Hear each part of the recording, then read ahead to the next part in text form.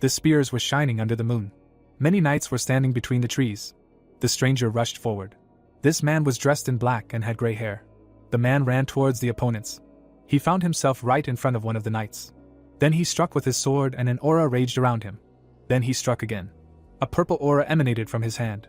The man lowered his hand and purple energy shot out from under the ground. The earth shook from such force. The knight in armor seemed to be burning because of this aura.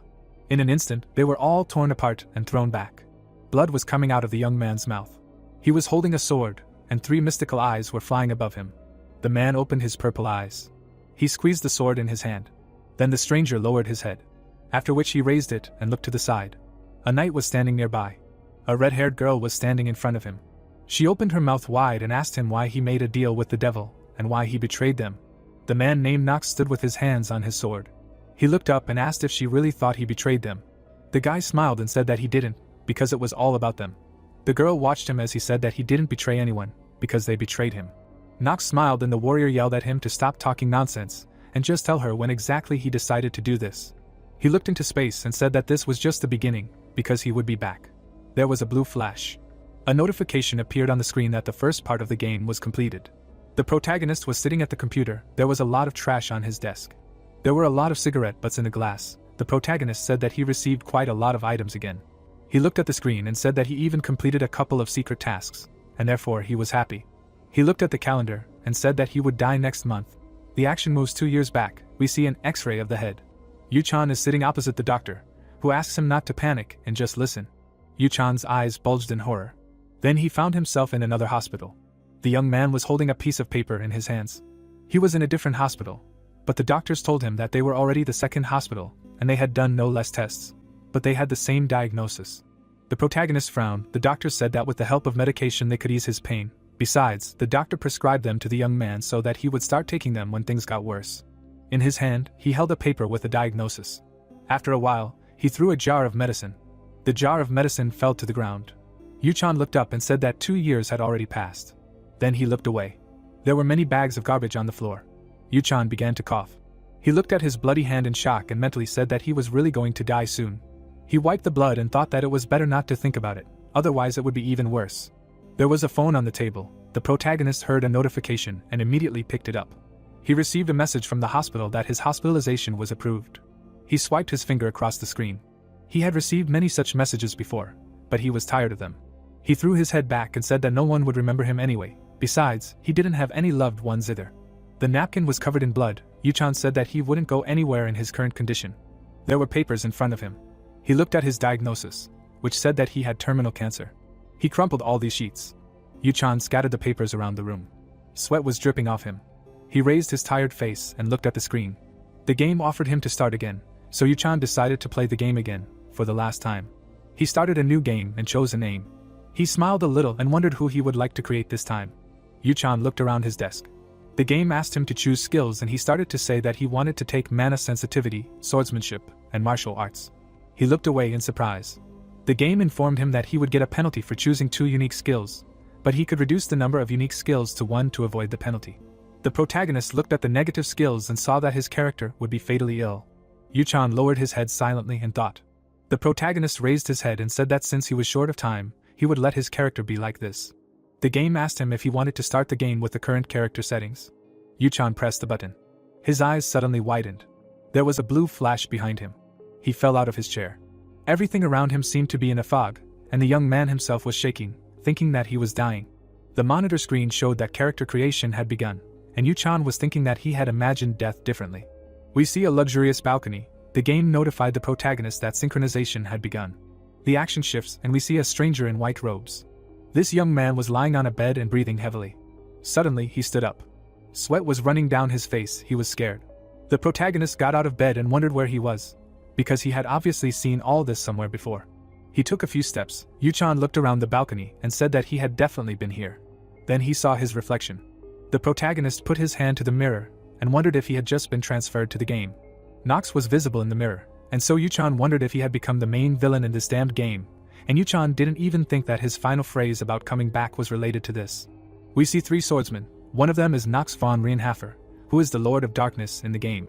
We see a luxurious castle. The protagonist explains that Nox's family is closely connected to the most famous criminal organization in the world called Lunatic, and he is the youngest son of 5 Rienhaffer children. In his family, for generations, all the children were masters of the sword, martial arts, and magic. He imagined Nox's appearance, and said that this character turned out to be defective. The protagonist looked at the strange statue and said that in order to succeed, Nox made a pact with the devil from a forgotten kingdom, thanks to which he became the Lord of Darkness and the main villain of the game, Inner Lunatic. He grabbed his face and said that he became Nox. A system window appeared behind him. The protagonist saw his characteristics. He smiled with joy and wondered if he even had a status window, but then he saw his characteristics. He opened his mouth wide and wondered why his stats were so weak and why his stamina was only 2. He then looked at his skills and wondered why there were so many negative skills. Yuchan frowned and exclaimed that these were the same stats he had given to the character. He saw the line about a fatal illness and said that his life was short there, so it would be short here. He gritted his teeth and said that when he created the character, he simply had one wish. Yuchan imagined his true self at that moment and mentally said that he simply wanted the character to be like him. He remembered sitting at the computer and then began to think about how he was a character with nothing to lose, no one would love him, he would be gravely ill, and would soon die. Yuchan flexed his fingers and said that he never thought things would turn out like this. A second window of the system opened in front of him, because he had one unread message left. Through the system window, a man greeted the protagonist, calling him by his real-life name. The protagonist frowned and wondered if they knew his name. The protagonist remembered a photo of his parents, and said that his parents had named him that, and he had never even met them. The protagonist put his hand to his chin, and wondered if this was the person who had brought him here, or if it was someone from his past. Yuchan looked through the system window. The interlocutor wrote that Yuchan might not remember him, but he had something to tell him. The protagonist opened his mouth in shock, because the stranger said that he had been following him for a long time. A drop of sweat rolled down his cheek. The stranger also said that he had been following him for 2 whole years, and Yuchan kept coming back to him again and again. The protagonist stood in front of the system window and could not understand why the stranger was congratulating him on his return. He remembered his city and wondered if he was not in his previous world and this place was now his reality. Yuchan frowned and looked ahead. He clenched his fist and said that this was some kind of nonsense, and the stranger wrote that he still could not tell much about himself. The protagonist frowned, because the stranger said that he wanted to help. Someone advised the protagonist to enter the Eldain Academy, train there and gain experience, and also try to follow the original story as closely as possible. He stretched out his hands and exclaimed that this was all the information. Then he grabbed his head and said that he needed to collect his thoughts. Yuchan looked in the mirror and said that firstly, he was reborn as the main antagonist of the game. A drop of sweat rolled down his cheek. He wondered if he couldn't deviate too much from the original plot, although no matter how he interpreted it, the outcome was ultimately the same death. The protagonist remembered the stranger's line and thought that the game had become his reality. He frowned and objected that this did not mean that he could abandon his lost memories. A shining tree grew from the book. Yuchan mentally said that he didn't care what the cost was, but he would stick to the main story, and having restored his memory, he would be able to understand what to do in this world to survive. The protagonist clenched his fist and said that for such a goal he was ready to become a real villain. He imagined the image of Nox from the last playthrough of the game. Then Yuchan smiled and said that if you think about it, there is not much difference between this life and the old one. We see him talking to a doctor 2 years before he lost his memory. He imagined a lot of pills, arguing that he was terminally ill, and every minute that passed brought him closer to death, and he lived his whole life in fear of waiting for his end. Only the settings changed. He looked around the luxurious room and thought that he knew this world like the back of his hand. At his request, the system showed him today's date, namely, February 4th, 1812, only a year left before entering the academy. He closed his eyes and said that he did not have much time. Yuchan smiled and wondered why he did not begin the 28th attempt at a perfect pass. He pulled the door handle. Suddenly, a strong pain appeared in his wrist. He raised his eyebrows in surprise and wondered what was going on. The system informed him that he had developed a first-degree inflammation of the wrist due to a fatal disease, and therefore he should rest and get treatment. After a while, the protagonist still walked along the corridor and wondered what was going on with his body. Was he really that frail? A moment later, a maid crashed into him. The dishes broke, falling to the floor. The maid blushed and looked up, wondering who it was. All the maids grabbed their heads when they saw that it was the young master. Yuchan first suffered from pain, and after a moment he examined the maid and realized from her hair and eyes that it was Rona. The girl closed her eyes and began to apologize loudly for daring to hurt him. Yuchan remembered that in addition to being a secondary character, she spread rumors about Nox. Rona was crying and looked so innocent, like an angel, and Yuchan wondered what this angel in the flesh was saying about Nox. The protagonist smiled and said that he forgave her this time. Then he darkened and threatened her so that such a thing would not happen again. The girl closed her eyes and began to repeat that she understood him. He looked at the other servants, who were terrified. They all lowered their eyes in fear and fell silent. Yuchan stood up from his knees and mentally said that he even forgot that according to the plot, he was crazy. But suddenly Rona asked him where he was going so early. He looked at her and replied that he was going to the training hall. All the servants opened their mouths in shock. A moment later, the young man smiled and invited her to go with him, which, of course, shocked her, because she thought that he wanted to beat her. The outside of the mansion looked as luxurious as the inside. They walked silently down the hallway. Rona walked behind and looked at the protagonist. Yuchan looked down and thought about the main thing to survive. He remembered the last event from reality and mentally said that he had already felt death on himself.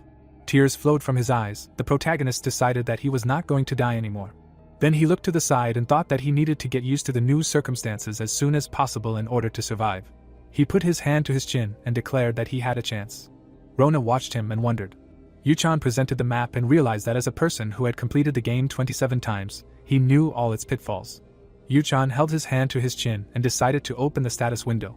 He saw a golden shield. The protagonist began to tell that this is a game about the confrontation between angels and demons in an empire, which has gathered a lot of fans around the world.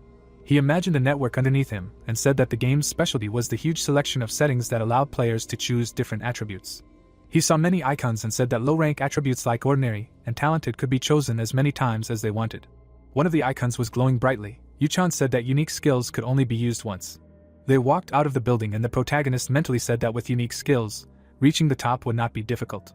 He lowered his head and said that he even had 2 skills, and this game had a concept of penalty attributes. He imagined the system window.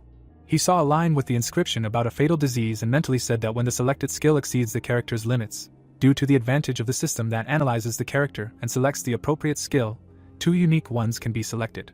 He imagined a man with a sword and said that mastering the sword and martial arts gives the owner the ability to wield the sword, which allows one to reach the pinnacle of a fencing master. On the other hand, there is sensitivity to mana. He introduced a fire mage and said that this skill increases sensitivity to magic, allowing him to cast spells more effectively. The protagonist looked to the side and said that there were many useful skills. He introduced a man and said that there was a skill of the protagonist, such as vision, which opened windows of other characters' statuses for the owner. Then he imagined himself at a ball and said about the acting skill, which allows him to act naturally in any situation. The protagonist went further and thought about the skill of a cool mind in battle, which helps him stay calm and have a clear view of the situation. But there is only one problem. His eyes turned white and he thought about how all this comes with negative traits. But a fatal disease is the worst of all. A system window appeared in front of him with a list of negative skills. He smiled and said that he is a walking disease, and besides, the hospital cries for him. He imagined his foot above the water and thought about how anemic players without warming spells couldn't step on cold surfaces. Then he imagined fainting and said that players with weak immune systems would faint at least once per chapter. Yuchan grabbed his head and mentally said that he had no chance, and so he would solve problems as they came. He raised his head and looked at the bright sun. Rona looked at him and thought about how they had finally reached the training hall. Then the girl opened her mouth wide. The protagonist looked up. The girl lowered her head. He opened the doors in front of him, thinking about his curse of weakness, because of which he was cursed to be weak from birth, which meant that his development speed would be halved, and his resistance to enemies would also be halved. Yuchan imagined the appearance of a dark mage and decided that the first thing he needed to do was get rid of the curse of weakness. The wooden sword was pointed upward. The protagonist held the sword in his hands above him. He swung the sword and said that he was definitely finished. A lot of sweat was pouring down his face. The sword fell to the ground. Yuchan was lying on the ground and trying to catch his breath. He closed his eyes and tried to relax. At the moment, he could not swing the sword more than 10 times, and the curse of weakness only made things worse. The hall was built of stone. The protagonist stood up and looked around the room, and thought that fortunately there was a decent selection of weapons. He presented a blue crest and said that it was because the Reinhafer family lineage stands on swords. When it comes to Reinhafers, there are many words to describe them. Yuchan turned around and said that the best of them are the House of Blade and Darkness. After all, they were given such a nickname for a reason. It is all due to their skills with a sword and the use of black magic to crush enemies. He presented a man in a red robe and said that the commander's blade is to blame for this. The man had a dark aura around him. The protagonist said that this man was known as the Merciless Blade of Darkness. The head of the family passes it on to his successor, the future head. The tradition of passing the blade on continues to this day.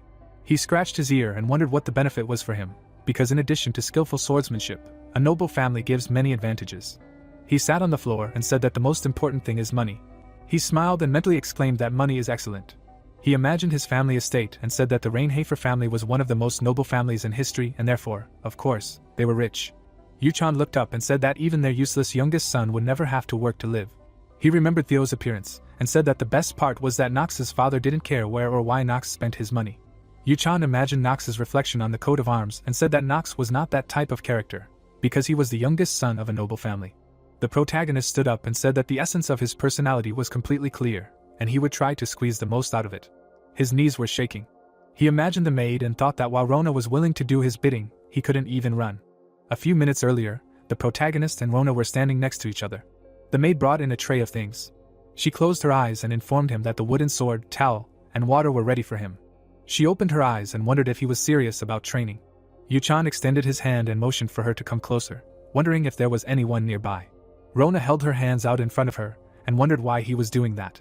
Yu-chan smiled awkwardly and asked her what she was even talking about. He grabbed her ear and told her to listen to him. The protagonist moved closer to her ear and started talking. There was a bright flash, and the girl wondered if he really wanted to spend that much money. She then looked at him worriedly, and said that everything he just told her was complete nonsense. The protagonist smiled and told her to shut up and do as he said. Rona immediately walked away, thinking that Nox hadn't changed at all. There was no one in the room. The protagonist's sword was lying on the floor. Yu-chan was thinking that he didn't know how quickly Rona would handle everything, but in theory, everything should be ready by tomorrow. The protagonist walked over to the tray. He poured himself some tea. Then he picked up the mug and thought about getting rid of this curse and increasing his stamina, because he didn't expect everything to be so bad. There was a man behind him. The protagonist turned around and saw the butler Rudwell. Rudwell is one of the most important managers of the Rainhafer property, and he is clearly not someone who can be dealt with easily, as one would like. Rudwell is kneeling in front of Theo. Yu-chan says that this is the advisor to Nox's father, as well as the head of the Rainhafer family, Theo von Rainhafer. That's who Rudwell was. His hand was shaking. He frowned and mentally said that Rudwell was quite dangerous and smart, so it would be difficult. Yu-chan looked at the tray and mentally said that he shouldn't care about him at all, or he noticed that something suspicious was going on. Yu-chan put the glass on the table and thought that he could handle the situation now. He closed his eyes and asked what Rudwell was doing here. The butler lowered his head and said that he had received some orders from Theo and was here to share news with the boy. Rudwell looked at him and said that he had been told that the protagonist had been ordered to join the dinner tonight. Yu-chan smiled, thinking that he didn't know anything about this family, because he was surprised that Theo wanted to have dinner with him. The butler made a dissatisfied face when Yu-chan said that he couldn't today. Rudwell lowered his head and said that the mistress of the Stilliner family had come to visit them and wanted to undergo night training. He imagined the girl's fiery appearance. The butler bowed and said that if the young master did not join the dinner, Theo would be beside himself. Yu-chan sighed heavily and said that he understood him. Rudwell looked at him with confusion. The protagonist stood with his head lowered. Rudwell said that he was not himself. The butler extended his hand and said that he had never been attracted to swords before, and today, he noticed that Yu-chan himself came to the training hall. The man frowned and asked why the protagonist was here. Yu-chan looked at him from under his brows and said that he wanted to clarify something. He frowned and said that even though Rudwell was the head butler, he had better not even think about crossing his young master. Yu-chan looked at him and said that he shouldn't care what he was doing or what his intentions were, since it was up to him to decide what he was going to do. A drop of sweat rolled down the butler's cheek. He put his hand to his chest and apologized. The protagonist left, and Rudwell watched him go silently. The protagonist closed the door behind him, and Rudwell wondered if Yu-chan had noticed something after all, and if so, he should report it to the head of the family. The sun shone across the expanse of the estate.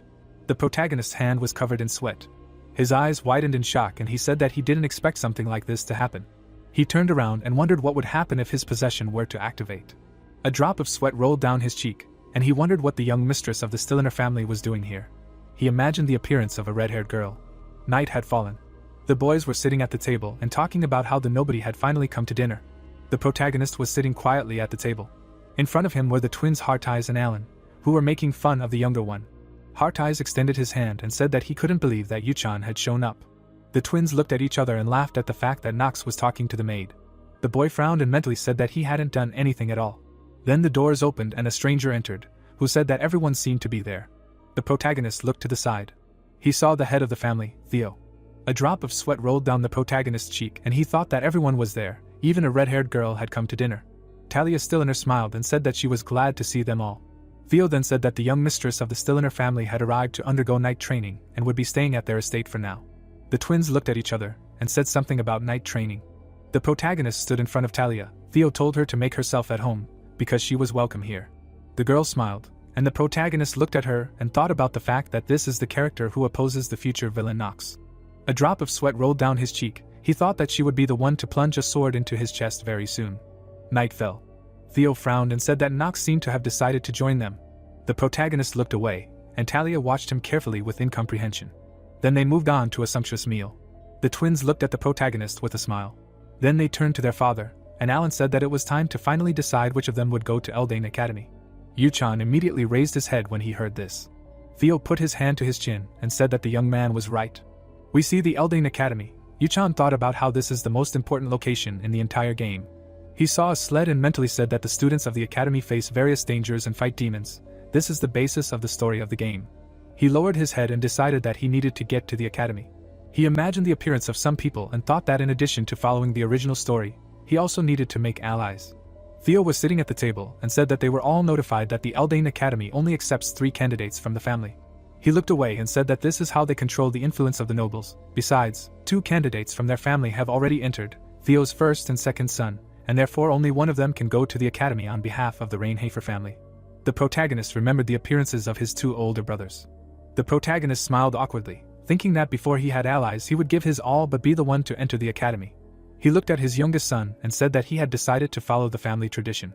Yuchan smiled and said that this meant that Theo would arrange a fight between them, the brothers. Theo looked at his youngest son and was surprised that he reacted first. The head of the family lowered his head and confirmed this, saying that it would happen in a month.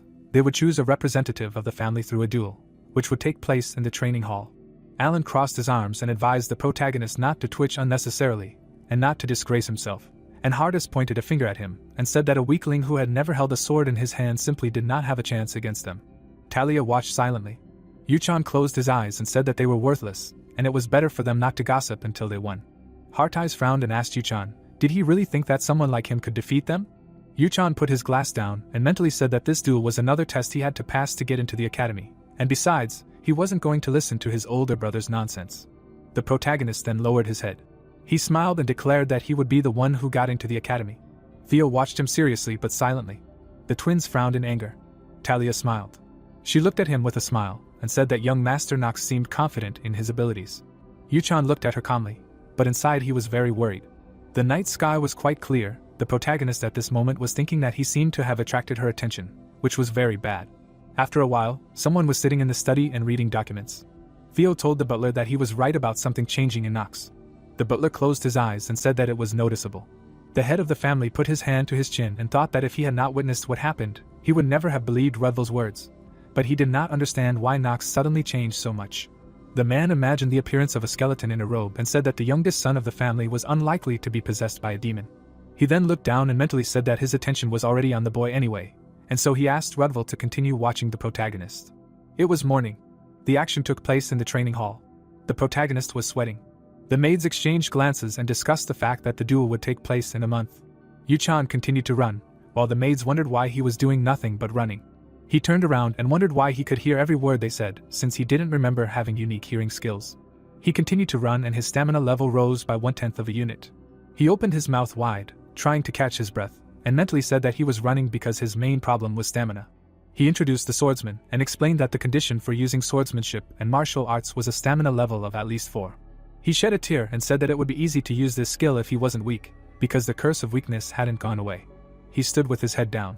Then the young man smiled and said that in a month he had only managed to raise his stamina to 1.9. He imagined some mage in a black robe and thought about how the curse of weakness was having all his progress. The protagonist opened the system window and mentally said that even after such a run, his stamina had only increased by 1/10, and the side effects of the fatal disease were adding fuel to the fire. Yuchan lowered his head and thought that, unlike others, he would have to put in 4 times as much effort. He looked at his stats and mentally thanked the fatal disease, because of which his stamina level of 15 was his ceiling. There were some items on the tray. Rona closed her eyes and said that she had brought everything he asked for. The protagonist smiled, because she finished faster than he expected. Then he said that now things will go well. He reached his hand to the tray with various artifacts, thinking that he already knew how he would reach the 4th level of endurance. He picked up a vial in his hand, thinking that he would use the knowledge to solve his problem. The action still took place in the daytime in the training hall. Rona stood behind and wondered why he needed all this. She also warned him to be careful with the same poison, and the other things she brought him, ordinary people try to avoid, plus it was all very expensive. Yuchan looked ahead and said that ordinary people do not know how to use these ingredients correctly, and the girl asked him about how to do it correctly. Then he picked up a purple vial. Yuchan drank the contents, which horrified the girl. She opened her mouth wide in excitement, and exclaimed that it was poison. The young man turned pale and mentally said that this poison was, moreover, fatal. He lowered his eyes. The system notified him that he had taken the poison of the three-headed gorgon, and therefore his health level was temporarily increased by 1.5 times, but at the same time there were 10 minutes left before his death. Yu-chan was shaking and holding onto the tray. He put out his palm and stopped the maid from calling the butler. He closed his eyes and bit into something. Nora was horrified and began to scream that this heart was inedible, and the system notified him that he would gradually begin to petrify, since he had consumed the golem's heart. But suddenly some secret recipe worked due to the combination of the gorgon's poison and the golem's heart. Yu-chan smiled and said that it worked flawlessly. He introduced the golem's heart, and said that the golem's heart was usually used to turn people into fossils or quickly strengthen their defense, or create artificial golems. Then he spoke about the purple bottle that contained the poison of the three-headed gorgon. He clenched his fist and exclaimed that it was a victory, because the curse of weakness was lifted. Nora held her head and cried. She watched him carefully and asked him if he was okay, but the protagonist had to do one last thing. Yu-chan began to take off his shirt, which embarrassed the girl. She blushed, but continued to watch. The protagonist drenched himself in the tears of the Fairy of Memories, and therefore the petrification process due to the golem's heart stopped. Yu-chan smiled, because he felt strange, and besides, he temporarily received the skill gift of progress. He looked at the system window and clenched his fist in joy, because now until his stamina reaches level 5, the progress indicators will double. He reached for the scroll, thinking that this is the last step. He tore the scroll into pieces and now his stamina growth has doubled. He put his hand to his chin and mentally said that he had lifted the curse, and since the blessing of progress limited the debuffs from the incurable disease, and he had already used the scroll, his current rate of progress should be several times faster than that of ordinary people. He smiled from the realization that his stamina should now increase faster. Rona immediately pounced on him. She began to cry and asked if he was okay. The girl closed her eyes and exclaimed that he suddenly started to undress, and she thought he had gone crazy. She blushed and looked down. He looked at her with a smile and wondered if he should be gentler with her now that the curse was lifted. Yu-chan smiled and said that he was okay, and Rona asked if he wanted to rest for a while, and if he really shouldn't call the head butler. He turned around and said that everything was fine. He kept smiling silently even when asked what he was going to do now, and then answered that he was going to run. After a while, it was still light outside. The protagonist continued to run. Rona ran after him with a towel. Someone was watching this from the window. Judging by his physique, the observer was a girl. Talia frowned in displeasure, and wondered why such a weakling would take part in a fight against his brothers. The maid Emma closed her eyes and said that it was improper to glare at the youngest son of the Rainhafer family like that. The girl stretched out her hands and exclaimed that she was not joking at all. Talia frowned and said that he did not wield a sword, he only ran and ran in circles. She remembered 2 male knights of the Rainhafer family who volunteered to help, but the protagonist refused them. She made a displeased face and said that in a month he would be torn to pieces. Talia looked away sadly and silently said that she was sure that it would be so, but then she wondered why she cared at all. Emma's eyes widened in excitement, because she understood what the young girl was feeling. Talia immediately turned away and went somewhere, saying that she would be back soon. The action takes place in the courtyard. A girl's shadow is visible on the floor. The protagonist raised his head and saw someone in front of him. Talia smiled happily and introduced herself to him. Yu-chan was outwardly completely calm, but his thoughts were in chaos and he could not understand why she came here. He stood up and asked her what she wanted. A drop of sweat rolled down the girl's cheek and she wondered what kind of attitude this was and why he was acting so cold. She introduced herself as a sweet image and decided for herself that he was probably simply smitten by her beauty. She blushed and asked if he was sure he could defeat his brothers, and that was why he had agreed to take part in the fight. The protagonist looked at her silently. Rona was sitting behind him and was in complete solidarity with the girl, because Talia had said that he had no chance and that running would not help him. She proudly put her hand to her chest and exclaimed that if he asked, she would gladly help him. At that moment, the protagonist walked away and refused, saying that it would be much better if she went somewhere.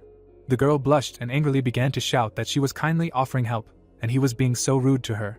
Rona put her hands to her cheeks and mentally exclaimed that girls do not like it when they are spoken to in such a tone. Talia frowned and shouted at the protagonist to forget about her offer. She walked past him and shouted at him to do whatever he wanted. Rona stood next to the confused protagonist with her arms crossed, wondering if he really didn't understand. Yu-chan watched her go and realized that things were only going to get more complicated now. He glanced at the system window and thought that she was really talented. He looked at the statistics and reasoned that in this game, very strong men had level 4 stamina, so the girl's stamina was incredible. He put his hand to his chin, thinking about it. He imagined his father holding a sword and said that it was certainly nothing compared to the 3 great sword masters of the continent. Then he imagined a stranger holding a staff and said that there were also 4 great mages, but she had every chance of rising to their level. A drop of sweat rolled down Yu-chan's cheek, because he realized that she was already capable of killing a couple of demons with her fire element. He saw the girl in the thick of the flames and assumed that the fire element magic that Talia used could awaken the white flames, which would be used to kill Nox, who was possessed by a demon, in the future. He saw a chessboard in front of him and understood that if he turned Talia into his ally, the story would change too much, and therefore he needed to find a way to follow the original story as closely as possible, but at the same time avoid death. He opened his mouth in fatigue, because he could not understand how it was possible to be on good terms with a person who would kill him. Bright rays of sunlight beat through the windows of the house. A month had passed since the previous events. Talia walked through the mansion. She lowered her head and looked upset. She remembered how she trained surrounded by men. They smiled and talked about how she was the pride of the Stilliner family, and grasped everything on the fly. The girl lowered her head. In her memories, she saw the gaze of a woman who looked very similar to her. In front of her stood her short-haired sister. Talia walked forward with her head down. She gripped the hilt of her sword tighter. Her gaze was empty. She wondered if she could become a knight. She imagined an image of a man in armor and began to reason that a knight should never give in to greed, always remaining humble. In addition, he must sacrifice himself, serving for the greater good. In addition, to be called worthy, he must master the arts of wielding a sword and form. The girl looked down and wondered how Yuchan was going to defeat the brothers who had trained and prepared for years. Night fell, the stars were visible in the sky. The girl said that the protagonist's victory in this duel was impossible. The morning of the next day arrived. Bright sunlight penetrated through the windows into the room. The young men were standing in the square. The head of the family stood on the balcony and watched the event begin. Facilia, Theo's first wife, was also sitting there. Rodwell glanced at the head of the family as soon as he called out to him. Theo was tense. He asked what Rodwell thought about the outcome of the duel. Who would win? The butler frowned with excitement. Suddenly, a man raised his hand and asked for attention. Yuchan and his opponent were already holding swords in their hands. The judge announced that this was an official duel to determine who was worthy of entering the Eldane Academy. Yuchan frowned with excitement, because the duel had just begun. Hardus raised his sword above himself, preparing to attack. Bright light entered the manor through the windows. Theo, crossing his arms over his chest, asked the butler what he thought about this. Rodwell parted his lips, saying that, considering the young Master Alan's recent fights, victory was definitely his. The man frowned, saying that he agreed with him. Felicia, standing to the side, also frowned. The butler, straightening up, mentally assumed that the head of the family had a different opinion on this matter.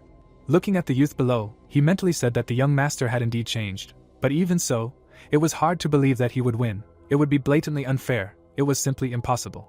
The butler had followed the path of becoming a knight after the head of the family. The art of wielding a blade can be deceptively fascinating, but the essence is terribly simple. No matter how much you train, tying your hands with bandages, no matter how much you hone your skill with a sword, there is only one way to change everything.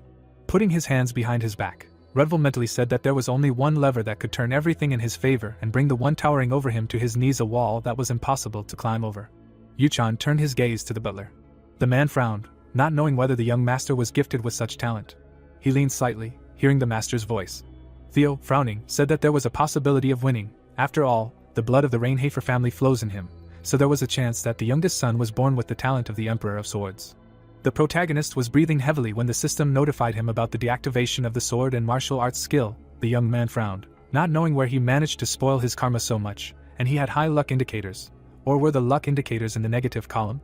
When the guy recently looked at many system windows, he mentally said that he still failed to increase his stamina to 4. The young man ran and sweated heavily. The maid followed him. She cried, asking if she had to run with him. Wiping away the sweat, the protagonist said that she should run. It wouldn't be so funny if she started thinking, turned on her brain, because who would take care of him? Handing over a towel, the young man said that this was another errand for her. The girl puffed out her cheek, being dissatisfied. Yuchan immediately asked her how many times she cursed him in her thoughts. The girl turned away, saying that she bit her tongue. Yuchan smiled. The guy, stopping smiling, mentally said that she, in theory, should have good stamina. Maybe it's worth taking a look? Summoning the system panel, he was shocked to see that her stamina was 4.5. Staring at the stamina stat, he screamed, not understanding how a maid could be stronger than the average man. The boy turned away from the girl, mentally saying that the stamina she started with was higher than his, which he had worked for a month to obtain. Extending a finger, Rona said that it was already evening, and he had a duel tomorrow, so he needed to rest. The boy raised his head, saying that the days were passing too quickly. The next day, he stood in the arena opposite his brother. Alan, smiling widely, said that it was not too late to give up. Pointing to himself, he said that although he was a disgrace to the family, but at the same time, he was his younger brother, he could not fight him at full strength. Yuchan responded by saying that his face did not show that he really wanted him to give up. Opening his eyes, Alan said that he was right, he really wanted to impress the daughter of the Stilliner family, and he would help him with that. The boy looked away, saying that he was not sure that she was a good choice. Looking at his brother who raised his hand, the protagonist saw that his stamina was 8, he could not be defeated by conventional means. The judge, standing between them, said that the duel for the opportunity to enter the Eldain Academy was declared open. Stepping back a little, he said that they would accept the results as they were, no objections were accepted. The protagonist frowned slightly. If he failed now, then it was over, he needed to recover his memories and find out who sent him that letter. He gripped the hilt tighter, mentally telling himself that he would die in a year. The judge, frowning, asked the fighters if they were ready. As soon as the fight began, Alan appeared next to his brother. The protagonist rolled away from his blade. Without waiting for him, his brother kicked him. Yuchan raised his sword in front of him. He slid across the arena. His sword trembled slightly after blocking the blow. Alan, smiling widely, said that it was a good block. The boy, blocking the opponent's attack, mentally said that this is the most annoying, but the main concept of the entire inner lunatic. If he loses now, then it's all over. Gritting his teeth, the boy decided to win at all costs. At that moment, the system notified about the increase in his endurance indicator. The boy's eyes widened in surprise. He smiled, saying that if he wins now, then he will be invincible. Alan frowned, saying that it seems like enough blows have already flown to his head.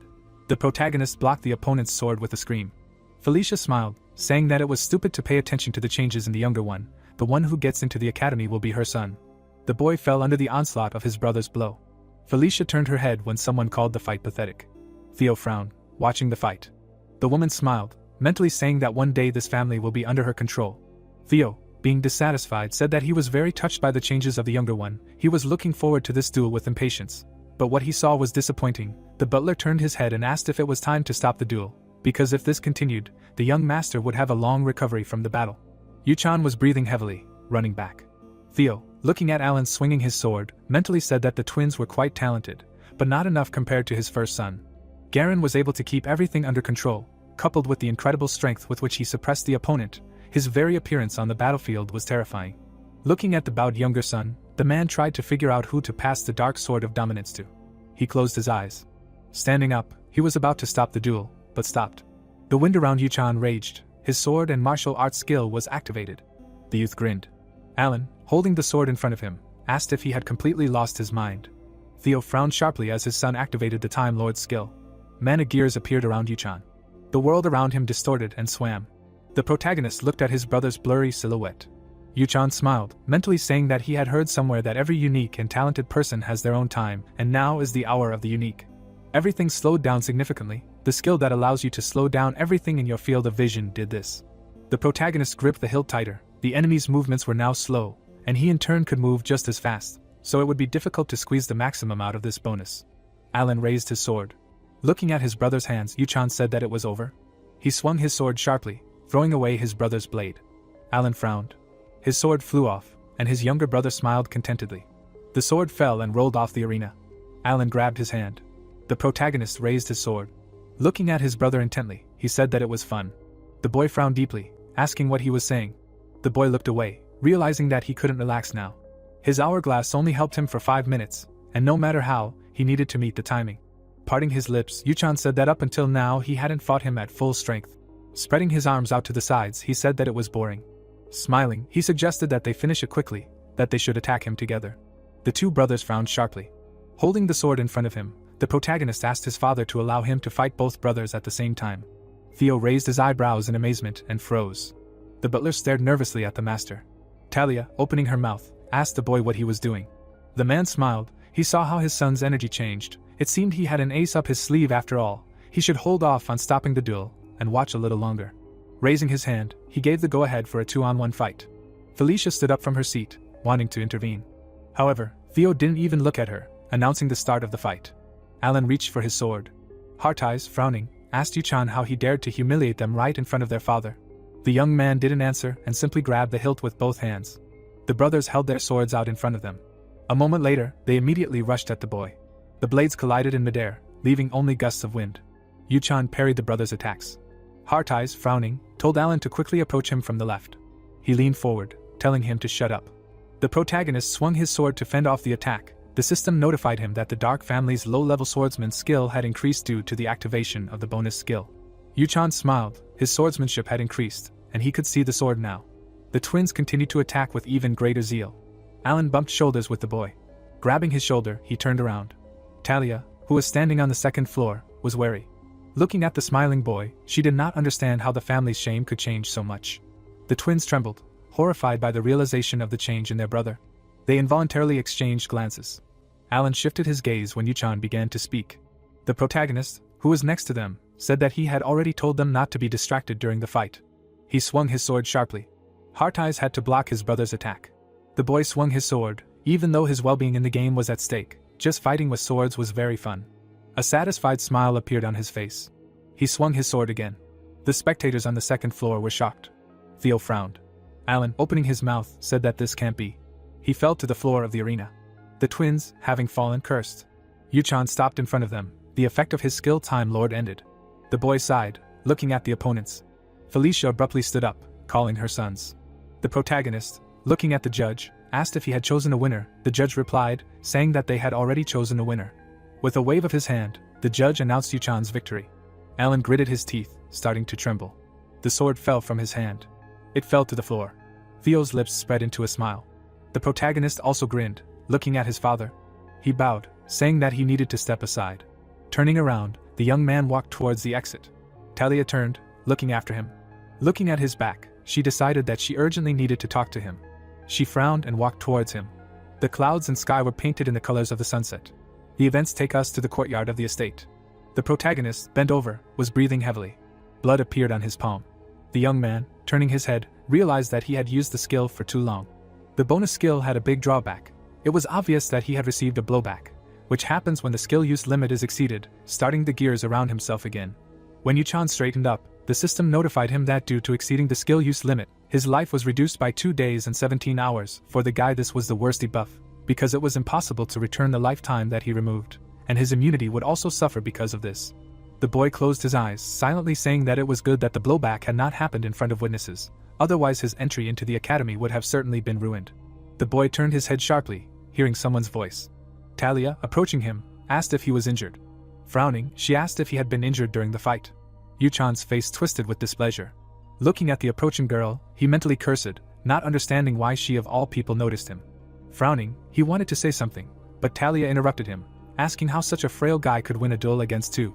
The boy tilted his head, asking what she meant. Talia blushed slightly. Adjusting her hair, she said that he probably misunderstood her. Just a month ago, she leaned her head on her hand, watching Yuchan, who had never held a sword in his hands. The boy bowed his head, holding a sword in his hands. That day he only swung a wooden sword awkwardly. He had no chance of winning, it was just a matter of natural talent. The bright light had fully developed his talent. Running after the boy, she decided to find out how he had awakened such talent, and how he had developed it.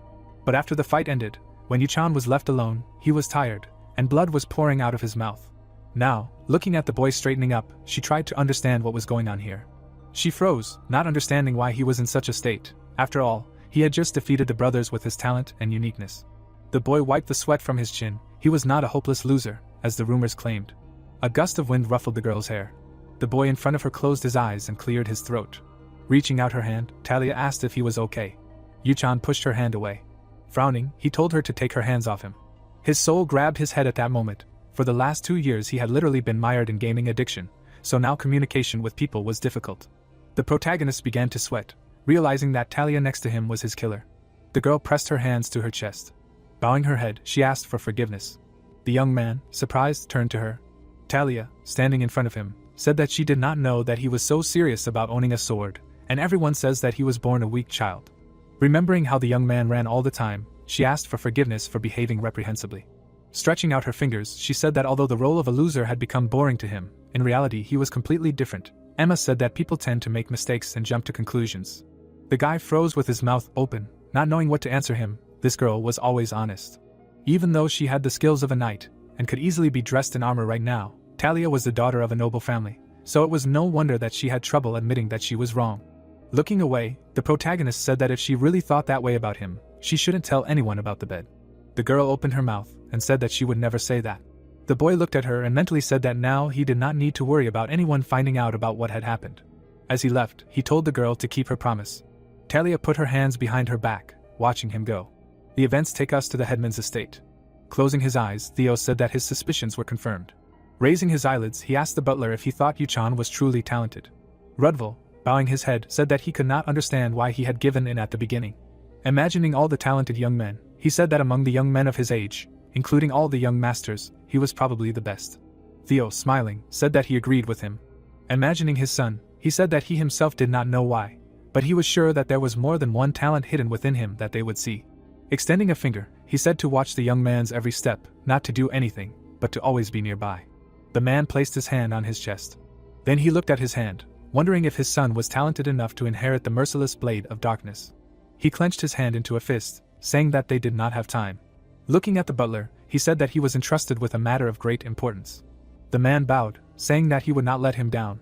Soon, the stars appeared in the sky. Lights came on in the windows. The protagonist sat on the bed and, looking at the system notification that congratulated him on his first victory, said that this world had become reality for him, but the game system was still there. Suddenly, another window appeared. The system reported receiving a reward. The system panel changed, reporting the receipt of free attribute points. The young man raised one eyebrow, saying that he had been trying for a whole month to increase his stamina by 2 points, but in fact, he should have started with exactly these indicators. Yuchan called up the status window in front of him. He poked at luck, increasing its value. A moment later, the luck stat reached 10. The guy smiled contentedly, saying that all this was so that next time he wouldn't have to toil so much tirelessly, and also an inner lunatic, luck was one of the most useful stats. He glanced to the side and decided to test it out. A few seconds later, 3 system windows appeared, informing him that he had received a neutralization, and he also received 1 random gacha voucher. The guy, looking at the system panels, said that there was a bonus system too. Opening his lips, he decided to use the spin. Suddenly, a slot machine appeared in front of him. Yuchan sighed and smiled, saying that in reality, this thing looked too weird. He touched the handle of the machine. The young man, opening his eyes, said that with maximum luck stats, the chances of getting a middle rank and above were about 95%. The sphere lit up. The normal rank and below were white, the middle was silver, and the high was gold. The boy frowned, saying that the highest rank had different colors. Soon, a sphere fell out of the machine. The ball opened, and light burst out. Yuchan watched everything with a frown. He was happy when a golden scroll appeared in his hand. When he opened the scroll, the system immediately congratulated him on obtaining the high-ranking skill. Supreme Ruler's suggestion. The boy smiled widely. He immediately looked at the skill stat system panel. That skill reduced the enemy's stats by 20% if their total stats were lower than his. The boy's lips stretched into an even wider smile. The boy lowered the scroll, saying that the reward was also good. Looking at the system panel, he said that the skill he would receive was already known. It was one of the secrets kept by the Rainhafer family. To obtain the scroll, he would need this skill. Imagining his father and brothers, the boy decided that he would use it when his father gathered all the brothers in the estate. The system, appearing in the air, asked if he wanted to use a one-time voucher for a certain skill. Opening his lips, the boy asked himself if he would return to the Rainhafer estate. The graduation ceremony from Eldane Academy had recently taken place. Grain, the second son of the family, was there to become a full-fledged knight. He had to go on a journey. The protagonist scratched his head, saying that he needed to find the secret and deal with Grain. There was no time to just lie around. Opening his eyes, he said that now he no longer had to worry about Talia, and this was the only thing that made him happy. Imagining the girl, he said that she would never break her promise. Besides, she had no reason to communicate with him. The events take us to another part of the estate. The next day, bright rays of sunlight penetrated the hall. The protagonist closed his eyes, scolding himself for yesterday's thoughts. Talia stood in front of him. The young man, crossing his arms over his chest, asked what she wanted from him. They seemed to have sorted everything out yesterday. The girl bowed her head, asking to tell. The guy opened his eyes, asking what exactly. Putting her hand to her chest, Talia asked to tell how he suddenly became so strong. Pressing her hand to her chest, Talia was interested in how the protagonist became so strong. Frowning, the guy did not answer. Passing by the girl, the protagonist replied that she had been spying on his training for the entire month. Talia turned around in his direction in surprise. The girl began to catch up with the protagonist, asking to tell how he trained. Yuchan frowned and remembered Talia's sister, whose recognition she had always wanted to achieve. The guy turned to the girl. I recommend not asking such stupid questions. Looking at his friend, he recommended that she find her talent. Talia looked at the protagonist in surprise. The protagonist thought, knowing that calming people down was not his strong point. Turning to the girl, he advised her to stop comparing herself to others. The guy left and Talia was left alone. The protagonist's words stunned her. Looking after him, she almost cried. Yuchan went outside. Turning around, he was surprised that the girl did not even run after him. The head of the family was standing at the stable. When the protagonist thought that he could not allow Talia to find out that he wanted to get the family secret, when exactly she would kill the guy. Theo looked around. The young man arrived at the Rainhafer family stable. Looking at the horses, he remembered that here they were the best in the country. Rudval bowed, greeting Theo. Looking at the children, the father was sure that they knew why he called them. The man looked away, saying that today they would choose a horse for themselves, which would serve them for the rest of their lives. Yuchan smiled, assuming such an outcome. A snow-white horse, which was a holy animal, appeared before his eyes. An image of a groom caring for a horse that would become a companion for life appeared in his imagination. He remembered that at the Eldain Academy they teach horse riding because later there would be many large-scale wars, and if the horse died, they would have to raise a new one from scratch. The protagonist also remembered that movement magic was an expensive pleasure. Folding his arms over his chest and closing his eyes, he thought about the fact that horses play a very important role. Smiling, he was obliged to choose the best one. Theo turned to the protagonist, giving him the opportunity to choose a horse first. The twins looked indignantly at Yunchan, who had one try. He looked at his brothers with a smirk. He turned around and walked towards the horses. His father watched him. Watching his son enter the stable, he was interested in which horse the younger one would choose. The horses turned their attention to the one who entered. Looking at them, the protagonist thought about how cute they were. Looking at each horse, he looked for another. Turning around, he saw it. The only horse that stood out in color stood behind the others. Yuchan approached it. Turning to his family, he chose it. The twins were shocked. Theo frowned. Stretching out his hands, he allowed them to choose again. The young man looked at his father with incomprehension. Looking at the horse again, he realized that this was a bad choice. Frowning, the guy thought. Next to the horse, a window of object statistics appeared. It had a high rank. 3 horses appeared before his eyes, and the protagonist remembered that frequently summoned creatures also have ranks, and depending on their age and development, the rank can increase by more than one level. Yuchan smiled, realizing that this horse can reach the highest rank. Before his eyes appeared the image of an obsidian horse, the rarest species of those encountered. Looking at the frowning Theo, the protagonist thought that if he knew, he himself would have chosen such a horse. The guy grinned. He thought that the horse had enough negative characteristics. Closing his eyes, he thought that there were skills worse than his incurable disease. Looking at the family again, the player decided that he would choose this horse. Frowning, the guy thought that with his knowledge he could save her. The father got angry, not understanding why his son clung to her so much. Yuchan hugged the horse when Theo thought that the guy saw himself in this animal. The man looked at the main character, hoping that he would not regret his choice. The father turned away, everyone was watching him. The twins started calling him. The protagonist did not expect that Theo would be so unhappy with his choice. Rudwell, putting his hand on his chest, offered to choose a name for the horse. The horse reached for the player's hand. The latter glanced at it. Kneeling in front of the horse, Yuchan called him Carl, the same name when inner lunatic passed, which meant a lot to him. The sun disappeared behind the stable. The lights were turned on in the houses. Carl was lying under the blanket. The protagonist, stroking his chin, thought that it was better to work without prying eyes. He looked at the horse.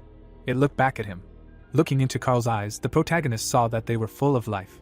Yuchan smiled, comparing the animal to himself, trying to survive at any cost. The protagonist called Ron. The maid was sitting on the floor, stroking the back of her head.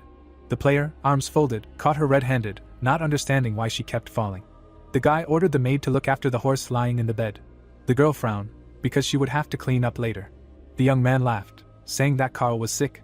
The horse watched them. Rona looked at the horse sadly and agreed. Yuchan smiled, thinking about his next steps, which would shock the girl. The maid went to the horse. 3 days later, something irreparable happened in the mansion. Rona, with tears in her eyes, hugged the deceased Carl. Yuchan, arms folded, watched her. He remembered how the girl had stuck with the horse, putting a lot of strength into it. The young man looked away, knowing that he would die. He looked at the horse that could not be saved. Standing in front of the girl, the player ordered her not to cry anymore. Looking at her, the guy said that the horse would return soon. The maid looked at the master with confusion, thinking that he was confused. Yuchan closed his eyes, ordering her to stand behind him. Rona noticed the scroll in the protagonist's hand. The latter opened it, placing it on the floor. The protagonist directed his mana into the scroll. The girl was dumbfounded. The guy smiled, looking at his creation. Rona was surprised that the master could use mana, although it was illegal, and in fact, he was bad at controlling mana. Frowning, the protagonist told the girl not to interfere, otherwise Carl would die a second time and it would be her fault. The maid covered her mouth with her hand. The young man concentrated. He directed his mana into the scroll again, although he did not awaken his mana sensitivity skill. The hero imagined a member of the imperial family who could use mana, knowing that the rest could only do so after reaching 15 years of age. The guy raised his head, frowning. He tried to channel as much of his mana as he could into the scroll. His palms pressed to the floor caught a faint stream of energy. Looking at them, he realized that this was mana. The player smiled as he used a one-time voucher for a certain skill. Looking at the open palm, he knew that there was no room for error, so he decided to resort to dark magic by using a certain skill. A book appeared in front of him, held by a skeleton's hand. The horse's head rested on its legs when the system reported that Carl could be resurrected. The protagonist looked at his dead horse. Yuchan remembered the Death Rider and Inner Lunatic, where there were only two types of creatures with the undead skill, the first being creatures that were brought back to life by dark magic or mana. Looking at the horse, he remembered the second type of creatures that returned to life without an ego and were reborn stronger. Looking gloomily at the horse, he knew that it would be loyal to its owner no matter what. The player remembered a family with a dark past and present. The image of a skeleton appeared before his eyes when the hero thought that his family was also considered dark, but they were knights, and the Marvezes were the rulers of dark magic, controlling the resurrected. The book in front of his eyes began to turn over the pages by itself when the hero thought that characters who did not belong to this family should not be able to use their skills. The guy grinned, realizing that he had the Necronomicon at his disposal. He looked at the Book of the Dead. Shadows of alien hands began to appear from the magic circle. They were everywhere, pulling the guy down. The hands surrounded Carl. Blood poured out of the protagonist's mouth. Rona was seriously scared. The protagonist looked ahead, without being distracted. The next moment, something went wrong. Yuchan spat out blood. Pressing his hand to the floor, the young man realized that his mana was running out. The player looked up. Carl rose from the dead. The horse began to neigh. The protagonist, looking at it, successfully activated the skill. His pet was resurrected. Carl's eyes were shining. The guy smiled, realizing that everything worked. The maid turned to the master. He stood up. He pressed his hand to his chin, addressing the animal. The horse approached the owner. The protagonist stroked the horse. Carl and Yuchan looked at each other in surprise. Rona rushed to hug the horse. The protagonist was perplexed by what she allowed herself. The girl, hugging Carl, burst into tears. The maid hugged her master too, afraid that he would suffer, having used up mana for so long. Carl turned away. Rona offendedly reminded him how much she cared for him. The protagonist, stretching his shoulders, watched them with a smile. The guy looked away, thinking about what was next on the list of family secret. Several days passed unnoticed for the Rienhaffer family mansion. The boy climbed the stairs. The horses were already in the stalls. The hero walked without looking back. The moon lit the way through the leaves of the trees. In one hand, the player held a crystal. In the other hand, there was a piece of paper. Looking at the items in his hands, the boy thought that the road was no different from the one in the game. The young man put the things in his bag. He looked ahead, thinking about the second secret of the Rienhaffer family. An image of a ring appeared before his eyes, which would help the protagonist compensate for the debuffs from the incurable disease. Something rustled in the bushes and the young man turned around. He prepared for battle, taking the sword. Frowning, Yuchan thought that he might be too sensitive. The boy looked at the sign among the foliage. Reading the inscription, he thought that this was not a game, but a full-fledged reality. Ahead was the forest of missing children who never returned or died, and the player did not want this for the second time. The hero entered the forest of missing children. A notification warned of death in case of failure. There was a compass on the map. This place was in the territory of the Rienhafers. It is difficult not to get lost here even for an experienced player. The player stopped, looking ahead and concluded that the name corresponds to reality. Then, looking down, he remembered the peculiarity that if an adult kills a monster, he will not see artifacts. An image of an empty chest appeared in his head. A small tremor went through his body, because he had already died here several times. The guy smiled slightly, assessing the difficulty of the level at 2.5 stars. He walked under a branch, thinking that guides would be superfluous, and now the best skill for incurable disease. The boot crushed the branch with a crunch. A torch appeared in his hand. The hero lit it. The fire illuminated the path. Sparks flew forward from it. The player looked at the smoke. It was stretching to the right. The guy smiled slightly, because he knew that he needed to go in the opposite direction from him. The protagonist looked down. Then, he put his hand on the sword, and slightly turning his head to the side, he demanded that the one who was hiding from him show himself. There was no reaction. Yuchan exhaled, realizing that his companion had decided to play hide and seek to the end. The sword handle was back in his hand. The blade cut the air with a sound. The girl was sitting by the mirror and complaining that her gentleman had not fallen for her beauty. She nervously twirled a strand of hair on her finger. Her maid, standing nearby, begged her to leave the young master. She was worried that she would get it too. The mistress calmed her down. The candle lit the way. The barely perceptible sound of footsteps was heard in the corridor. The maid, putting her hand to her chin, reasoned that her mistress could have been the heir if not for her older sister. She sighed, not understanding her mistress's behavior. Emma went to the door, thinking that her mistress was already asleep. The girl entered the room. Then she stopped in horror. The candle in her hand trembled. The light came on in the house. The maid woke everyone up, suspecting that the young mistress had followed Master Knox. The leaves of the tree trembled. Talia appeared from behind it. The guy was surprised. Talia laughed embarrassedly and said hello. Yuchan asked what she was doing here. The girl pulled down her nightgown. The young master was looking somewhere down. Then, grabbing her, he ordered her to stand behind him. First, paws appeared. Then a tail flashed. The wolf, baring his teeth, growled. Talia looked at the beast with concern, realizing that this was his territory and that she was not armed enough. The animal moved slowly. It did not take its eyes off the people. Then it threw back its head and howled. A full moon appeared in the branches of the trees. The wolf opened its mouth. The warrior was ready to attack. The girl watched what was happening anxiously. Her protector took a few steps forward. The animal was attacked. The beast felt severe pain in the neck area. Then it fell not far from the feet of the young lady. She was amazed by what she saw and the strength of her protector. Then, she looked at her companion seriously. The guy turned around and met her gaze. He looked closely at his interlocutor and asked what she was doing there. Talia twirled a lock of hair around her finger, saying that it was a night walk. The interlocutor, picking up a torch from the ground, said that in that case he was leaving her alone. The girl was scared. She grabbed her companion by the hand. He looked at her carefully. The young lady seemed to turn into a child in his eyes, saying that he impressed her with his strength, and she followed him to find out about his secret training. The player closed his eyes. Then he looked up again, thinking that the girl had an inflated opinion of him, could not assess danger, and did not pose a threat to him. She was still standing, holding his hand. He exhaled, ordered her to follow him. His boot hit the ground. The hero slightly raised his head, saying that they should clarify everything. Turning around, he said that he was not helping her, but simply wanted to get out of the situation innocent. Talia looked down and apologized. Yuchan turned away, deciding that there was no more danger to be expected from her. Suddenly the girl stopped and called him. The guy turned around and the young lady thanked him. The player looked closely at his companion. Her cheeks turned red and she wanted to add something, but she stopped mid-sentence. Many pairs of eyes appeared from the darkness. The wolves stood a few steps away from them. Talia trembled, hiding behind her companion. But he abruptly ordered her to step back. Then he explained that she was preventing him from using his sword. He looked at the animals, concluding that he should be extremely careful. The warrior was a few steps away from them. The protagonist carefully looked at the opponents, thinking that although there would be no mega-strong monsters, he could meet an elite opponent. The animals were slowly approaching, and the thought flashed through his head that this knowledge would not help in battle. And then the animals rushed to attack. A moment later, the player used the sword. The wolves continued to attack. The warrior was attentive. Another beast jumped on him. The swordsman assumed a fighting stance, thinking to himself that sometimes it was worth letting one opponent know that they were all cornered. This was his tactic from his past life. The hero took the sword with his other hand and swung. Time seemed to stop during the counterattack. The guy exhaled, feeling weak. The witness of the incident was delighted, assuming that her companion had attacked half-heartedly. The girl looked at the wolf's carcass, wondering if her brother had fought them before. Her hands tightened around the torch. The thought that her ally thought she was weak upset the young lady. Talia was tense. A strong wind blew. Yuchan raised his head. A paw appeared. Then another.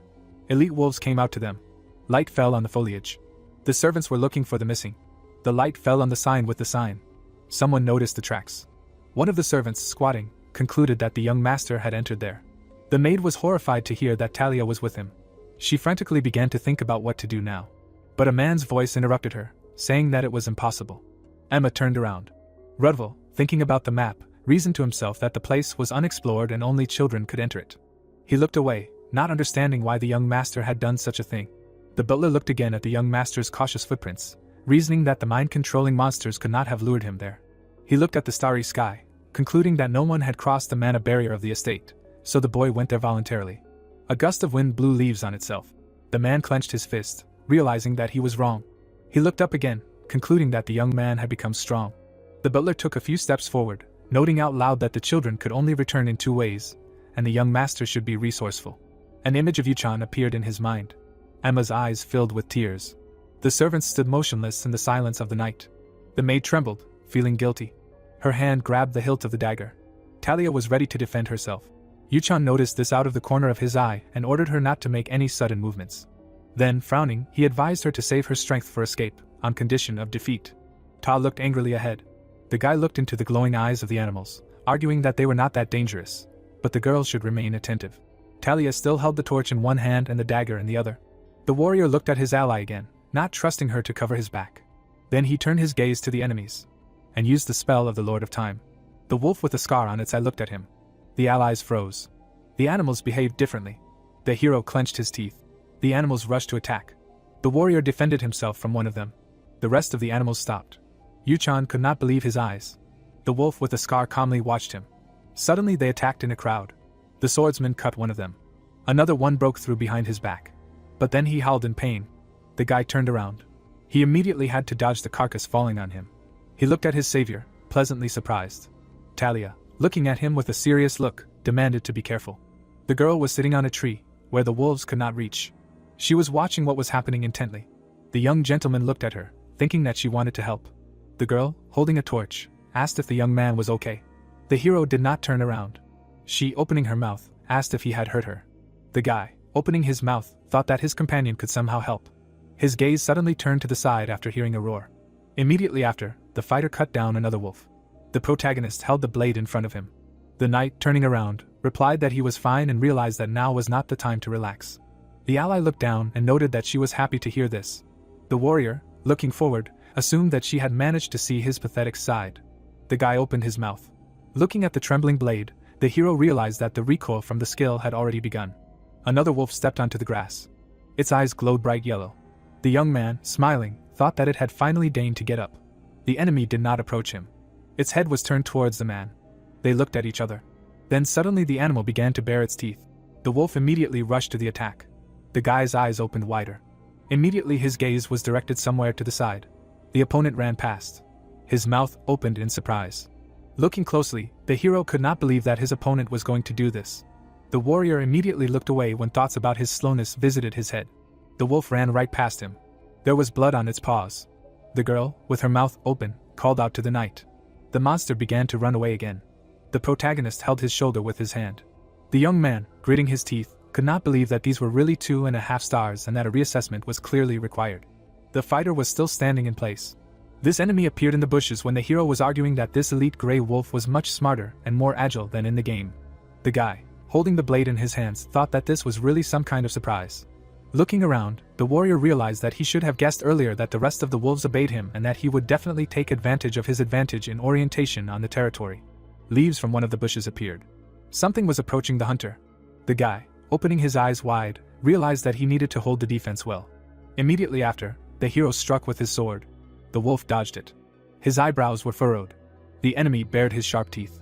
The opponent immediately opened his mouth to attack and the protagonist realized that he had been counting on this, because he was simply waiting for the swing. The knight, holding the blade in his hands, realized that he would be open for an attack. His teeth were clenched tightly. His mouth suddenly opened after realizing that the skill had begun to kick in. The monster was already right next to him. The young man, looking into his mouth, realized that he could not have foreseen this and overestimated his capabilities, because he had already completed this game many times in the past and apparently believed that he could do anything. Looking up in fear, the guy realized that only complete idiots reason like that. Immediately after, the fighter closed his eyes. Suddenly his mouth opened when he heard the roar of the monster. Some blade was sticking out of his eye. The girl held her hand in the air when the hero realized that if the enemy could pick the right moment, then they were worse. Talia had a serious face when the boy realized that she was the one who took advantage of the opportunity that had suddenly appeared. The blade in the hero's hand flashed. The young man, rushing to attack, screamed. Immediately after, the blade pierced the wolf's body. The monster, opening its mouth wide, growled. Its body began to fall to the ground. The hero also lowered his hands. The warrior crouched next to the defeated enemy. The girl, opening her mouth, called out to him. Her gaze was directed downwards. 2 more wolves appeared there. They suddenly began to run away. Then the companion jumped down from the tree. She, approaching him, asked if he was okay, and the fighter answered in the affirmative. The hero tried to wipe the blood from his face with his hand and said that he was alive, thanks to her. His mouth was still open. The boy, looking at her, realized that he had just almost thanked the enemy, who would soon kill him. Turning away, the young man said that she had nothing to worry about. There were 3 deep wounds on his arm. The girl, crying, screamed that he had just been wounded and asked again if he was okay. The knight, getting up, explained that these were just a few scratches and that his condition was normal. She, smiling, noted that it was good that he was not so seriously injured. Suddenly, Talia noticed something on her shoulder. Her gaze was directed straight at the spider. The young man turned around when he heard some fuss from the side. His companion suddenly jumped on him. The guy, looking at her, asked what happened. His comrade, looking away, explained that there was a spider. Her gaze again turned to this creature. The spider was crawling on her clothes. The protagonist's eyes turned white after another loud scream from her, and then he tried to understand how long she was going to hang on him. Smiling, the guy realized that she was really too afraid of spiders. Taking it off his hand, the young man asked her why she had to follow him into the forest if ordinary spiders scared her so much. His companion, looking away, asked if the hero himself wasn't afraid of them. The warrior winked at her with one eye and noted that she would definitely not become a knight with such fears.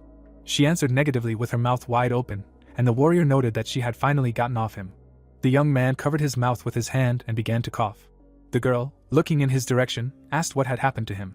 The guy, closing his eyes, reminded her of his words that there was no reason to worry, and realized that these were only reasons for giving in. The hero, looking in the direction of his companion, realized that she had also contributed to this victory. Smiling, the young man knew that he was still alive only thanks to her, but her frightened scream did not count for that. Looking at her, the guy mentally thanked her once again. The sun had already appeared from behind the thick crowns of the trees. A ring appeared near the wolf's paw when the warrior thought that they only had to get out of this forest. The sun rose even higher. The woman, covering her face with her hands, said that the blame for the death of the young mistress lay on her shoulders. Someone was standing next to her. The man, looking up, could not believe that they could not and realized that Talia's disappearance would undermine the relationship between the families, because more than one child had already disappeared in this forest. The butler, closing his eyes, knew that many were already quietly saying that this happened because of the family's unprofessionalism. Someone pointed a finger forward and asked them all to look there. Many people watched as the fog began to dissipate. The assistant, his mouth open in surprise, realized that the forest of the missing children had been completely explored. The maid, getting to her feet, explained that she was not sure of what was happening, but noted that all the mana here began to dissipate in the air, and the man answered in the affirmative. The butler, looking forward, said that this meant that the forest had been completely explored. They all watched as Redwell spoke about how what they could only dream of had become reality. The maid closed her mouth, crying. 2 children of the families were shown in front. The boy opened his mouth a little when someone shouted that the young master was returning. The assistants, standing behind, said that this man had managed to explore the forest, which was unbelievable, because the child was walking as if nothing had happened. The butler, raising his hand to his face, realized that he could not hold back a smile. Looking at the protagonist, the man knew that there was no longer any doubt, and the hierarchy of the Rainhafer family would have to undergo significant changes. The young man, looking to the side, asked why so many people had gathered here. The maid, opening her mouth wide, called out to the girl. Hugging her, the woman explained that they were all too worried, while the man noted that his family was no less shocked by the disappearance of his son. The boy, with his mouth slightly open, asked how they could worry about such a mediocrity and added that the family's reputation as one of the strongest dark families would soon collapse. The maid wiped her tears with her hand. She suddenly grabbed the girl. The woman, with her eyes closed, said that she would remind her of each of the 71 rules of her family, and asked her to go. The girl, with her mouth open, apologized to her. Emma, holding her by the clothes, explained that she could not blame her and said that the head himself would clearly teach her to follow the rules. The boy, introducing his maid, thought that something told him that Ron also had more than enough stamina. The maid, bowing her head, thanked the knight for protecting the young lady. The girl, with her mouth open, listened to his words that he really did not want to cross paths with her once again. The young man, looking in her direction, asked her not to blame herself, because without her, nothing would have happened. Her eyes widened in surprise. The crown of a certain tree was visible. The family estate appeared behind it. Things were lying on the chair. The hero, taking off his jacket, said that he would finally be able to rest. The protagonist, rubbing his head, also realized that he did not expect to meet Rudval with the knights at the entrance to the forest. A smile appeared on his face. Immediately after, his hand went into his pocket. Taking the ring in his hand, the guy thought that now he had a family secret, and immediately a notification appeared, which said that he had received an accessory, a ring of dark flame. This thing appeared and 2 more messages appeared. The first one spoke about its main characteristics, and the second one said that the conditions for using this thing are that the user must be the owner of dark mana. Imagining the skull above his hand, the young man knew that the effect of this ring manifests itself if the wearer defeats the target, while simultaneously using the ring. Then there will be an opportunity to take a little of the defeated person's life force for himself, and the higher the rank of the defeated person, the more life force can be obtained. The hero, smiling, understood that this is the only artifact that can steal life force from others, and this is the ring of dark flame. Squeezing the thing in his fist, the guy knew that even owning this artifact will not prolong his life. Holding it between his fingers, the young man thought that life cannot be prolonged forever. The knight, looking forward, remembered that you can only take a little life force, but this will not be enough to get rid of an incurable disease. Putting it on his finger, the guy knew that he needed to continue trying and develop further, and immediately a notification appeared that they had put on the ring of dark flame. Smiling, the young man thought that this is still much better than living in hopeless fear of death. The hero, clenching his fist, will feel how his life and mana are increasing. Turning around, the protagonist called out to the assistant and asked her to come in for a minute. The door opened. The girl, looking in, asked if the young gentleman could really see through objects. The guy, looking at her, said that it was quite possible. The assistant, covering her face with her hands, shouted a question about whether this meant that he could see her body through her clothes. The fighter, showing her his fist, asked what she was talking about. The maid, rubbing her head, noted that it now seemed to her that his flicks had become even more painful. The warrior, opening his mouth, asked her to give him her hand. The girl, closing her eyes, asked if he would honestly raise her salary if she won again. He answered affirmatively. They joined hands. There was a smile on the guy's face. The young man immediately put her hand on the table. The maid, looking down, asked about what just happened. She, with her mouth open, said that it was not fitting for the son of a noble family to cut the salary of a poor servant by 20%, and the young man agreed with her. The assistant hid her gaze when the hero said that everyone already thought that he was a disgrace to the family, and now he was wondering who it was thanks to. The guy, smiling, explained that this is why he decided that there was no need to worry about such trivial things as honor. Suddenly, his eyes widened after receiving notifications that the action of the weak immunity skill was activated and he received a second-degree inflammation of the wrist. Frowning, the hero thought about how idiotic these negative skills were, as he received another message that he also received the first stage of flu. The girl, with her mouth open, listened to his words about how they would cancel the reduction in her salary, and also his request that he be brought ice and a wet towel. Smiling, the warrior realized that he was too happy that he finally managed to get this ring and decided to rest a little. The image of the protagonist was visible and someone's words were heard that he had already heard the name Yuchan. The family estate appeared and the young man thought that 6 months had passed since he received the 2 secrets in the form of Carl and the ring of dark flame. The fighter, closing his eyes, also realized that, unfortunately, he did not have a chance to use them. A sign appeared with the words that the young man was punished. The hero opened one eye. Holding the handle, the knight noted that he did not have any problems because of that prank, because he managed to explore the forest of lost children and asked how they could punish him after that. Turning around, the warrior asked Rona to confirm this. The girl, raising a finger, said that she was a servant who served the family and her salary would be cut if she spoke badly about the head. The protagonist, raising both hands, said that, putting his hand on his heart, he swears that her salary will not be cut if she does not adjust to his preferences. The assistant said that the boss in this situation is clearly wrong and asked how he could not understand him. The young man, sitting down in the chair, understood that in any case, he tried hard to get along here and led a very productive life, watching Carl grow up. Looking to the side, the guy realized that he cannot sit still any longer, because his life is getting shorter and shorter, and then a notification appeared that due to the effect of an incurable disease, he has 147 days left to live. The protagonist bowed his head and thought that this system was interested in his life even more than he was and thanked it for the tactful and sweet reminder. The player rose from his chair and said that he had had enough and needed to ask his father for permission to go out somewhere. The girl opened the door and noted that she had just heated up the water for the bath and immediately there was a knock on the door. The man put his hand on his chest and addressed him.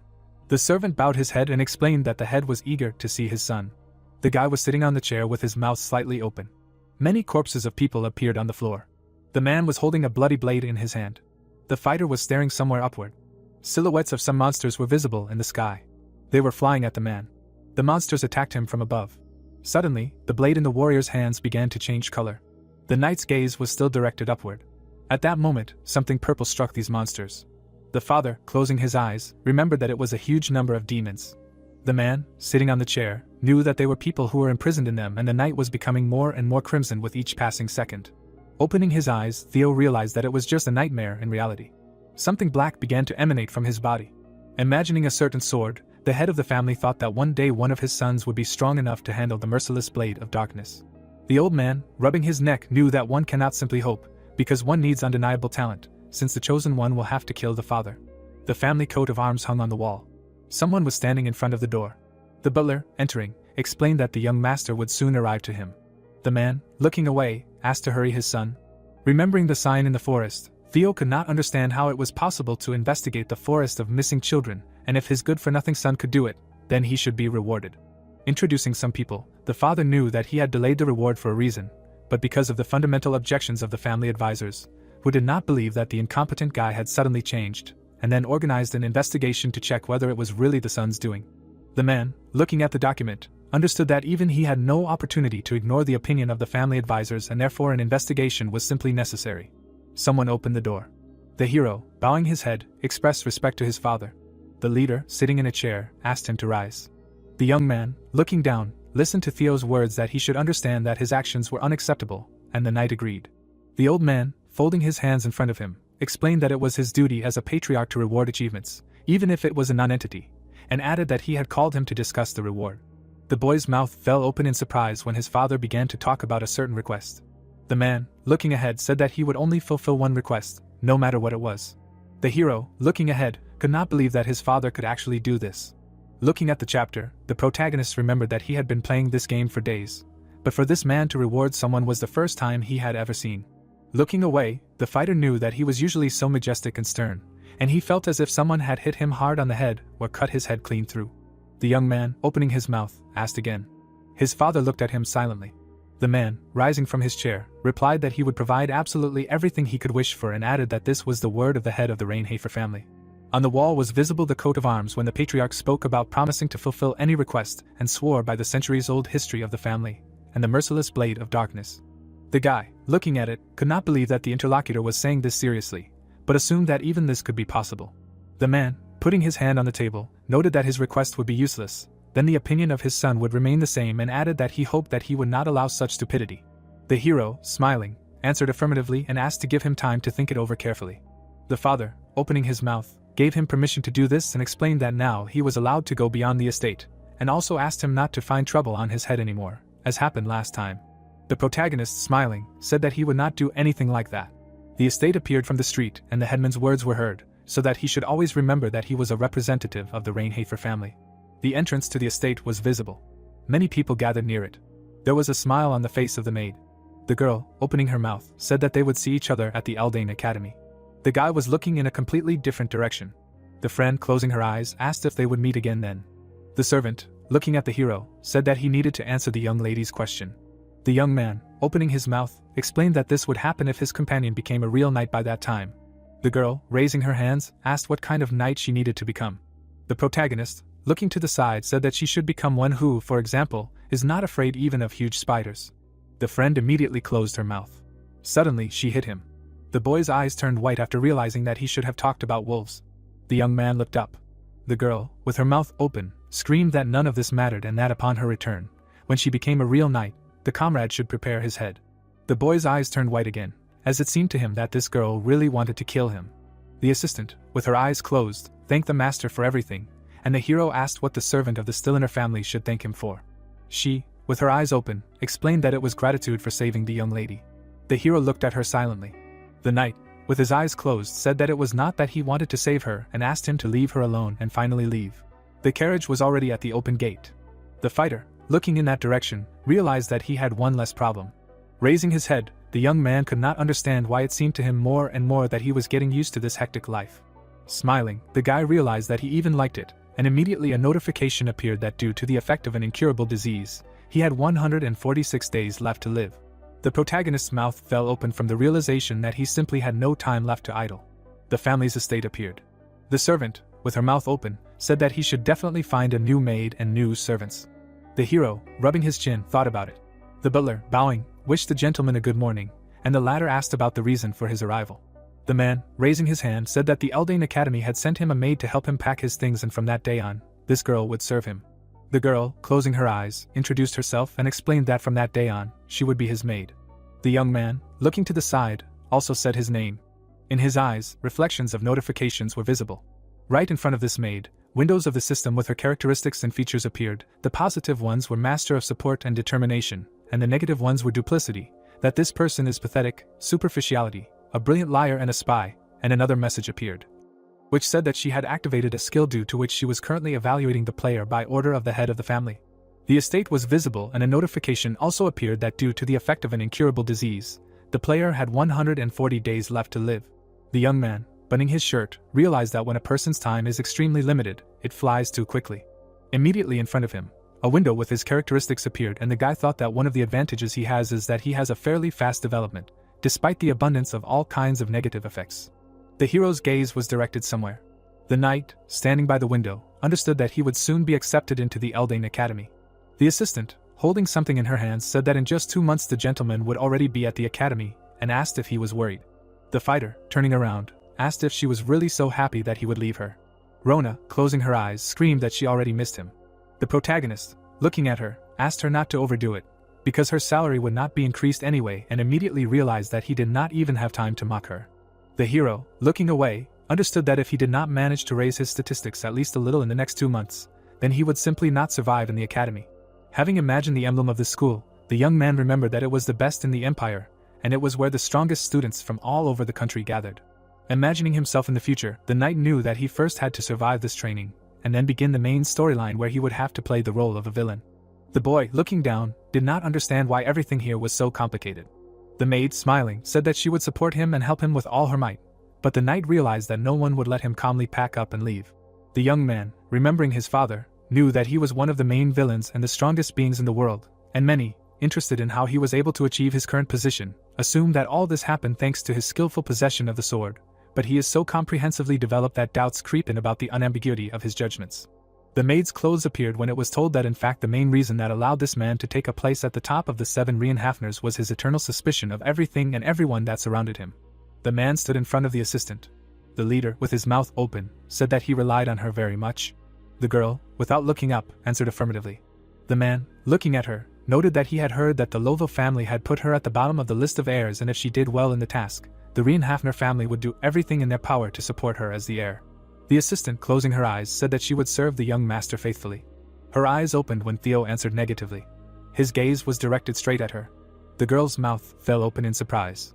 She, placing her hand on her chest, explained that she would watch his every move and report everything to the head. A certain door appeared. Someone's hand was leaning against it. The maid, closing her eyes, knew that she must not forget who her master was. She raised her head a little. The assistant brought her hand to the collar. A certain pendant appeared in it. The girl looked at it and realized that she simply could not have any room for doubt. There was someone's photo there. The walls of the estate appeared. The lights were still on in the windows. The young man lay on the bed, thinking about the spy. Frowning, the boy knew that his father wanted to make sure that he was his real son. Imagining a possessed woman, the hero knew that such creatures were quite common and widespread in this game, and his character was just one of such characters, because in the original storyline, his body was possessed by the number 1 demon. Getting up, the protagonist realized that he had nothing to fear as long as Theo did not know who his son really was. His eyes opened. Remembering the new maid, the knight thought that she could become a real problem for him. Immediately after, the young man imagined a certain tree and realized that this girl was not yet involved in the main story, and it would be stupid to get rid of her like that. He also remembered the book with her family and thought that in the original, she was supposed to become the next head of the Lovelia family. Imagining a certain man with a sword, the guy remembered that her father and mother were killed by her uncle. Remembering her tear-stained face, the hero realized that she had lost her rights to become the next head of the family, and what happened next was obvious. And in order to escape from her family, the girl came to the Reinhafner house and became a maid. Imagining her now, the protagonist realized that she was outwardly friendly and always smiling, but inside she was all exhausted and nasty, and her character was on the verge of despair.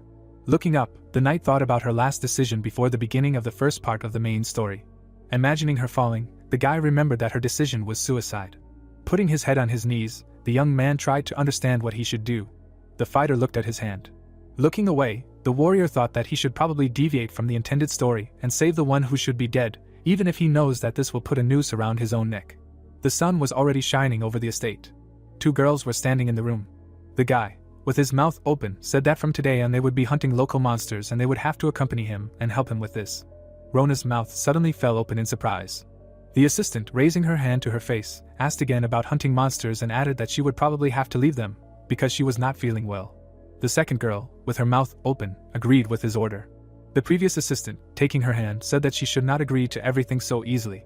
The protagonist, looking forward, understood that it was absolutely normal for a maid to be afraid of hunting monsters, and this statement in itself was quite stupid. His eyes were caught by the trembling hands of this assistant. The hero, crossing his arms over his chest, explained that he knew that the first assistant had already used up all her sick days and would not be able to leave today. Her eyes immediately turned white after his words. The knight, opening one eye, asked if she had forgotten that he was a mediocrity, and explained that if the maid did not do what she was ordered, her salary would be cut, and noted that they should start with half of her salary. The girl, crying, asked what kind of weapon he preferred. A smile immediately appeared on his face. Chitri, looking at the master, turned to him. The assistant, opening her mouth, asked if she could report to the butler that they were going to leave the estate before the start of packing. The protagonist, putting his hand on his head, thought about something. Looking at the ring, the knight knew that now the most important goal for him was to prolong his life. They galloped through the forest. Someone looked through the window. It was the head of the family. A bright sun appeared above the treetops, and it was told that the events were taking place in the forest of missing children, which was now indistinguishable from an ordinary forest. The wolf rose on its hind legs and growled. The hero pulled his hands back. Immediately after the blow cut the enemy, and a notification appeared that the user had stolen the smallest amount of the Grey Wolf's life energy. The guy looked somewhere ahead, receiving a message that he had received 2 more hours of life. Looking to the side, the knight wanted to know if all the wolves here had been killed. Looking at one of the corpses, the young man realized that he had earned 2 hours of life in one such hunt. Several more corpses also appeared and he thought that this was a good result. The girl, holding the vessel in her hands, said that the gentleman had been hunting nonstop all day and asked if he was tired yet. His eyes immediately closed. Opening them slightly, the knight realized that without using the Time Lord, the hunt lasted too long. Reaching out for the bottle, the guy thought that in the end he had only knocked out an hour of life. Bringing it to his mouth, the protagonist realized that he suspected that the calculations would be far from ideal. But not that much, and he simply did not have the opportunity to go out and hunt monsters every hour. Standing next to these corpses, the knight also remembered that the main problem is that the monsters are definitely not infinite. The maid looked at one of the corpses in fear when the hero thought about the fact that in the last couple of days he had most likely killed most of the wolves living here. Crying, the young man realized that the plan to extend life was falling apart. The warrior, opening his mouth, said that he could not have imagined that the lack of monsters in the area would be a problem. The assistant, smiling, noted that it was surprising that he was upset by the small number of monsters in the area, because if someone heard this, they would certainly think that the master was crazy. The hero silently looked at her. Bright rays of sunlight were breaking through the foliage. The knight, closing his eyes, said that they had nothing more to look for here and suggested that the assistants return to the estate. Chitri, with her mouth open, asked if it was worth preparing a warm bath for him and added that she would select the most favorable water temperature for him. The protagonist, looking in her direction, said that he wanted to take a bath before dinner and told her to hurry up and immediately realized that this was her skill as a support master. The maid, smiling, asked him to rely on her. Rona, with her mouth wide open, shouted that he should not forget about her and said that she would clean his room. She grabbed her weapon and quickly ran. There was a smile on the face of the second assistant. The hero, standing in front of her, called her name. The guy, with his mouth slightly open, said that he was interested in learning something. She folded her hands at her apron. The young man, looking at her, asked whom she served. Her eyes widened at his words. Remembering her support master skill, the protagonist understood that the beauty and power of the sword did not matter, and if he did not have the ability to use it, it would be thrown away without hesitation. She looked away. The boy, looking down, asked if this was her answer. The maid, with her mouth open, explained that she had not said anything at all. The girl, standing in front of him, tried to say something else. The knight, looking at her, said that he knew what her next words would be and asked her not to worry, because he did not want to continue this interrogation any further. Chitri, with her head down, listened to his words about how he was grateful that the 3-story lie had bypassed his ears. The young man, with his mouth open, said that he didn't care who she served, because the girl would be considered his property anyway. Her eyes were wide open. Passing by, the hero explained that if she suddenly needed him, she had the opportunity to twist him as she pleased. The knight walked away from her. Without turning around, the fighter tried to understand whether mutual use of each other would turn into torture for them compared to unconditional trust. She was still standing in the same place. The full moon was visible. The family estate appeared. Rona, lying on the bed, asked if their master was going too far. The girl imagined him with horns and his question about how if she didn't run with him, then why else would he laugh, and said that this happened every training session. The second one, turning around, agreed with her. Immediately after, her gaze was riveted to the window. Chitri, putting her hand on her chest, realized that she had already heard about how the young master had suddenly changed, because they had been discussing it all in the Lovelia family. Looking ahead, she remembered that she had not paid attention to gossip, because people rarely changed beyond recognition. The girl immediately remembered his blow and realized that everyone was only talking about how he had defeated 2 brothers at once and received the right to study at the academy. Imagining him, the assistant realized that this man was one of those who strengthened the greatness of his family, which was the complete opposite of it. Imagining herself in the clothes of a maid, she also realized that she had fallen so low, being the legitimate heir of her family. The maid's mouth fell open. Memories of him and his words about how she could twist and turn him as she pleased immediately appeared in her head. Holding a pen in her hands, the assistant tried to understand what he meant. The window of the estate appeared. There were many people in one of the halls, and it was said that among the inhabitants of the Rienhafner house there was an incredible rumor that Chitri was expelled from her own family. A girl appeared against the background of broken glass, and it was said that now this person has no right to serve this family. In her hand was some paper. There were words of appeal to her. Squeezing this sheet, the girl remembered that it was written that she did not deserve to be the next heir, since she betrayed her family and would be held accountable for her sins. Crying, the maid also remembered the words from the letter that she was deprived of all rights as a representative of the first line of the family. She, opening her mouth, realized that she would not stay in this family for long either. Imagining 3 people with blades, the girl remembered that this family is one of the main dark families. She also remembered her father, and realized that she was working here as a maid of a talentless son simply because she lost her family. Chitri, leaning against the door, knew that she had no right to serve this man. Taking hold of the door handle, the maid understood that she would soon be thrown out of here. Walking through the estate, she realized that later she would be serving someone else. Opening the door, the girl greeted someone. The other workers looked at her, and it immediately became clear to her that they definitely already knew everything. Smiling, the maid thought that she had long been accustomed to condemning looks. Her eyes widened when someone called out to her. Rona, running up to her, said that she had already looked everywhere for her. The maid, looking at her friend, assumed that she probably did not yet know what had happened. She was immediately taken by the hand. Her mouth fell open in surprise when she thought that perhaps this man was just pretending or thought that they really were friends. Jitri, following her, understood that whatever her reason was, she was doing something stupid now. Looking ahead, she understood that they were all doing something stupid. A balcony of one of the rooms was visible. The young man was sitting on a chair and thinking that the end was most likely inevitable. There was a letter on the table when he realized that most likely the end was not only for the girl, because her father should have received this message by now. Looking down, the hero knew that all the accusations about the crimes of the maid's father were actually lies. Noticing the butterfly, the knight realized that he was unable to help her. Looking up, the warrior understood that this was all because it was impossible to predict what consequences the butterfly effect would entail. An image of her dead body appeared in his head. Birds were flying above the treetops. Another wound appeared on the wolf's body. Immediately after, his body fell to the ground. Looking at the warrior, someone asked if the companion had noticed that the young master was even more merciless than usual that day. Rona, peeking out from behind a bush, explained that he was usually at least a little more merciful. The girl, raising her hand to her face, began to say something. Her friend, looking at her, asked if she really thought so. Opening her mouth, the maid thought that everything was too complicated. Blood smeared on the sword. The young man shook it off onto the ground. Looking away, the protagonist knew that someone should appear soon. Imagining two animals, the guy remembered that in the forest of missing children there is a monster that comes only when about 20% of the total number of monsters remains, and it is a hidden boss of monsters. Putting the blade in the sheath, the knight knew that he would like to believe that killing such an enemy would raise his stats quite well, but this was apparently not destined to come true. Suddenly, the foliage began to tremble. His mouth immediately fell open in disbelief at what had just happened. Immediately after, something appeared near his face.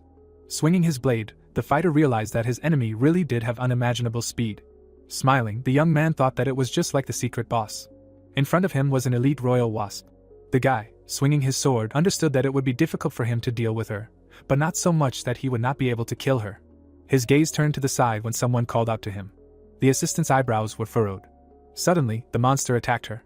Looking at her, the knight realized that he would have been able to dodge such an attack without her help. Opening his mouth, the fighter could not understand why she had to save him. Looking at the enemy, the warrior did not know who else would dare to rush at the monster that suddenly appeared in front of his nose. Continuing to look at the maid, the hero decided to use the skill and save her. The protagonist immediately clenched his teeth, activating the skill of the Time Lord. The girl, sitting on the floor, was crying. Someone asked why their sweet daughter was constantly falling. The interlocutor agreed and added that the abrasions on her knees never completely healed. Looking at the family, she realized that her parents always told her that her knees never completely healed. Looking down, the assistant assumed that they predicted such a future for her, because the abrasions on her heart also never healed. The image of the master appeared in her head again, who asked her who she served. Opening her mouth, she thought about it. A certain man appeared. There was a smile on his face. The man, holding a blade, said that this was now his family. Imagining the master's father, the maid could not understand who she should serve. The hero, with his mouth wide open, looked down and called Jitri, and immediately notifications appeared that the user had defeated the monster, and thanks to this, exclusive rewards were obtained. The protagonist, gritting his teeth, asked her to hold on a little longer. The young man, sitting next to her, said that everything was already over and she would soon be taken home. There was a smile on her face. Looking away, she did not understand whether people who were going to use her could do this. The silhouette of the master began to blur. A tear flowed down her cheek. The father, holding a paper in his hands, said that this was an extremely difficult situation. The butler, standing next to him, explained that according to the research conducted, this letter was true and the Lovell family had decided to expel their new maid. The head, looking away, remembered that he had accepted her in the first place because this could be an opportunity to capture her family. But due to the loss of the head, their position is now very precarious, which causes the suppression of this family. As the patriarch presented her, he realized that the family was currently in a state of instability that was negatively affecting the heir's position. Theo, imagining the chessboard, knew that the Rienhafners could subjugate them with their intervention. Looking at the letter, the man realized that this could not be done now, since Jitri had been thrown out of the family before the opportunity to implement this plan arose.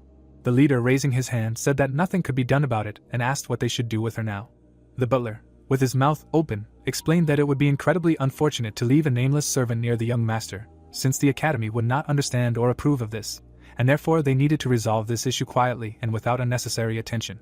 The man, lowering his head, agreed with him. Suddenly the doors opened and someone called out to the leader.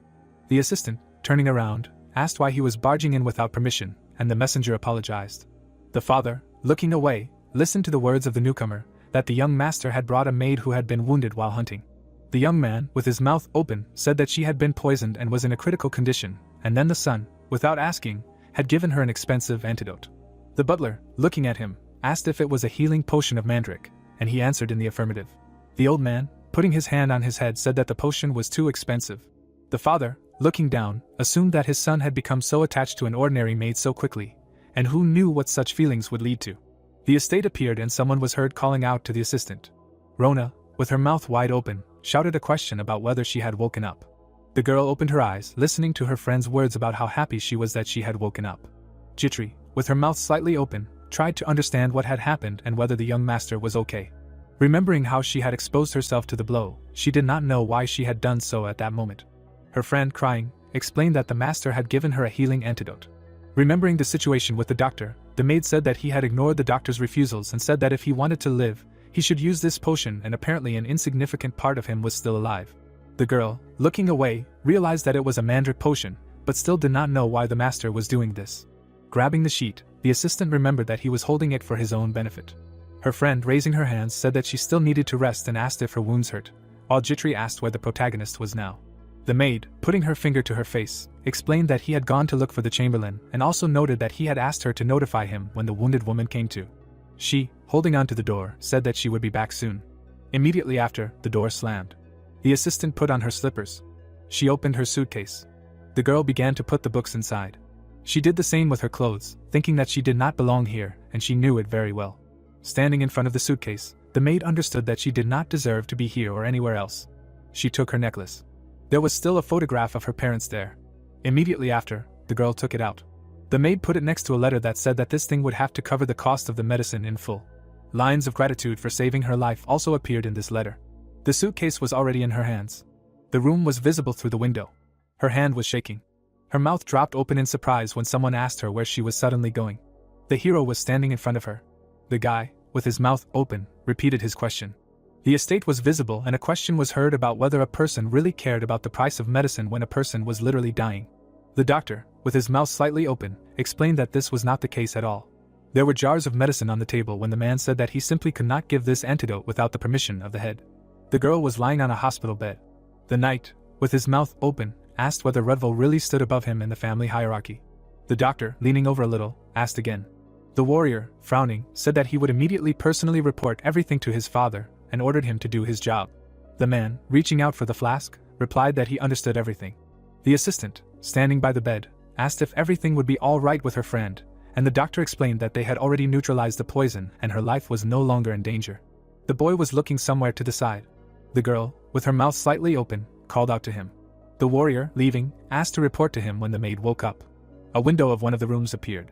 The father, looking down, asked what the matter was, because his son really rarely looked for him, and immediately asked another question about whether it was connected with that maid. The young man was sitting in front of him. The knight opened his mouth slightly, using his acting skill. The man, with his mouth slightly open, listened to his words about one request. The hero, bowing his head, said that he remembered that he said that he would fulfill one of his requests, and the father answered affirmatively. Introducing the girl, the protagonist asked to give him the maid, because she no longer belonged to her family anyway. The leader looked down. Introducing his father and the maid, the warrior understood that this was a butterfly effect that would affect the course of the story and immediately realized that his problem with the spy was now solved. Remembering the situation on the hunt, the guy thought about how he understood something when he saw her rush to save him. Memories of looking at her also appeared. Introducing her before this situation, the young man understood that the answer that was never given to him, and the act that put everything in its place. The hero looked ahead. The father, looking at him, replied that he understood everything, because if this was his wish, then it would be fulfilled. The knight began to rise to his feet. Suddenly, the player froze. His legs suddenly turned. Standing in front of him, the protagonist said that his worthless son would like to say something. The leader, with his mouth slightly open, asked him to continue. The warrior, closing his eyes, began to say something and immediately a notification appeared that the skill could be interrupted due to his emotional state. Opening his eyes, the fighter asked him to stop playing with his son's people. The man was still sitting in his office. A dark room of the estate appeared. The hero, standing in front of his assistant, asked where she was going. The girl, trembling, answered that she was leaving, because she no longer belonged here. Her hands were still shaking when she thanked him for everything. Suddenly, the trembling stopped after the master began to speak. The protagonist, opening his mouth, asked why his servant was running away instead of doing her job. She, hiding her eyes, explained that he already knew the answer. Jitri, crying, said that the head ordered her to watch her son and therefore deceive him. The guy silently looked in her direction when the girl asked why he didn't just let her go.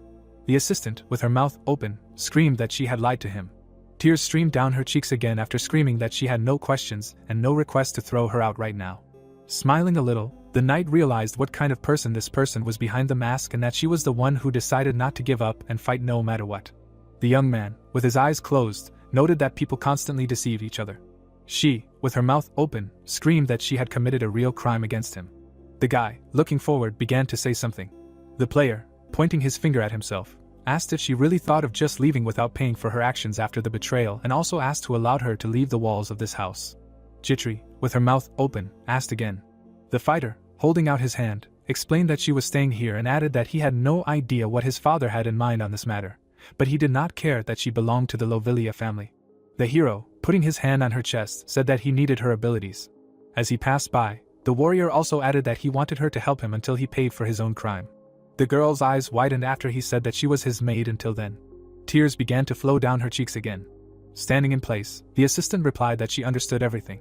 Turning around, the maid explained that she would be on his side until the very end. Smiling, the guy said that this was great, and she reminded him that he had once asked her a question. Turning around, the young man listened to the repetition of his question about whom she served. The assistant, smiling, asked if he knew the answer now. The hero, looking in her direction, answered affirmatively. The family estate appeared. Rona, standing by the bucket, said that the young master had indeed threatened the doctor, and was even going to kill him. She immediately winked. The guy, standing next to her, asked her not to get on his nerves at least in his presence, and the girl asked if he had really heard everything. The young man, closing his eyes, said that apparently the assistant had even stopped making excuses. The girl immediately covered her mouth with her hands. The maid, opening her mouth, asked if everything was okay with Jitri and asked her not to overexert herself. The hero looked at her. The knight, rubbing his head, asked why she was causing him nothing but trouble. The player raised his hand and asked if she remembered that she was going with him to LD Academy in 2 months, and the maid replied that she had already started preparing for the move, and then the warrior asked again. The maid closed her eyes and explained that she had collected essential things for him, namely books, medicine, clothes, and a special uniform for travel. She raised her hand to her chin, intending to say something else, and then the master realized that this person was no longer forcing a smile when he saw her. Remembering her earlier and her words about how she was already tired of always pretending, because she did not like it at all, he immediately realized that now it was much more pleasant with this person. Looking at her, the hero thought that now he wouldn't have to put on a show, exchanging politeness and meaningless conversations. A smile suddenly appeared on her face. The guy, opening his mouth, realized that when they were cornered and when they were standing back to back, they would never betray each other. A smile also appeared on his face from the understanding that it would be better for both of them. The assistant was holding a teapot in her hands. A shelf with books was visible and someone's question was heard about whether the young master was okay. The hero immediately looked away. The maid, standing next to him, explained that an unpleasant rumor about him had spread through the estate. The protagonist, sitting down in a chair, asked again and realized that this was something new and now he was even interested in what could be worse than the existing ones. Jitri, looking away, said that they were all talking about the fact that he left her as his maid because he fell in love. His hand slid over the chair. The young man, looking ahead, thought that most likely his character would be embarrassed by this news. The player, looking at his interlocutor, apologized and explained that he himself gave ground for gossip, but she replied that she had not told him this because of that. The girl, opening her mouth, explained that she thought that he might be embarrassed because of this. The knight, closing his eyes, said that she had nothing to worry about, because surely she had not heard what was said about him and reminded him that there were rumors that the young master was an incompetent idiot and a disgrace to the family. The assistant, looking away, noted that everything was not so bad, but the young man said that if she lied, then death would overtake her. Closing her eyes, the maid replied that she had heard that. The maid opened her mouth and explained that they also said that the young master was a pervert. The hero immediately covered his face with his hands when she asked if it was true. The protagonist, putting his hand on his head, realized that his reputation was still below zero, but while he had previously been called a weakling who was incapable of anything. Putting his finger to his face, the guy thought about how he was now called a capable upstart. Looking away, the young man knew that this was not enough.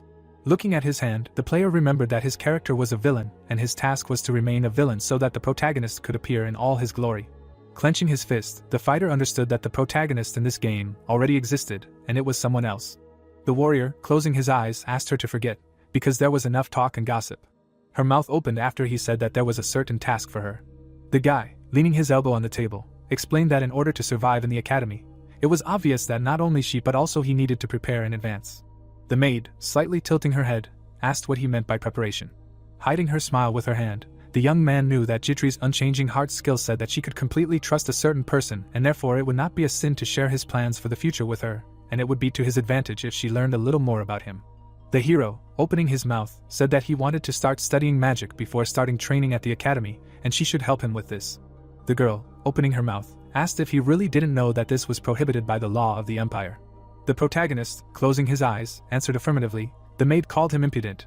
The same one added that he was already a mediocrity, and also lustful. The assistant, slightly opening her mouth, said that apparently the gentleman was offended. His eyes immediately opened.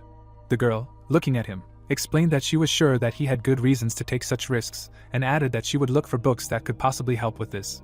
Smiling, the knight realized that everything was fine, because this was what he wanted to achieve. A window appeared and shouts were heard from behind it. The warrior, looking in that direction, tried to understand who was shouting. The maid also looked in that direction when someone shouted that they would all get into trouble if they made a mistake with the preparation.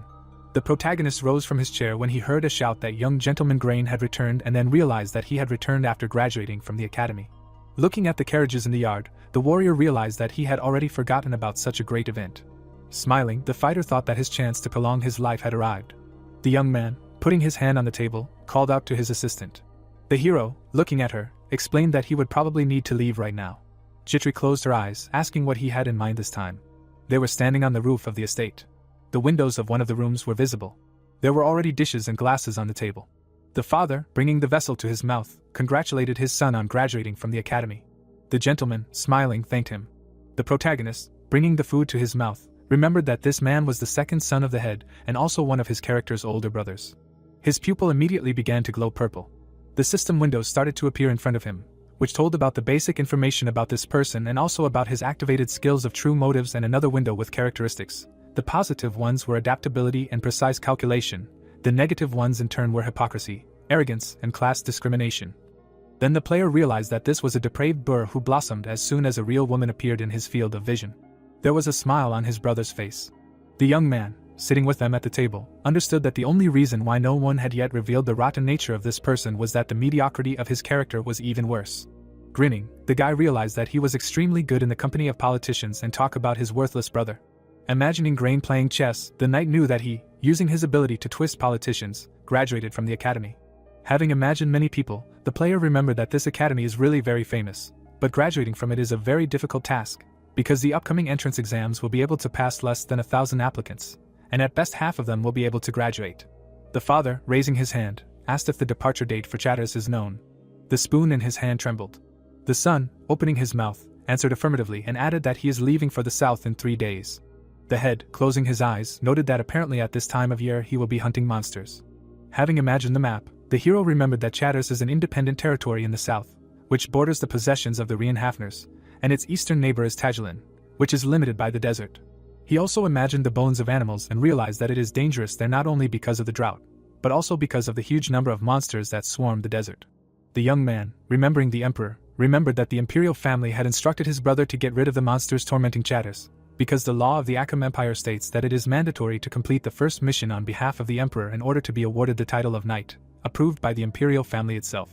Grain, raising his hand, said that with the arrival of winter, that place is filled with various vermin, and it seems that the leading family decided to take measures to solve this problem. The father, looking in his direction, noted that while their land is barren, other territories suffer no less from this. The man, opening his mouth, asked him not to disgrace the honor of the family. The son, putting his hand on his chest, said that these words will become his motto in life.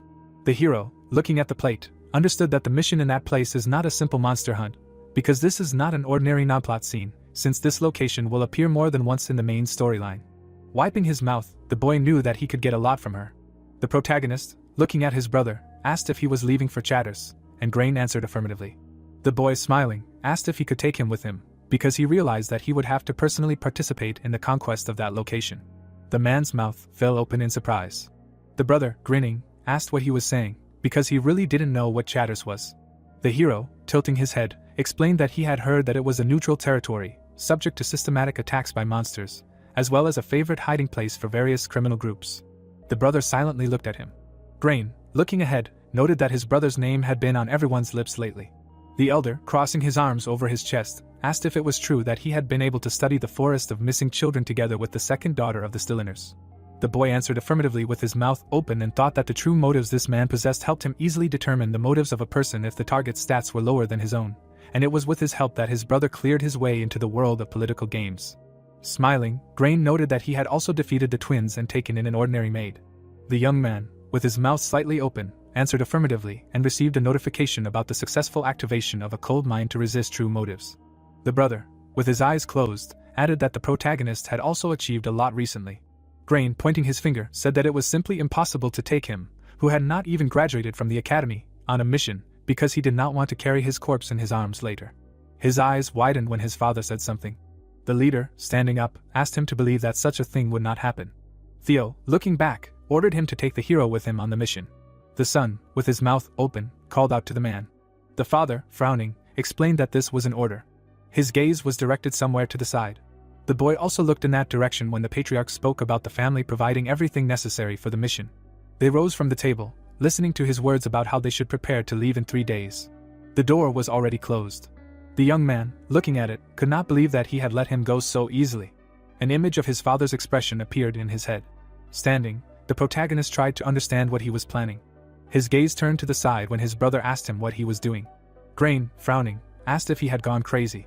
The guy, closing his eyes, explained that no matter how crazy he seemed now, this was still better than his old self. Suddenly, his brother grabbed him by the collar. The interlocutor, standing in front of him, told him to watch his actions. The knight, with his mouth open, said that it would be terribly annoying if he suddenly suffered right before the trip to Chards. Suddenly, someone dropped a glass. The guy immediately turned around. Behind him was a maid. The assistant, closing her eyes, began to apologize and added that she would wash everything off and asked him to go into the room to fix it. Grain, frowning, watched this. The protagonist, adjusting his collar, apologized for his maid. Her eyes were closed. Leaving, the knight said that he was forced to leave him. Turning around, the hero noted that they would see each other again, because they would go to conquer Chatters in 3 days. The brother clenched his teeth in anger. One of the rooms of the estate appeared. The guy, taking a step, said words of gratitude. The young man, closing his eyes, explained that thanks to the girl, he managed to avoid unnecessary troubles, and she noted that he had a talent for finding problems for himself out of nowhere.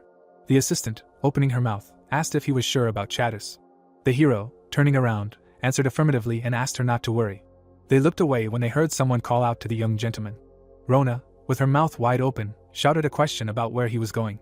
The guy, looking down, thought that apparently she had completely lost her memory and forgot where her place was. The protagonist, raising his hands, explained that everything had already been decided and suggested that the sudden joining of the family's mediocrity to the mission in Chatters sounded so surprising. Jitri, putting her hand on her chest, noted that she completely agreed with her. With her mouth slightly open, she said that that territory was too dangerous, because it was simply teeming with all sorts of monsters and criminal gangs. The knight, looking at her, replied that he knew what he was getting into, because he knew that this was the perfect chance to prolong his life. Closing his eyes, the young man added that he was going there without them. The maid, with her mouth open, apologized. She, standing in front of him, explained that this was simply unacceptable. Looking ahead, the girl said that she simply had to help him, wherever he was, and that she needed to go with him. The fighter, with his mouth slightly open, noted that she could get seriously injured. The maid, bowing her head, agreed with him and added that the same applied to him. Standing in front of him, she explained that Rona had told her how weak and always sick he was. Her words began to hit him like arrows, as she said that the master always forgot his things and that someone had to wash his clothes, because how could he go on such a long trip alone? Jitri, closing her eyes, asked if he would really do all this himself. The young man raised his hand to his head. Smiling, the guy realized that she was right, because during the game he did not even have to think about such trivial concerns. Looking at her, the hero knew that if he died, her position in the Rienhafner family would be shaken. Looking away, the protagonist realized that he simply had no choice and she would have to follow him. The girl smiled when the master agreed with her. Raising his hand, the knight explained that she would have to obey him and she would also need to learn to ride a horse. Turning around, the maid replied that she understood everything and added that she had already become more or less friends with Carl, and Rona asked again. Her friend, grabbing her by the shoulder, asked how she was able to do this, and Jitri explained that she spent half of her salary on high-quality sugar cubes for horses, and he happily opened up to her. Holding dried grass in her hands, Rona asked about when hay ceased to be food for them. The hero smiled when she said that her friend was the same monster as the young master. Turning away, the knight also noted that Rona would still be staying, and the second assistant would be helping him, and ordered her to get ready. The boy turned around. Looking at the maid, the boy understood that she was so worried about him, but he did not know if everything would be okay with her. The door to the room was visible. They all looked at it. The butler, bowing his head, said that the head wanted to give his son something. The boy, looking back, did not understand what he was going to give him. Remembering his father and his words about the family providing everything necessary to complete the task, the boy assumed that he was talking about this necessary, but he still did not understand why Theo sided with him at dinner. Night had already fallen over the estate. The fireplace in the study appeared. The man, opening his mouth, greeted his son. The hero, bowing his head, explained that he was informed that he wanted to see him. The father, closing his eyes, answered affirmatively. There was a sword in the box, and the leader added that it was up to the son to receive this relic. The knight's mouth fell open after the other man said that it was the sword of the ancestor of the Rienhafner family. The boy immediately looked up, thinking that it was too unexpected. His father was watching him closely. Introducing this blade, the player remembered that during his game, this sword was never mentioned, although he had completed the game from start to finish 27 times, but did not know about this weapon. Standing in front of the table, the hero could not understand why his father would pass it on to him. Clenching his fist, the young man realized that he needed to touch the sword. His gaze was fixed on this weapon.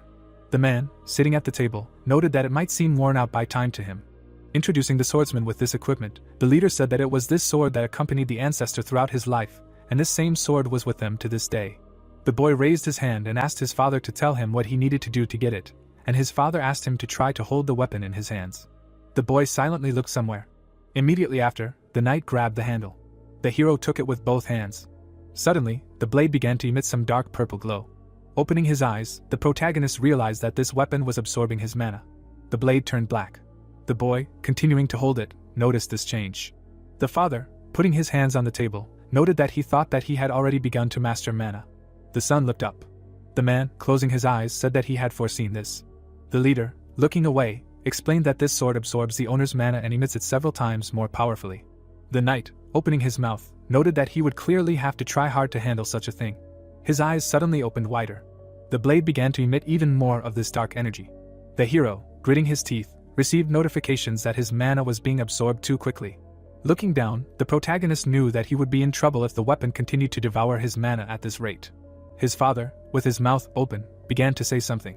The young man turned to him, listening to the words that if he wanted to get this sword, he needed to hold this stance for 10 minutes without letting go of it. Sweat was running down his hands. The man, looking forward, said that this sword was called the Thunderer.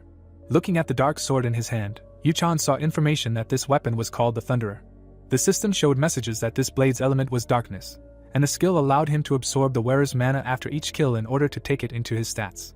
The protagonist frowned. The protagonist noticed that the information written on the system screen was that once the sword absorbed a large enough amount of the wielder's mana, it would release it and unlock its full power. The guy thought, tightly gripping the handle, that this information was not the most important right now. The system showed a notification that the mana reserve had completely run out, so now the energy resource was changing. The young man looked up. The message contained information that the player's life force was being converted into mana. The sword began to be covered in a red aura. Sweating, the young man noticed the system's warning that his life was rapidly decreasing. Holding the Thunderer in both hands, the boy realized that it was time to stop this. Looking at the weapon, Yuchan was surprised that he could not let go of the sword. Baring his teeth, the protagonist cursed the sword. Theo looked askance at his son's efforts. The old man looked away. Imagining his hand reaching for the sword, the man understood that this magical blade bestowed enormous power, which was proportional to the harm caused to its owner. Remembering the ancestor, the father knew that this weapon helped him found his family, but none of the Rainhafer heirs were able to fully master the sword. The man crossed his arms, remembering that 9 out of 10 people would fail the test immediately after holding the blade, so holding on for 10 minutes would be no easy task. Theo, remembering how he was lying on the floor, knew that even he couldn't hold on for more than an hour. Imagining his son, the old man understood that he had forced his son to hold the sword. Imagining Jitri's face, the man remembered that the boy had saved the maid. Remembering Talia's face, Theo noticed that Yuchan was involved in all the recent incidents. Imagining his son's face, the old man was sure that this was not a coincidence. Looking at the way the protagonist was kneeling, the father realized that he was growing faster than expected. Looking down, the man guessed that the protagonist's talent was on par with the Emperor of Swords himself. Seeing the boy grab the hilt, Theo was glad that he had decided to test him.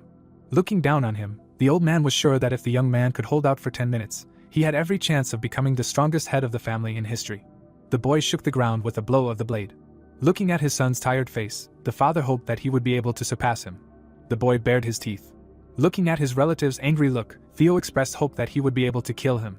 Holding his hands behind his back, the old man said that Yuchan was hiding his strength.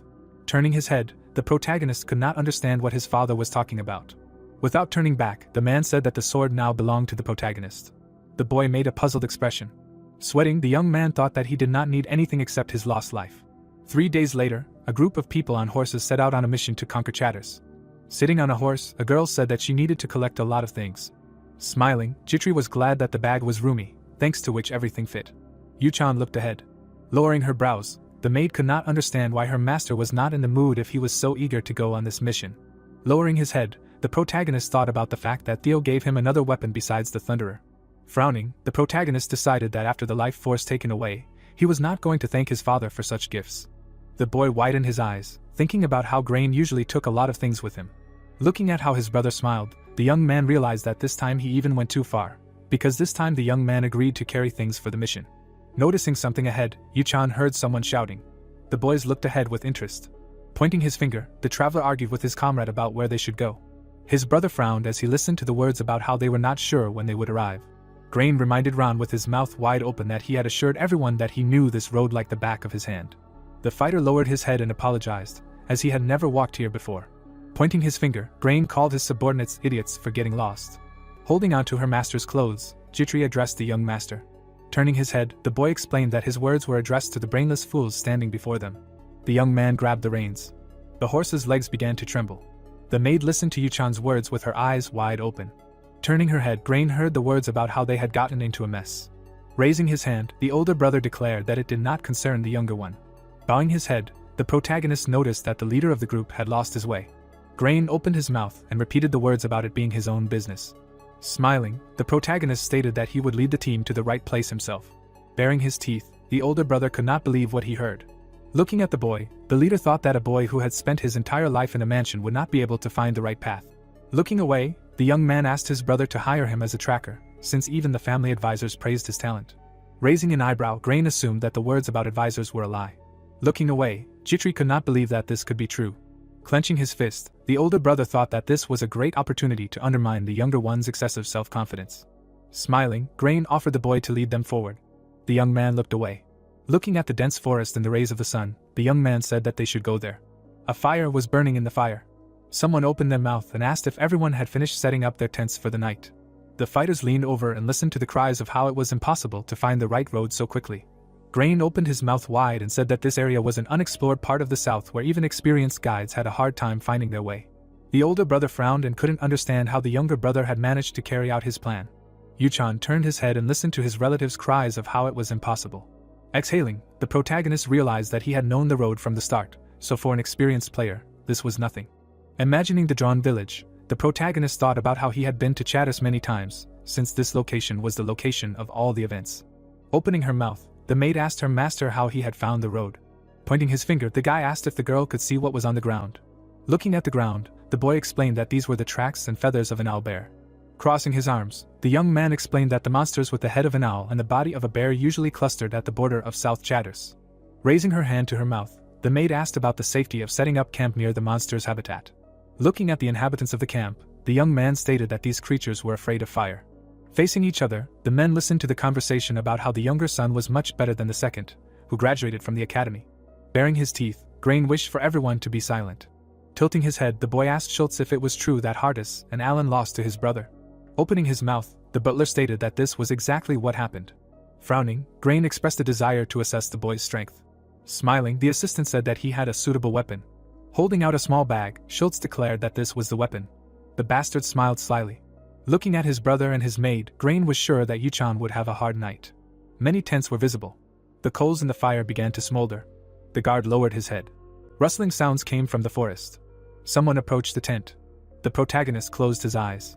Sitting on the floor, the protagonist realized that something had started. The guy took the Thunderer. Turning his head, Jitri asked her master where he was going. Leaving the tent, the young man asked his friend to wait inside. Fallen leaves swirled above the trees. Several ogres stood in front of the protagonist. The monster held a spiked mace in his hands. Yuchan frowned sternly and thought that there were 4 opponents here. The guy looked away and realized what was going on. There was a piece of earth lying near the tent. The man was holding a bag in his hand. The young man remembered that there was soil mixed with the pheromones of the female monster, and that now their mating season had begun. A pungent smell oozed from the scattered earth, which attracted males. The ogres looked at their fellow. The knight assumed that Grain decided to intimidate him in this way. The swordsman took out his weapon and greeted his life forces. The system reported that the artifact reacted to the mana and will of the owner. The monster bared its fangs and rushed to attack. The protagonist got into a fighting stance when the club appeared in front of him. Yuchan bounced off the ground. He jumped into the air to dodge a powerful blow. The guy raised his sword above his head. The young man landed on the back of the monster and plunged the blade into it. The ogre behind him swung his mace. The knight looked away sharply. He managed to deal with the monsters in a few blows. Blood gushed from the monster's severed hand. A dark haze enveloped the blade. The swordsman mentally called it very good. The protagonist smiled and realized that he was wrong to be afraid that the weapon would start devouring mana as quickly as it did that time in front of Theo. Yuchan cut the monster's body with his sword. The guy confidently frowned and thought that the pliable thunderer was going exactly along the trajectory he needed. Standing next to the corpses of the ogres, the young man noticed that there was one more enemy left, and even got upset about it. The frightened monster backed away. The monster turned around and started to run. Raising his hand to his mouth, the knight decided not to let it do this, and called out to his friend. Carl raised his head and frowned menacingly. His mane began to glow. The swordsman jumped onto his horse on the move. The horse rushed forward. The protagonist resolutely frowned and swung his sword. A powerful blow left a wound on the ogre's shoulder. Blood stretched behind the blade through the air. Yuchan lowered his weapon and looked around. The system reported that the user had earned 1 day and 9 hours for killing monsters. Jitri peeked out of the tent and asked if everything was okay. The girl's mouth fell open in fear. The boy got off his horse and reminded her that he had told her to wait in the tent. The woman asked where the monsters could have come from at the entrance to the forest, and whether she should wake up the night watchman. The young man raised his eyebrows and concluded that someone had deliberately lured the ogres here. The maid shuddered and asked what that meant. In the memory, Grain smiled slyly. The knight blamed him for everything. The swordsman spread his arms and explained that his brother had used his knowledge of the ogres to make them attack them, and pitched his tent so far away. The servant frowned and asked if the young master was trying to scare them. The protagonist patted Carl and confirmed this. Darkness fell on the city. Yuchan told him that the nobleman decided that he did not know how to get into the ranks of worthy candidates for the family heir, so he decided to test his abilities in advance. The boy introduced his brothers and decided that the nobleman, who was not strong enough, had no choice but to obtain information with such pathetic methods. The young man knelt down and realized that he had to let him know that this would not work on him. The knight took a potion out of his pocket. Jitri asked what he was going to do. The swordsman smiled and asked if she knew how to attract more ogres. The protagonist collected the monster's blood in a vial. Yuchan shook the bottle and thought that the blood should not be wasted. The boy stood up and concluded that the monsters were very similar to humans, so they would definitely want to avenge their fallen relatives. Moonlight illuminated the tent camp. Clouds floated above the treetops. The crystal ball lying on the pillow trembled. Grain looked around and wondered what the mana detection crystal was reacting to. A turbid energy appeared in the sphere. It was a magical artifact that could detect the mana of monsters in close proximity. Scratching his chin, the heir assumed that the ball was broken and thought that they were still at the entrance to the forest, so there could not be strong monsters that controlled mana here. The nobleman shuddered in fear when a loud roar was heard. The nobleman looked away tensely when someone called out to him. Schultz burst into the tent and shouted that they needed to leave here right now. The scoundrel came outside and asked what was going on. At this time, the soldiers were fighting the ogres that had attacked the camp. Grain gritted his teeth in horror and realized that things were bad for them because they weren't supposed to be here. The sun rose over the mountains. There were corpses of monsters lying near the destroyed tent. Someone asked to move the wounded and sort out things. The heir pointed at the servant and expressed indignation at his behavior. The nobleman frowned sternly and asked if they had really scattered earth on his tent. Looking away, the man denied it and said that he clearly remembered scattering it on the young master's tent. The protagonist stretched his arms up and yawned widely. Smiling, Yuchan called the morning very refreshing and asked if his girlfriend agreed with this. Jitri closed her eyes and said that it was time for him to eat. The guy sat on a box and invited her to his place. The girl replied that she could not eat at the same table with him. The boy smiled and reminded them that they were on a mission, so preparing a separate meal would only cause trouble, especially if more monsters appeared. The knight raised his index finger and said that a crowd of ogres could suddenly appear like in front of his brother's tent. The woman stared at him in amazement. The swordsman asked what was wrong, and the maid put her hand to her head and called him shameless. The protagonist took the bowl and told her to get used to it. Grain waved his hand and ordered his subordinates to pack up the tents. Yuchan licked the spoon. The tent was stained with blood, the boy concluded that it should be thrown away, because otherwise the monsters would chase them. Looking at the master, the servant asked what they would do now and offered to help the others. The boy raised his eyebrows and asked why they would do that. Chitri's mouth opened in surprise and asked what that meant. The knight imagined the ogres following the campsite and said that the enemy would find them no matter how many times they moved. Closing his eyes, the swordsman continued eating and realized that this was exactly what he wanted. The protagonist leaned over the bowl and thought about how he needed as many monsters as possible to prolong his life. Yuchan rose to his feet and decided that he had to kill them as soon as possible. The boy put his hands on his waist and looked at the sun. A rock nearby trembled. The young man smiled and said that they needed to get going. The monster stood in the middle of the forest. Someone was watching him from behind, from the bushes. The ogre looked back when he heard a rustle. Suddenly, the monster raised his hands as the ground beneath him fell away. Traces of blood appeared in the sand. On the second day, the sun was shining on the mountains. A stick hit the ground next to a hoof. The knight raised his hand to his forehead and thought that he had managed to study the entire nearby area. The men rode forward on horses. The swordsman realized that Chatters was still quite far away, which was a bit of a nuisance. Grain rode up to his younger brother and called out to him. The heir frowned and asked if he could handle the ogres that were following them. The protagonist smiled and confirmed it. Holding the reins in his hands, Yuchan explained that they could start a large-scale massacre right here, but that would only attract more monsters, so they should make every effort to get out of the forest as soon as possible. The nobleman narrowed his eyes in displeasure. The boy stated that there would be no unnecessary problems if they dealt with the enemies outside the forest. The servants looked at the young master happily. The nobleman was surprised that he managed to take command. The stick hit the ground again. The soldier rode up to the youth and asked why he kept hitting the ground. The knight raised his eyebrows and replied that the monsters could appear at any moment. The warrior shuddered in fear and asked what that meant. The swordsman looked down and said that it could happen right here. Suddenly, the horses reared up as the ground shook beneath their hooves. Chitri's eyes widened in fear. Something had shattered the ground and burst forth from beneath it. The protagonist furrowed his brows and shouted that it had appeared. A giant worm rose up and opened its ugly mouth. The soldiers dismounted in front of him. This monster was known in Inner Lunatic as an ugly, undeveloped dragon. Yuchan frowned and remembered that this snake did not possess magic, but was nevertheless famous for its enormous strength. The ogre opened his mouth in horror. The boy realized that an earthworm would be much more troublesome than 10 ogres. The monster grabbed the horse. The young man thought that this is what he needed. The knight closed his eyes and decided that the soldiers would not be happy if they knew that it was the knocking on the ground that caused the beast to come out. The swordsman turned his head and ordered the others to prepare for battle and hide in the bushes. The soldiers surrounded Grain's horse and asked what about the attack. The protagonist smiled and realized that he should let his enemies defeat his enemies. In memory, Yuchan raised his eyebrows and explained that there would be no problem if they dealt with the ogres outside the forest. The frightened soldiers looked back. The boy thought that he never intended to get rid of the ogres.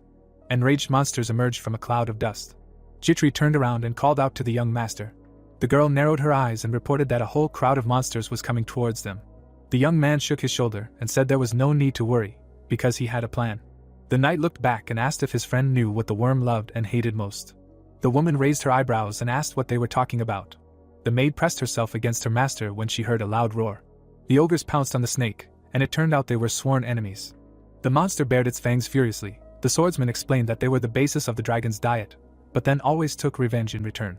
The protagonist confidently frowned and explained that an experienced guide always knew exactly how to benefit from this.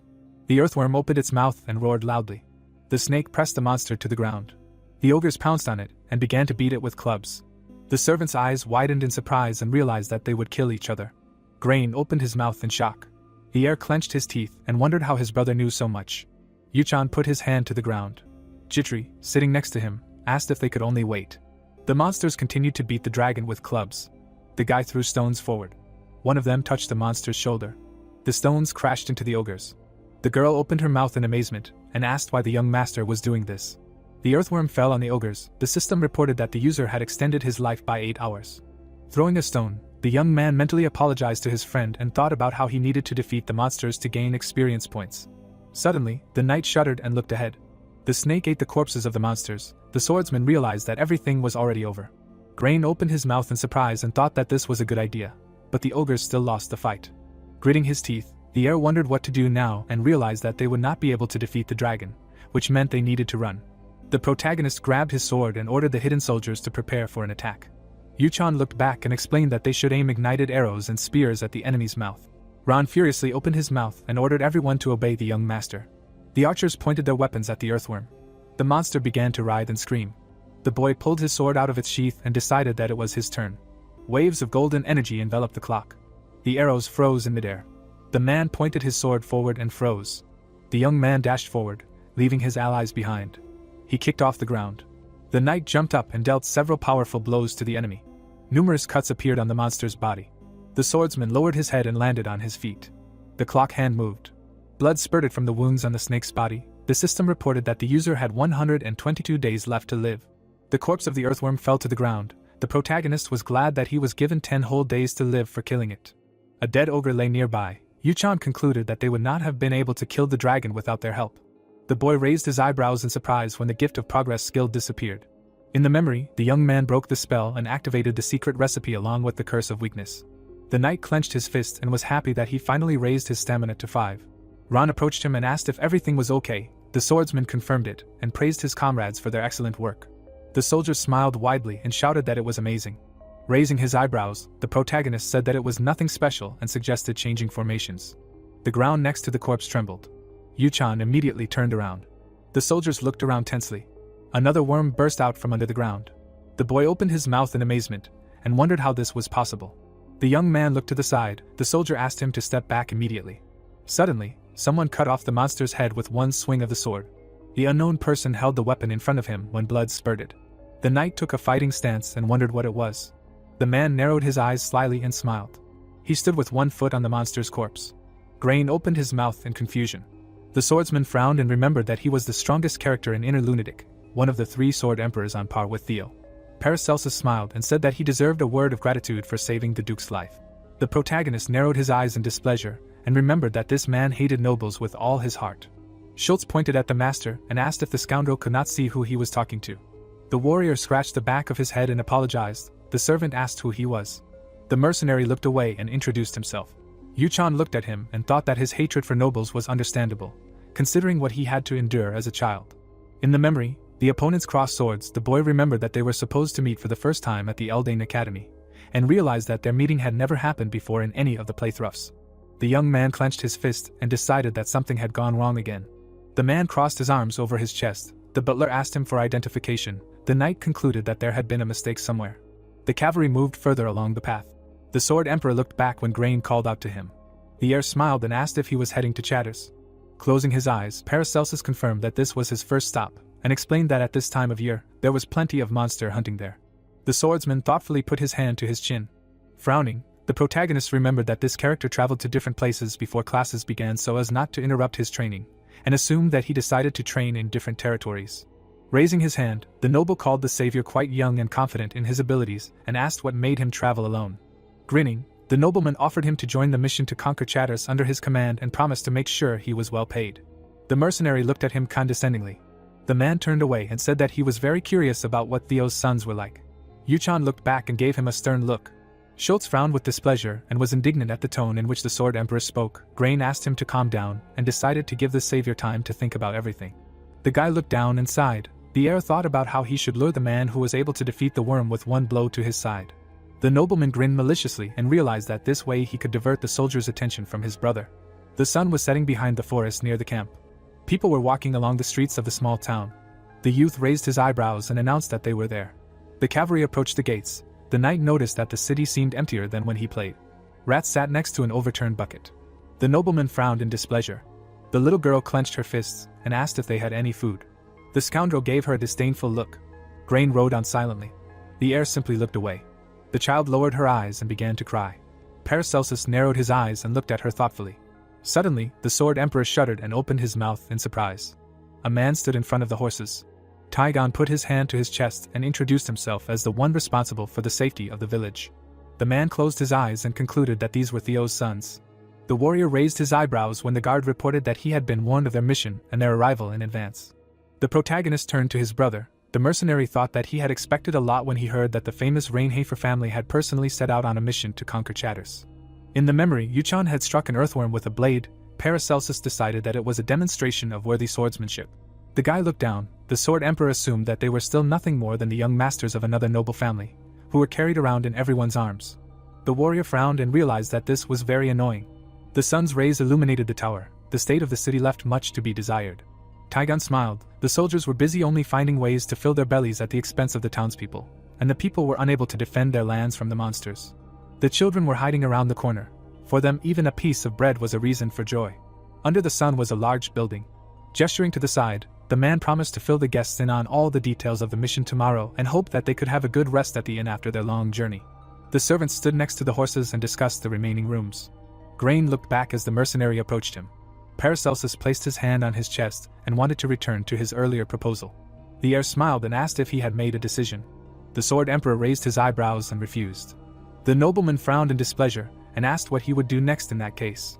The knight looked at them sternly. The nobleman hoped that their savior would not fight dozens of monsters alone.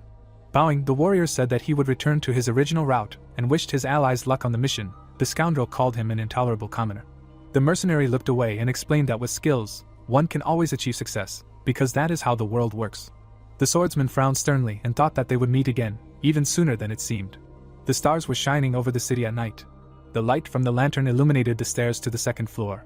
The protagonist closed the door and asked his friend to rest because they would be setting out again tomorrow. Yu-chan narrowed his eyes in displeasure when he was left alone. The shutters on the window were open. The boy approached them and looked out onto the street. A fire was burning in the courtyard of the inn. The children were sitting by it, trying to warm up. The girl looked up when someone called her. The young man approached the children and asked if they were hungry. The knight opened a bag full of fresh bread. The swordsman took out a piece and gave it to the boy. The orphan smiled widely and asked if this was really food for them. Looking down, the protagonist confirmed it and thought that he could not save everyone, so this would be an act of generosity. The street girl wiped away her tears and thanked him. Yu-chan frowned and wanted to secure a future where they wouldn't have to beg for food. Standing in front of the homeless children, the boy realized that in order to make his plans come true, he would have to survive in shatters. Someone was standing next to a barrel lying on the ground. The girl hid around the corner. Holding the bag of food, Jitri concluded that the young master was pretending to be so cold on purpose. In the morning, the sun shone on the forest near the village. It turned out that the southern region of Chatters was infested with monsters in the winter. Taigon raised his hand and explained that they constantly needed the support of the imperial family. Grain pointed at the fence and asked if this was all they had to protect the village. The man confirmed it, and added that even this wall needed repairs. There were cracks and marks from blows on the wooden stakes. The knight sighed heavily and thought that if the monsters attacked, this fence would last for at most an hour before it was razed to the ground. The logs rushed upward. The swordsman remembered that in the game he had a choice whether to save this village or not, and his choice was always obvious. The protagonist grinned and thought that saving Chatters was always worth it, because in the future this territory would become a very expensive and tasty morsel. The village chief looked around and said that something was wrong with the monsters this year, because the number of extremely dangerous creatures had increased significantly compared to previous years. Yu-chan scratched his chin and realized that they did not yet know that these dangerous monsters would become their trump card in the future. The heir and his subordinates opened their mouths when they heard that some had seen a griffin in the area. The aristocrat raised his hand to his chin and said that this only made the situation worse. The noble asked where he was seen. The guard raised his hand and said it happened at the entrance to the desert. The boy thought that the success of the mission to conquer Chatters would depend on whether they could drive out the griffin.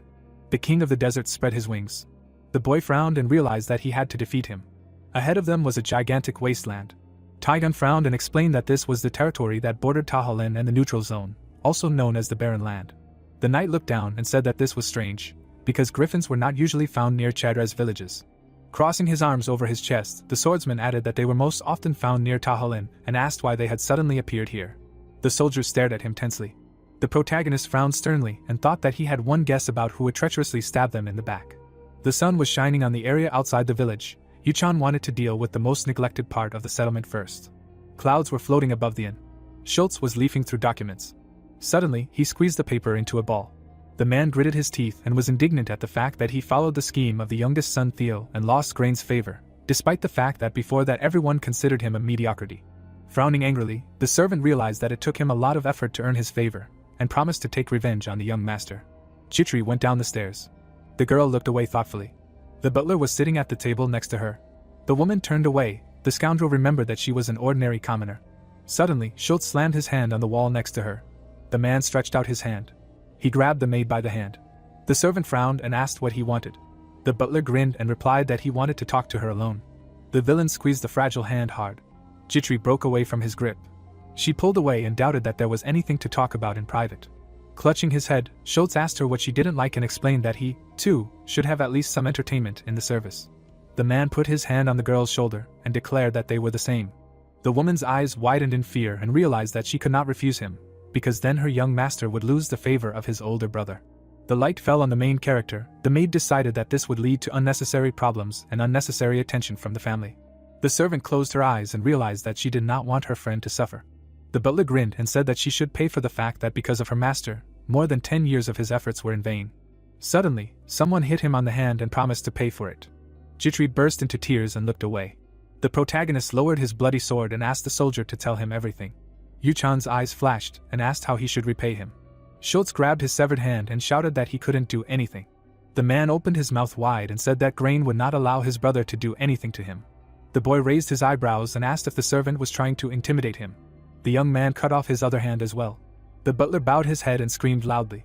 His eyes were bloodshot. The scoundrel said that the young master would answer for this, despite his origin. The knight raised his sword and said that he was not one of those who did not understand where his place was because his family was behind him. Schultz's eyes widened. The tip of the blade pierced his back. Throwing up her hands, the girl asked what the young master had done and said that Grain would not let it go. The heir ran into the room and asked what was going on. The nobleman frowned sternly and asked if his brother had killed his butler. The swordsman closed his eyes and confirmed it. The nobleman pointed at him and asked how such a mediocrity dared to kill his soldier with his own hands. The protagonist said that he did not know the full picture of what was happening. Yuchan raised his eyebrows and asked if he should have asked him about the details of the incident first. The scoundrel grabbed him by the collar. Grain narrowed his eyes menacingly and said that he would be punished if the reason did not justify itself. Jitri folded her hands together. The boy told about hearing Schultz harassing his maid. The girl frowned sadly. The young man said that he could not stay away. The heir opened his mouth wide and called her an ordinary commoner. The nobleman opened his eyes wide. The knight asked if his brother was ready to take responsibility for his words. A powerful energy enveloped his body. His eyes lit up. The noble wondered if this was really his strength. The scoundrel narrowed his eyes tightly, because he couldn't believe that the shame of the family, the youngest of all the brothers, was so talented. Grain looked down and explained that he should have reported it first. The swordsman reminded him that he was considered the weakest. The protagonist adjusted his jacket and said that he was not one for waiting or reporting. Yuchan frowned and suggested leaving the matter to their father. Gritting his teeth, the heir wondered what he wanted and agreed to leave the judgment of the incident to Theo. The boy smiled and called it a wise decision. The youth looked back and called out to the servant. They walked outside. The nobleman wondered since when his younger brother had become so strong. The nobleman turned around and thought that he had seen the sword in his hand somewhere before. The knight looked down and asked his friend if everything was okay. The villain concluded that he could no longer underestimate him while they were on a mission. The heroes stood in front of the well. The remaining soldiers made a noise. The swordsman frowned and thought about how they were already divided into two camps when they were faced with the choice of which side to take. Several warriors stood behind Grain. The protagonist looked away. Jitri stood with her back to him and was trembling. Yuchan asked if everything was okay. The girl lowered her head and answered in the affirmative. The woman looked back and asked if everything was definitely going to be okay with the young master. The maid, with tears in her eyes, asked why he did this, and explained that if this continued, he would make even more enemies because of her. The guy looked at her in surprise. The young man approached his friend and asked if she really didn't know who her master was. Frowning, the knight called himself a disgrace to the Rainhafer family, and asked his subordinate not to dare to bow her head. The servant frowned sadly. Jitri wiped away her tears and promised not to do it again. There was a burning candle on the table. Someone placed a mug on the table. Gritting his teeth, Grain wondered how the younger one could turn against him and thought that he was like a different person, because before, everyone considered him just a small nuisance. In the memory, the protagonist picked up the sword. The heir assumed that it was probably a coincidence that his weapon was very similar to his father's. Frowning, the nobleman realized that he had to be more careful and wondered who he could trust to spy on his brother now. The door of the room opened. Ron put his hand to his chest and reported that the problem on the first floor had been resolved. The man scratched his chin and said that the young master was much different from how he was known from rumors. The nobleman looked at him suspiciously and remembered that this man was supposed to be the head of a knightly order that had been protecting the local lands for a long time. In the memory, the squad was riding horses. The scoundrel could not believe that Yuchan, who only did what he was content with books, knew the area better. Grain gritted his teeth and thought about how he needed to squeeze the maximum out of this order, while the monsters did not bother them too much. The heir raised his hand and asked his subordinate to make sure that all the groups and monsters in the area were gotten rid of. The nobleman raised his index finger and ordered to report if his younger brother suddenly started to do something or just behaved suspiciously. Ron frowned and agreed. The stars were shining in the sky at night. The guy was holding a vial in his hands. Jitri approached him and asked if he had really been inspecting the village fence all day. The young man confirmed this and said that the fence was barely holding up. The girl raised her hand and asked how they could hold back the monsters. The knight closed his eyes and asked her to come with him. The woman looked at him in surprise and asked where they were going, saying that the inn was in the opposite direction. The swordsman smiled and said that he wanted to add someone else to their team. thinking that even in a small village forgotten by everyone, one could find a strong character. The sorceress raised the vials in the air. The protagonist accepted her into the team every time he visited Chattis because she was unrivaled in potions. Yuchan stepped in a puddle and called her his personal potion maker. The heroes walked through the sewers. The maid raised her eyebrows and asked if a genius alchemist was really hiding in such a place. The guy looked back and confirmed it. The servant said that she did not understand why someone with such strength and talent would live here. Looking up, the young man replied that she had her reasons for that, and thought about the secret path to saving Chattis. There was a spider web hanging in the corner. The thing was that in the future, Alina would work for another empire. The web sparkled. The knight realized that if he did not use the secret path, then it would be impossible to lure the sorceress. There was a ladder above the water. Frowning, the protagonist said that they were going this way, and asked his friend to keep up and watch her step so as not to fall. Raising her eyebrows, Jitri agreed and doubted that such a talented person would live here. A bright light was visible in the doorway. The girl opened her mouth in surprise and assumed that they were in place. The alchemist took a sip from the bottle and was indignant that she had to be stuck in this place. Sitting on a chair, the potion maker wondered how her life had come to this. The heroes looked into her room. Yuchan smiled and realized that he had found his potion expert. Alina jumped up from her chair in horror and asked who they were. The woman's eyes widened in amazement. The sorceress shouted that there were no normal people here. The sorceress fell to her knees. The maid asked if the young master had really been talking about this drunkard all this time. A dim light was burning under the ceiling. The potion bottle sparkled. An empty bottle lay on the floor. Closing her eyes, the alchemist apologized and explained that she did not know that they were from a noble family. Sitting at the table, the guy said that he came here to talk and asked her to listen carefully. Imagining the potion maker using magic, the young man thought that at the moment she had an incredibly high potential for development, and concluded that he should recruit her. Alina closed her eyes. The knight remembered that she had her own shortcomings. A status window appeared in the air, and the negative trait drunkard was highlighted in a bright light. Covering his face with his hand, the swordsman decided that this was expected, and wondered who else could be a talented character who was lured to his side by the shame of the Rainhafer family. The protagonist removed his hand and mentally called her an unimaginable genius. Yuchan realized that he had no choice anyway. The sorceress trembled and apologized for angering him. Jitri leaned towards the young master and said that it was dangerous to get involved with such people. Frowning, the boy replied that he knew this, and explained that they had no other options. The heroes turned their heads when the sorceress asked why they needed to look for her. The alchemist narrowed her eyes tensely. The young man suggested getting straight to the point. The knight frowned sternly and invited the alchemist to join him, promising to give her what she needed most. The potion maker opened her mouth in surprise and asked what that meant. The swordsman's eyes lit up.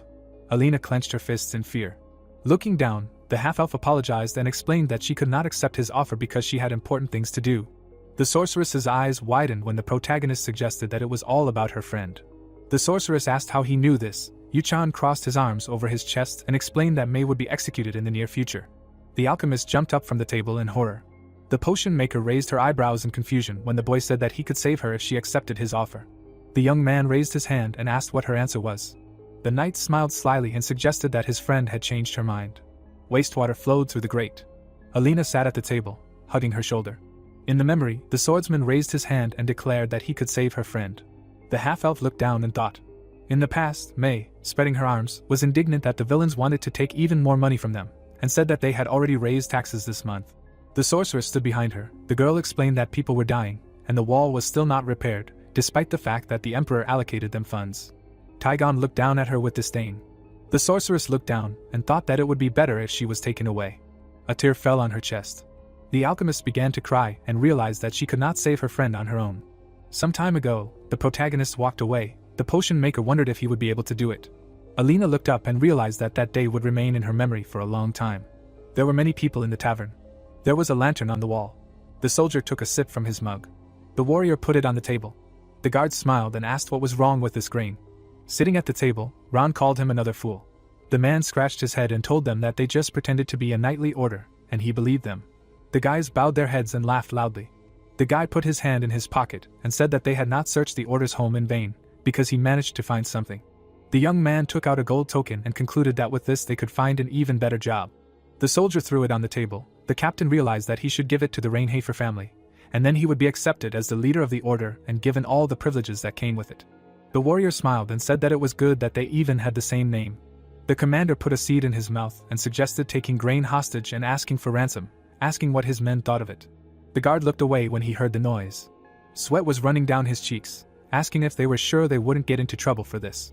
The soldier frowned in alarm. explaining that they were talking about one of the 3 most influential families in the country, adding that he had never heard of a single group that had survived an encounter with them. The men looked at him menacingly. The scoundrel raised one eyebrow and called his comrade a coward. The warrior pointed at him and said that was why everyone thought he was stupid. The guy pursed his lips in fear. Ron raised his hand to signal to his comrades that it was time to stop. The man stood up from the table. The captain grinned and asked where they were. The commander imagined the sunset over the city and explained that even the emperor himself had forgotten about Chatters. He raised his hand and offered to take grain hostage, get the money and flee to the east. The sun's rays illuminated the palace. The scoundrel explained that no matter how influential the Rainhafer family was, even they were powerless in the enemy state surrounded by sand. The soldier clapped his hands when Ron wanted to take refuge there and live a full life. The youth raised his eyebrows and asked if even the young master had not discovered them yet. Scratching his chin, the man concluded that this guy was quite dangerous due to his hot temper, and asked to tell the others not to mess with him until this was over. The warrior smirked and said that he saw no point in standing on ceremony with a mere puppy. Smiling, the captain agreed and offered to drink to this. A candle was burning in the lantern. Suddenly it went out. The squad members looked around tensely. The guard opened his mouth wide and asked what was going on. The soldier ducked and asked who had turned off the light. The commander asked them to be quiet. Suddenly his face was splashed with blood. The villain touched it. He looked at the bloody hand and felt a strange smell. Ron looked away in horror. The severed head of his comrade lay on the table. Blood splashed in front of his face. The chair fell to the ground. The man frowned furiously and asked what was going on. The captain took a step forward. The warrior looked at the corpse of his friend in fear. The commander's eyes widened and he realized that there were enemies here. The guard opened his mouth and asked who was here. The protagonist appeared behind him and asked the enemy not to be rude. His purple eyes lit up. The villain jumped back and turned around. Yuchan frowned and was indignant that they were hiding here like rats in a barn. The frightened members of the squad stood behind Ron. The guy asked how they dared to even think about robbing Rainhafer. The man smiled nervously and assumed that there had been some misunderstanding. The young man narrowed his eyes and said that he already knew all of their crimes, including stealing money from the fund with Tygon. The captain gritted his teeth in displeasure. Raising his hand, the commander asked what he wanted and explained that if they got rid of grain, he would take a higher position in the family. The knight raised his eyebrows in surprise. The soldier frowned confidently and said that he just needed to close his eyes to what was happening, without unnecessary risks for himself.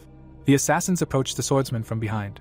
The killer snuck up on him. The protagonist said that the scoundrel was talking nonsense, revealing his bloodthirsty nature. The sword in his hands was enveloped in a dark aura. With one blow, Yuchan chopped off the guard's head. The guy smiled and asked if the enemy really thought there was such a naive person who was ready to believe him. The villain opened his mouth wide and ordered the others to grab him. The soldiers rushed into battle. The young man deftly dodged their attacks.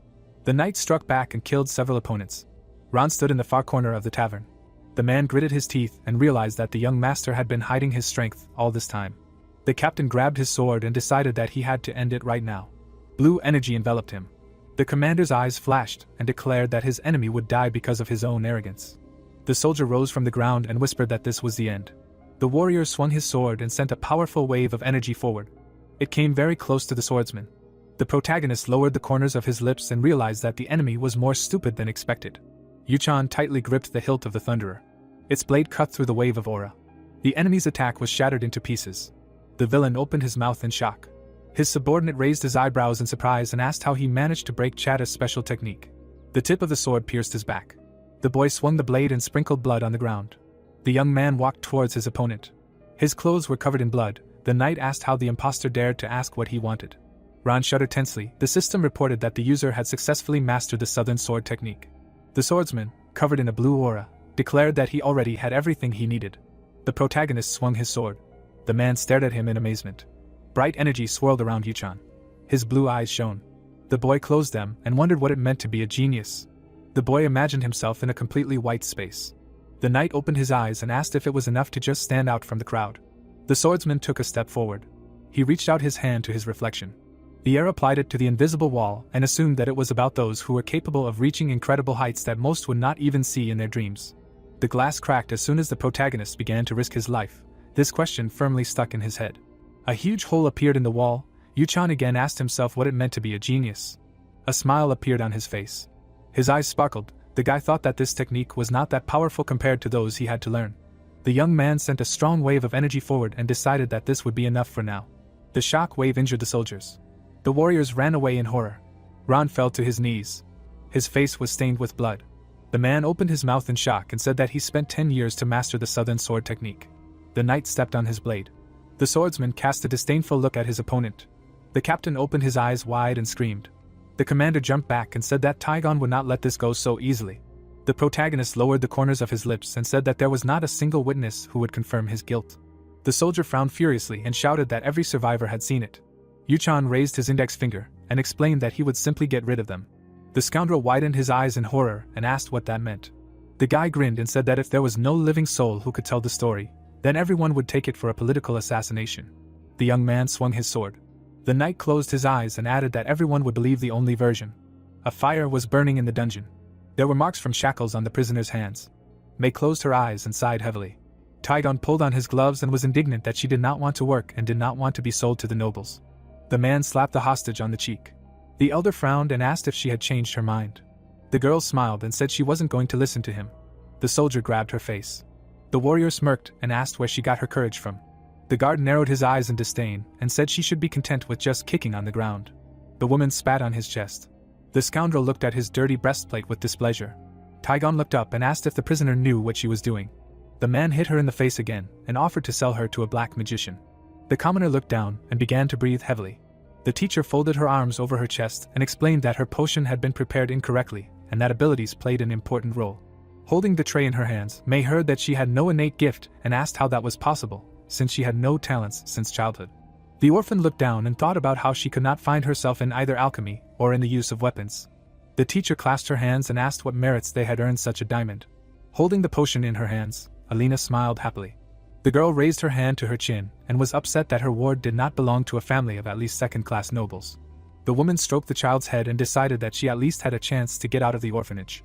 The commoner raised her eyebrows and thought that her friend was a genius and noticeably different from the others. The half-elf looked down. Her aura seemed to sparkle and shine. The sorceress looked away. The sorceress grabbed her friend by the hand and offered to play together. The smile on her face was brighter than the sun. May's eyes widened in surprise and realized that she envied her the most. The girl looked down and realized that she had sacrificed herself for her, because the alchemist would be able to achieve a lot. The woman smiled and said that those born to crawl could never fly. The commoner looked at Taigon and asked what he would do with her after she died. The orphan stuck out her tongue and said that she did not care. Blood dripped onto the ground. The man gritted his teeth and swung his hand. Suddenly, she shuddered. The village chief looked back. The prisoner narrowed her eyes when someone said that Alina would be upset if she saw her corpse next time. The protagonist walked through the dungeon. The soldier grinned and asked what brought him here. Yuchan raised his eyebrows and replied that he was sentenced to death by the will of the imperial family. The warrior stood behind the bars. The guy explained that he had been given authority and that the enemy had better surrender right now because Ron was already dead. The scoundrel closed his eyes and asked what this unfortunate incident was. Taigon looked to the side and asked if the young master had really come here alone. The young man narrowed his eyes and confirmed it. The man smirked and guessed that the nobleman had underestimated him a little. The village chief extended his hand and asked if the heir really thought he could handle him alone. The soldier placed his other hand on the hilt of his sword. The knight smiled and said that he saw no reason not to. The warrior frowned in displeasure. The guard abruptly drew his blade and said that events were unfolding faster than expected. The armored men ran forward. They stopped at the entrance to the dungeon. The swordsman was surrounded. The scoundrel opened his mouth wide and ordered them to kill the young master. The enemies rushed to attack. The protagonist stood silently and looked at them. Yuchan closed his eyes. He lowered the corners of his lips and sighed. At that moment, his eyes lit up. Golden gears began to spin around him due to the fact that the hour of genius was activated. The guy walked forward, killing all the soldiers in his path. The young man walked behind the enemy. An angry grimace froze on his face. The knight narrowed his eyes and looked away. In the end, he walked past the enemy. The swordsman touched May's face. The protagonist gave her a blue potion to drink. The girl opened her eyes slightly and asked who it was. The world before her eyes was blurry. Yuchan introduced himself. The guy looked down and explained that everything would be over by the time she woke up. The woman closed her eyelids. Taigon gritted his teeth and asked how the enemy managed to deal with all of his subordinates. The man's eyes widened in shock. The elder rushed forward, but something went wrong. The soldier fell to the ground. His legs were cut off at the knees. The warrior looked back in fear and asked what it was. A few swings of the sword cut his subordinate into pieces. Powerful attacks threw the guards in different directions. Blood splashed the walls of the prison. The villain frowned in fear. The young man asked him not to think that he would be able to die so easily. Taigon turned his head and frowned tensely. It was as if a high white wall had appeared in front of him. The night was reflected in his eyes. The swordsman lowered his weapon and looked down at the enemy. The man opened his mouth in fear and wondered if this was really happening. The protagonist took a step forward. The village chief could not believe that he had lost to some child. His face was covered in cold sweat. Yuchan, standing in the shadows, looked at him silently. In his memory, the wall in front of him collapsed. Now the soldier was pounding it with his fists. The boy again asked himself what it meant to be a genius. The young man pointed the tip of his sword at the enemy. The warrior silently opened his mouth and widened his eyes. The knight looked down and realized that Nox was now a genius. The swordsman brought his weapon behind his back and wondered what this meant to him. The protagonist opened his burning eyes wide. Blood splattered in the darkness. A few moments before, the scoundrel had imagined the back of his father, who was the most prominent man in the village. The little boy raised his eyebrows in surprise. Everyone wanted to be like his father. Chad threw his wife to the ground. The man grabbed her by the hair. The mercenary looked at his son and asked if he knew why people followed him. The child looked away and said he did not know. The captain placed his hand on his head. The commander smirked and said it was all because of strength. The woman closed her eyes and screamed. The scoundrel explained that if a person had superior strength, he could do whatever he wanted, because that was the law of the city on the border of the Archon Empire. Tygon looked up and asked if his father was the strongest man on the continent. Chad frowned menacingly and flinched. He raised his hand. The man let go of his wife and answered in the negative. The mercenary looked down at his son and said that his strength was nothing on this huge continent because there were so many incredibly strong swordsmen. The captain put his hand on his shoulder and said that there were even children his age who were geniuses who surpassed him. The boy's eyes widened. The commander explained that this was how things were on a continent where there was a war. Dark energy enveloped the blade of the sword. The scoundrel said that he was only able to survive because he decided not to fight them. The protagonist swung his sword. At that moment, the man rose from the ground and assumed that in front of him was one of the geniuses his father had spoken of. Yuchan's eyes sparkled. The chieftain realized what an unparalleled talent was that nothing could compare to. The soldier smiled tensely and said that the only reason he was going to die now was because he decided to fight him. A dark flash flashed in the air. The boy plunged his sword into the enemy's back. Blood splashed onto the warrior's head. The young man frowned sternly. Alina was sitting on a chair in her office. The half-elf looked around when someone called her name. May entered the room with Jitri. The girl closed her eyes and smiled happily. There was a round, half-empty bottle under her hat. The sorceress hugged her friend and said that she was very scared for her. The woman said that everything was fine now. With tears in her eyes, the commoner asked for forgiveness and thought about how selfish she had been. The alchemist clenched her teeth and realized that she was ready to give up everything and live on her own. The maid smiled, watching them. Looking around, the potion maker asked where the young master was and said that she should thank him. The servant folded her hands in front of her and said that he was sorting out the situation through dialogue. Alina asked what that meant. Jitri put her hand to her chest and suggested that it was time for the brothers to talk face to face. The girl looked away and thought that this was not his true intention. A bright light illuminated the stairs. A lamp was burning in the inn room. Grain tapped his finger on the table and asked how much longer Ron wanted to keep him waiting. Leaning on his hand, the heir wondered how the mercenary dared to make the representative of the Rainhafer family wait and hoped that nothing had happened. The nobleman looked back and saw a silhouette behind the door. The nobleman asked who it was, and the protagonist entered the room. Yuchan bowed his head. The boy approached the table and said that they needed to talk if his brother was not busy. The scoundrel gritted his teeth and asked if they had anything to talk about. The boy's clothes were covered in blood. The knight frowned menacingly. His eyes lit up. The swordsman declared that this was very important. Grain tensely pursed his lips, and then asked him to sit down. Clouds floated above the mansion. Someone was holding a document in his hands. Standing before his master, Rudville reported that they had received a message that the youngest son had cleansed Chatters of corruption and punished the culprits accordingly. The servant folded the letter and added that the young master had asked for a special reward for this. The butler handed the letter to the duke and apologized for not being able to understand what the boy meant. Theo opened the note and thought about how corruption in Chatters was growing more and more every day. A bloody sky hung over the cemetery. The man realized that no one touched this place because it was unprofitable. The head of the family frowned and decided that it was not that simple, since this village brought a lot of headaches to the imperial family. Crosses were marked on the map. East Chatters was the last line of defense. Gold rained down from the terrible monsters. If this place fell, the monsters would begin to move towards the center. This was the reason why the emperor spent a large amount of money and sent many troops there. The soldiers were engulfed in flames. Chatters was a useless region that could not be forgotten. The sword emperor scratched his chin and thought about how this wasteland had no value. The butler frowned. The knight explained that all the bandit groups, including Vermin and Tygon, were very dangerous, so even Grain would not be able to deal with them. The advisor closed his eyes and agreed. Theo crossed his arms. Revel stated that if the Ron gang attacked them, the situation would only get worse. Introducing the men with weapons in their hands, the man said that his children would be unworthy of the Rainhafer name if they could not cope with the threat, and reminded them that he had sent the Black Sword Knights with them just in case. The head of the family placed a letter on the table and suggested returning to the conversation about his youngest son. The Sword Emperor covered the note with his hand and explained that his heir was not so magnanimous that he was willing to help get rid of corruption for no reason. The letter stated that the protagonist wanted the imperial family to give him the rights to this wasteland. The knight asked what this place would give him. It went on to say that Yuchan was willing to give up his rights as a member of the Rainhafer family if his demand was not met. Theo raised his hand to his chin thoughtfully. The servant frowned and asked if the master would really refuse him. The man narrowed his eyes suspiciously and decided to agree. The butler looked at him silently. Sitting in front of him, the head of the family explained that he could get the rights to this place if his son could actually deal with the villains. The Sword Emperor smiled and said that this was actually a good opportunity to see how the boy would handle managing the territory. The advisor closed his eyes and said that he could send a letter to the Empire and begin negotiations to obtain Chatters. The knight agreed and Revel bowed to him. Theo covered his mouth with his hand. At the end of the note was the protagonist's signature. The man frowned and wondered how far he had planned this. Yuchan smiled slyly. Birds were flying above the house. Grain trembled and asked if Ran and Taigon really wanted to make him their pawn and kill him. Sitting at the table, the boy confirmed it. The heir put his hand to his forehead and remembered that the family had definitely checked their identities. His eyes turned bloodshot. The aristocrat wondered how dare they use him, a member of the Rainhafer family. The nobleman looked up and decided that he had more important questions. A purple haze enveloped the boy. The knight smiled and asked why his brother was looking at him so strangely.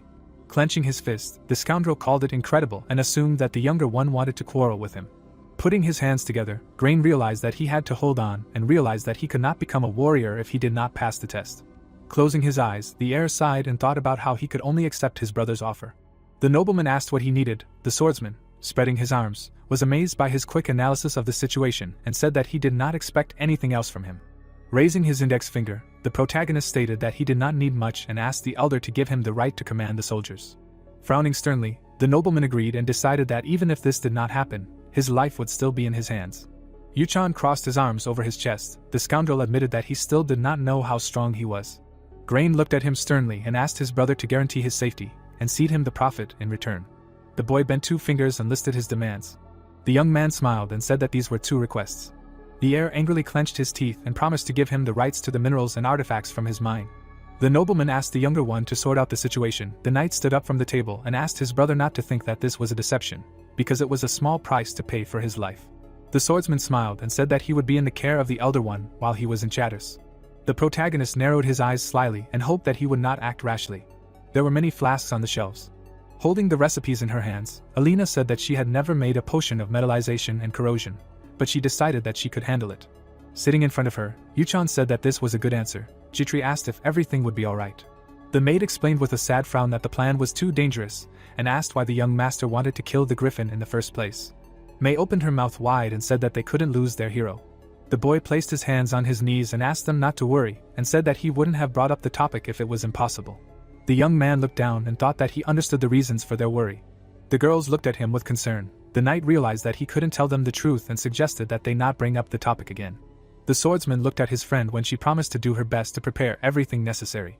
The servant frowned. The protagonist remembered that killing the griffin at the beginning of the game was almost impossible.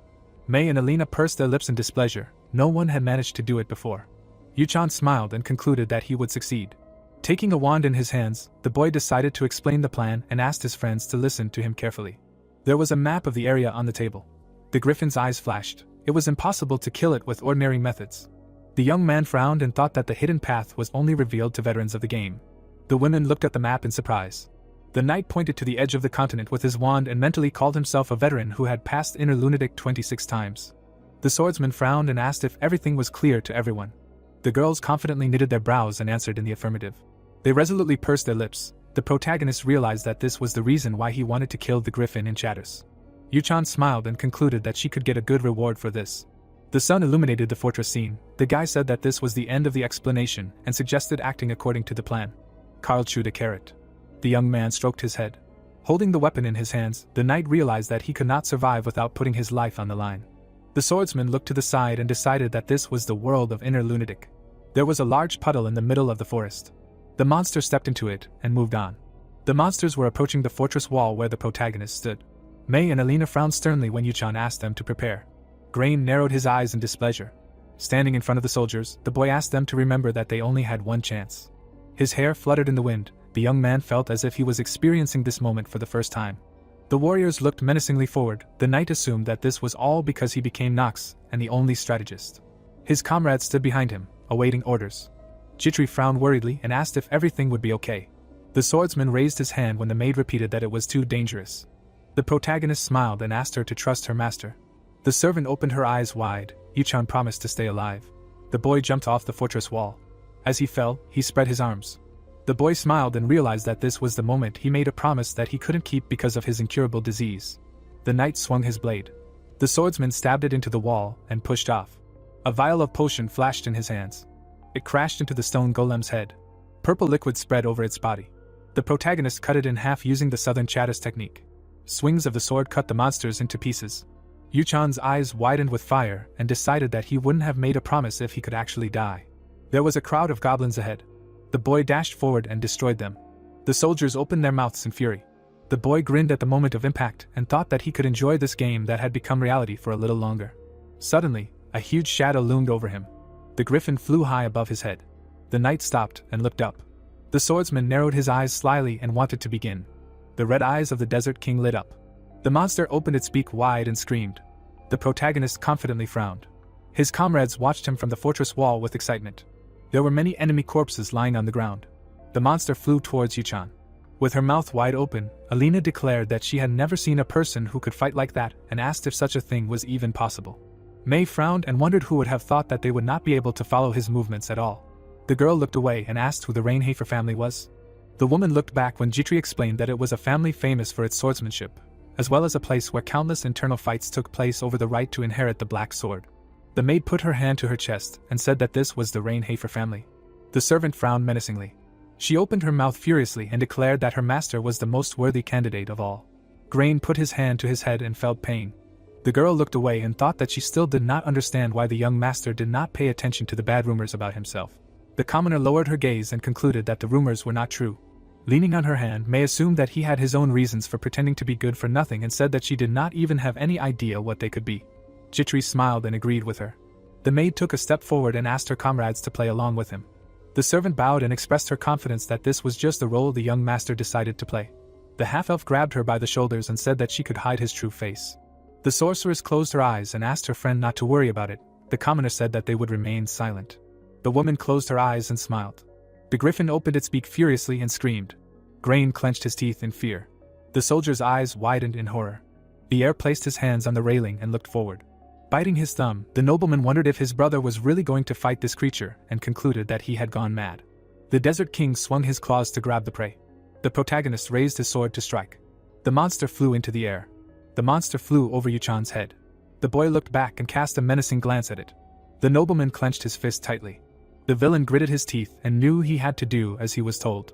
Grain raised his hand and asked the soldiers to simply wait until the enemy was near the fortress walls and fire the ballistas when ordered. The heir frowned furiously and asked if everyone understood. The soldiers opened their mouths wide and confirmed it. The nobleman looked ahead. A giant ballista stood behind him. The monster spread its wings. The huge arrow flashed in the sun. It shot forward when the nobleman ordered to open fire. The arrow headed straight for the griffin. The Desert King's eyes widened in fear. The projectile pierced his wing. The monster immediately fell to the ground. Holding the potion in his hands, the young man thought that in order to defeat the bird, he must deprive it of the ability to fly. The knight uncorked the flask. It fell to the ground. The swordsman wiped his lips with his hand. The system reported that thanks to the metallization potion, his stamina had temporarily increased by 1. Some time ago, Grain put his hand to his chest and asked how his brother dared to ask him for something so insignificant. The heir spread his arms and suggested asking someone else to make the ballistas. The protagonist closed his eyes and scratched his chin. Yuchan raised his index finger and said that then he would have to fight the griffin alone. The aristocrat looked away thoughtfully and asked how many ballistas he needed. The boy approached the Desert King and decided that his brother had good instincts, which could be useful. The monster opened its beak and shuddered. The young man wanted to test the potion's effect. The knight's crazy eyes widened and decided to prove himself. His reflection flashed in the monster's eyes. The bird rose into the air. The griffin turned around and tried to fly away. The wound on its wing began to bleed. The Desert King looked back tensely. After that, the monster fell to the ground again. Standing in a cloud of dust, the swordsman assumed that the enemy was worried that everything was not going according to plan. His hair covered his eyes. The protagonist said that usually such wounds did not affect him in any way. Yuchan looked forward resolutely and realized that he was a high-ranking creature. The monster rose to its feet when a shadow loomed over it. Blood flowed from its wound and dripped onto the ground. The guy squinted slyly and explained that the ballista that pierced its wing was soaked in tons of poison. The griffin lowered its head and began to breathe heavily. The young man waited for what would happen to it, because in 5 minutes the real pain should begin. The king of the desert swung his paw. The knight smiled smugly. The hands of the golden watch froze at the number 12. The swordsman raised his eyebrows and declared that he did not need more. Sharp claws froze right in front of him. The protagonist frowned and felt pressure, not like in the game. A smirk appeared on his face. Golden gears began to shine around the monster. The monster's eyes widened. Blood gushed out from the many wounds on its body. Yuchan swung his sword and said that he would never die, at least not today. The boy looked away and called out to his brother. Grain gritted his teeth and wondered if this was the man he knew before. The heir clenched his fists. The noble raised his hand and ordered the soldiers to open fire. Huge arrows pierced the griffin's wings. The boy smiled widely and sighed. His sword was enveloped in dark energy. The knight held it out in front of him and declared that it was time to finish. The desert king raised his head and opened his beak. The warriors frowned tensely when they heard his cry. Alina walked up to the fence and looked down. The swordsman pointed his weapon at the enemy. The protagonist cut the air with his blade and used black execution.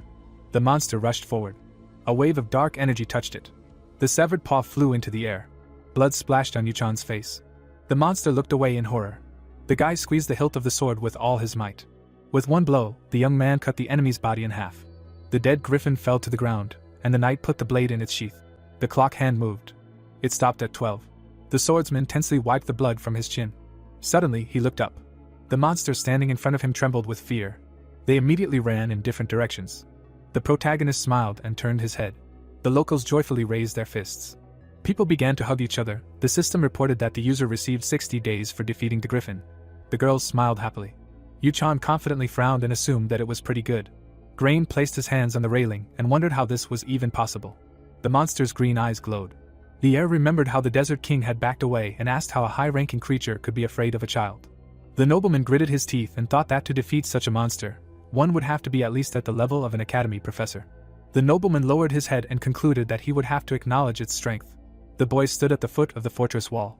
His brother stood by the family crest. The scoundrel realized that there was a huge chance that his younger brother would be the next head of the family. Grain frowned in displeasure. While everyone was rejoicing, the heir held on to the railing of the fortress wall. He sharply tensed his fingers. The nobleman lowered the corners of his lips and said that he needed to be in good standing with his brother. The young man went upstairs, where he was met by delighted locals. The corpses of the monsters lay in pools of blood. The dead griffin opened its mouth. The nobleman crossed his arms and said that he would be carrying the remains and asked the younger one to distribute the rewards. The knight raised his eyebrows in confusion and remained silent. The scoundrel turned away and asked him to rest. The swordsman turned away and looked at the door. The protagonist smiled and concluded that he had scared his elder one well. Yuchan called the system window and wanted to use the hidden reward. The notification described the basic information about the griffin heart. It turned out that it could be used to create an elixir that changed stamina and agility. The gate was closed. There were various vials on the floor. Holding the heart in her hands, Alina explained that the power of the wind could be detected in it, and added that they would be able to create elixirs that they had previously only heard about from gossip. Standing next to her, the guy said that he was going to use it right away and asked how long it would take. There was a recipe on the floor. The half-elf said that it depended on the specific situation, but with her current tools, it could take a long time. Crossing his arms over his chest, the young man promised to provide everything necessary and decided to use this chance to make an offer to his new allies. May and her friend's eyes widened in surprise when the knight offered them to become servants in the Rainhafer family. The girl pointed at herself and reminded them that they were commoners. The swordsman asked if that was so important. The protagonist frowned and explained that they had all the talents he needed and that they had no reason not to use him. Yuchan narrowed his eyes and declared that he would never allow a dog to bite its owner. There was a lock on his heart. The guy thought about how at this time no one knew how to properly use the core of a monster, especially if it was an item that dropped from a hidden boss, the defeat of which was originally not implied. Suddenly, the lock lit up. Creating something like this is only possible for a genius. The sorceress put her hand on her chest and said that this man had saved them and promised to trust him and follow him for the rest of her life. The young man smiled and said that he liked this answer. At that moment, the lock opened in front of the heroines. The knight realized that he had already managed to get 2 genius characters. Closing his eyes, the swordsman said that they would leave in 3 days and explained that the elixir would be created in secret after returning home and that no one should know about it. The door slammed shut. Jitri followed the young master. The heroes walked down the corridor. The girl caught up with her comrade. Suddenly, she stopped. The protagonist looked back. The woman said that he was completely different from what the rumors made him out to be. His shoes were stained with blood. Yuchan asked what they were talking about. Raising her eyebrows, the maid said that she knew for sure that it was not true, that her master was an arrogant man who did not care about anyone, and asked if he could promise her something. The servant lowered the corners of her lips and said that no one knew when this might happen. Putting her hand to her chest, Jitri asked her friend to let her know if he needed help, and added that she did not understand at all why people did not like him. The boy tensely pursed his lips. The young man turned and promised to contact his subordinate if something like that happened. The girl froze in place. The knight asked if she really intended to stand there like that, and asked her to go faster before they got sick. The woman smiled happily. Another day, the maid closed her eyes and pursed her lips. Lying in bed, the swordsman said that he was ashamed and asked his girlfriend to keep quiet. The servant replied that everything was fine and that such things sometimes happened. The protagonist narrowed his eyes and looked ahead. Above him hung notifications about receiving the negative effect cold and chronic cough. Yuchan thought that this was too ridiculous. A few days later, the servant opened his mouth wide and shouted that the young masters had returned home. The cavalry entered the gate of the estate. The boy rode up to revel. May and Alina looked away when the man asked if these were his new servants. The people gathered on the street discussed how the youngest son still had not changed and that all the rumors about him recently were lies. The young man frowned and realized that he could not get rid of the role of a good-for-nothing person, despite all his efforts. The knight clutched his head and asked if they had nothing else to do, and suggested that they had a lot of free time since they were here to rest. The locals ran away in fear. The swordsman shuddered when the butler approached him. The advisor introduced Theo to the heir behind his back and said that the patriarch had requested a personal meeting with him. The protagonist frowned sternly and realized that this was it. The door to the office opened. The protagonist stood in front of his father. Theo turned to his son, frowning. Yuchan dropped to one knee, saying that he heard him calling him. The man narrowed his eyes, saying that he had something to tell him, and he was sure that his son had something to share as well. The boy nodded. Putting his hand on the table, Theo said that he heard about his success, how everyone was able to return from Chad, and how he managed to clear it of trash. Corpses were lying on the floor. That day, the Dark Wing opened. Imagining Garen, Theo said that even his older brother recognized his abilities. The boy parted his lips, asking if that was true. Looking at the document on the table, the man said that Garen said that if it weren't for him, he wouldn't have been able to finish his nightly practice. The boy narrowed his eyes, not understanding what he was even talking about. Taking the scroll, the leader said that he had not called him here for idle talk. Looking at the scroll, the man said that he had proposed the impossible, done it, and brought honor to the Rainhafer family. Taking the scroll in his hand, the leader said that this is why he had fulfilled the conditions he had set. The young man took the scroll. Unrolling it, he looked at the seals. The boy's lips parted. He smiled, realizing that Chad was now his. Bowing, the protagonist thanked the leader for his generosity. The man knocked on the table. Then he rubbed his chin. The protagonist, straightening up, realized that his father wanted to talk about something else. Theo turned his gaze to his son. He lowered his hand, asking if Yuchan wanted to take his place. The boy's eyes widened in shock. The leader narrowed his eyes. The protagonist frowned and cursed silently, not understanding why his father had suddenly started acting like this. A seagull flew over the tower in the desert. The young prince looked at the artifact in his hand. Various scenes of battle were visible in the mirror. At the very end, the corpse of a griffin appeared. Clutching the artifact, the boy said that the griffin was dead. The subordinate, approaching, said that the people of Rainhafer had made their move, they had received Chad. The chess piece took its place. Now the youngest son was the player with the chessboard. It was to him that Chad was handed over. The prince, turning away, ordered Kremser to prepare for war. The man, thinking, asked if they would be okay. Looking into the distance, the young man said that this family had stolen something important from him, and he had nothing more to lose. Kremser bowed, obeying the order. Soon he opened his eyes. His lips stretched into a grin. He took the girl by the hand. The red-haired beauty looked at the old man. He, crouching in front of her, said that the time would come soon. Touching her hair, he said that the day when he would receive this kingdom was near. Smiling at the girl, he said that the day she would wake up was also near. The events take us to the office of the head of the Rainhafer family. The man looked at his son with a searching gaze. The boy bowed his head. He raised it slightly and looked at his father. Raising his hand, the butler told the patriarch that perhaps it was too early for him to ask the young master such a question. He knew how hard it was to be the patriarch of the Rainhafer family. Theo, closing his eyes, objected. Then he looked at his son, saying that it should happen now. Yuchan froze when the butler, apologizing for his impudence, said that he believed that the young master was not ready for this yet. Besides, there was still the first young master. Theo slammed the table and said that it was not up to him to decide everything. The protagonist, putting his hand to his chest, said that he did not want the position of patriarch. He was afraid of the number of responsibilities that would lie before him. The armrest reflected a ray of sunlight as Theo asked his son, is he still afraid of this position as his son? The boy stared at his father and asked why he couldn't be afraid. The man frowned slightly. He closed his eyes. Turning away, he said that he would accept his opinion for now. Theo clasped his fingers and said that genius talent could not be hidden. Humans were weak creatures who would always test it. The boy opened his mouth and froze. He bowed to show his respect, then Theo said that he could go, he must be tired after traveling. The man closed his eyes as Yuchan thanked him for his concern in front of him. Looking at the sky through the window, one could only see clouds. The maid approached the master and asked him if the patriarch had scolded him. He replied by telling him not to worry, everything was fine. Jitri, being worried, looked away. The boy looked at her when she said that she had prepared Alina and May's chambers. The young man, hearing her, said that she had done a great job. The girl, approaching the master, said that she was simply doing the work of his maid. Yuchan, hearing her, said that if the whole world was built on the concept of should and should not, people would hate each other and would not be able to interact at all. Jitri involuntarily touched her lips. She curtsied and thanked the young master. The young man, slightly bowing his head, thought, the best place for education for magicians and knights is Eldian Academy. The protagonist should have become the best there among all the magicians and knights. The butler put his hands behind his back. Theo, closing his eyes, said that this is exactly what he expected from a conversation with his son. Raising his hands, Rudwell said that he felt it was too early to talk to the young master like this. If he truly knew the meaning of his position, his answer might have been different. Raising his eyelids, Theo said that it was not like that. His eyes were the eyes of a man who had already decided what he would do in the future. When Yuchan said that he was afraid of something, it was not his position or Theo himself. It was as if he was alone in the darkness. His eyes seemed to say that he was experiencing fear, similar to that of a person looking into an abyss. The man frowned, not knowing why his son was so afraid of death. Raising his hand, Rudwell said that he might be wrong, but it seemed that what happened to Madam was a possible reason. Theo frowned even more as he sat in the chair. He chuckled and said that this boy might blame him for this. Introducing his son to his mother's painting, he said that to him, he was just a weakling who had failed to protect his mother. The butler put his hands behind his back again, saying that young Master Garen had started to act with something even bigger. The man's smile immediately stopped. Many bodies, both monsters and knights, lay on the ground.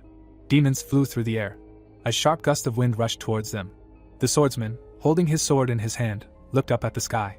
Garen, holding out his hand, asked his father to simply agree and give him the power of the Duke. Talia was trying on another dress. Her maid hurriedly put away the dresses she didn't like. The girl turned around and asked Emma if the dress suited her. The maid, taking the cape in her hand, asked the girl if it wasn't the same dress she had seen 20 times already. Talia began to walk around the room, choosing a dress and accessories for it. Emma looked at the shoes and asked the girl if she was that excited. The girl smiled, saying that they were talking about her entering Eldian. The maid sighed, saying that she was not talking about that. Imagining Yuchan in the mirror, she said that she was talking about the young master. They would meet for the first time after they were engaged. Talia froze. She slightly bowed her head, saying that she should be a little more luxurious. Putting her hands on her hips, Talia began to scold Emma for answering her completely and sincerely. Was she really that indifferent? The maid, looking away, said that this always happens. The books were neatly arranged on the shelves. There was a mini laboratory in the room. The young man turned his feet. He turned around, being in a formal uniform. The young man noticed the girl sleeping at the table. Alina barely raised her head, noticing the arrival of the guy. He approached her and asked if she was okay, as she didn't look very good. May, crossing her arms over her chest, said that it was always like that with her when she focused on something, and that she kept an eye on her at such moments. Raising her hand, the elf said that they needed to look at the results of her labors. The guy turned his gaze to the side. The elixir standing on the table was shining. Yuchan's hand reached for the elixir. When he took it in his hands, the system gave him the characteristics and effect of this potion. Alina, clasping her hands, asked how she made the potion. At that moment the system reported that the effects of the potion were increased by 200%, due to the fact that he made her a genius alchemist. The young man smiled. The elixir of wind not only increased stamina by 1 point, but also the hidden stat of agility. Calling up the system panel, the guy decided that agility and an hour of genius were the perfect combination. Thanks to the slowing of time, the griffin almost froze in the battle. Then he was able to appear behind him. However, his heart was still shackled. Now, looking at Alina, he mentally said that if she had not joined him then, it would have been hard. He grinned and praised the alchemist. Then he picked up the flask with the potion. A moment later he drank it. Mana bubbled around his body. A satisfied smile spread across the young man's face. Looking to the side, he said that since the preparations were finished, it was time for him to go. So he, accompanied by Jitri, headed to the academy. Along the way, the boy called up the system panels, checking his characteristics. The events take us to the academy. The coachman stopped the horse. The protagonist got out of the carriage. He began to look around, while Jitri curtsied, saying goodbye to the master. People looked at each other, recognizing the youngest son of the Rainhafer family. Some called him a troublemaker, but immediately closed their mouths, afraid that he would hear. Yuchan chuckled, hearing the whispers of the people. Stroking his neck, he asked where the dog was barking. The men immediately closed their mouths and fell silent. Then they turned around and walked away. Chitri sighed. Her eyes widened in surprise. Another carriage stopped near the academy. A young girl got out of it. Emma smiled, noticing Yuchan. She nodded to him, greeting the boy. The boy turned away slightly and said nervously that it seemed like they had arrived early as well. Emma raised her hand and said that they had been discussing the academy's entrance ceremony the entire time. The maid turned to the lady and asked her to come out and greet the young master. Emma was a little confused when the girl began to move around the carriage, telling him to wait for her for a bit. Soon, she stepped onto the ground. Talia carefully stepped out of the carriage. The protagonist, who was standing in front of her, mentally said that she was originally the ambassador, but he did not expect things to turn out like this. The boy narrowed his eyes. The sword fell from his hand. Yuchan pointed at the maid and asked her what she had just said. The boy imagined Talia when Rona said that they were planning to marry him to Lady Talia and everyone already knew about it. The boy abruptly grabbed the girl by the shoulders, saying that this was a big problem and he did not know about it. Yuchan closed his eyes, mentally saying that after checking everything, it turned out that their families really did agree on this engagement without even telling them. Fixing her hair, Talia greeted the boy. He looked away, seeing how the girl was beaming. Chitri grabbed his hand, saying that this must be Lady Talia, his fiancée. The boy responded by saying that he already asked her not to say anything about it. Opening her lips, the bride asked the groom how he was doing. He, trying not to look at her, said that everything was fine, but what about her? Talia smiled, saying that everything was fine for her. Suddenly, the horse neighed. The boy and the girl immediately turned around. The carriage stopped right next to Yuchan. Yuchan frowned, recognizing the owner of the carriage. One of the genius characters of the academy appeared in front of the protagonist. She is the star of trade and the head of the Revelin family, which dominates the entire continent. Gold and diamonds passed between her hands. Eleanor, holding the hand of a servant, went down. She smiled involuntarily, saying that she did not expect to see them. Closing her eyes, she told Yuchan that she did not know that he was entering Eldian, but she was glad to see him. Yuchan himself mentally said that this woman was very aggressive towards the old owner of the body. The young man turned and asked the girl if her name was Eleanor. Nodding, the lady said that it was her. She was a noblewoman from a family of merchants that he looked down on as a child. Then the little girl froze in front of the boy. She froze, staring at the boy. Smiling, Eleanor said that she did not expect to meet him like this. The protagonist froze, looking at the girl in front of him. Eleanor was the only child of the Revelin family whose wealth could influence the entire continent. She was also one of the stars that would dominate the financial market in the future. Eleanor was called the Fox of Wealth, so she would sometimes hold a white fox in her arms. Yuchan frowned, realizing that this girl had dated him when he was younger. The girl unconsciously touched her face. The protagonist did not move, frowning. The little inexperienced girl looked around while at the banquet. Turning around, she noticed a young man. Knox crossed his arms and asked how someone so insignificant could be considered a noble. Could status be bought with money? And they thought that would change her family's past? The boy and the girl froze in front of each other. Some girls whispered, telling Eleanor to just leave. The girl could not hold back her tears from the ridicule. That's why Yuchan frowned. He understood her current mood towards him. The boy looked behind him. Talia looked at Eleanor with a puzzled expression. They did not know that they were both the people who drove the sword into Yuchan's heart. Give such an opportunity to the smiling Eleanor, and she would happily take it. Opening her lips, the girl told the boy that he did not usually act like this. The boy, crossing his arms over his chest, asked how he usually acted. Putting her hand to her cheek, the girl said that she thought he knew himself. Or was he the kind of person who liked to hear the truth from others? The boy narrowed his eyes, he could not catch his breath. Waving his hand, he told Eleanor to leave as she was going to make a scene. The lady closed her eyes, saying that nothing had changed. Yuchan, opening his lips, asked what she wanted. Was it his confession? Eleanor, continuing to smile, said that she did not need anything from the good-for-nothing from the Rainhafer family. The system panel started to appear in front of the guy while he was thinking about how Eleanor didn't see anything good in him. Then he should have looked at her features first. The girl opened her eyes when the boy started to look through her information and her characteristics.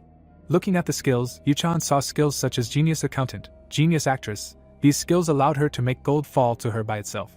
The protagonist frowned. Her features were not much different from what he knew. The Rivali family, their middle name Dill was bought by Clarkson, Eleanor's father, who was also a merchant. Although Eleanor despised her status, she had no choice but to use it. She realized a lot when she was a little girl. Now she became the embodiment of anger. Her blades were naked, and old Knox stirred up a snake nest. Gritting his teeth, the boy whispered that from her side, Knox was really the worst person in the world. Eleanor bowed, saying that she would leave here. Unfortunately, she did not think that they were able to wish each other good luck. Yuchan, who was standing in front of her, said that he could not do this and did not do it to such a lowly person like her. The girl smiled and said goodbye to him. Talia looked after the girl, Then Yu-chan told her that it was time for them to go, because the entrance ceremony of the academy would soon begin. The girl wavered, agreeing. The protagonist, walking with Talia, mentally said that he could not get rid of her. After all, they were engaged, he just needed to use her to the maximum. Raising his head, the young man decided to be on the alert. Soon he entered the academy. The first thing the guy saw was a huge chandelier. Many nobles shook their heads, looking around the academy from the inside. The protagonist, who went inside, said that the children of outstanding families had gathered here. Looking at the crowd, he mentally said that some of them could be quite useful. He needed to recruit them without affecting the story. The youth couldn't help but imagine the 5 strongest characters. He rubbed his chin, saying that if he recruited them, it would change the original story, so he needed to approach it with caution. Lowering his hand, he asked the maid if he was being paranoid, but it seemed like many people were looking at him. The girl responded by saying that many nobles were indeed looking at him. Some of the nobles were looking at the youth with hatred and cold fury. Jitri closed her eyes, saying that he seemed to be quite popular. The youth crossed his arms and said that he was definitely popular to some extent. Talia, who was standing next to him, said that they seemed to be looking at him with malice, and that couldn't be called popular. Suddenly, a woman's voice rang out in the hall. All the nobles froze. Talia looked at the groom in surprise when he said that it had all begun. The servants and maids immediately retreated to the back of the hall. A young lady with white hair walked into the hall. Her legs were wrapped in bandages. She suddenly raised her hand, greeting everyone. The nobles were taken aback, not understanding where the professors were, and what such a small girl was doing here. The people, seeing her stand on the podium, tried to figure out what this child was doing at the sacred entrance ceremony. The protagonist, looking at the crowd in front of him, called them fools. Nanwan, standing with a lollipop in her hands, was a real monster. Only a suicide could anger her. Summoning the system panels, Yu-chan looked at her stats and skills. Stroking her chin, he decided to appear in a good light in front of her. Raising his hand, he told Talia to just be quiet if she did not want to die. Smiling, Nanwan introduced herself as the new dean of the academy. She extended her finger, saying that there was something they didn't know yet. Sharply releasing her aura, she said that if she heard anyone call her little again, they would die. Afterwards, the dean smiled sweetly at all the new students. The crowd of students froze as she announced the beginning of the entrance ceremony. One of the boys raised his hand and said that they had never heard of such a rule. Nanwan stopped smiling and said that it was the new dean's rule to weed out the trash. Suddenly, the floor beneath them began to glow brightly. A huge magic circle formed right on the floor. Nanwan extended her hand and said that she hoped that they would be able to survive. The protagonist looked at the magic circle in horror. He frowned, realizing that it was starting. The boy raised one eyebrow. Suddenly, all the people turned into blurry silhouettes. The entire crowd moved into the forest. The man clenched his jaw and inhaled. He yelled, telling everyone to get up. He raised his hand and asked them how dare they sleep right in front of him. Were they completely nuts? The nobles were trembling all over. One of them stood up. The man frowned when he saw him. The silver-haired youth in front of him was the only one who remained conscious. Yu-chan gritted his teeth, somehow managing to resist, but he couldn't just ignore the side effects of being forcibly teleported. Bernan narrowed his eyes. The boy barely approached him. He swallowed. The man's bald head was as glowing as in the game, as if he had a halo above his head. In the story, it was written that he once had long hair. Bernan was a combat instructor and a student who graduated from the academy back in the old days. The players gave him the nickname, Takoyaki Bernan, a very disrespectful nickname given to him because of his bald head. The boy frowned, knowing that nothing bad would happen if he got close to him. Meanwhile, the instructor was also frowning at the student. He pointed at him sharply, asking why he was looking at him with such pity. The boy closed his eyes, saying that he didn't feel anything. The man in front of him told him that he should remember that he had very good instincts, and if he thought badly of him, he would regret it. Raising his hand, the boy asked him to tell him about the entrance test. They could talk about the rest later. Looking at the unconscious nobles, Bernan said that before that, they needed to wake up these idiots. He should cover his ears, otherwise they might explode. Yu-chan covered his ears. Mana gathered in the instructor's palms. He slammed his weapon into his hand. The sound that spread made the students wake up. One of the nobles jumped up and yelled, asking what kind of idiot did this. Bernan immediately hit him. Frowning, he asked the boy if he had any problems with it. His bald head glowed again. The students narrowed their eyes, looking at him. The man, crossing his arms over his chest, asked if he was really so brave that he not only cursed, but also frowned. The students who had not woken up were transported to a safe area. Raising his hand, the man said that he would now tell them about the entrance test to the academy. The protagonist stared at him. In short, on this island made with magic, they must hunt monsters. As a reward for this, various crystals will fall from them. The less mana they contain, the more expensive they are. The question arises, isn't it better if they contain more mana? Such crystals glow from the amount of mana. The young man grinned. He knew that it was not that simple. At the entrance test, the teachers look at two things, The first is their sense of mana with their hand. This has already been partially tested and recorded after they were forced to teleport, and they were all lying down. Then the protagonist could barely get up. The second part of this test would be how they could sense the smallest particles of mana, an ability that helped mages perform well on the battlefield. The boy narrowed his eyes, saying that they were initially sifting out gems from stones. The instructor standing in front of the crowd said that this place was a labyrinth created by the dean of the academy. There were many monsters around that brats like them would definitely not be able to handle, so he would make an exception and let them choose teams. The students immediately began to look at each other. Handles began to appear near the boys. Many had swords and daggers in their hands. Frowning, Bernan said that there could be a maximum of 8 people in a group. A bird flew over the group. The students looked at each other, not understanding how to begin forming teams. Bernan, turning around, said that he would wait for them at the top. The nobles looked at each other, and some looked after the professor, asking him to answer the question. Paracelsus, stroking his chin, thought. Eleanor and the 2 girls to the side also thought. Suddenly, one of them raised her hand. The princess's bodyguard raised her hand, asking if there was anyone who wanted to help the princess with her. Eleanor, smiling, said that if they worked together with her during this test, she would reward them. All the nobles immediately looked at the protagonist. He turned around and left alone. He smiled involuntarily. He knew that normal results would not help him survive in this game, would not help him break the shackles. Walking through the clearing, the young man said that the most important thing is knowledge. In order for his sick body to become stronger, he must monopolize all the advantages. Soon he was near the cave. He immediately rushed forward. Yuchan smiled, saying that in order to achieve his goals, he needed to go alone. Meanwhile, the professors were standing on a hill. Bernan put on his cap. Stroking his chin, he said that no matter how much he thought about it, he still couldn't understand how this new student could not only withstand the dean's magic, but also decide to go into the forest alone.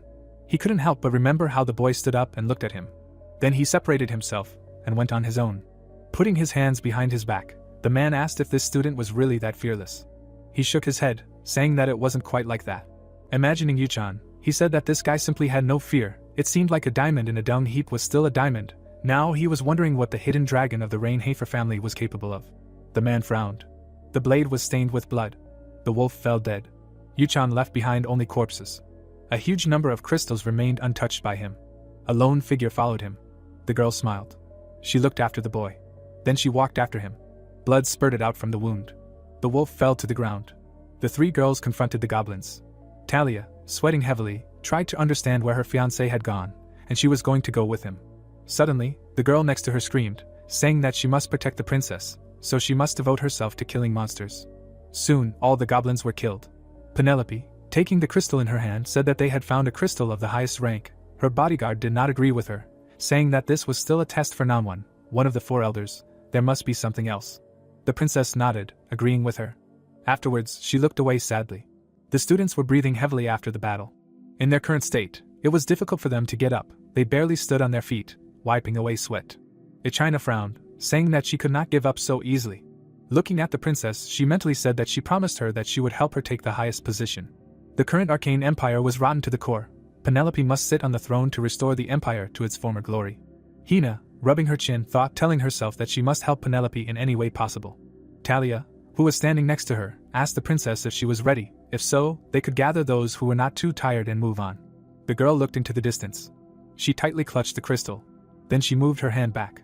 Bowing her head and imagining her brother, Penelope said that they would have to endure a little longer. The protagonist inhaled the cold air. Rubbing his palms, he began to look around. The system immediately informed him about the imposition of negative effects from the cold. The boy closed his eyes. He knew that this would happen. The young man raised his hand. A moment later, a ball of flame formed above his hand. Warming himself from it, the boy summoned the system panel. The boy stared at the panel, mentally saying that if he wanted to use this body, he first needed to get rid of the cold. He looked up, saying that he seemed to be close. The boy walked forward. His feet left a trail behind them. Raising his head, Yuchan said that this is exactly what the ice witch Nanwan did. He smiled, saying that he understood that this was the top of the mountain, how there was somehow too much ice. The boy lowered his head. After that, his eyelids lowered. The protagonist sent mana along the ground. Although this place looked like an ordinary island, in fact, it was not. Cracks appeared on the ice. Yuchan's mana spread throughout the mountain. He knew that Nanwan created this place, the artificial labyrinth Noah. Everything here was made of magic. All the living beings and monsters that appeared here were also made of magic. The protagonist straightened up, amazed at how much mana the dean had. He smiled involuntarily. Clenching his fist, he said it didn't matter. The cracks began to spread and grow. The roar scared the birds, causing them to fly. The huge ice troll struck. A group of monsters stood in front of the protagonist. Ice trolls were known for their huge amount of health and regeneration. This was one of the monsters that killed a lot of newbies. Opening his lips, the boy said that this did not apply to him. The troll suddenly struck. The second monster behind Yuchan swung to strike. The boy ducked, dodging the attack. The third monster swung to attack. The club rushed straight to Yuchan. The boy frowned and blocked it. The boy blocked the monster's club. His eyes flashed. Even though Nanwon was obsessed with talented students, she would not drive applicants into a corner. Looking at the forest, he said that ice trolls could not be killed by some students. They were at least mid-low rank. If such a thing happened in reality, the students would simply be cut to pieces. The protagonist became serious, not understanding what all this meant. He stood in front of a group of trolls. The girl stood behind him, watching the battle. Yuchan dodged all the attacks, saying that in this test, the monsters have an attack pattern. The first attacking troll was always in the center and would start with a vertical attack. The second would perform a horizontal attack. Although the radius was larger, the attack speed was lower. The last troll would perform a piercing attack. It was the weakest. The guy parried his attack with a smile on his face. A moment later, he was behind the troll, inflicting wounds on him. The young man swung his sword, intercepting it with both hands, and plunged his sword into the troll. Blood spurted from the wound. The protagonist had to retreat and move behind the monster. Blood gushed from the huge wound. The guy calmly looked at him. Soon, the last body of the troll fell to the ground. The young man extended his hand. He took a gray crystal in his hand. Looking at the crystal, the protagonist mentally said that it was because of them that he did not pay attention to the other crystals. The gray crystal was a hidden item that Nanwon hid here. He could exchange it for the scroll that he needed the most. The youth squeezed the crystal, intending to strengthen his skill after this part of the story. The girl took the crystal in her hand. Eleanor, like the others, looked at the crystal. The girl smiled, saying that they probably already took first place. Opening her lips, Eleanor praised them, but mentally cursed. These students said as if this was enough for a good result. Remembering how Yuchan left alone, she did not understand why her heart was so uneasy. The lady narrowed her eyes. The father, grabbing his daughter by the shoulders, asked why she quarreled with the young master of the Reihefer family. Standing in front of his daughter, he said that in order to become a family that no one would look down on, they had to try hard. He frowned. The girl cried when her father said that they had to go much higher. She had to win him over even if she had to give up everything she had. Tears rolled down Eleanor's face. The man in front of her had never thought of her as a daughter. The girl rubbed her chin, wondering why the boy had disappeared. If it was better to take this test with a partner, was it possible that he knew the secret of this test? A shadow covered Eleanor's eyes. She raised her hand, saying that she wanted to make them an offer. Putting her hand to her chest, she said that if they went higher with her, the reward from the Rivali family would be incredible. The noblewomen began to exchange glances, saying that if they went higher, they might get hurt. Eleanor closed her eyes and smiled, saying that there was a great reward for taking such a big risk. Several of the nobles immediately agreed to go with her. Raising his hand, the boy asked for permission to go with them. Eleanor bowed her head. It all came down to money. She didn't know what Yuchan was thinking, but nothing bad would come of checking. She smiled again, saying that it was time for them to go. The events take us to a winter forest. The protagonist, standing in front of the orc corpses, said that the reason he took such a big risk and went alone was simple: the game was worth the money. The chances of enhancing the Hour of Genius are close to zero. If it weren't for the hidden dexterity characteristic he discovered, it would be almost impossible. Now only the scroll would help him. Looking to the side, he said that even if he attracted attention, nothing could be done. The young man turned his head sharply. With a swing of his sword, he blocked the blade. The boy turned to the side from where the sword flew. His opponent smiled, saying that he didn't expect to meet him again in such a place. Paracelsus, putting his hand on his chest, said that he was glad that they met again. The boy's eyes widened in shock. He froze, looking at his opponent. The latter was smiling, looking at him. Yuchan gritted his teeth. This should not have happened. Looking at Paracelsus in front of him, he looked at his characteristics. This ash-haired man with a monocle was one of the strongest characters and one of the 3 emperors of the sword. In this chapter, he was supposed to fight the protagonist, and the protagonist was supposed to inspire him by deciding to save Eleanor, who was in danger. Now it was unclear what Paracelsus was doing here. The boy's eyes widened from one guess. Paracelsus threw a dagger. Yuchan blocked the dagger, mentally asking where the protagonist was, who was supposed to fight this guy. The swordsman grabbed the hilt of his sword and told the boy that he was interested in what he was carrying, so he would have to give it to him. The protagonist frowned sharply, calling Paracelsus a pathetic worm. The boy retreated, dodging the enemy's attack. As he blocked the attack, he realized that the protagonist who should be in this world did not exist. The sword passed centimeters from his face. Yuchan frowned, realizing that he had to stop the enemy here. He shouted, asking if he would take responsibility for throwing history off course. The boy in front of him said that he did not know what he was talking about. But he immediately found something suspicious because when they met in Chad, he was already able to handle a sword perfectly. The protagonist frowned and asked what he was talking about. Paracelsus closed his eyes and said that he seemed to be worried about something. In that case, he should just give him the sword and they would go their separate ways. The black crystal was the key to getting the highest grade. The boy looked up at the sky and asked what would happen if he refused. The other boy answered by saying that he would have to do everything possible to take it from him. Both boys lowered their swords. The protagonist, looking at Paracelsus in front of him, said that he was too vile. The boy smiled, saying that he probably couldn't do anything since he had already been caught. Yuchan frowned, mentally saying that this boy might become one of the strongest characters, but his talent had not yet taken shape. He might be a genius, but if the boy used the hour of genius to break the shackles, he would definitely win, but he couldn't use it in that fight. The boy's pupils flashed angrily. If there really was no protagonist in this world, he would have to save Eleanor. The boy pursed his lips, saying that it might be a lottery, but alas, he had no choice. Opening his lips, the boy told Paracelsus that he was not the only one who knew the secret. The enemy smiled, saying that since he remembered his name, he was unlikely to ask him to be gentle with him. The boy moved, calling out the name of the boy's mentor. Paracelsus nodded, smiling contentedly. Pointing his weapon at the enemy, the boy said that he knew that he entered the academy to uncover the secret of his master's death. The boy suddenly stopped smiling and frowned. The boy, smiling, asked his interlocutor if he was ready to talk now. Eleanor's group climbed the mountain. The girl raised her head. Penelope, who appeared in front of her, called her full name. She turned to her, saying that she knew that she would get here. The girl bowed, saying that she would not dare to stand in her way. Then she straightened up, saying that she wanted to confirm something. Meanwhile, the protagonist and Paracelsus were desperately fighting. The swordsman, in anger, rushed to attack. His sword passed near the head of the enemy. Penelope turned around, saying that they did not plan to engage in meaningless battles. Ichina immediately objected, but the princess cut her off, saying that to be objective, unless they were seriously injured, it would be very difficult to defeat these two. Besides, if they decided to team up due to their interference, they would be in danger. The protagonist frowned at the enemy. Paracelsus gritted his teeth. Ichina lowered her hand. Yuchan tightly clutched the gray crystal in his hand. Ichina, closing her eyes, told the princess that she would follow her instructions. Eleanor, looking at the battle, mentally said that this was very strange. The Yuchan she knew should be good for nothing. She gaped, not understanding when he had become so strong. The two groups froze, standing opposite each other. Talia watched her fiancé fight someone. Ichina, standing behind her, asked if she was watching the battle. Standing next to Talia, Ichina said that she did not know that the destroyer would be among the students. I think his name is Paracelsus. The red-haired girl, surprised, asked if she knew who Yuchan was fighting. The girl, closing her eyes, said that she knew him. Looking at Paracelsus swinging his sword, she said that he was called the Grey Wolf, known for killing countless bandits in the East since his early age. Then she looked at Yuchan, saying that the fifth son of the Rainhafer family appeared in a new light to her. Crossing her arms, she said that she did not expect him to be so good with a sword. If he were not a lustful, good-for-nothing animal, he would have made an excellent knight. Talia, leaning down, said that she did not think Yuchan was that lustful. Frowning at the girl, the bodyguard asked how she knew. Paracelsus frowned as he struck. The youth, dodging the attack, mentally said that the boy was hesitating. This was a natural reaction. Celsus was his only teacher and the one who spent time with him. The man frowned. He knew that he was going to die soon. Dodging the attack, Yuchan mentally said that he would die because of that bastard from Millis Academy. Taking a stance to attack, Paracelsus said that he would stop being polite.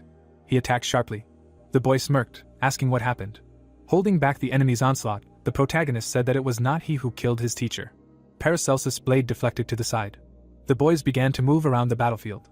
The protagonist frowned, realizing that the attack pattern had become simpler. He may be a genius character, but he was still young. Yuchan easily deflected the enemy's blade. He jerked his sword sharply. A moment later, a knee strike hit the enemy's body. Paracelsus cried out in pain. His body was thrown back. The boy covered the place of the blow with his sword. He smirked. A moment later, he rushed at Yuchan. Parting his lips, he said that he would see if he could repeat it. The youth chuckled, saying that he would easily repeat this. The boy's legs were shaking. He saw that the enemy's attacks were becoming sharper. He could not drag this out any longer. Dodging the enemy's sword, Paracelsus poured mana into the sword. When he uses his teacher's sword technique, then the protagonist's defeat will be inevitable. After all, it is not for nothing that this is the technique of the Sword Emperor. The youth gritted his teeth. He had to block the enemy's lunge. His sword bounced up. The boy clicked his tongue in anger. He frowned, saying that considering how he was trying to take away someone else's, he really was just a lowly commoner. Raising his eyebrows, Paracelsus said that those who made the world like this are the nobles. The protagonist, continuing to parry his attacks, said that this is just ridiculous. He just needs someone to hate. He is just wasting his time. The blades clashed. Paracelsus's sword deviated from the trajectory. Yuchan smiled, asking if he was okay with it ending like this. It seemed like he didn't want to hear anything about his teacher. The boy narrowed his eyes. Looking at the group behind him, he mentally said that he needed to stall for a little while longer. The monster that was attacking Eleanor would appear at exactly 9 in the evening. Raising his hand, Paracelsus said that he could get information from him even after cutting off a couple of his limbs. The boy, frowning to the side, asked if he thought that he would get away with harming the nobility. Paracelsus, looking back, said that he would think about it later. He didn't think they had too many spectators. The protagonist, looking at the enemy, said that he didn't care about anything. The next attack would be the last. The swordsman rushed forward, saying that he wanted to test his confidence. The silhouette of the boy appeared in his pupil. The boy was smiling. He suddenly accelerated, finding himself in front of the enemy. Paracelsus turned his gaze to him. The protagonist parted his lips and told him to get lost. The protagonist was behind his opponent in an instant. A shadow flashed across the battlefield. Eleanor's eyes widened. She saw him suddenly speed up, even though he was fighting the strongest student. The girl froze, shocked. She involuntarily turned her gaze. She saw a black shadow. It was approaching her very quickly. Eleanor opened her mouth and was horrified. The night prowler burst out of the ground. Eleanor froze. She did not have time to dodge. She could very well die here. The monster's eyes were shining brightly. The girl covered her ears. Something flashed past her, terrifying the girl. Suddenly, the darkness around her dissipated. The protagonist appeared in front of her and tore the monster apart. Looking up at Eleanor, he said that she looked pathetic. Soon, the monster's body dissipated. The girl parted her lips, asking why he did this. Sheathing his sword, Yuchan said that he couldn't believe that they couldn't defeat even one monster with a team. It wasn't surprising. The Night Walker was a high-class monster that rushed towards the girl. Besides, it wasn't even in the Noah labyrinth originally, but it stood in front of the girl. But the real monster was the protagonist, the man who killed Paracelsus' teacher, the reason why he got involved in this. Yuchan thought, mentally saying that Eleanor should have died because of him, but her cold personality softened after the protagonist saved her. Looking at the group approaching him, he mentally said that it didn't matter now. The boy frowned, mentally saying that everything was meaningless, because the protagonist no longer existed. The girl gritted her teeth. The princess approached the boy and said that he was speaking cruelly, even though he had saved Eleanor. What had just happened was abnormal. Yuchan bowed, saying that she must be the princess. Penelope raised her hand and said that the instructors Eldian and Namwon were responsible for this situation, because ordinary students would not be able to defeat the Night Wanderer. The protagonist looked at the group and said that their enemies did not choose their opponents. How strange. He thought that she, the princess, understood this better than anyone here. Ehaina waved her hand and said not to insult the princess. The girl stood in front of the princess, asking Yuchan if he did not agree that this was abnormal. Wasn't that why he helped? The boy stared at the frowning girl. He recognized her. She was the princess's closest assistant and the future head of the Janes family. The Snake of Greed, that was her nickname. She was not close to the Rainhafer family. After all, why would this dark person communicate with the Holy Family? Yuchan crossed his arms over his chest and said that he had nothing to say to the dog of the Holy Family. The girl, parting her lips, asked if he was insulting the Janes family. The man in the hill looked at the youths. He shouted sharply, ordering them to stop swearing among themselves. Bernan came down to them. The youth, looking at him, asked if the test was over.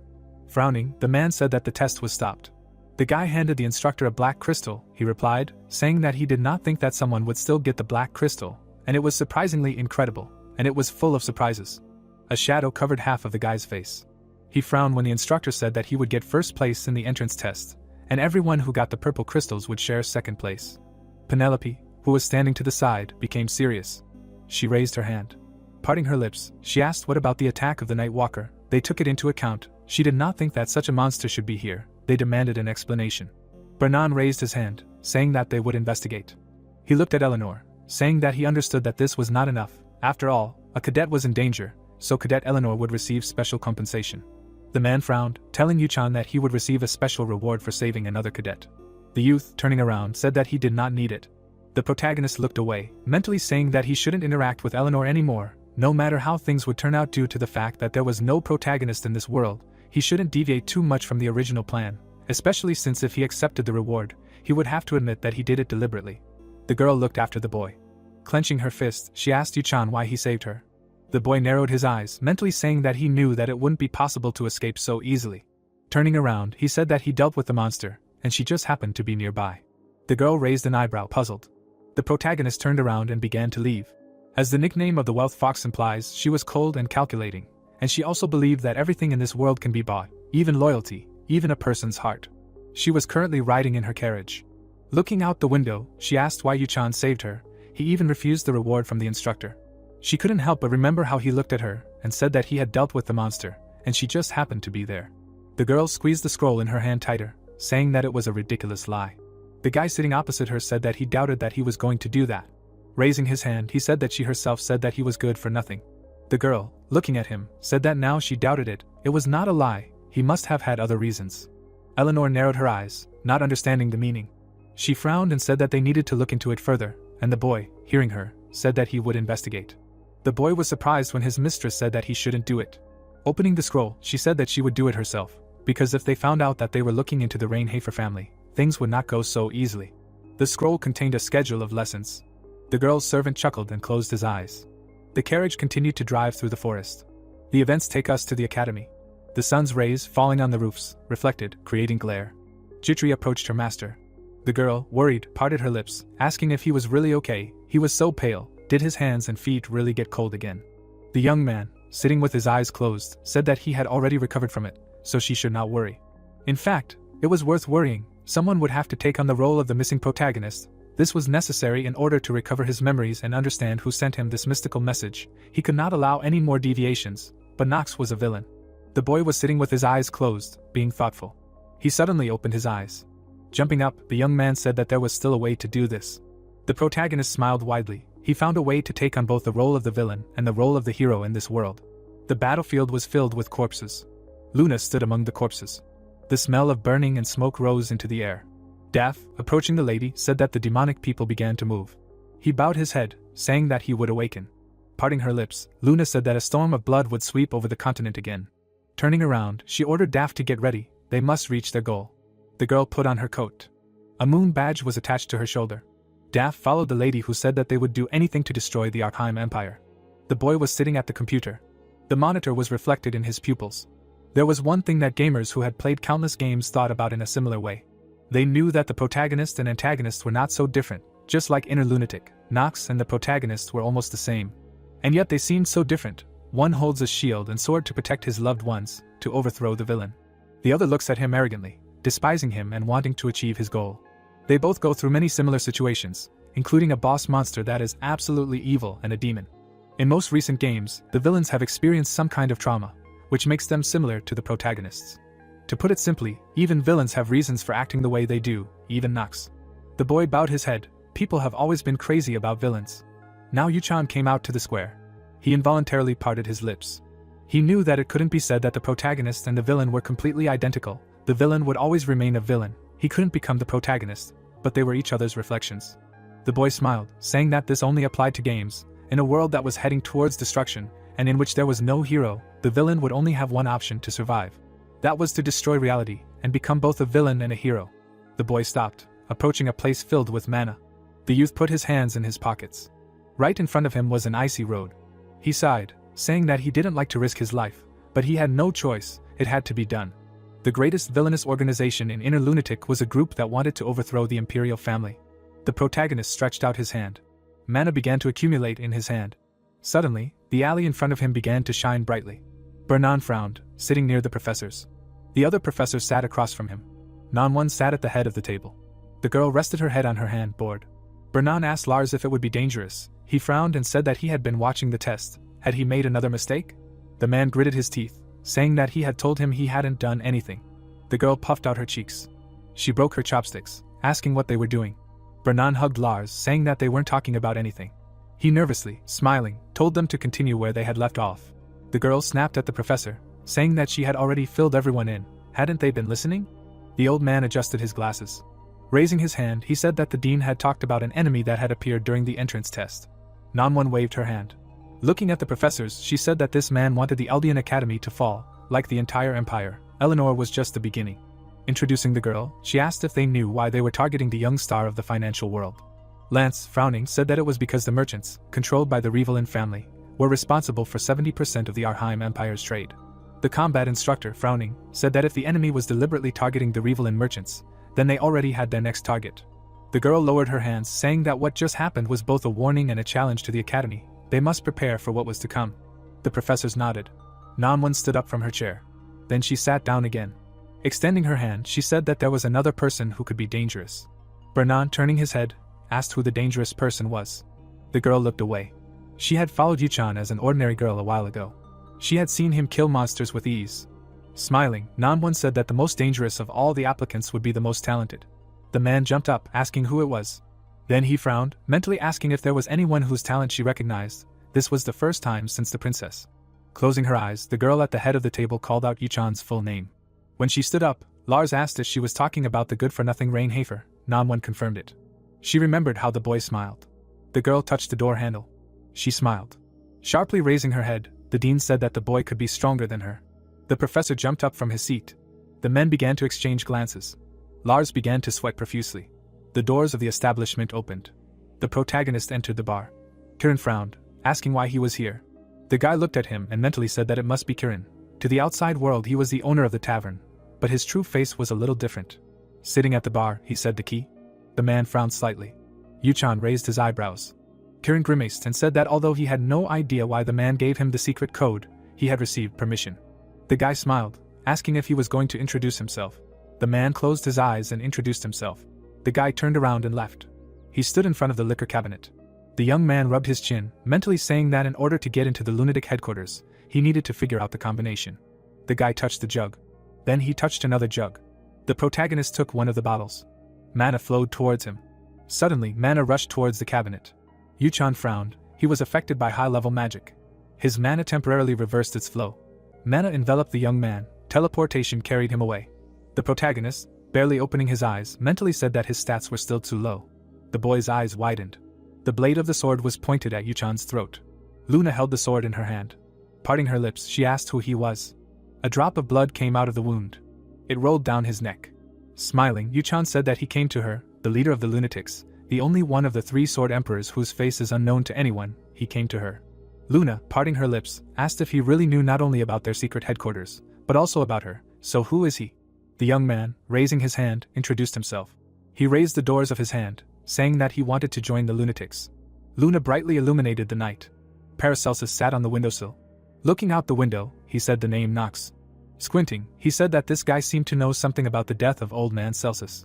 When they fought, he already knew that his teacher had died. It was impossible for him to think that one of the sword emperors had died by accident. Looking at the moon in the sky, the guy said that this Rain Hafer family was blatantly lying, calling the young man good for nothing. Maybe for just a second, the enemy became faster than him. In his life, Paracelsus had never seen anyone so fast, not counting the old man. The young man looked at his reflection. He assumed that all the information about him was initially manipulated, the rumors about him and his behavior, all lies, but he broke the glass. Paracelsus stood up. He lay down on the bed, asking why this happened. Opening his lips, he asked why the Rain Hafer family was hiding someone so talented, although it was none of his business. The young man narrowed his eyes, mentally telling himself that no one would stop him on his way, especially not the nobility. Then he looked at the moon again. The scars on his chest reflected the moonlight. The young man closed his eyes. The man opened his mouth and said that Empress Esteban had gone mad and tried to rule the country with tyranny, which led to the imperial family's power being divided. Her daughter, Penelope, was known as a benevolent princess and was gathering strength to confront the first prince in the political arena. They were fighting for the crown, both reaching out for it. The boy raised his head. The man said that he would have to choose a side in order to survive. The mentor, standing in front of Paracelsus, said that they should enroll in the Eldian Academy. Think about who he wanted to join while he was there. Paracelsus thought about it when the mentor in front of him said that this was his last task. The boy's body twitched. The mentor, holding out his hand, said that he had taught him everything. A moment later, he fell dead. Paracelsus froze in horror. The man, lying on the ground, apologized for being the first to leave this world. The guy jumped up abruptly and grabbed his face. He looked over. His tattoo on his arm lit up. Scratching the back of his head, he said to leave him alone since he was dead. After that, the young man stood up. Approaching the closet, he asked why the dead man kept appearing in his dreams. Luna stood with a sword pointed at the guy. He, looking at her, called up the system panels, studying her characteristics.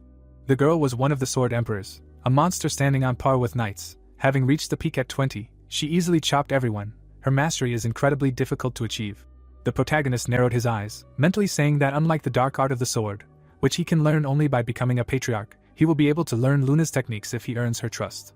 Luna, parting her lips, asked why the son of a noble family is interested in a criminal organization. Blood flowed from the wound more actively. The boy opened his mouth and said that he wanted the empire to fall. Luna frowned, then the boy said that in order to crush the empire, they first had to crush the academy. Putting his hand on his chest, He said that he would become her personal spy. The girl chuckled, asking if he was sure of his competence. The boy, moving his lips, said that he was. Luna's eyes stared at the boy. Lowering her sword, she asked the boy's name. He, rubbing his neck, introduced himself.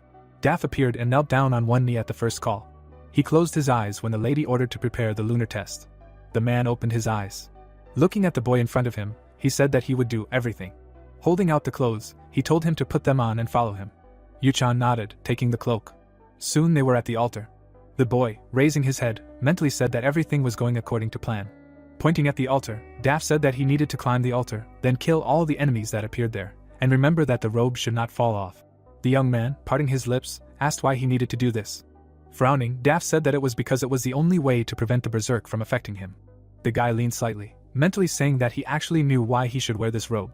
One of the worst features. In exchange for the player's madness, it increases all skills to an incredible level. Crimson Luna, when exposed to its light, most people go crazy, or rather, they go berserk. The protagonist, looking at the moon, said that you need to be under the light of the crimson moon and beware of the status it imposes. And after all, it was still necessary to defeat all the monsters. Initially, there was no information in the game on how to pass the test, because in the world with the protagonist, no one would want to join an evil organization, but now the guy was standing in front of the altar. The young man looked into the distance. No one knew how to pass the test. He smiled involuntarily, thinking that he would succeed. Luna, closing her eyes, said that now one of two things awaited him.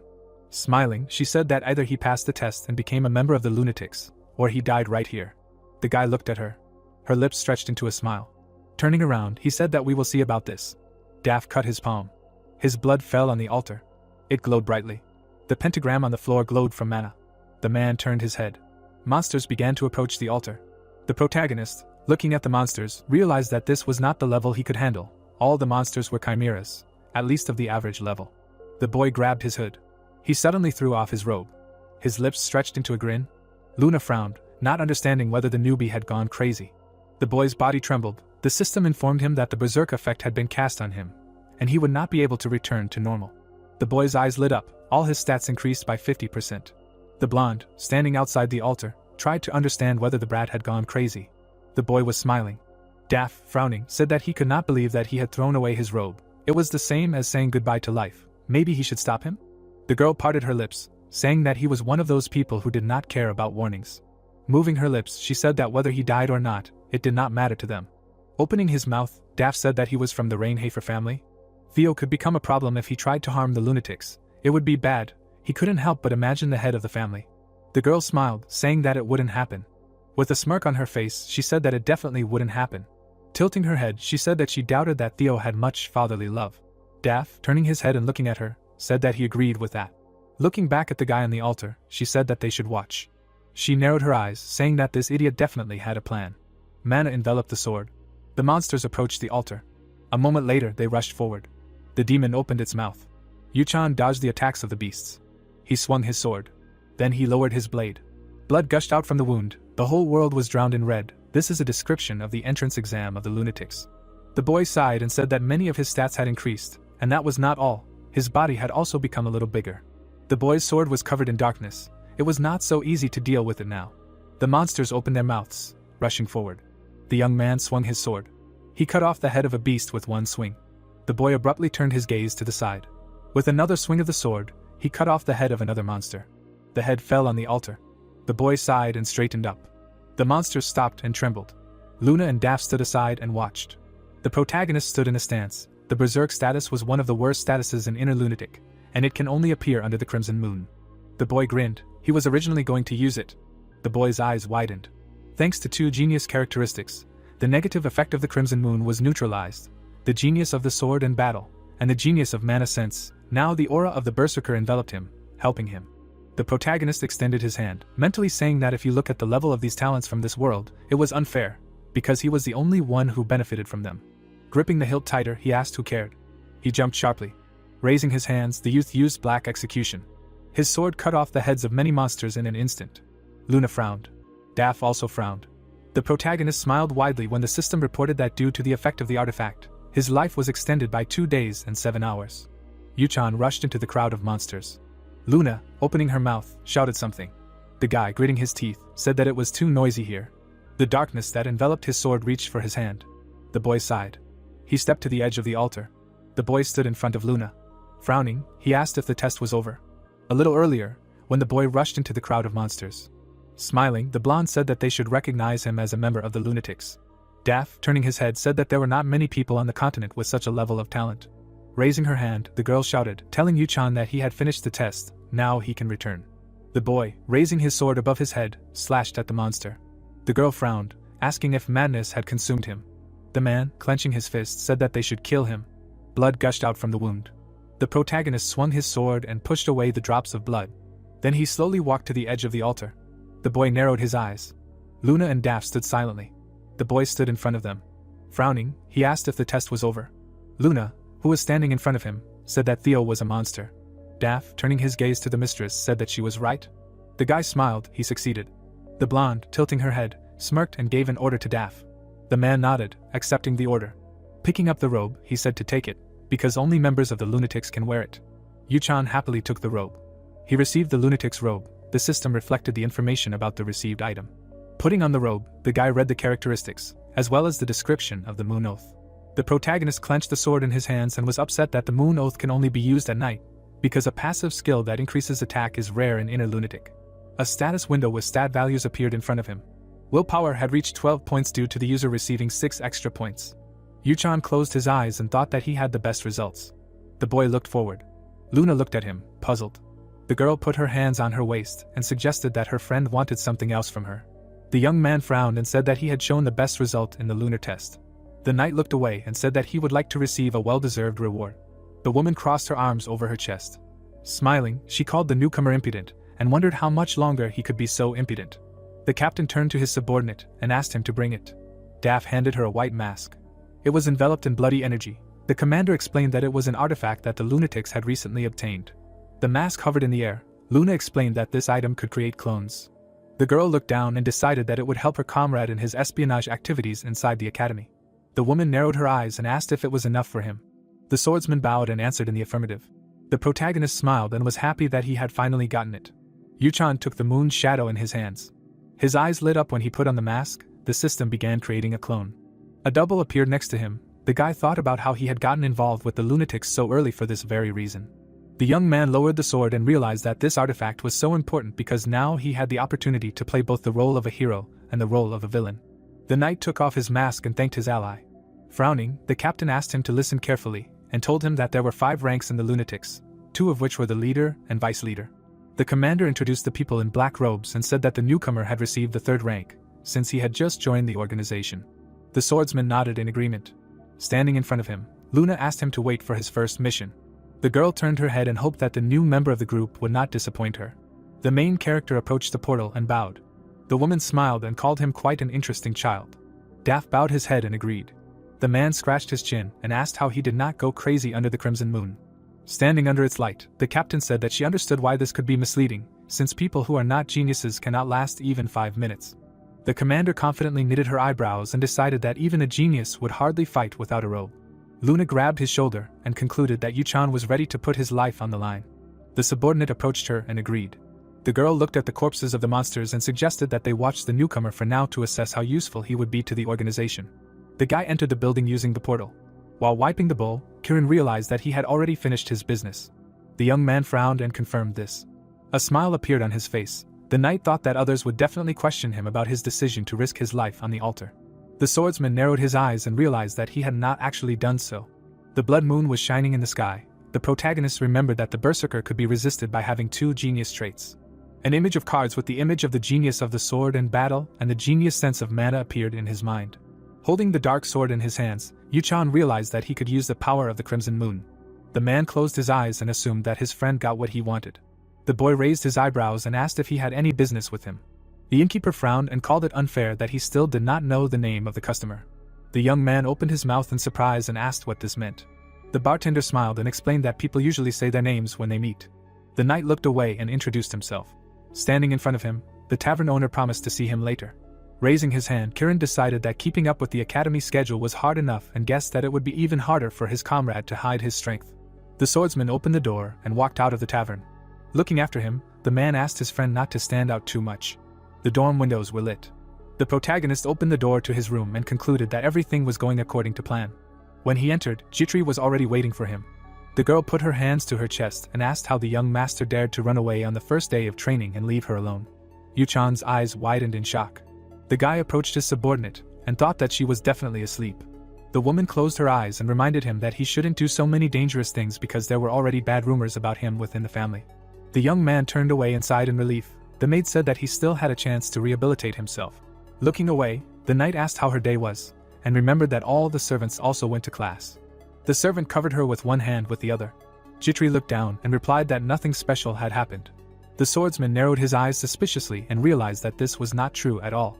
Scratching his chin, the protagonist wondered if there was anything he could do about it, and realized that even the lower nobility could easily pick on a commoner. The girl silently looked at the floor. Yuchan handed her a bag and asked her to open it if there were any problems during class. The woman took it in her hands. The maid leaned over the bag and asked what it was. The boy smiled and explained that it should be opened when she was in trouble. The young man put his hand to his chest and added that this item could resolve any situation. The servant raised her eyebrows and asked if it could be opened now. The knight closed his eyes and answered negatively. Jitri curtsied and promised to open the pouch if such a situation occurred. The swordsman smiled and asked her not to hesitate if the need arose. The girl looked up and agreed. The heroes looked at each other in silence. Suddenly, a notification about successful enrollment in Eldian Academy appeared in front of the protagonist. Yuchan opened his mouth in surprise and was glad that it finally happened. The boy pressed the button to open a new message. The boy's eyes widened in amazement. An angel appeared in front of him, clasping his hands. The knight stood in front of the notification with the message.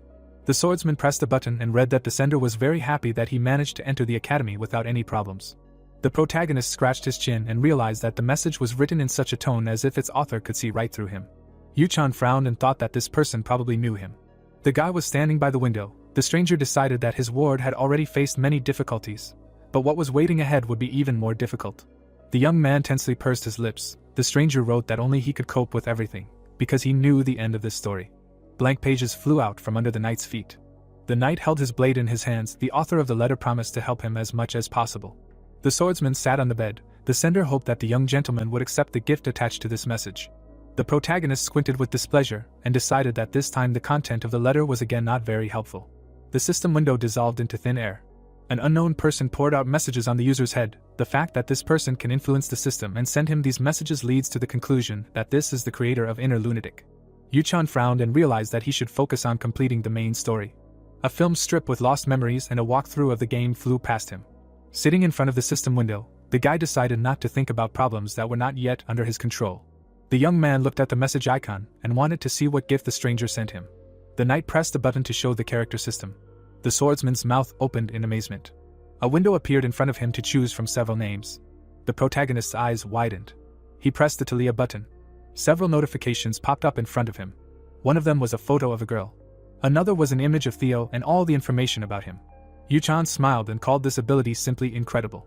A silhouette of a man appeared in his eyes. The boy thought that in Inner Lunatic you need to see your target to use the insight skill. The young man clenched his fist and realized that he could check the status of any character he met at any time. The knight smiled and was glad that the author of the letter sent him this gift. Suddenly, the swordsman frowned and decided that his father was a real psychopath. The status window said that his stamina was 25 units. The protagonist was surprised that he managed to raise the show in such a short period of time. Yuchan introduced Theo and wondered if the Sword Emperor was still getting stronger at his age. The guy looked down and remembered something. There were documents next to him. The young man realized one simple thing when he looked at the characteristics of the head of the family. The knight saw his past reflection in the mirror and decided that this world only looks like a game, but in fact it is not so at all. The swordsman raised his hand and said that everything is very complicated. The protagonist took the documents and was glad that at least the choice of classes went smoothly. On the paper was a list of disciplines, among which were horse riding, history and team techniques of combat and magic. The guys gathered in front of the academy building. The servants gathered in one of the rooms. People were whispering behind Jitri's back. The girl lowered her gaze when she was called a commoner. Looking at her, the stranger assumed that she had no shame at all, since she decided to come to Eldian with her young master. The servants smirked and said that their colleague was probably looking for a chance to get back into high society. The woman looked away as they took in her pretty face. Their eyes lit up, the apprentices calling her the maid of that good-for-nothing child of the Rainhafer 7. One of them crossed her arms and suggested that the young master was not shy about taking advantage of her. The scoundrel raised her eyebrows and asked if it was not obvious. The servant smiled broadly and said that she did not need to worry about her because her family was in a forgotten place. The maid folded her hands together. She frowned and thought about how she had already heard hundreds of insults because fallen nobility had no future. Chitri looked down. The girl narrowed her eyes and realized that she could not allow her master to be insulted. The woman took a step forward. The maid approached the gossiper and asked if she had a free minute. The strangers looked at her with disdain. One of them pushed her friend away and smirked. Giselle put her hand to her chest and introduced herself as the count's daughter who served young Master Kane. The scoundrel crossed her arms and said that she had no time to communicate with a commoner. The maid frowned and said that she knew they were spreading rumors about her young master. The noblewoman raised one eyebrow and asked what was wrong with that. The noblewoman put her hands on her belt and said that it was not her fault that the whole society spoke negatively about him. Giselle smirked and added that she would not apologize for it anyway.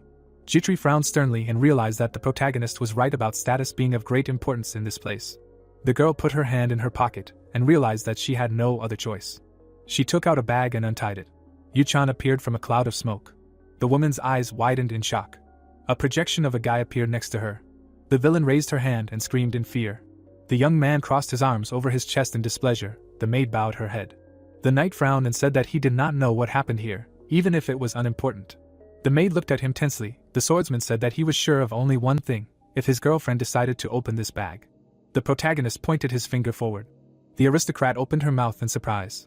The noblewoman covered it with her hand and realized that in front of her was the son of the Rainhafer family. Grinning, Yuchan called her a dead woman and warned that he would send her severed head to her family. After that, the hologram dissolved into thin air. The heroines silently looked at each other. Chitri raised her eyebrows and wondered if this was the normal way for her young master to solve the problem. Giselle gritted her teeth in fear. She fell to her knees. The scoundrel looked up and asked the girl her name. The woman closed her eyes and told her name. The noblewoman broke out in a cold sweat and realized that the Rainhafer family could wipe out her entire lineage in a second. The noblewoman bowed her head and apologized for such disrespectful behavior, promising to never do it again. All the other people surrounded her and stared at her in amazement. The maid folded her hands in front of her and realized that the problem was indeed solved, but now there would be even more bad rumors about her young master. The maid looked away and wondered what he was thinking. Chitri walked past the offender. Giselle looked back and watched her go. The heroes were walking through the academy grounds. The girl looked at her master and asked if everything was okay.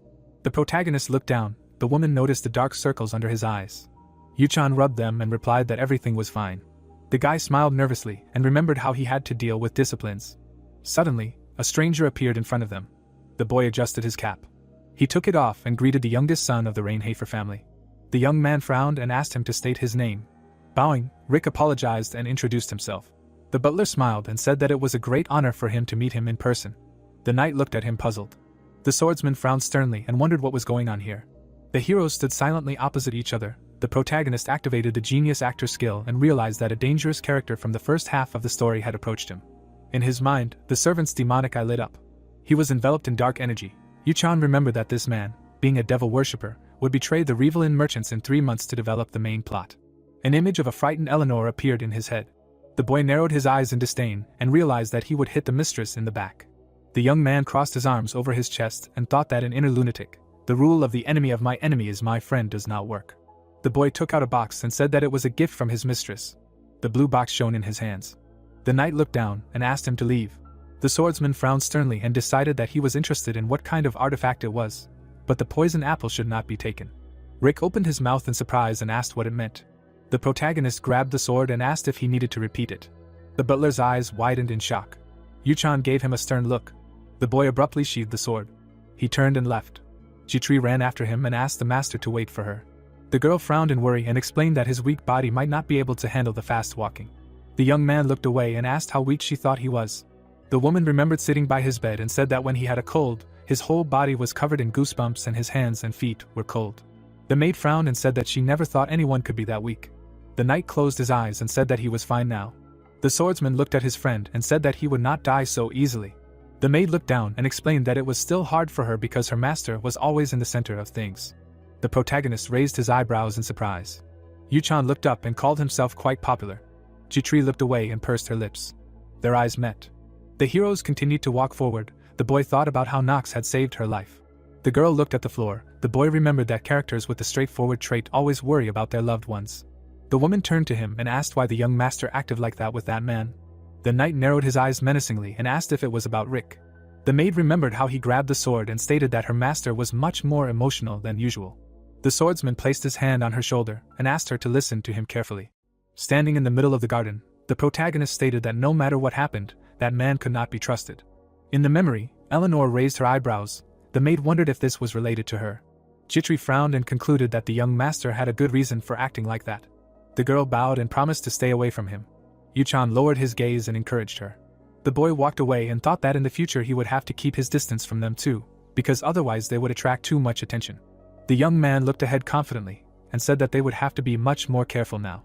People gathered in the lecture hall. The knight gritted his teeth and wondered why he had to get into such trouble again. The man put his hands on the table and explained that today they had to form teams that they would have to work with for the rest of the year.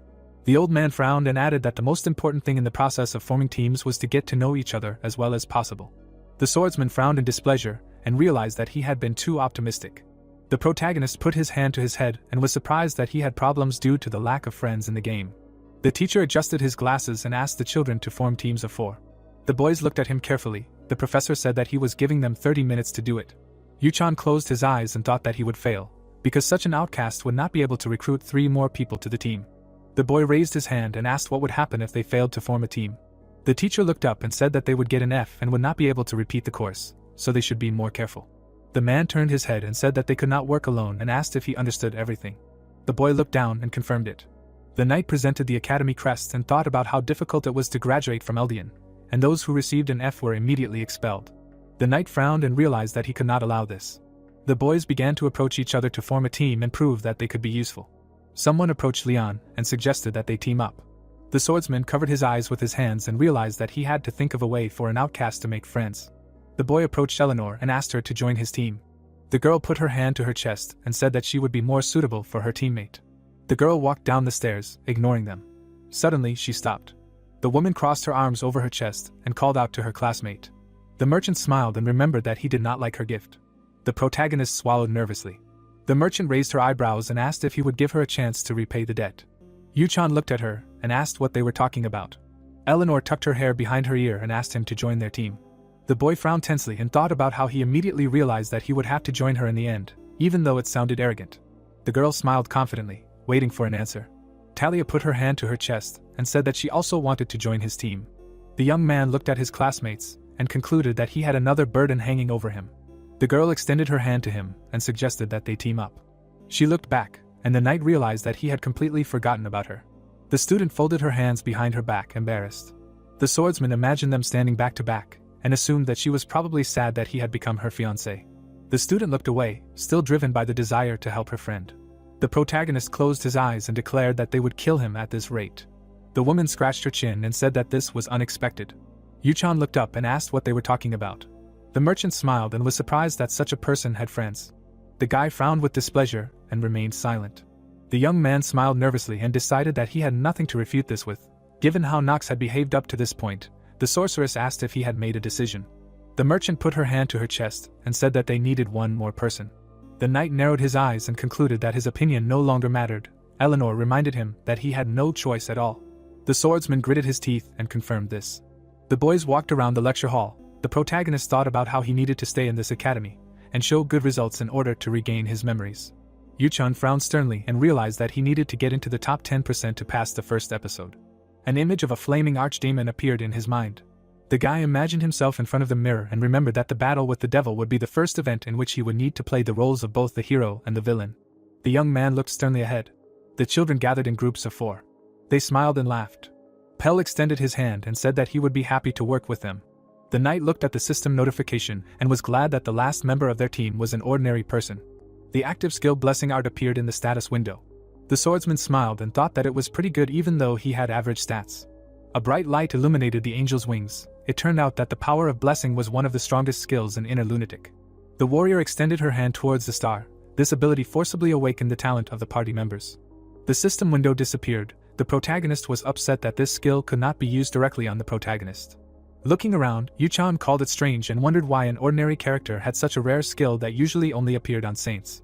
The boy smiled and said that he was looking forward to working with them.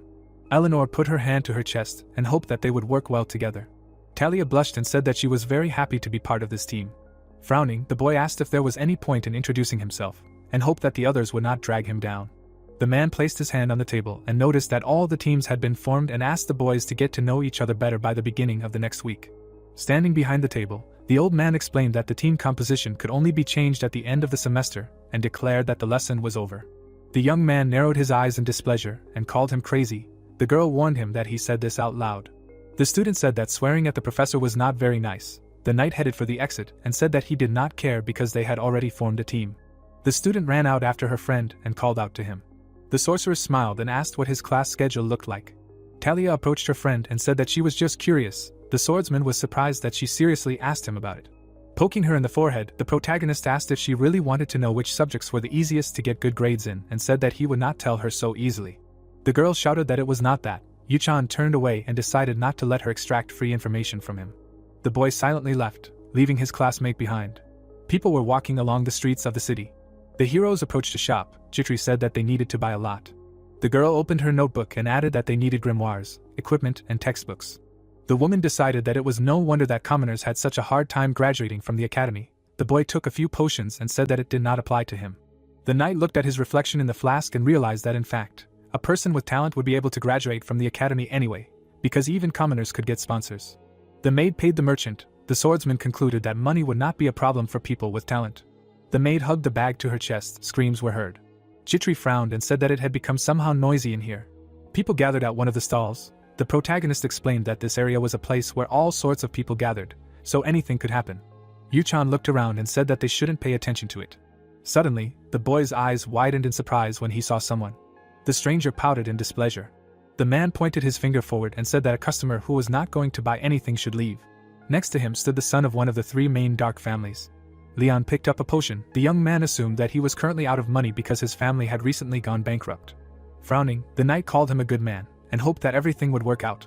Putting the potion on the table, the boy apologized and explained that he was just trying to make a reasonable purchase. The merchant was indignant that he was simply touching his goods. Gritting his teeth, the owner of the store asked the visitor to leave and concluded that the standards of the Eldian had noticeably dropped since they accepted a beggar. The student lowered his head. His green eyes lit up. A bright aura appeared under his feet. The student summoned skeletons in front of him and declared that he could not forgive someone calling his family beggars. The swordsman opened his mouth in shock and decided that his classmate had gone crazy. The protagonist rushed forward and was surprised that someone could provoke him. Yuchan frowned sternly and wondered if he really wanted to use mana in front of everyone. An ominous aura surrounded the necromancer. Jitri opened her mouth wide and called out to her master. The boy looked back as he ran and explained that he needed to stop his comrade before something bad happened. The girl asked if the master could really tell that from just one look. The young man narrowed his eyes sternly and declared that he had seen this very often. The woman frowned in confusion. The skeletons headed towards the frightened stranger. The man gritted his teeth and asked if the customer knew what he had done. A dark cloak flashed through the air. The knight covered the merchant with his body and asked him to leave right now. The swordsman lowered his head and said that otherwise he would die. The shop owner opened his mouth in displeasure and asked if he really didn't know who he was. The protagonist took off his hood. The local's eyes widened in shock. Yuchan frowned and asked the same question. The setting sun illuminated the academy building. Emma frowned sternly. The girl closed her eyes. Talia asked why her friend did not want to reveal his schedule to her, even though they were on the same team. The girl looked out the window and asked if this was all because of the adolescent syndrome. The student turned around and asked her friend to answer her. She had a sad look. Putting her hand to her chest, the woman replied that she did not know what he was thinking and suggested that he calm down a little. The student stepped forward and explained that she was trying to be mature and not judge people too quickly. In memory, the sorceress blushed embarrassedly. Then the boy killed a huge wolf. Talia lowered her eyes and said that she did not want to interfere with him. The maid looked at her worriedly. The maid closed her eyes and wondered what she should do, because if this continued, her mistress would be sad for at least a few days. The carriage entered the estate. Emma realized that she would not have said anything like that if she had known that this would happen. The wheels of the carriage stopped. Sitting inside, the girl asked why her fiancé was so cold towards her. The woman replied that he was currently experiencing adolescent syndrome. The student asked what it was. The girl closed her eyes and explained that boys always act like that at that age, grumbling all the time and pushing people away. The maid turned away and realized that she had begun to develop feelings for the young man around that time. The student looked out the window. The maid thought that this would not be a big problem, but suddenly realized that she should have just kept quiet. Emma brought her fist to her mouth and concluded that her mistress liked the air of the Rainhafer family. The girl smiled and explained that these were not the young master's true feelings. The sorceress asked what this meant. The woman looked down and assumed that her fiancé was trying to separate his personal life from his studies at the academy. Suddenly, Talia grabbed her hand. The girl smiled broadly and said that she knew her friend was an expert in relationships. Pulling her along, the student said that her words were filled with experience and decided to always ask her for advice in the future. The student closed her eyes happily. The maid frowned in confusion. The maid pressed her hands to her chest and thought about how she had never dated anyone. Someone knocked on the door. The heroines looked around tensely. Emma raised her eyebrows and wanted to know the reason for her visit. Eleanor smiled and said hello. Putting her hand to her chest, the girl explained that they were on the same team as a classmate and said that she wanted to know if she had a free minute. The sorceress looked at her friend in surprise. The woman frowned and asked the guest to set up an official meeting for another date.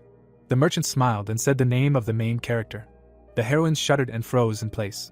The merchant confidently knitted her eyebrows and said that she wanted to talk about him. The door of the room opened. Talia saw her classmate in front of her. The girl's eyes widened in surprise.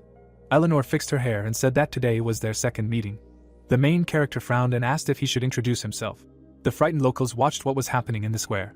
The stranger opened his mouth wide and asked if this was the son of the Rainhafer family who had recently entered the academy. Yuchan said that he did not like to repeat himself. Throwing up his hands, the man apologized and explained that he did not recognize him because of the robe. The guy looked back and asked him to leave right away. His eyes lit up. The young man hoped that he would not have to repeat this again. The merchant ran away in horror. Leon frowned in displeasure. The knight approached him. The boy said that they had been talking. An ominous aura enveloped the living dead. Suddenly, the skeleton pounced on the swordsman. The protagonist immediately hit him in the skull. He looked at his classmate from under his brows and asked if it was really necessary to use black magic for this. Purple energy enveloped the monster's head. At that moment, his skull shattered into pieces. Bone fragments fell to the ground. Yuchan turned around and asked if his comrade really wanted to be arrested. The student raised his eyebrows in surprise. The student looked at his hand and remembered that they were forbidden to study magic until they came of age. Bowing, the necromancer apologized and thanked his friend for his help. The boy took out a bag and asked his classmate to buy everything he needed and leave. The young man threw it into his comrade's hands and said that it was a gift in case he suddenly lacked money. Inside the bag were gold coins. The sorcerer looked at them and smiled awkwardly. Leon looked away and asked why his friend was helping him. The boy frowned indifferently and said that he would not be able to make him a debtor. The knight frowned and explained that it was nothing to him. The swordsman gritted his teeth and added that in any case, he was doing it for a reason. The skeletons came out in front of their master. The student turned away and agreed. The living dead man bent in half. The monsters' bodies began to turn into dust. The student took a step forward. The necromancer looked at the coin and concluded that this money was needed to silence him. The sorcerer showed it to his classmate and said that he felt a unique power from him, which belonged to the Marva's family. Suddenly, the coin sparkled.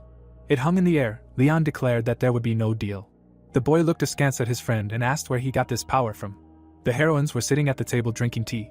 Talia put her hand on the table and asked what her classmate wanted to talk to her about. Eleanor looked at her and concluded that she was not at all what she thought. The girl wiped her lips and assumed that the knight had feelings for her. The woman smiled and decided that this could not be. Imagining her friend with a letter in her hand, the merchant realized that for such a person, an engagement was not a limitation, and thought that she would have to speak directly. The girl raised her eyebrows in surprise when the merchant called Yuchan a dangerous person. Holding a cup in her hands, Eleanor explained that he was the son of one of the 3 dark families. She took a sip and added that there were many bad rumors about him. The student lowered her gaze. The student frowned sternly and said that she did not agree with her. In the memory, the children approached each other at a ball. The tense guests began to whisper. The girl looked away sternly. The woman closed her eyes and said that there were people who shared her opinion. The sorceress opened her mouth in amazement. Sitting in front of a classmate, the merchant called her a strange person and wondered why she liked a knight no one needed. The merchant frowned and saw anger in her eyes. Talia was enveloped in fire. The girl furrowed her brows sternly and explained that her friend was not perfect, but she did not think that he would do anything bad. The student narrowed her eyes and added that it was difficult to understand him because of his cold manner of communication, but that was only a small part. Eleanor pursed her lips tensely. The girl frowned and said that one engagement was not enough to blindly support him. The woman put the cup on the saucer and reminded that marriages between noble families are worthless. The student opened her mouth wide and said that she trusted her fiancé not because of that. The merchant smiled and explained that people cannot change so easily. Sunlight illuminated the room through the window.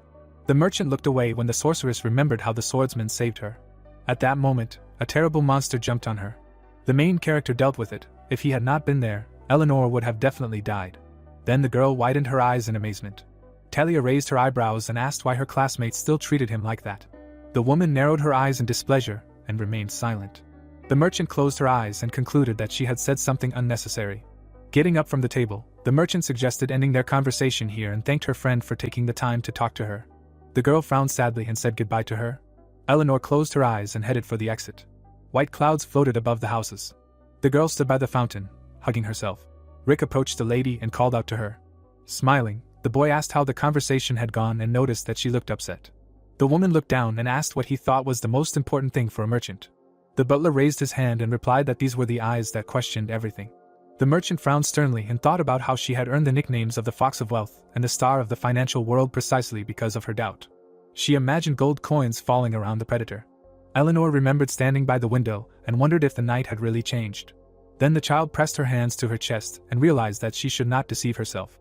The girl grabbed the hem of her dress. The woman squinted and decided that this simply could not be true because too much time had passed. An ominous energy enveloped Leon. The protagonist looked back and asked the locals to leave. Yuchan clenched his teeth and shuddered. The people ran when they saw the green aura. A dark haze enveloped the boy. Looking to the side, the young man noticed a magical barrier and concluded that the situation had become complicated. The knight frowned sternly and thought that his classmate could not use his family's secret power in front of others for so long. Holding a coin in his hands, the boy explained that if his comrade wanted to negotiate, he needed to take something for it. The student asked if he really needed to offer something. The swordsman smiled and decided that he could not bribe him with anything if it concerned his family. The student looked at him sternly and said that he spoke as if he knew him well. The protagonist frowned sternly and told him that his family was one of the top 3 dark houses, like the Rainhafer family, and that it had great influence. Green energy swirled around them. The necromancer did not like his comrade using the past tense. Yuchan said that his family was far from what it used to be. The sorcerer frowned tensely. The boy imagined a bloody battle and stated that he knew that Sylvester used the territorial war to overthrow the Marva's patriarch and take most of their lands. Leon pursed his lips in displeasure. The boy looked up and asked if his classmate was trying to use the fact that he had more information and his desire for revenge. Closing his eyes, the youth denied it and said that he was not interested in such stupid goals.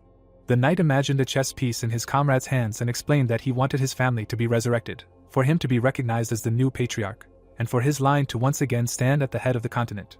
The swordsman smiled and asked if that was not his true goal. The student lowered his head and concluded that his classmate knew him well. The student raised his hand and asked where he got the powers of the Marva's family. The protagonist replied that he got them by accident, and only recently found out who this power belonged to. The necromancer turned away and said that he believed him. Yuchan asked if he was not going to ask questions. The sorcerer looked down and said that he had already heard what he wanted. The guy pursed his lips and realized that this man did not really want to know where he got this power from. The young man frowned sternly and realized that his comrade wanted to understand what he knew and why he decided to interfere. The dark energy around the heroes dissipated. The knight was glad that his friend received an answer to his question. Ash rose into the sky. Leon thanked his classmate for his help and promised to repay him in the future. Turning away, the swordsman asked him not to worry about it and said that he did not expect anything from him. The next day, the sun's rays illuminated the palace. The floor of the room was covered in ice. The protagonist walked onto the long bridge and thought that this day had finally arrived. Nanwon smiled. This was salvation for Nox. Golden gears spun above Yuchan's head. A satisfied grin appeared on his face. The hourglass lit up. Hour of Genius was the strongest skill among the protagonists of Inner Lunatic, which could only be possessed by those with the genius trait.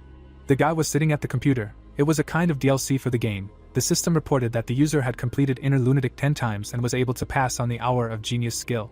The girl was sitting in front of the ice golem. The young man remembered that Inner Lunatic was his favorite game, but even he did not know what was in this DLC, and he realized that he would have died long ago if not for this decision.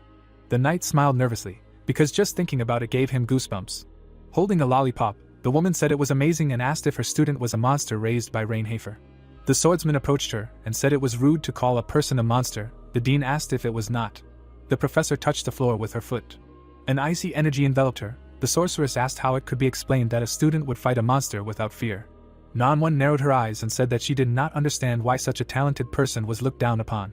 An image of a frowning Theo appeared in her mind. The girl asked if the head of the family was really that blind. The woman bit the lollipop and said that it could not be. Frowning, the protagonist realized that she had doubts about him, and thought that it was logical because in the original, Nox was no good. Yuchan smirked and activated the skill master of acting. Standing in front of the throne, the boy suggested that the teacher should not think about what kind of person he was in the past. The dean confirmed this. The professor smiled and added that she could not help but be interested in such an outstanding talent. The sorceress narrowed her eyes slyly and explained that it practically made her want to steal it. The young man frowned sternly and decided to pretend that he had not heard anything. In the past, Namwon was watching him from around the corner. There was a smile on her face.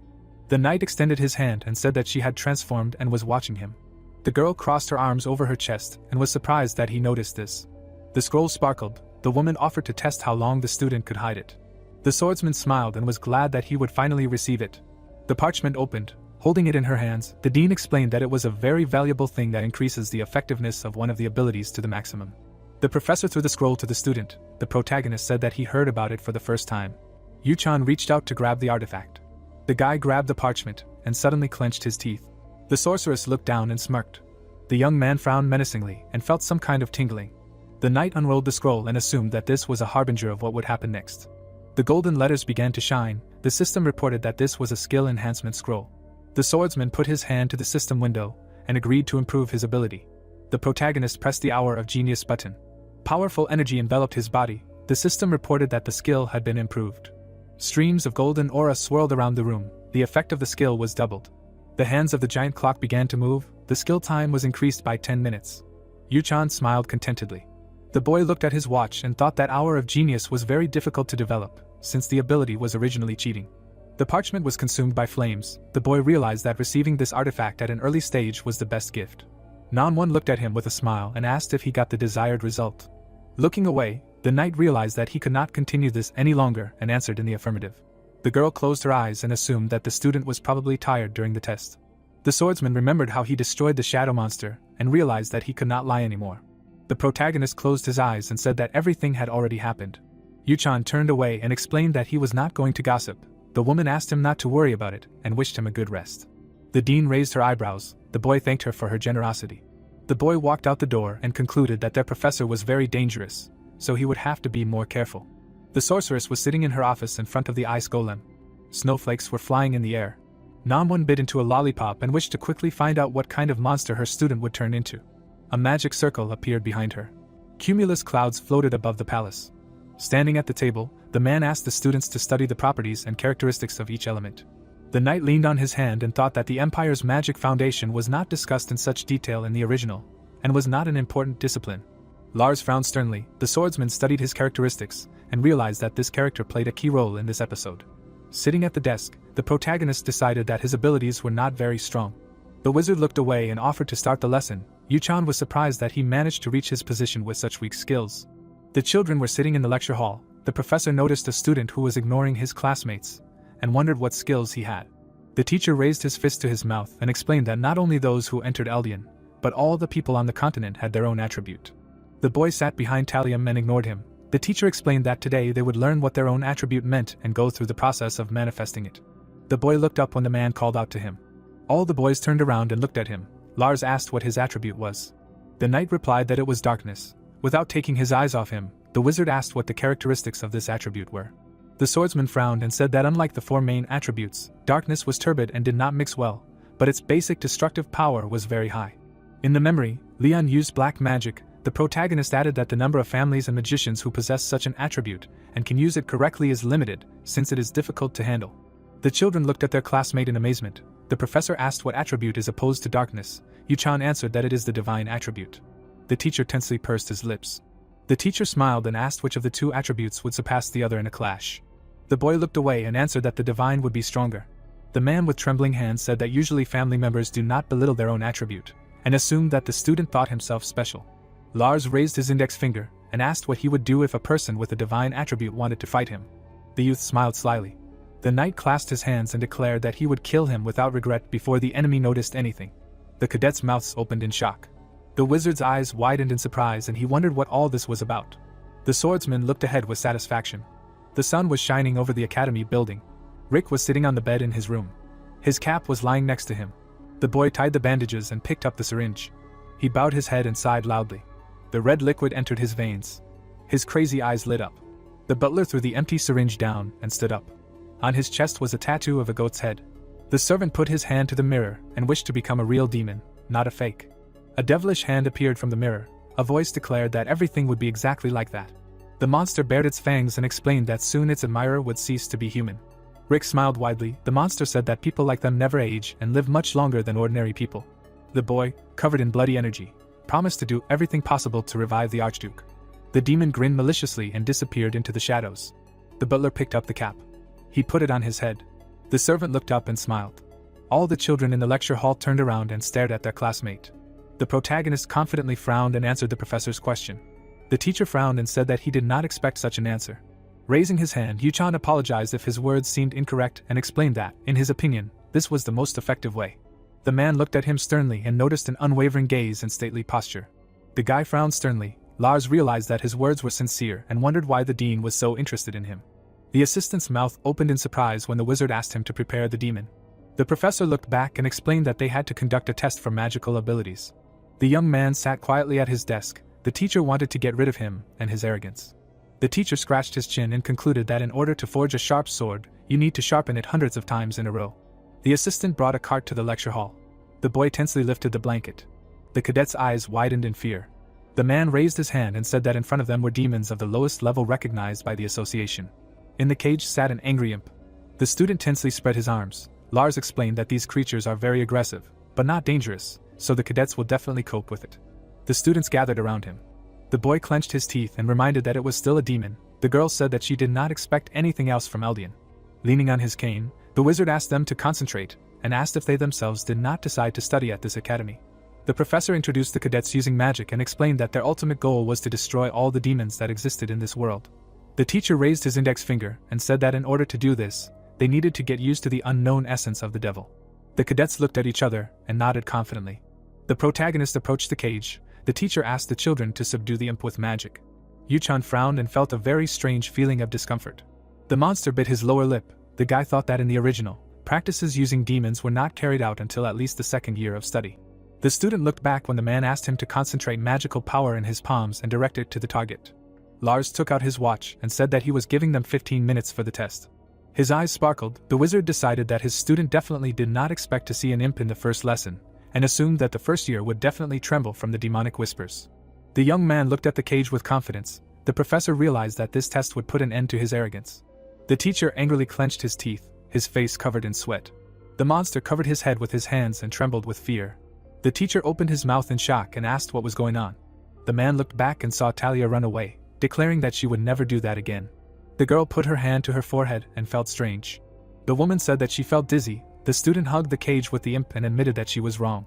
The knight raised his hand and asked for forgiveness. Taking a look at the cage, the swordsman asked to change the monster for him and explained that it was scared, despite the fact that he had not done anything yet. Lars opened his mouth wide and sighed heavily. The protagonist frowned menacingly and wondered what was going on in this classroom. The wizard suddenly smiled widely and beamed with joy. The professor raised his hands and asked how the student was able to scare the imp. Yuchan replied that he hadn't even started. The teacher clapped his hands and felt stupid for underestimating his talent. The teacher frowned and decided to give him a chance. The man pointed at the student and asked him to listen carefully. The boy's brows furrowed tensely when Lars offered him to be his main disciple. A drop of sweat rolled down his cheek. The young man wondered what this could mean. The knight imagined scenes from a drama and concluded that this was someone like an office slave. The cadet smiled widely and envied his classmate. The girl said that he should definitely agree.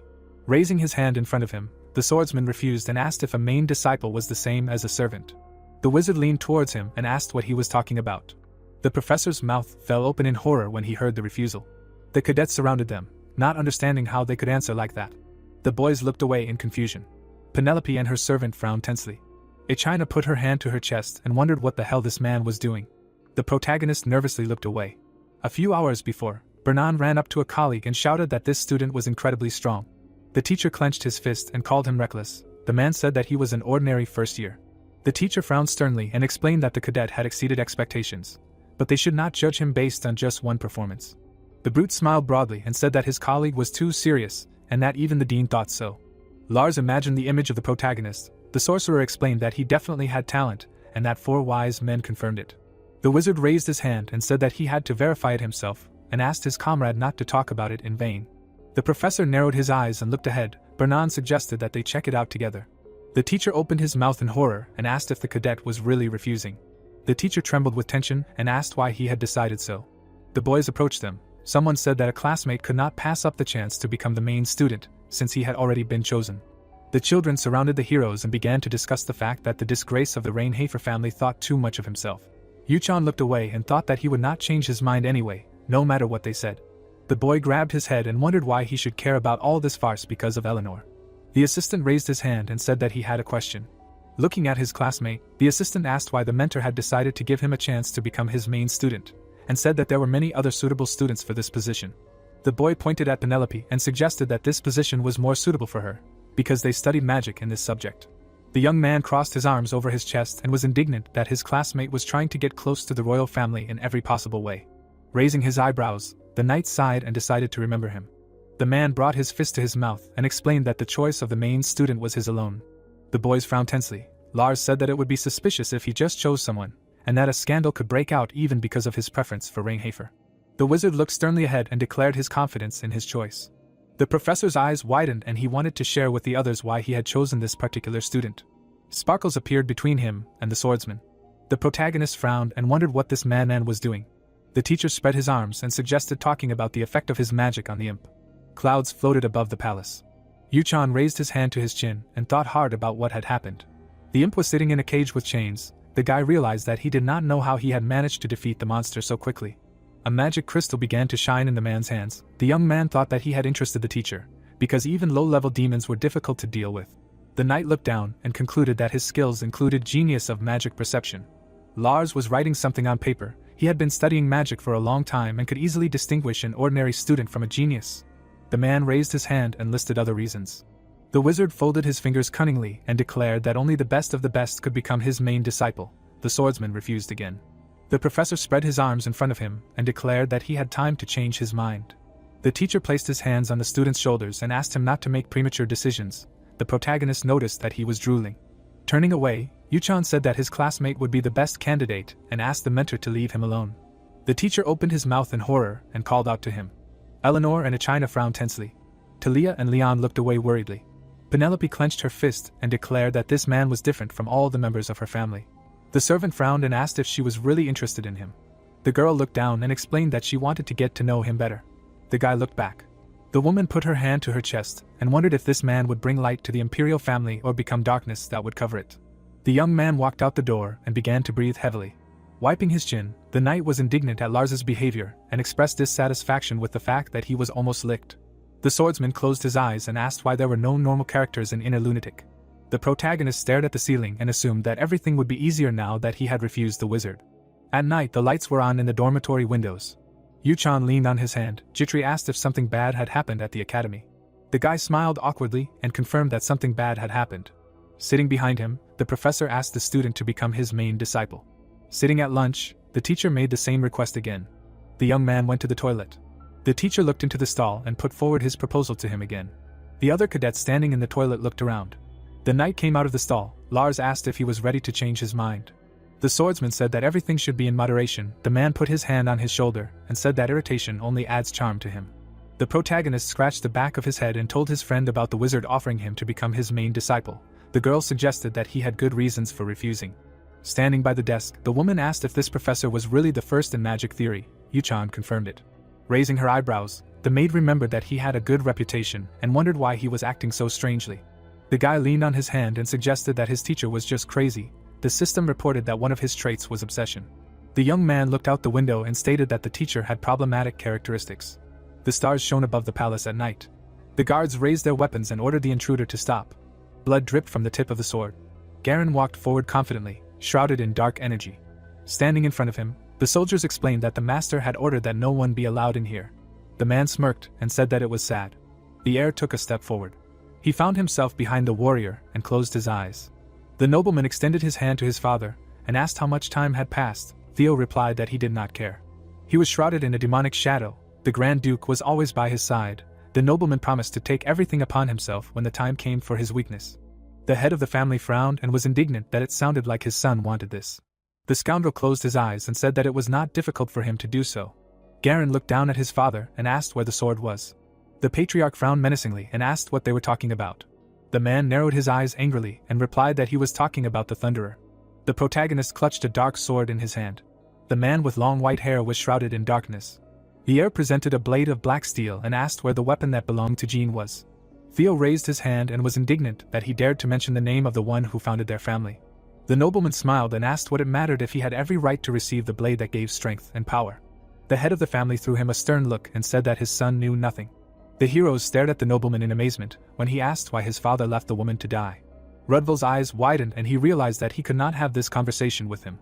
Sitting at the table, the patriarch asked which woman they were talking about and asked his son not to speak so rudely about his mother if he meant her. The scoundrel narrowed his eyes angrily and said that Scylla was his mistake. There were flowers in front of the photo. Garen explained that his mother was only a guest for the Rainhafer family. The Sword Emperor looked down and asked him to leave. The heir frowned and tried to say something, but Theo chased him away. The man looked at him from under his brows and said that he did not want to personally cut his son's throat. The nobleman looked away and said that he would regret it. The head of the family and his butler watched him go. The nobleman opened the door and warned that soon everyone would find out that everything in the Rainhafer family belonged only to him. The patriarch frowned sternly.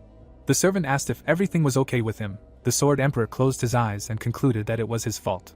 Standing before him, the advisor introduced himself as the one who had decided to dedicate his entire life to this family, and explained that if the public learned that Garen had conspired with the demons, it would affect their reputation. Rudwell raised his hand to his chin and added that his master should quickly choose his successor. Theo lowered his gaze and thought about it. There was a letter on the table. The butler reported that good news had arrived. Holding a scroll in his hands, the servant said that the youngest son had won first place in the entrance exam to Eldian. The man remembered that the academy had a new dean. Namwon stood in front of the magic circle. The advisor opened the parchment and said that the 4 sages recognized the young master's abilities. The head of the family looked away and thought about his son. Rudwell clenched the scroll in his hand. The patriarch assumed that the night was still growing slowly. In the memory, there was a fight between the brothers. The Emperor of the Sword realized that he saw his potential back then. The butler frowned sternly. The servant presented an empty chair and concluded that one day the young swordsman would sit in this place. Lars smiled and again offered the student to become his main disciple. Sitting in front of him, the protagonist replied that he did not need it. The man promised to give him subsidies, and then he would be able to graduate from the Eldian Academy for free. Yuchan put his hands on his knees and explained that his family was very rich, so he had enough money. The wizard said that it was a great honor. The guy frowned with displeasure and called the honor nothing more than stupidity. The professor suggested that he at least try. The young man closed his eyes and thought that his ears would soon bleed because of his words. The knight looked away and sighed heavily. Some time ago, Jitri approached the young master and asked him to listen to her very carefully. The girl raised her eyebrows and said that the teacher used to be completely different. The swordsman looked at her sternly. The woman added that he was a persistent teacher who taught inferior students. Putting his hand to his head, the protagonist realized that he could not escape this fate and assumed that Lars would immediately refuse when he saw his shortcomings. The man's mouth dropped open in surprise when Yuchan wanted to change the subject. The boy explained that he did not understand why such a great man wanted to teach him. The wizard raised his hand and began to speak. The young man cut him off with a downward slant of his lips and stated that he wanted to hear the real reason. The knight raised his eyebrows and asked why he needed an outstanding student in the first place. The professor narrowed his eyes and asked if he had much time. The sun's rays illuminated the room through the window. The swordsman assumed that his mentor knew that he was considered untalented. The protagonist clasped his hands and said that he had enough time. The teacher closed his eyes and laughed loudly. Sitting at the table, the teacher wanted to talk about old times and asked the student to drink herbal tea of the highest quality. Lars poured it into a mug and explained that he needed it not because he was an outstanding cadet, but because he needed to finish his research. Yuchan asked what he was talking about. The man looked up and said that he was trying for the sake of weak people who could not use magic power. The wizard looked down and said that this research was the purpose of his life, for which he needed a main disciple. The professor looked at his reflection and added that he could not watch innocent people die without being able to do anything. The teacher narrowed his eyes and remembered his son. The boy looked at him sternly and remembered that players of Inner Lunatic cannot know the stories of all the characters. The teacher imagined himself in his youth. Then he did not have any special abilities, but he managed to enter Eldian and rise to a high rank. Lars studied documents. He always had mediocre grades in practical classes, so other students ignored him. The cadet smirked. The disdain did not disappear even if the man was recognized as the best in the theoretical exams. The girl put her hands on the groom's shoulders. The wizard raised his low self-esteem with the help of research, and so he managed to get his current position and get married. However, people turned away from him. His achievements remained unrecognized, and all his works were published under a false name, since everyone ignored him. The woman held a baby in her arms, whom they loved very much. The boy smiled. He managed to enter the Eldian Academy and graduate with honors. After that, the boy put his hand to his chest and promised his father to help glorify his name. The professor was incredibly happy. Dragons attacked the castle. The teacher's son fought in the emperor's detachment, wanting to win and raise the flag with his name to bring glory to the family. The warrior lay in a pool of blood. The teacher said that his son died in that war. A magical trail pierced his shoulder at the very beginning of the battle. There were many dead soldiers lying around. Lars asked if the student understood why he continued to do research for guys who did not have magic. The protagonist looked down and thought that in the world of inner lunatic there were hundreds, if not thousands of similar stories. Yu-chan looked away and wondered why this was so. The man approached the window. The guy realized that his back in the monitor, and now felt completely different. The wizard looked at the sky. The young man was imbued with his loneliness. Approaching him, the knight apologized and explained that there were more qualified students who could help him. The swordsman extended his hand and said that he needed someone who would listen to his stories more seriously and attentively. The professor opened his mouth in surprise. The protagonist opened the door and promised to see him at the next lesson. The teacher silently looked at the photo frame standing on the table. There was a picture of his dead son. The teacher smiled and concluded that nothing had changed. At night, clouds floated above the academy. Sitting on the bed, Yu-chan was shocked by one piece of news and asked his friend to repeat her words. Jitri frowned and said that Garen had returned to the family and that the guardian knights had held a funeral service. The guy opened his mouth in amazement. The young man frowned sternly and thought about his brother. The young man imagined the grinning heir and remembered that he brings one of the worst endings along with the first Prince Louis. The young man looked out the window and sighed. The maid obediently stood opposite. The hero thought about who brings one of the worst endings. The girl shuddered. She was asked if she had recently visited the family. She bowed and said that the butler Rudwald contacted her and asked her to come for a while with Rona. The guy frowned. He was irritated by his second wife, who especially loved Theo, and not Priscilla. He imagined the NPC in his head. He didn't know if he hated him or not, but if so, he could hurt his maid. Yu-chan shook his head and asked himself, why did this idiot make enemies? The master looked at Jitri and asked, what did this Garen do this time? The girl looked away, embarrassed, couldn't answer right away. She put her hand on her chest, closed her eyes and said that Mr. Garen offered her a job offer. The hero grimaced in surprise. Jitri smiled embarrassedly. Words were difficult for her. Garen caught her talking with her friend. He passed by. The girls immediately bowed their heads. Then the man noticed them. Jitri was already continuing the conversation. The master did not remember whose maid she was. The girl responded and looked at the master. He approached the maids and said that he had not seen the new girl before. The girl bowed, said hello, introduced herself and said that she was Mr. Yu-chan's personal maid. The man looked at her sternly and told her to stop bowing. He came closer and asked her to be his maid, because he knew that she had abilities. He smiled contentedly and noted that she had everything to please him and that she was ambitious. Jitri looked away and apologized. She holds the position of Mr. Yu-chan. Garen looked at her with displeasure. She replied that she would have to refuse him anyway. The master shook his head and asked if she really didn't know who he was. Why was she acting like this? The maid lowered her eyes. The master asked if Yu-chan really gave her a lot of money. Jitri plucked up her courage and said that it was all because she decided so. Garen twisted his mouth from such impudence and said that such things were unacceptable for a commoner. The girlfriend looked at her interlocutor in surprise. She agreed, but Mr. Yu-chan values her and that's why she asked for forgiveness. After all, she doesn't even know what kind of person he is. A smile blossomed on the girl's face. Moreover, she herself really wants to court Mr. Yu-chan.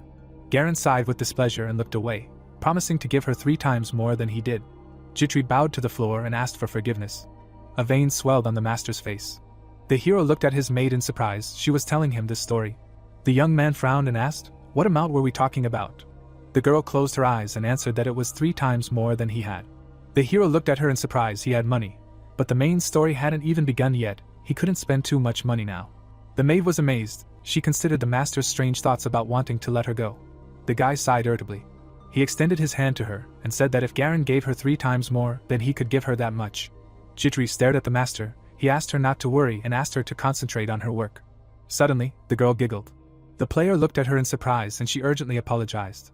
Bewilderment froze on her face. The worker dared to laugh at him. He put his hands in his pocket and asked if she had already moved to Garen, but unexpectedly the girl said no.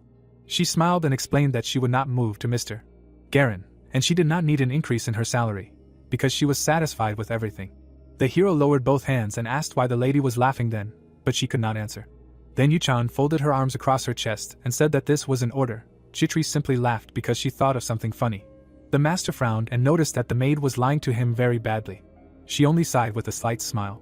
The young man turns away, noticing that Jitri hasn't left him in any case. He says out loud that if that idiot Garen catches her, he won't let her go. The master walked to the door, deciding to make a note to himself that he will do this only when he becomes stronger. Everyone has already gathered at the training ground.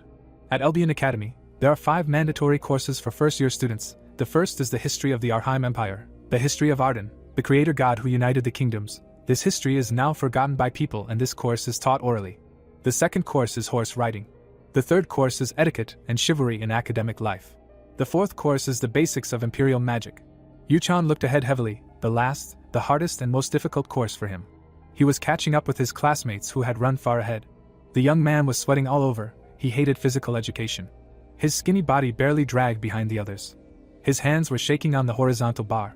The hero fell on the grass and reached for the flask, his physical strength was at its limit. The teacher approached him and said that no matter how much he thought about it, it was strange. The guy choked on the water, hearing that he was not strong in everything. He wiped his chin and asked, "What is this guy talking about?" The teacher scratched his beard and said that although the gentleman shows high results in terms of exams, he thinks that he has a precise limit to the growth of his physical abilities, as if there is some kind of wall that he cannot break through just like that. The breeze picked up a few leaves, as expected from Eldian's teacher. The hero presented the limit of his growth, it was 15 or half of his maximum health due to the peculiarity of the time limit. Yuchan stood up and said that despite the fact that he was a teacher, he still allowed himself to speak out against him. The teacher immediately apologized and said that it was better for him to listen to his words. He spread his hands and explained that it was dangerous when he had so little strength, this could lead to a shortening of his life. The young man looked at the system window with displeasure. How could he not notice this if there was a countdown in his heart? The system reported that his life expectancy would shorten even faster. Yuchan smiled nervously and cursed under his breath. Paracelsus quietly watched him from the side. He chuckled and said that no one really knew him. The hero took first place in the entrance exams, and now he was simply hiding his strength. The hero walked in the other direction. The Sword Emperor continued to watch him and decided that it was all definitely related to how stupid he was acting. Yuchan was going to drink some more, but noticed someone staring at him. He smiled and asked if the poor guy wanted to fight again. The market was bustling with life. The hero threw on a black cloak and entered the crowd. He turned around. A child's voice said that he never thought he would meet him in such a place. A boy in a cap approached him and asked if this was really the youngest son of Mr. Rienhofer? The hero gritted his teeth in anger. He turned away, not understanding why the boy was pestering him like that. Yuchan turned around. He recognized the boy. His name was Rick, and his real name was Ostschultz-de-Nefer. He imagined a demonic berserker. Rick was the same as Lewis, the worst creator of bad endings. The system showed a bunch of information and interaction windows. A drop of sweat rolled down his face. Rick then attacks Eleanor, trying to kill her. He is a traitor hero and should be avoided first. The gentleman frowns and says that he gave him a gift earlier, but what does he want? The boy smiles and says that it is nothing special. He just saw the young gentleman Rienhofer, a nobleman walking alone and without guards. The hero frowns at him and says that it is none of his business. Rick laughs and agrees. He claps his hands and says that their meeting is fate, so he offers to help him with his shopping. There is still time in any case. The gentleman smiles. He thinks that this is not what the head of Rivaln ordered him to do. The young man puts his hand on his chest and bows. He says that a good nobleman is one who can turn a blind eye to the fact that a servant does not follow certain orders. His eyes sparkle slyly under his visor. The nobleman looks back at him angrily. He thinks about finding out his true intentions, because there is a reason why he decided to contact him. He turns slightly and says that he does not like it when people talk too much, and he agrees. He bows obligingly and promises to remember his wishes. Meanwhile, in the mansion, the servant gives Eleanor the materials she asked for. She accepts them and thanks her friend, after which she carefully studies the writings. On the table lay the case file on the hero's character. The lady lowers her gaze and tries to understand why the hero saved her. She sits quietly alone in her office. Her gaze frowns. She understood that Yuchan had no reason for this. She looks at the map and remembers that there are no friendly deals between the Rienhofer and Rivaln families, and if he wanted to win, he could have immediately accepted Coach Vernon's offer, but he did not. Her hand clenches with tension. The Rienhofer she knows would never save her. Eleanor turns around. After the situation in the Forest of Lost Children, he obviously changed his behavior, and she does not know why. Silence in the office again. The girl sighs nervously. An image of a cunning boy appears in her head. The smile never left his face, and his recent behavior is very strange and his strength is growing. Eleanor looks at the inscriptions again. In any case, she cannot do anything about it. Her hand touches the yellow folder. The merchant gets up and goes to the window. For a while, she looks at the surroundings. Then she closes her eyes, still thinking. She remembers the man who shouted at her and asked why she did it. His figure loomed over her, shouting that she should have just kept quiet. His hands squeezed her small shoulders. Memories darkened the church. The mourners gather at the altar. Little Eleanor stands next to her aunt and looks anxiously at her tears. She looks away and looks at the altar. Her mother lies on a pile of flowers. The girl lowers her gaze. Tears flow from her heavy gaze. Many years later, she stands by the window in her office. Meanwhile, Rick and Yuchan began their adventures in the market. A bunch of artifacts were put on the counter. In fact, there is no need to buy good quality magic spheres that are used in magic lessons. As you rise in the class rating, they will be given better things. A potion was bubbling in the cauldron. The merchant recommended buying utensils for alchemy. Rick walked between the counters and said that basically all the things are in the classrooms, so the hero needs to have only the bare minimum. Pleased, he points to a pile of things and says that the store behind belongs to Eleanor. They supply goods at low prices. The boy looks around and thinks. Yuchan carefully watches him, although he does not want to admit it, but Rick definitely has goods. His feature is a swindler, and his passive skill is negotiation management. The hero watched in surprise as the youth spoke. If he had not been the demon's minion, he would have recruited him. He decided that it was worth thinking about it. The servant approaches him, and it already seems to him that they have bought everything they needed. The master agrees, this will be enough. For some reason, he frowned to the side. Rick is surprised. The hero asks if he still does not want to tell him the real reason why he found him. Suddenly, Rienhofer grabs him by the collar, presses him against the wall. A cold look looks at the boy from under the hood and asks what he wants from him. Rick smiles nervously and asks what the master is talking about. The nobleman again slams him against the wall and demands not to waste his time. The youth lowers his gaze and says that this is absurd. He thinks that their conversation will be quick. A grin appears on his face again. He decides to say everything directly. A bloody aura appears around. Yuchan sharply turns his head. His assistant has created a barrier that blocks sounds. The boy's face turns crazy. He leans towards him, grabs his hands and asks him to betray Rienhofer and then begin to serve Prince Louis. His hands are shaking. Yuchan frowns with displeasure. He rips off the buttons of his shirt and sees a growing stain on the boy's chest. Rienhofer's eyes shine with cold steel. He declares that he does not serve Prince Louis. Rick opens his eyes in surprise. The nobleman says that he serves a demon. His smile falls from his face. A bloody aura appears around the wall. It seems that the master knows a lot. Veins swell and fill with black. The hero looks tensely at his enemy. He smiles. Behind his back are the eyes of a demon. The child says that his master will not like all this. The boy bows his head, says the name Ball. A fiery face appears in the shadows. The hero asks if the boy really believes that the master will fulfill his wish. Rick smiles and says of course. He lets go of the master's hands. He looks around. Yuchan warms up his hands and hopes that the child will not regret it. Rick buttons his shirt and looks innocently at the nobleman. He turns around and says that if he dares to insult him or his family again, he casts a cold glance and promises to kill him. Rick smiles nervously and promises that he will remember this. The couple goes about their business. After a while, the instructor gathers the students in the forest and offers to begin the lesson. The students exchange glances and ask if this is really the crazy instructor. One of the students adjusts his glasses and asks to be careful. Everyone looks at him. The student explains that calling a person who has hair bald is normal, but if you call a person without hair that way, it can be regarded as an insult. Bernan nervously compresses his lips. His head is shiny, and he is stern. He understood that he cannot scold the children just because of his head. He looks around the group. For starters, he was going to tell them about the location of the first lesson. He points to a picturesque area behind him. They were called the Clario Plains, the famous place of the Eldian Academy, where many amazing plants and trees grow. He smiles and says that here they will learn the basics of horse riding. Behind him are horses. The instructor offers to mount the horse he gave them or the horse they brought with them. The students began to exchange glances. Some did not even have time to look around, and some did not expect that they would have their own horses. Many were worried, while the stately young men mannerly kept to themselves. They shrug their shoulders and make faces. Some do not understand why they came to this academy, but the smartest of them say that they have no choice, because this is a compulsory subject. The hero approaches his horse and calls it by name. Carl approaches the owner, and he puts his head on his neck. Everyone begins to sit down in the saddles under the professor's commands. Yuchan notices Paracelsus and notes that he is holding up well.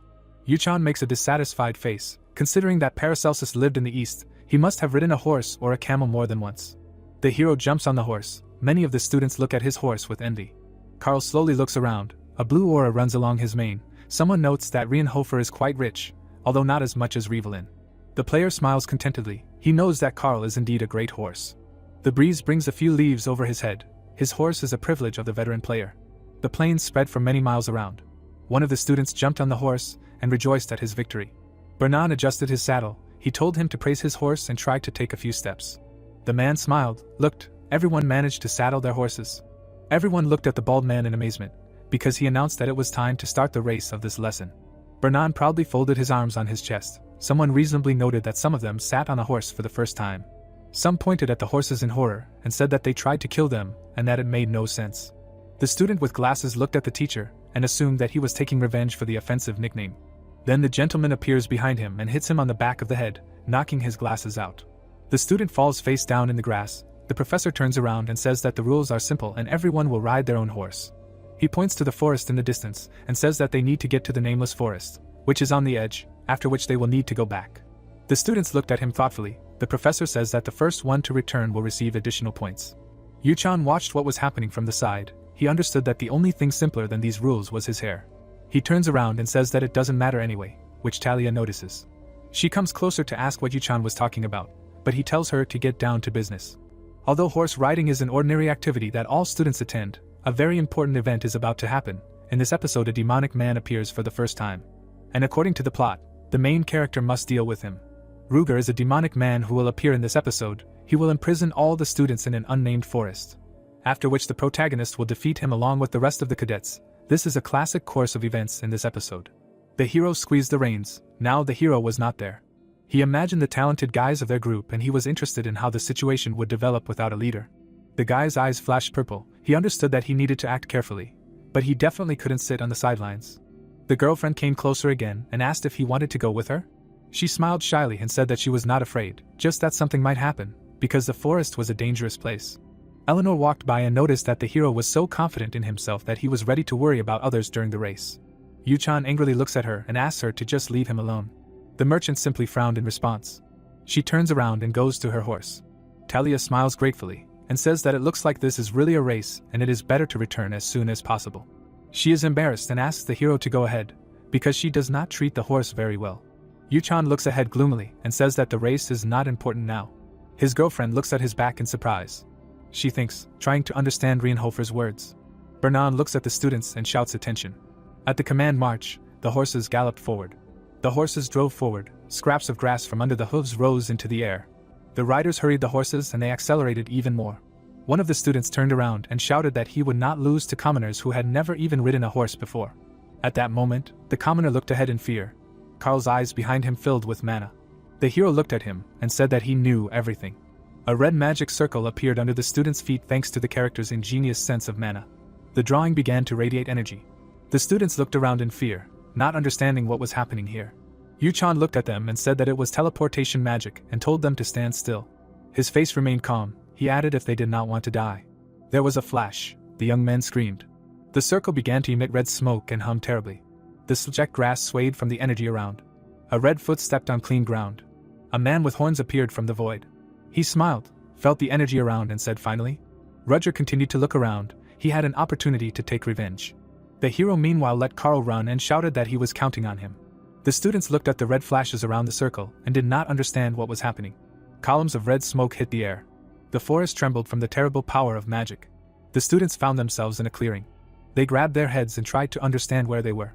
Everyone turned their heads in different directions, not believing that they were teleported.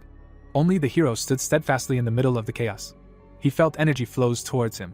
He looked up and his doubts that it was teleportation magic disappeared, but it was different from the dean's magic. The formula was very unstable. The princess approached him and asked if he really knew what was going on. The hero turned around and replied that he was trying to understand, but he was sure of one thing: people not involved in the academy were to blame. The princess's bodyguard stepped forward and asked what the guy was talking about. If he knew anything, then let him tell the others. Yuchan looked at her and told her to know her place, because she was not a princess. He bit his lip in anger and said that he had no reason to answer her. Ichina winced in anger. Eleanor looked at Rienhofer and asked again about what he was telling. She stepped forward and asked what the hero thought. Talia shuddered. She was also curious why Yuchan decided so, because it could just be a test arranged by the professor. The nobleman sighed. That's why people who lived in comfort and couldn't survive were too complacent. He imagined a pile of corpses in the clearing and reminded himself that they were in a game that was known for its difficulty. He looked at his classmates and explained that the magic looked too unstable. The system had activated the genius actor skill. The guy recreated the magic circle and explained that its formula was not organized, and the proof of that was the fact that the formula did not take into account the safety of the subjects being transferred at all. Everyone's mouths dropped open in surprise. Leon thoughtfully scratched his chin and agreed that the formula was indeed strange, because the professors would not expose them to such danger. Everyone huddled together and began to listen to the necromancer. He said that teachers had no need to do this to the children of noble families who entered Eldian. The guy looked ahead melancholically. He thought that Rienhofer was right, but what did the others think? Penelope looked intently at the white-haired man. She didn't want to admit it, but he was right. She turned to the circle and again noted that the formula was very unstable. It was easiest to assume that someone from the outside was involved. A red aura appeared around the princess while she was thinking that her brother had done this. Leon turned to her and said that they should get out of here quickly anyway. The young man felt the dark energy and said that they should not stay in such mana for too long. Ichina looked at everyone and mockingly said that the dark families were trying to take everything into their own hands. She clenched her fist and said that Rienhofer should prove his words first, but the princess stopped her. She looked away and said that they were all right and if they stood in the vortex of unstable mana for too long. She closed her eyes and added that they would simply die. The commoners began to feel fear. More and more people agreed with the opinion of the dark families. Paracelsus coldly watched everything from the side. He turned back abruptly. His hand lay on the hilt of his sword. He immediately waved his weapon and ordered everyone to be quiet. He turned to the bodyguard and asked if they could smell blood. The boy walked forward and said that it was at least a mid-rank monster and that he was located there.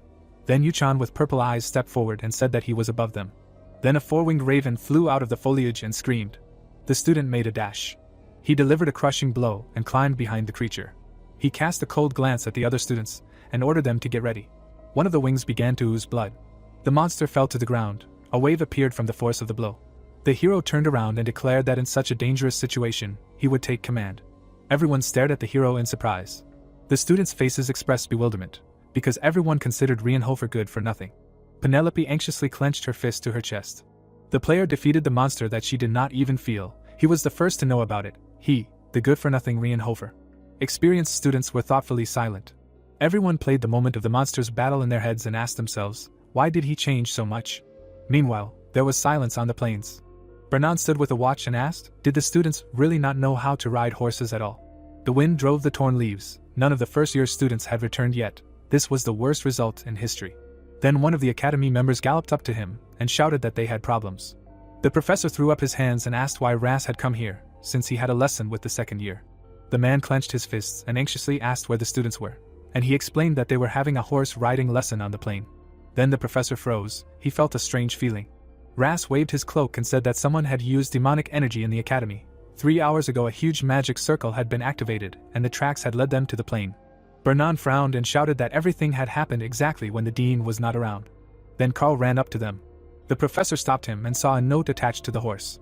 He unfolded the piece of paper and read the information that a demon man had appeared at the entrance to a nameless forest, and that they urgently needed help. The man stood there for a few seconds and thought over his plan. Then he passed the information on to his comrade. In a moment, they were both galloping at full speed towards the nameless forest. It would take them at least 2 days to reach the nameless forest. It was too late for teleportation magic. The teachers continued to gallop. They could only hope that the students would be okay. Meanwhile, the students were still standing near the defeated monster. Yuchan was calmly wiping his sword. Ehaina looked at him tensely. She did not want to admit it, but she would have to, because the hero makes the right decisions. The guy continued to fiddle with the sword and replied that he did not need strained apologies. Then he turned to the princess. He looked at her and said that this incident was a continuation of the previous one. He asked to give him the right to command the students. Penelope looked at him thoughtfully and warned that this could be dangerous. She frowned and explained that she would be personally responsible for the students. Yuchan nodded understandingly and turned to Pell, thinking that this was creating problems out of nothing. He turned to him and asked to tell him the protocol for emergency situations. The guy raised his hand and began to say that the main priority was to protect the imperial family, and command would be given to the strongest knight or mage. Yuchan waved his hand, addressing the princess. She was the only representative of the imperial family. The girl silently looked at him. The hero added to himself that she was another of the strongest characters who would help defeat the demons in the future. Because the mana of light and the power of punishment that she possessed is transmitted only within the imperial family. Everyone looked at each other again. The young man said that therefore, even if everyone here died, they were still obliged to protect her, because such is the law of the empire. Penelope shrugged her shoulders, wanting to resist the cold calculation. Everyone looked closely at the hero. He decided to clarify that he was the first to react to the attack. He spread his hands and added that he figured everything out too. The girl looked at him in surprise. The guy again asked to give him the right to command. Rienhofer smiled and began to wait. Talia jealously pursed her lips. She watched the player from the side. He wanted to become a leader who would control their lives. The hero turned around, while his friend thought that she was right, considering him a true knight. The player stared at the girl in love and surprise, unable to understand what was wrong with her. He turned around, raised his hand and said that if there were no other candidates, then he would become the leader, and if they did not agree, they must prove that their abilities are superior to his. Yuchan smiled contentedly, put his hand on his hip and said that if they succeeded, he would gladly pass this role to them. The students looked at him tensely. Among the others, there was one who was smiling slyly at the moment. Penelope looked at the people around her. If something happened during all this, then the leader would be the one to answer. The guy continued to stare at the player. He thought that even if he did well in this role, he would not be able to predict everything for sure.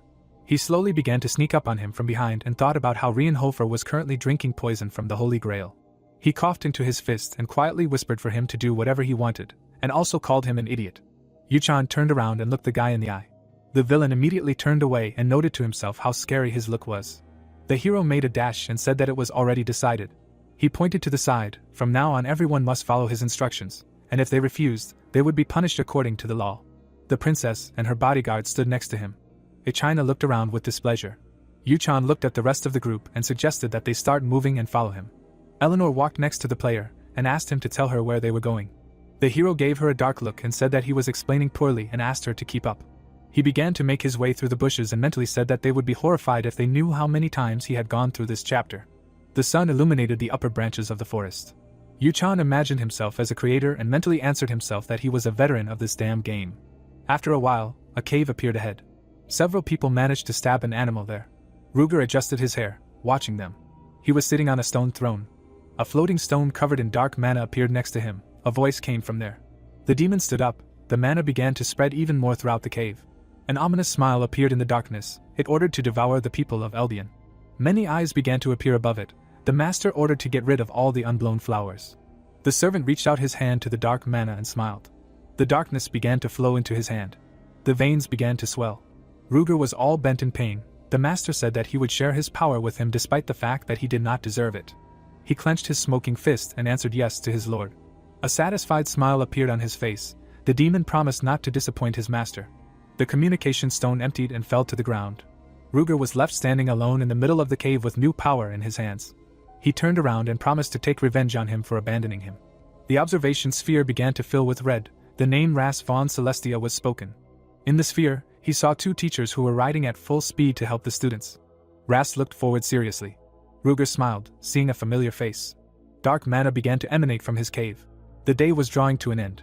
The students were cutting up the carcasses of the cursed monsters. Yuchan turned around and said that they now need to divide the roles. Leon and Paracelsus exchanged glances. The two of them will help him. The warrior smiled inside. The hero had defeated him, so he would play along for now.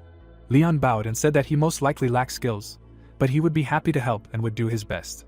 Paracelsus began to yawn. The player thought that he had the strongest first years on his side. Yuchan turned around. There was still work to do. He spread his arms in front of the other students and said that there were two ways to get out of this forest. He said that they needed to destroy the barrier from the outside, or defeat the magic caster. Penelope approached the leader. She wanted to discuss something, but it could be too dangerous. The princess looked at the guy with concern. He said that they didn't have much of a choice. Professor Bernan would need about 2 days to get here from the plains if he went straight, and the best option would be to try to survive and try to kill the magic caster. Yuchan looked down. In fact, he already knew that the first way would not pass this event. He introduced Ruger and said that if they wanted to get out of here, they had to kill the spellcaster, a demonic man living in the forest.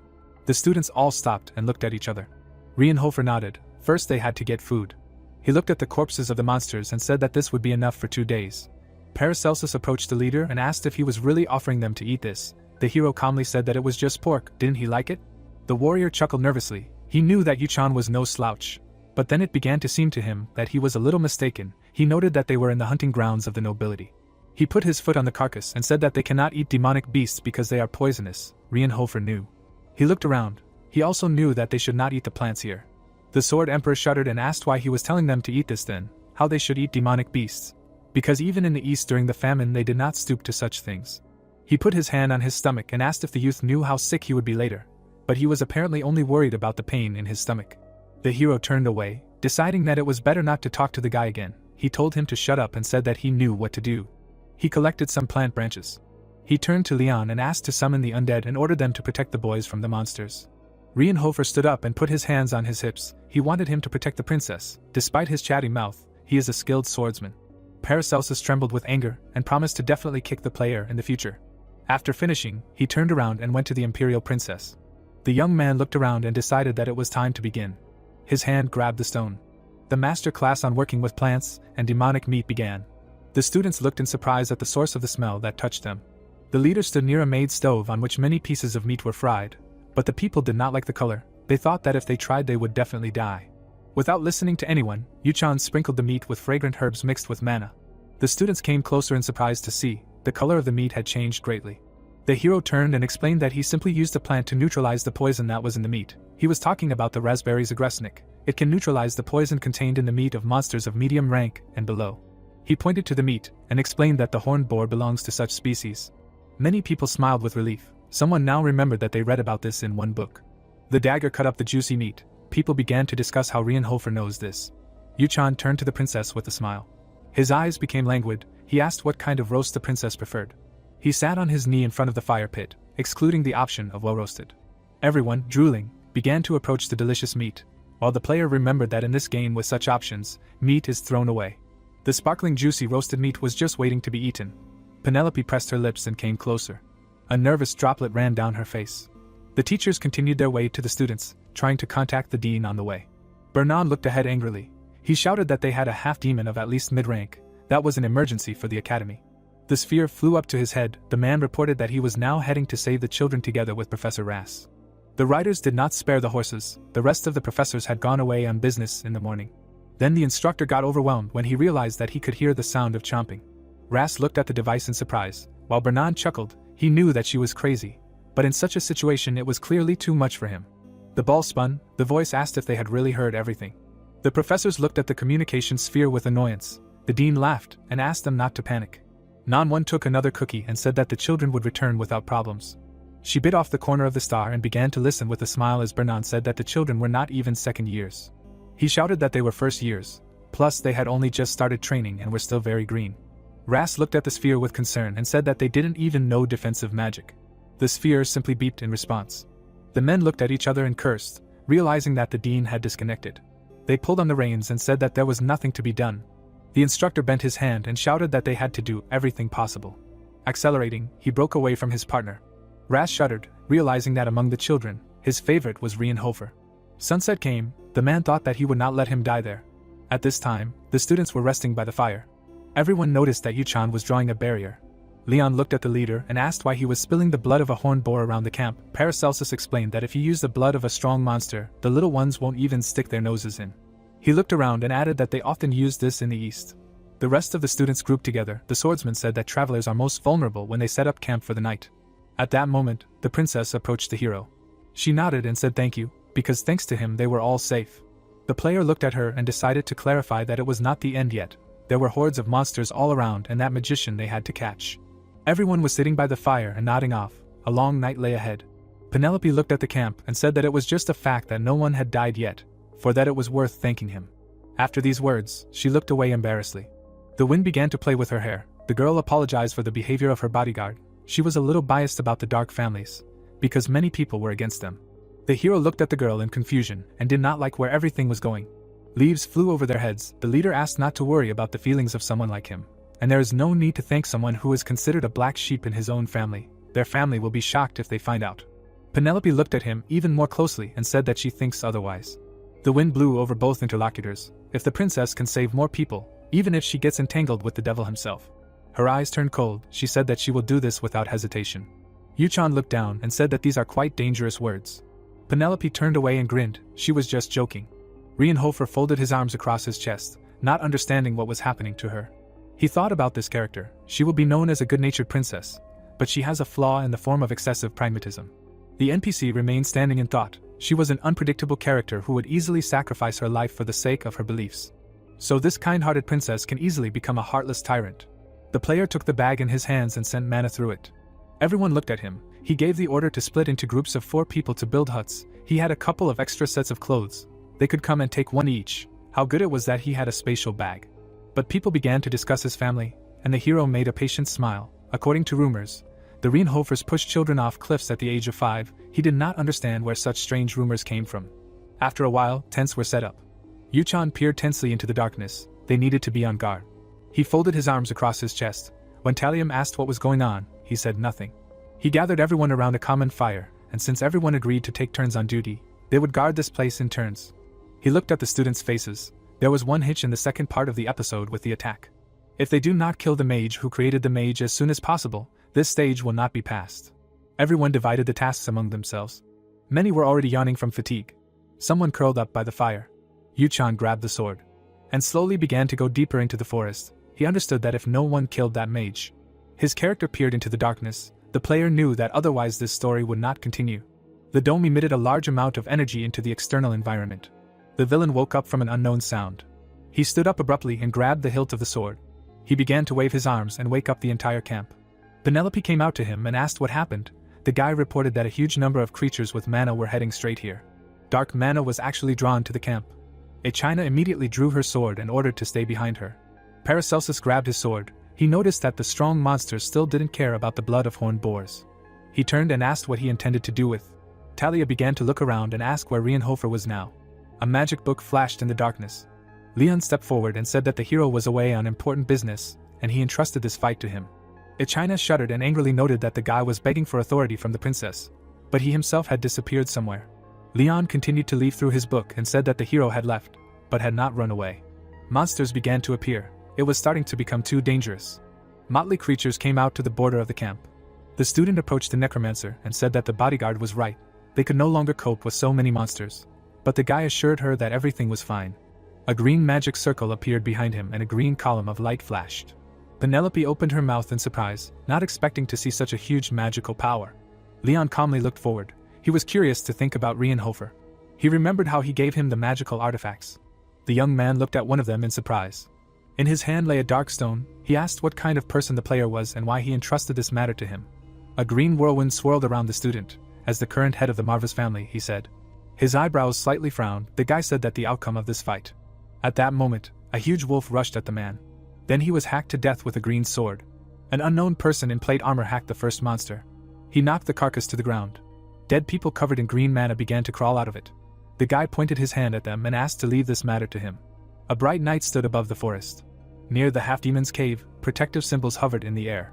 Yuchan boldly walked through them. His foot touched the edge of the magic circle. A message from the system appeared above his head. The genius of magical perception removed the restrictions in magic. The damage increased. The hero took out his sword. The half-demon was already watching him. How long will he hide? Ruger smiled evilly. He found it interesting. He jumped to the ground. In front of him was an ordinary student. The enemy's eyes flashed. He noticed that the student was not only able to detect his location, but he was still stupid enough to challenge him to a fight. Blood splashed into the player. The master of acting activated. He smiled and said that he would open his mouth only when he himself was worth something. Ruger looked in surprise at the man who told him to know his place. He gritted his teeth in anger and asked how dare he. He immediately rushed to attack. His claws reached for his snow-white face. Yuchan blocks this attack and forcefully throws the demon back. Ruger looks dumbfounded at the smoking hand. He looks at the student and asks who the hell he is. The player points his sword at him and says there is no need to talk. The veins on the monster's body began to bulge. He released a large amount of mana and promised the man to tear a confession from his dying body. After the words, he immediately rushes to attack. His mistake or salvation was to put his right hand forward. An instant cut off his hand. Ruger looks at the flight of his attacking hand in shock. Yuchan stands in front of him in a fighting stance and asks him not to be distracted. He realized that he does not even need to use skills. The half-demon's hand slaps the ground, splashing everything around. The servant of the devil freezes in thought. Having come to his senses, he begins the regeneration of his right hand. Despite the presence of demonic powers, he was still a man. His hand gushed with biomass, but gradually took shape. Ruger demanded not to tell him that the hero was already celebrating victory in his thoughts. His hand stretches out to a great distance to reach the student, but he is much weaker. Yuchan parries the attack again. His eyebrows frown, glowing purple. He advances, activating the genius of close combat. In close range, the player points his hand at the half-demon and casts a dark sphere. The shot tears the enemy's flesh. Ruger falls to the ground, and the student activates the acting skill. He glares at the enemy and asks if he thought that this would work. In his hand is a monster's hand. The servant of the devil looks at him, writhing in pain. Sweat runs down his face. He decided that he should have been more careful from the beginning. The white-haired Rienhofer held his broken arm. He was the one who ruined all his plans. He plunged his sword into his back and braced his leg against his torso. Ruger writhes and asks how dare he humiliate him, the one in whom the blood of the Duke flows. Yuchan swings his sword at him and says that he has had enough. The mage writhes and clenches his teeth. The student turns around at the screen, without striking. Ras finds him, runs up to him, and asks him to stop. The man freezes and says that Ruger is his student. The hero lowers his sword in surprise and asks again. The professor bows and apologizes for allowing this situation to happen, but the man underneath him really is his student. Ruger looks at the teacher and asks him not to talk nonsense. The man looks at him. The half-demon asks if he considered him his student for even a second. Ras abandoned him, and he, who lost his arm in the battle for the Empire, was heartlessly expelled from the academy, since he had lost his value. Ruger arched his back and asked if he really called himself his teacher, then insults began. Ras clenches his fist. He really did expel him from the academy. He comes closer and says that all this is not because he thinks, he actually did it because he was worried about the future of the student. The professor looks remorsefully, and says that he did not want the fate of his son to befall him.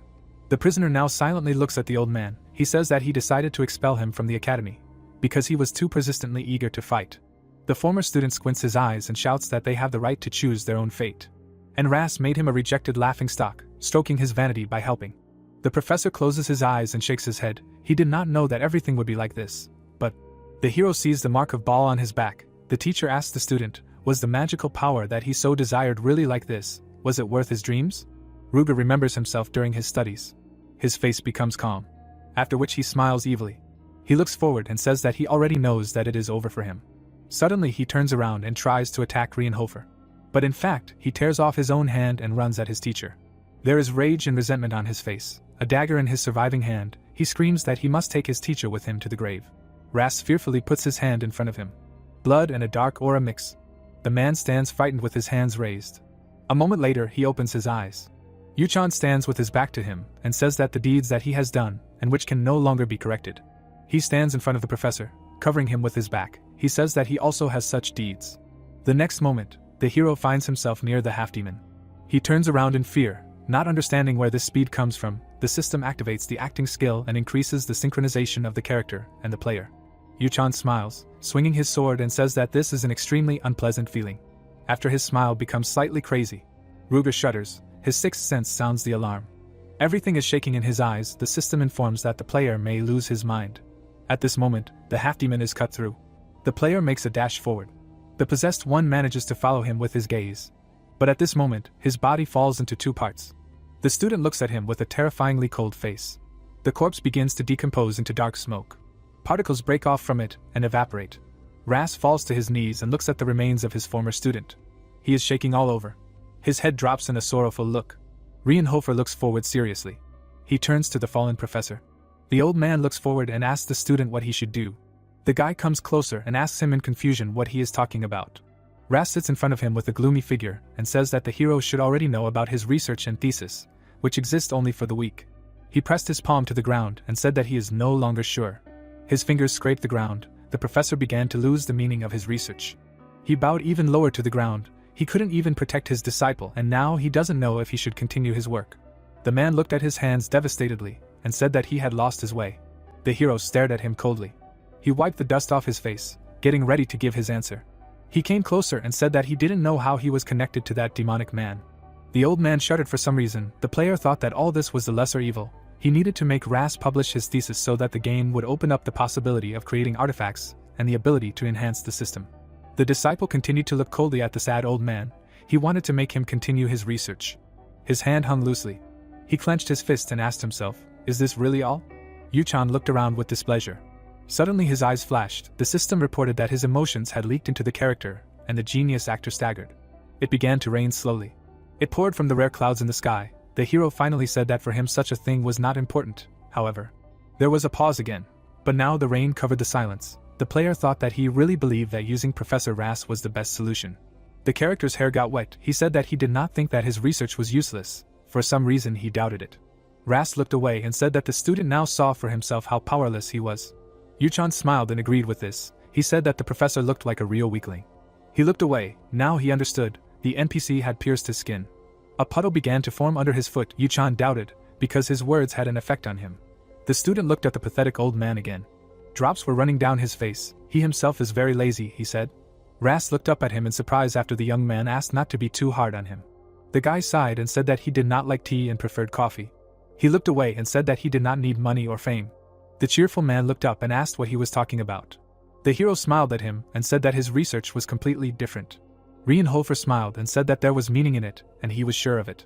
At that moment, the barrier began to crumble like glass, while the player thought that a veteran like him was simply jealous of someone who brought love into this world. The guy kneels in front of the old man. His pants get dirty. Mr. Ras looks at the young man in bewilderment. He looks him in the eyes and says that he will become his student. The man shudders. Yuchan watches the character's reaction closely. His back, which he saw through the monitor, and he, an atypical thinker, says that if there is a need, he can catch up with the teacher. The young man smiles again and says that he can support him, while he regretfully talks about his son. The barrier is almost completely destroyed. The students stood in front of a new pile of corpses. The fight is over.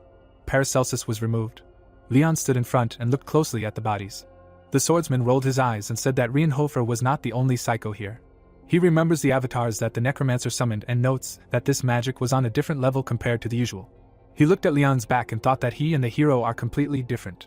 Penelope was telling her bodyguard off to the side that she found it hard to believe that someone had the power to control such an army of the dead. The princess looked into the void in shock and said that the dark forces are truly capable of destruction, although she did not want to admit it. The girl turns around and says that the rumors that the House of Marvas has returned turned out to be true. She closes her eyes and decides in a businesslike manner that she needs to remember a necromancer named Leon. The bodyguard bows and promises to monitor his actions. At that moment, the guy was closely examining the crystal that the hero gave him. Drops were running down his face and hair. If not for the stone, it was not a fact that he would have been able to win. He squeezed the stone in his hand and thought that Yuchan seemed to have seen the future. At that moment, a rumble was heard from the forest. Bernan jumped out into the crowd and began to examine the students, asking if anyone had died. Penelope approached him and reported that no one had died, but some had left the battlefield. Bernan's bald head flashed and he bowed. He apologized for not greeting him right away. He was in too much of a hurry. The instructor came closer and asked if he could know who was missing, and the girl reported that they were talking about Rienhofer. She smiled and added that it was unlikely that the hero was in danger now, since they had only held out for so long thanks to him. The professor looked at the children in surprise and asked if it was true, and Leon immediately confirmed it behind him. The necromancer came closer and said that the mana crystal that the hero had given him had helped them. The teacher looked ahead, dumbfounded. The other students stood thoughtfully to the side and discussed how Rienhofer had turned out to be not such a piece of trash. But some of the girls added that he clearly had problems with women. One of the guys scratched his chin and added that he behaved like a good-for-nothing, and that he had a bad relationship with the servants. Bernan shuddered, realizing that they were talking about the white-haired man again. He froze, deciding to connect the disappearance of the barrier with the player's actions. Some time later, in the Academy mansion, the hero was sitting in his office and doing paperwork. The pen squeaked on the paper. His acting skills were activated at an average level. The young man frowns. The system reports that he will not flinch. His eyes look closely at the words, white strands falling down. After that incident, he had to become a student. Strange Professor Ras. The man sat next to him and looked at his fist, humming a melody to himself. Yuchan patiently kept his eyes closed. The professor turned red and languidly breathed on the boy's thin throat. In order to unlock the system artifact, he needs his research. He remembered that in the game, Professor Ras did not die, but now everything is different. Suddenly, he hit the old man in the face with his elbow. He understood that if he did not save him, he himself would suffer. The student coldly looks at the professor's face driven inside and asks for forgiveness. He attacked him so hard, that is, he simply reacted to an unexpected touch. Ras suddenly laughed and gave a thumbs up. Everything was fine, he assured. He knew that the hero did it on purpose, so he didn't have to pretend to be a goody two-shoes. The teacher wiped the blood from under his nose. The young man asked why he was acting like that. Since he knew him so well, he said that the laws of the empire also had articles about sexual harassment. Ras spread his hands and walked up to him. For someone who pretended to be a good-for-nothing from a noble family, he knew too much. The man smiled dreamily and said that if you look at the relationship between the nobility and the commoners, you can understand that the laws were broken a long time ago. He walked away. The hero looked at him. It seemed to him that a professor of the Eldian Academy, which is under the direct jurisdiction of the imperial family, shouldn't say such a thing, but at least the student hadn't snitched on him yet. The player looked away with annoyance and thought that this NPC was really crazy. Ras was twisting the bracelet in his hands. He smiled and said that he recommended the hero along with Leon. The bracelet rose into the air and began to emit mana. The old man was talking about a recommendation to visit the treasury and get an artifact. Yuchan turned around in surprise and asked if he really did it. The teacher proudly took out a book and made a note, reminding him that the guy knew how much he could persuade. He smiled sweetly again and said that doing something like this for his student was nothing. Then Rienhofer jumped up with red cheeks and asked who said that he was worried. His hand clenched into a fist. Since he tried so hard to give him a gift, he would gladly accept it. Ras looked warily at his student and reminded him that he looked much happier than when he first became one. Yuchan's hand trembled with impatience. He slyly slid his gaze across the office. The game gave him an unexpected jackpot. After a while, the player decided to use the treasury. The guy entered through the large doors. This place belonged to the imperial family and the House of Rivelin. There were many interesting artifacts here, but he knew the one that would be the most effective. Beautiful chandeliers hung from the ceiling. If Yuchan got this artifact now, he would be able to develop several times faster. He stopped. Someone appeared behind him and said that he would never have thought that Rienhofer would enter the Eldian treasury. Eleanor smiled sarcastically. She assumed that the hero was in good standing with the teacher. Yuchan frowned and told her to think what she wanted. He knew that her share in the Revelin merchants was confirmed, so she went with her. He turned around and sighed nervously, hoping that the girl would not cause problems. She shook off her suit and said that the guy was deeply mistaken if he thought that she was not ready to sacrifice her artifacts. She wanted the hero to receive a well-deserved reward for saving her. The guy turned and noticed that she was complicating everything as always, but she just smirked and asked if he heard how everything worked from Professor Rass. She inserted the key into the keyhole and opened the doors to the next halls. She turned, smiled, and asked which Rienhofer was going to take the artifact. The young man smiled slyly, lost in thought. Then the merchant's indignation spread throughout the treasury. She frowned and decided to ask again what the hero wanted. The player put his hand on his belt and asked if she really wanted him to repeat it. Eleanor hugged her hands. She was just surprised that the guy needed such an antique, although, perhaps, for the son of a rich family this is not so surprising. But Yuchan replied that before saying this, she should first give the artifact to him. The girl smiled and asked him not to rush. The merchant lowered her hands. She needed to check whether the hero was worthy of taking the item from here or not. Yuchan bent over nervously. He was not told anything about this. It was a special right of the merchant, as a person who donates artifacts here. She rubbed her hand and reminded him that the Revelin merchants had power in the Eldian Academy. Sparkling mana appeared in the air. The white-haired man turned his head. The main mass of the smoke accumulated above his head. The player frowned. He realized that there was spatial teleportation magic around him. He had seen it many times in the game. The merchant turned slightly to him and asked if he was not surprised, to which he replied that he had seen more interesting things. Eleanor pointed to the sofa and told him to sit down. There were a lot of expensive things around. The girl sat down opposite him and suggested not to waste time and to start the test right away. Yuchan looked at her coldly and told her to begin. He closed his eyes and pressed his lips together. He decided that since it was a formal test, it wouldn't take long. Eleanor pointed at him and asked why the guy saved her. Rienhofer's eyes widened. He looked at his classmate and asked if it was really a test, but the girl said that it was up to her to decide what question to ask. Yuchan folded his hands together and thought. He looked away and slowly began to speak. Suddenly Eleanor slammed the door. She forgot to say something. She smiled and warned that lying wouldn't work on her, although the hero probably already understood that. Yuchan gritted his teeth in irritation. He forgot something. In the game, the difference between a genius actor and an ordinary one is that a genius actor can see through another person's lies. He leaned forward slightly. Realizing that the girl's words were true, he squeezed out that she was a real pain. Eleanor raised her hand and said that the player had already said that. A nervous smile appeared on Rienhofer's face. He did not know what to do. The merchant crossed her legs and noticed that she had thrown the hero off track, but he told her to shut up. Apparently she had lied about wanting to personally hand him the artifact. The NPC smiled and asked if it was important now. She propped her face up with her folded hands and reminded him that what was important now was that he would lose if he did not answer her question. The guy looked at her silently. His eyes flashed, his eyebrows frowned. It was too risky to let the artifact go now. And the girl would clearly begin to suspect him if she tried to simply leave the meeting. A drop of sweat rolled down his face. The player understood that the best solution would be to deal with this issue directly. Eleanor stared at Rienhofer, who asked the question again. Yuchan looked away and replied that he had saved her because it was necessary.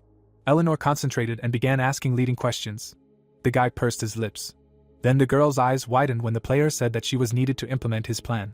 She leaned on her hands and began asking about the plan, but the hero decided that he did not have to talk about it. The merchant frowned. She squeezed the hem of her dress and warned that there would be another question. A slight sadness fell on her face. Her mouth opened slightly. She returned to her childhood memories and asked if he remembered what happened then at the ball. Little Eleanor embarrassedly approached Rienhofer. The girl looked away and asked if he saved her because he felt guilty about that incident. Yuchan looked at her coldly and said no. Eleanor tensed, trying to understand what Rienhofer meant by the plan. The player looked at her and clarified that everything he said was true, but she knew it herself. The merchant shook her head and said that it was not good to have many secrets. She pursed her lips. The guy reminded her that she also had a lot of secrets. She turned away and said that many people say that he has changed. Yuchan stared at the girl and waited for him to continue. Eleanor turned away in fear and said that she did not believe it. Even though he saved her, she still remembered what he told her then. Her cold eyes stared at the player. He nervously shook his head and told the girl to do as she knew. He closed his eyes and said that the merchant could blame him as much as she wanted. Eleanor froze. The guy said that she was free in her feelings, which meant she could act as she liked. Rienhofer looked away and said that her attitude towards him would not change anyway. He stared at his interlocutor. That was how everything should remain. He stood up and said that since she had finished, he would go take the artifact and go about his business. Eleanor sat in deep shock. Her eyes stared into space. In her mind she said that the hero really had changed. The player headed to the treasure room. Rick approached the merchant who decided to drink tea. The student looked at the reflection of the tea and asked why Rienhofer chose this particular artifact if there were much more suitable options. The boy smiled and said that this artifact was not bad, but not perfect. He looked away and added that he really did not know why a knight like him would need an orb. Eleanor looked ahead and said that she could not understand what he was thinking at all. She frowned, reminded herself that there were many interesting artifacts in the treasury. Swords, elixirs, shields and armor of the highest quality. But instead, the hero chose an old orb. She looked ahead, doubting that the player did this so that she would remain in his debt. The possessed man smiled. He thought that the lady should not think about it so hard. After all, the hero did not harm her in any way. The girl put the cup on the table and asked herself if it was possible to take it so lightly, but she had no choice. She looked ahead again and asked how things were in the merchants. The boy said that the capital's nobles and nobility from the coupon were buying Revelin products in huge quantities. Eleanor turned her gaze to him. The servant said that all this was thanks to her. The merchant was glad to hear this. She wanted Rick to continue to watch Rienhofer. The servant bowed to the young lady and promised to report if anything happened. He smiled and gloomily asked her not to worry. Returning home, Yuchan took out the sphere. He smiled contentedly. The system reported that he had received an advanced rank artifact, the highest rank sphere of the great sage. Windows appeared in front of his face with a description of the item and information that it revealed to the owner. The player looked at the sphere. He was very lucky to have received such an item at this stage. He used magic to lift the sphere into the air. The ball began to hover under the ceiling. Eleanor probably did not even suspect how good this item was. He knew a special way to use it, but the conditions were not fully met. Dark mana retreated from the sphere. It was necessary to call the name of its original owner. A girl who held this artifact appeared in his head. This was one of the 4 elders who would appear in the future. This is a character whose student the guy often became in the game. Yuchan rubbed his chin and decided that it was too early to activate it yet. Jitri stood peacefully by the wall. If the hero activates the artifact, he will reveal his location to the elder, and at this level, the current effect of the sphere will be enough for him. The maid looked at the master and asked why he chose this sphere.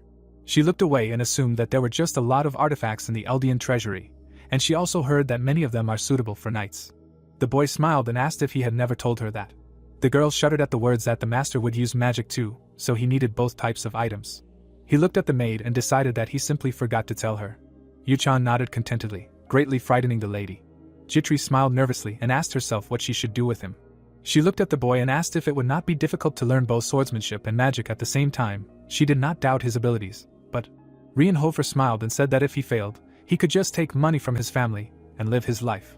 Jitri was embarrassed and said that she had just been praising his hard work lately. Yuchan looked at her with a smile. Had he asked her to do that? The maid giggled and said that the master was sometimes too nasty. Yuchan shrugged and reminded him that he was good for nothing and asked her not to forget about it. Jitri closed her eyes and added that the hero often plays with women. He scratched his head and said that these were just accusations. The girl introduced the patriarch and told that he was once a real ladies' man. Yuchan looked at the girl in surprise. She said that now he repents of his mistakes. The player smiled sincerely because he did not know about this. He fell onto the bed. Jitri remembered something. Rienhofer opened one eye. The servant said that he had received a letter. She took it out and noticed that it was from the imperial family. They insisted that the hero read it personally. Yuchan stood up abruptly. He did not understand why he needed to write. He accepted the envelope that China handed to the servant. The player opened the sheet of paper in surprise. He did not understand why the princess was paying so much attention to him. There must be no more deviations from the original story. The letter was elegantly designed. The princess greeted Rienhofer and wrote that thanks to his actions she was able to survive. Therefore, according to the laws of the empire, she would like to reward him. She would like to invite the player to the capital of the Talonpfizer kingdom to personally receive his reward. Yuchan stood up. His departure would be in 3 days at 9 in the morning. He put the paper back into the envelope. He waved it and said that the princess wanted a member of the Dark family to go to the capital. He did not know what kind of reward she was talking about. Jitri clenched her fists with excitement. Considering the conflict between the Dark and Divine families, this could be a trap. She jumped up to the master and warned that his trip could be too dangerous. Yuchan looked away and thought about the fact that they would want to call him at any time, and that meant something. He looked at the servant and told her to stay here. He calmly clarified that this was an order. Jitri brought her hand to her chest. She was too worried. The player turned away and thought about the place where Emperor Esteban and the Imperial faction established a base. He imagined the views of Talonpfizer. This place was under the control of the Divine family, which was equivalent to hell for the Dark families. His lips curled. The player could not believe that the princess was calling him there. What was she planning? Penelope was now the only thing in his head. When the hero played the game, he noticed a couple of interesting points. Firstly, no matter how useful the main attribute is for the player, If you choose the genius of the sword in battle, you will go the way of the sword. And if you choose the genius of mana sensing, you will go the way of magic. The carriage arrived 3 days later. Yuchan sat inside and thought. He thought about the warring camps. The player needs to make a choice between the opposing sides, and his participation led to certain results. Yuchan looked at his reflection. Penelope was sitting opposite. She asked if the hero had any business with her. Rienhofer looked back and replied that such an insignificant person like him simply could not have business with her. The girl was embarrassed and asked not to say that, because it hurt her. Yuchan looked at her carefully. Among the camps of the game, the strongest is the Imperial faction led by the princess. The opposing faction is controlled by the Dark families, and there is also a trade faction, which has huge sums and determines the dynamics of the continent. Each of these factions handles things differently, but one thing is certain, the deplorable relationship between the Rienhofer house and the Imperial family. The hero did not know the details, but the relationship between them can be called the worst in the game. Penelope smiled and assumed that the hero was thinking about going to the lion's den. Yuchan frowned, deciding that the girl was trying to test the waters and, as good for nothing, he could not retreat here. The princess laughs embarrassedly when the hero says that he is not very happy about visiting this place. The girl assures that the gentleman cannot worry, they are going to the capital only so that she can give him a reward for helping her. Yuchan looks at her carefully, and says that she is taking her light too far. Penelope smiles slyly and asks if she was caught. After a while, they arrive at the palace. Rienhofer looks at the lady and asks what they want from her. The NPC silently looks at him, smiles and says that everything is simple. The carriage stopped. The passengers got out into the fresh air. Penelope turned around in fear. Her brother's voice said that he had heard that a guest was coming to them and he was waiting for him impatiently. The gentleman walked towards them and said that it was unexpected. He smiled slyly. Yuchan noticed anxiety on the lady's face. Therefore, he decided to bow and greeted Prince Louis. Penelope looked away tensely. She had heard that the prince had to leave for the Northern War. Louis laughed and said that the plans were cancelled. He pointed his hand at Rienhofer and said that they had an important guest, which meant that he had to meet him. He smiled and said that he would tell the emperor about it himself. Then he turned to the guest. The player puts his hand on his chest and bows his head. The prince smiles slyly at him and offers to start meeting him more often. The player bows and says that it is an honor for him, but he cursed under his breath. He froze for a few seconds, not understanding why he met this psychopath right now. Luz is the first prince of the empire, and the only person standing ahead of Penelope in the line of succession. A bead of sweat rolled down his face. Luz smiled with a fox-like face. Yuchan knew that in front of him was the main creator of bad endings in his game. Luz walked on. Yuchan frowned as he walked away. Penelope walked forward, deep in gloomy thoughts. Ichina stepped forward and asked if she was okay. The princess waved to her and said that she was just a little tired. She smiled and turned to Rienhofer. Deciding that he was surprised, she offered to go ahead and talk inside. The hero looked at her and said, well, just like in the game, Penelope and Luz's relationship is at a bad level. The hero frowned and decided that he would use this. Night fell. The hero intended to get out of here alive. Yuchan was lying on the wide bed provided. He looked at the ceiling. Tomorrow was the day of receiving the reward, and while there was time, it was better to rest. He sighed and said out loud before the assassins came for him. With these words, the character closed his eyes. But as soon as there was a noise, one eye opened. Yuchan stood up and grabbed his sword. He forced his hearing to concentrate. A woman's hand knocked on the door. Penelope and Ichina stood outside and asked to open the door. The hero shook his head irritably. A little while later, he opened the door for the night guests. He calmly examined their cloaks and asked what brought them here at such a late hour. The girl looked at him and said that he himself should understand that he should not keep her in the corridor. She smiled at him and said that she would come in. Ichina frowned at the player and said that the princess wanted to offer him something. She entered and said that she would protect this place, because in the imperial palace there are eyes everywhere. Yuchan nodded briefly to her. He let her in and closed the door. The princess took off her hood and offered to sit down. Rienhofer looked away with displeasure and agreed, not understanding why she decided to come to him herself. His eyes slid around the room. Only one idea came to mind. The NPC looked at him and asked him not to worry, because she would not take much of his time. She looked at him intently and said that the hero would have to promise her one thing. The guy came closer. The princess said that depending on how he answered her question, it depends whether he can return to Eldian. Penelope looked out the window and sadly noted that there was a chance that he would never return to his native estate. Yuchan eagerly looked at the lady. She began to order him, with the power given to her. She looked at him and asked to become her representative behind the scenes. The hero nodded. He expected something like this from her. She needs someone who will deal with the first prince, and for this a representative of the Dark family, with whom she has no connections, would be ideal. The guy sat down opposite, realizing that the princess needed a tool and wanted to make him her pawn. He looked forward. The princess said that everything was exactly like that. She looked at the young man in surprise when he said that there was one but. Yuchan folded his hands on his legs and said that if the lady thought that he had no choice, then she was deeply mistaken. The hero smiled slyly.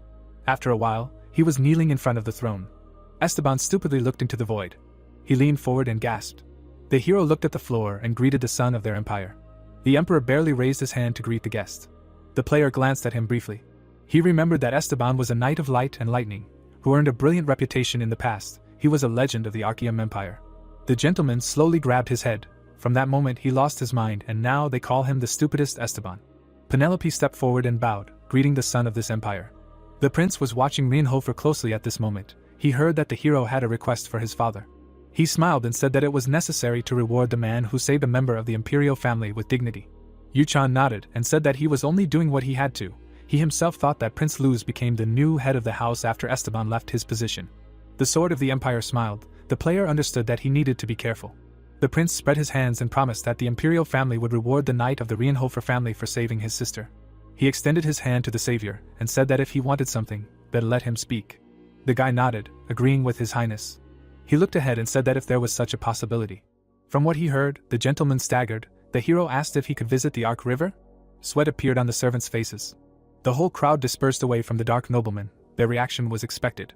Ark is a mystical river that only the imperial family and divine houses have access to. It has an incredible effect, namely, it randomly increases characteristics. The prince regained possession and noted the unimaginable impudence. He squinted at his guests, noting that all the idiots from the dark families were the same. The crowd began to point their fingers at him and shout that they cannot allow this. How can they let a person from a dark family into the Ark River? One of the gentlemen threw up his hands and said that even if he saved the princess, this cannot be allowed. Everyone raised their fingers and importantly said that only divine houses have access to this river. The hero looked down coldly. As expected, everyone opposed. He closed his eyes. He said this so as not to say that he did not need a reward. He decided that this would be enough. Penelope looked sternly forward and said, "What impudence." She looked at everyone present and began to ask how they all dared to raise their voices in front of His Majesty. The hero looked at her in surprise. The princess said that there were no laws stating that only divine families had access to the river. A drop of sweat rolled down the guy's face. Something went wrong. Why was Penelope suddenly standing up for him? He looked at her. He told her that he was not going to follow her plan and hoped that she would simply leave him alone. One of the gentlemen came out to meet Penelope, but the lady said that she did not like his tone. Silence fell in the hall. The girl found the strength to smile. Yuchan gritted his teeth, expecting a setup now from anywhere. He was worried about what she told him the night before leaving. She put the cup of tea on the table and said okay. She looked at the young man and promised that she would leave him alone for now. She stood up, walked up to him and asked him to remember the following. Rienhofer looked at her coldly. The princess leaned towards him and said in a gloomy voice that sooner or later he would have to choose. If the time came when he would have to choose between two factions, he would have to support the princess, and not the main antagonist. Now the player was looking around, but he could not make this choice obvious. He looked at the prince and asked if he would fulfill his request. Luz made a face of disgust. But then he overcame himself and smiled. Everyone present stared in shock at the heir, who noticed that his sister's words made sense and there were no laws prohibiting dark families from visiting the Ark River. The player looked at him carefully.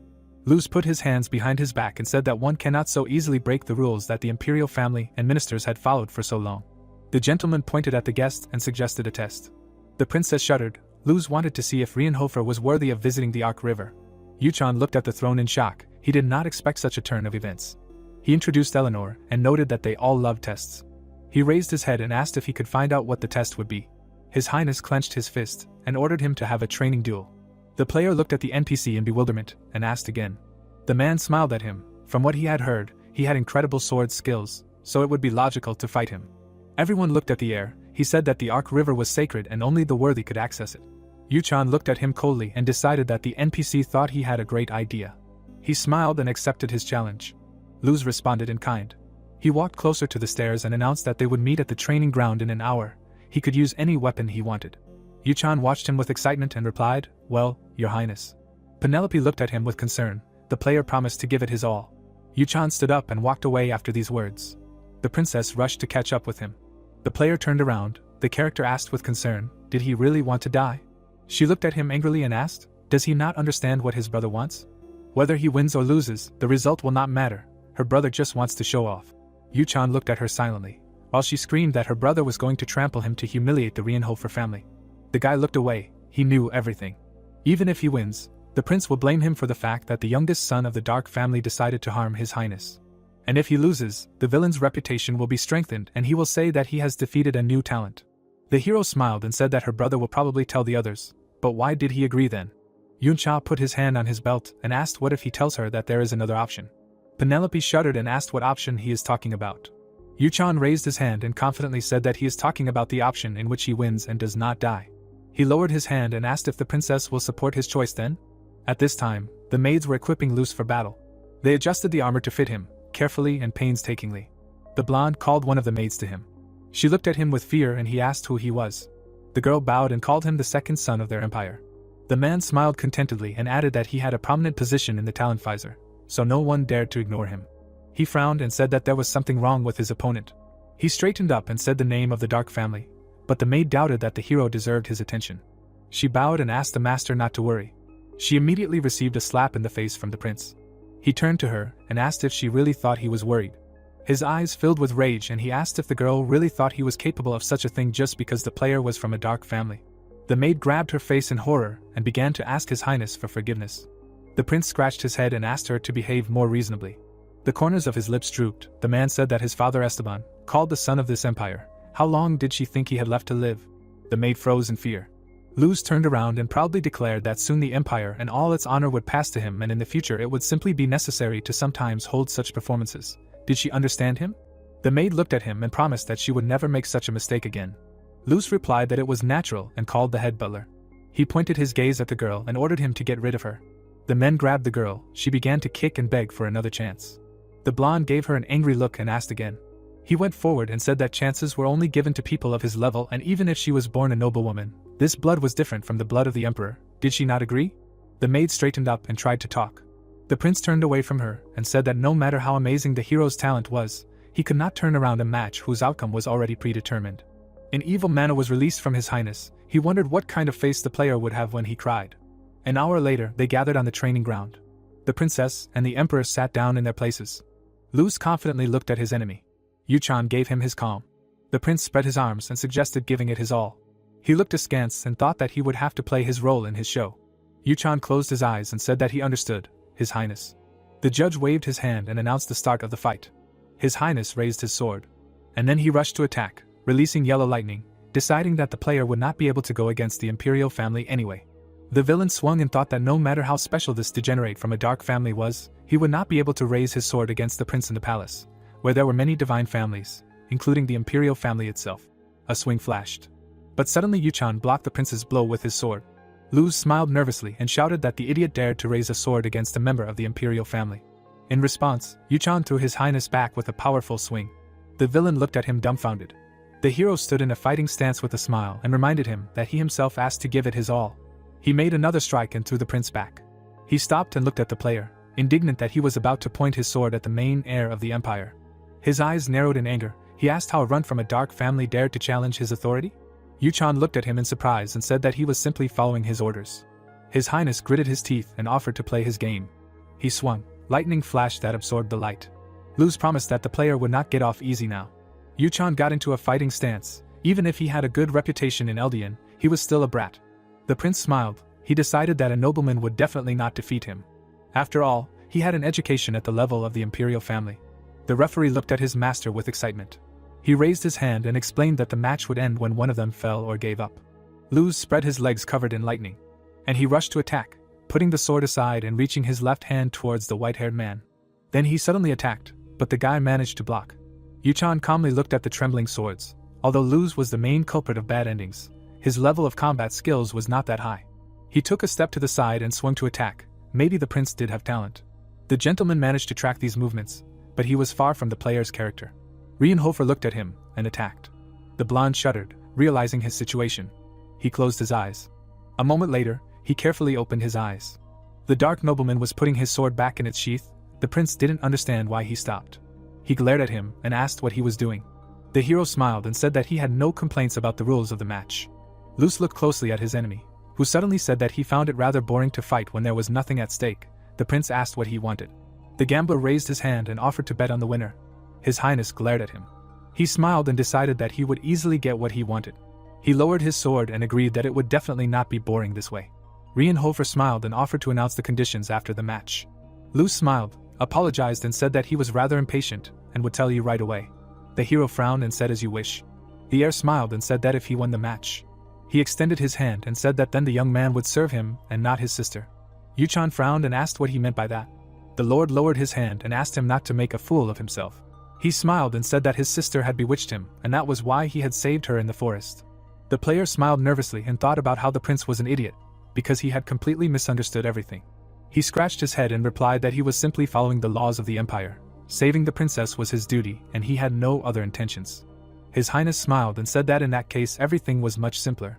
Lightning flashed around him. Luz offered to become his knight. He wanted him to become his shadow, not the shadow of the Rienhofer house, and he would also have to swear allegiance to him.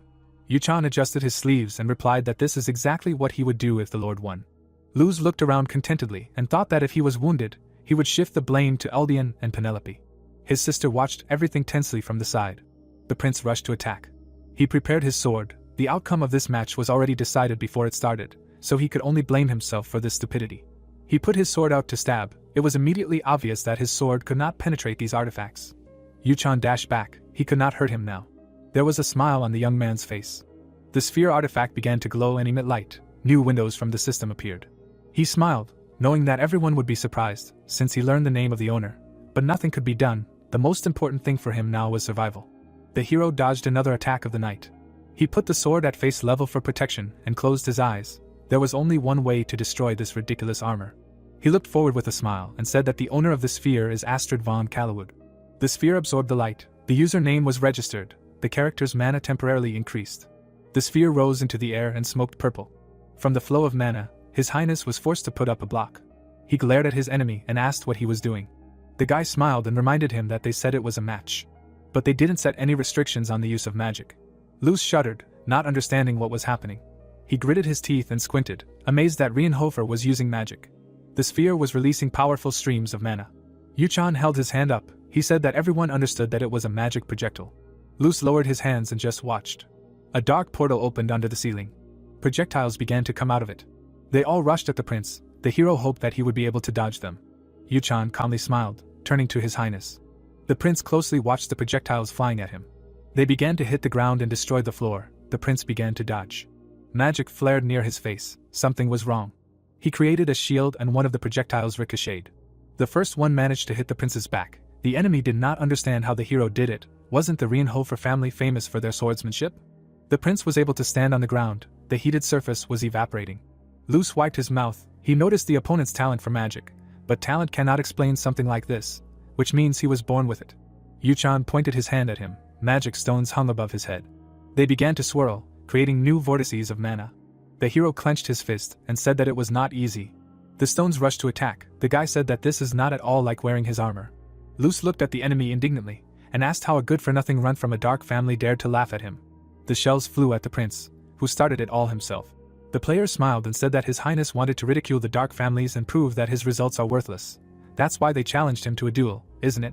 The girls watched the fight with great interest. Who would have thought that the gentleman would try so hard, having an undeniable advantage? He said that the honor of the imperial family is no longer worth anything. From these words, the prince froze. His veins on his forehead bulged with anger. He summoned a cubic sphere. He put it in front of him. The battle zone was covered with a blue barrier. The man called the player a psycho. He understood that others should not see this. Yuchan lowered his hands and asked what the gentleman was going to do. Luz waved his hand and replied that the guy had no right to ask questions. He laughed and said that he heard that he was a psycho, but he could not even think that he would dare to go against him. The hero looked at him coldly. The prince said that when the match was over, the imperial guards would kill him. The player smiled. That's what His Highness said. He took out the communication sphere and asked the director if he would allow his cute student to die in such a place. The prince shuddered. Mana began to emanate from the sphere. She absorbed the energy. Namwon said that she would fulfill his request in any case. Luz bit his lips. The voice seemed familiar to him. The sphere asked, "Have they really not met yet?" The dean's hologram appeared from the artifact and looked at the prince. She said that although Inkan was far from cute, he was her dear student, and if they tried to get rid of him with the power of the imperial family. The elder smiled and said that she, as one of them, would have to destroy him. Luz made a face of surprise. Yuchan waited silently. A smile appeared from under his white hair. Before that, the student went to talk to the dean. He told him that the imperial family wanted to give him an award. The player raised his hand and explained what it was for saving the princess. Kanwon smiled and said exactly that. Yuchan shook his head irritably and said that if he went there, he would be killed there. The director bit off a cookie, listening attentively to the student. He folded his hands together, sighed and said that no member of the Dark family had ever returned from there alive. The elder smiled and said that it seemed true. Suddenly, the young man snatched the cookie from her hands. He raised it higher above his head and asked if she was seriously sharpening the treats now. The girl tried unsuccessfully to reach them. The guy closed his eyes and asked if the director could help him. He returned the treat to her, and said that just one word and the princess would stop pestering him. Nanwon smiled and noted that the hero would not receive a reward then, and if he did something good, he should receive a reward for it. Yuchan folded his arms over his chest and said that it was better not to receive a reward than to return back without a head. He did not know how difficult it was. The elder raised a finger and said that magic was now in its heyday, so lost limbs can be quickly returned, but she did not know if it works with the head. Yuchan smiled nervously and asked if she was serious about telling her student such a thing. The lady sat down on the sofa and said that in that case, if there was a way to get a reward and return from the capital alive, would he try? She created a sphere, while the hero said that he doubted that such a solution existed. Rienhofer grumbled at his reflection. Now he was looking at the hologram of his director, the crystal she gave him, a kind of tool for long-distance communication.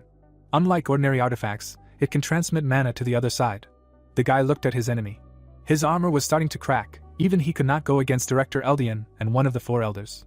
The player smiled and noted that the elder is rarely useful. In response, the girl smiles evilly and is going to leave him if he does not need help, but since he does, the player bashfully turns his head away and says that he needs help. After which he looks at the prince. Luz smiles nervously. The couple stared at him in silence as he yelled that it was just a misunderstanding. If he knew that she valued this student, he wouldn't have done something like this. Nanwon looked at him coldly and asked who his principal was and asked him not to pretend that he knew her. She was close to his father, not him, and he wasn't her student. Luz looked at the principal indignantly when she called him a brat. He raised his hand and asked what he needed to do to calm her anger, and she told him to beg. A frightening smile appeared on the small face. The elder told him to beg her disciple for forgiveness, and if he did so, she would turn a blind eye to this situation. Yuchan smiled embarrassedly. He certainly did not expect this. The prince was shaking all over. He was sweating all over and with a short sigh said the word forgive. The hero smiled and replied that he would generously pardon his highness. Namwon said that she would watch this fight, so she hoped that it would end fairly, and she wanted the barrier around to be removed. Luz looked around and agreed. The hero made a dash at that moment. While the prince was talking to the dean, he swung his sword to strike. And struck. The air staggered and his eyes rolled back from the blow. The barrier fell just at the moment when everyone saw Yuchan in front of the fallen knight. All the gentlemen jumped up and began to ask how this was possible. Penelope leaned forward in surprise, speechless. She jumped up and asked how the hero had arranged all this. Echina frowned and asked if Rienhofer had hidden a spare life. The princess leaned forward and said that this was not an occasion to allow thoughts. The hero must clearly have some kind of ace up his sleeve. She stared at the player. The power of the Dark Clan extends to the Arheim Empire? She thought about the elder and decided that there was something else the hero could believe in. She raised her head and said that it must be in his hands. The bodyguard looked away, although she did not want to admit it, but Rienhofer's abilities were incredible. In the forest and at the entrance ceremony in addition, from this fight, it was clear that he had no intention of joining the faction of the first Prince Louis. Penelope thought about it and smiled. She turned to the bodyguard and said that they should allow it now. Ehaina looked at her in surprise and asked if she could inquire about her plans. The princess leaned towards her and whispered softly. The girl's face trembled at what she heard. The gentleman had already begun to descend into the arena to check on his highness's health. The captain of the guard looked ahead and ordered that the first prince be moved to the infirmary, and that no mistakes be made. The maids descended into the arena to pick up the wounded man. The butler turned to the others and ordered that no one be told a word about this. The princess watched the commotion around her brother with satisfaction. Yuchan stood quietly to the side. He turned around and walked away. Night fell in the palace. The young man sat on his bed and placed his sword next to him. He tiredly touched his face, and summed up that he had barely survived. Memories of the battle were scrolling through his head, and in his eyes, Luz became a sick royal puppy. He said that one should not rush headlong towards a bad end. The prince always attacked with a crazy face. The hand reached for the sphere. Astrid appeared in the head. The player decided that she was now useful. Yuchan threw the artifact in his hand. This thing would be useful to him not only at the beginning, but also in the middle and second half of the game. Mana was released from the device. It was undeniable that it made it a little easier to resist the prince. The young man looked at the ceiling and smiled. Next time he should not even dream of such luck. There was a knock on the door. The player suddenly tensed up and looked towards the door. The corners of his lips dropped. The thought immediately appeared that the first prince had come to take revenge. The hand took hold of the sword hilt. The guy approached the exit and asked who was there. Penelope and Echina were standing on the other side of the corridor. China clenched her fist and said that the emperor's daughter wanted to see him. Yuchan looked at the door in surprise, not expecting such an outcome. He looked away irritably and said that he would open it now. The bodyguard frowned in order to open the door immediately. The player nervously pursed his lips. Anyway, there was a matter that he did not want to deal with. But he still approached and opened the door. Penelope was already standing in front of him. She walked inside with restraint. Echidna remained to guard outside. Rienhofer turned to the heiress and asked what she wanted from him. The princess slowly took off her hood. If she wanted to question the hero about the battle with the prince, then they had already come to an agreement. The girl smiled at him and asked the guy not to act like an idiot. Yuchan looked at her in surprise and asked what she was talking about. The princess laughed and asked if he was drawing a picture of her and her brother sitting at the same table. The guest remained silent, and then the emperor's daughter offered to sit down. The player sat down opposite the NPC. He looked at her sullenly and reminded her that it was almost midnight, and if it was not important for her to discuss it now, then they could talk at any other suitable time. Penelope smiled and said that she wanted to talk now. Yuchan was wary. He did not understand how it was possible to discuss something at such a time. And if strange rumors appeared later, then who would take responsibility for it? The lady calmly looked at him and asked if he was worried that scandalous rumors could be spread. The hero bowed his head and said that the fact that the princess was in the room of a person from a dark clan when the clock passed midnight was a problem in itself. The princess smiled and asked if he was thinking the same thing as she was. Penelope put her hand on her chest and said that rumors would definitely start, that's why she came. The dark nobleman shuddered and mentally asked the crazy NPC to explain herself. The lady closed her eyes and smiled. The guest asked for a specific explanation, then Penelope addressed him by name. Rienhofer looked at her and answered. The girl kept her eyes closed for a while. They slowly opened. The lady addressed her savior. She smiled shyly and said that Yuchan should marry her. A bloody moon shone in the sky. Its light poured through the bars. The council sat in the dimly lit hall. Luna raised her head and began to speak. She frowned at the other members of the council and asked if it was true that their incredible newcomer went to the Ark River. The dark man looked at her and said that it seemed true. It was the initiative of the imperial family. The woman lowered her head and asked if he simply trusted them and went. Did he really not care at all about the humiliation he might endure there?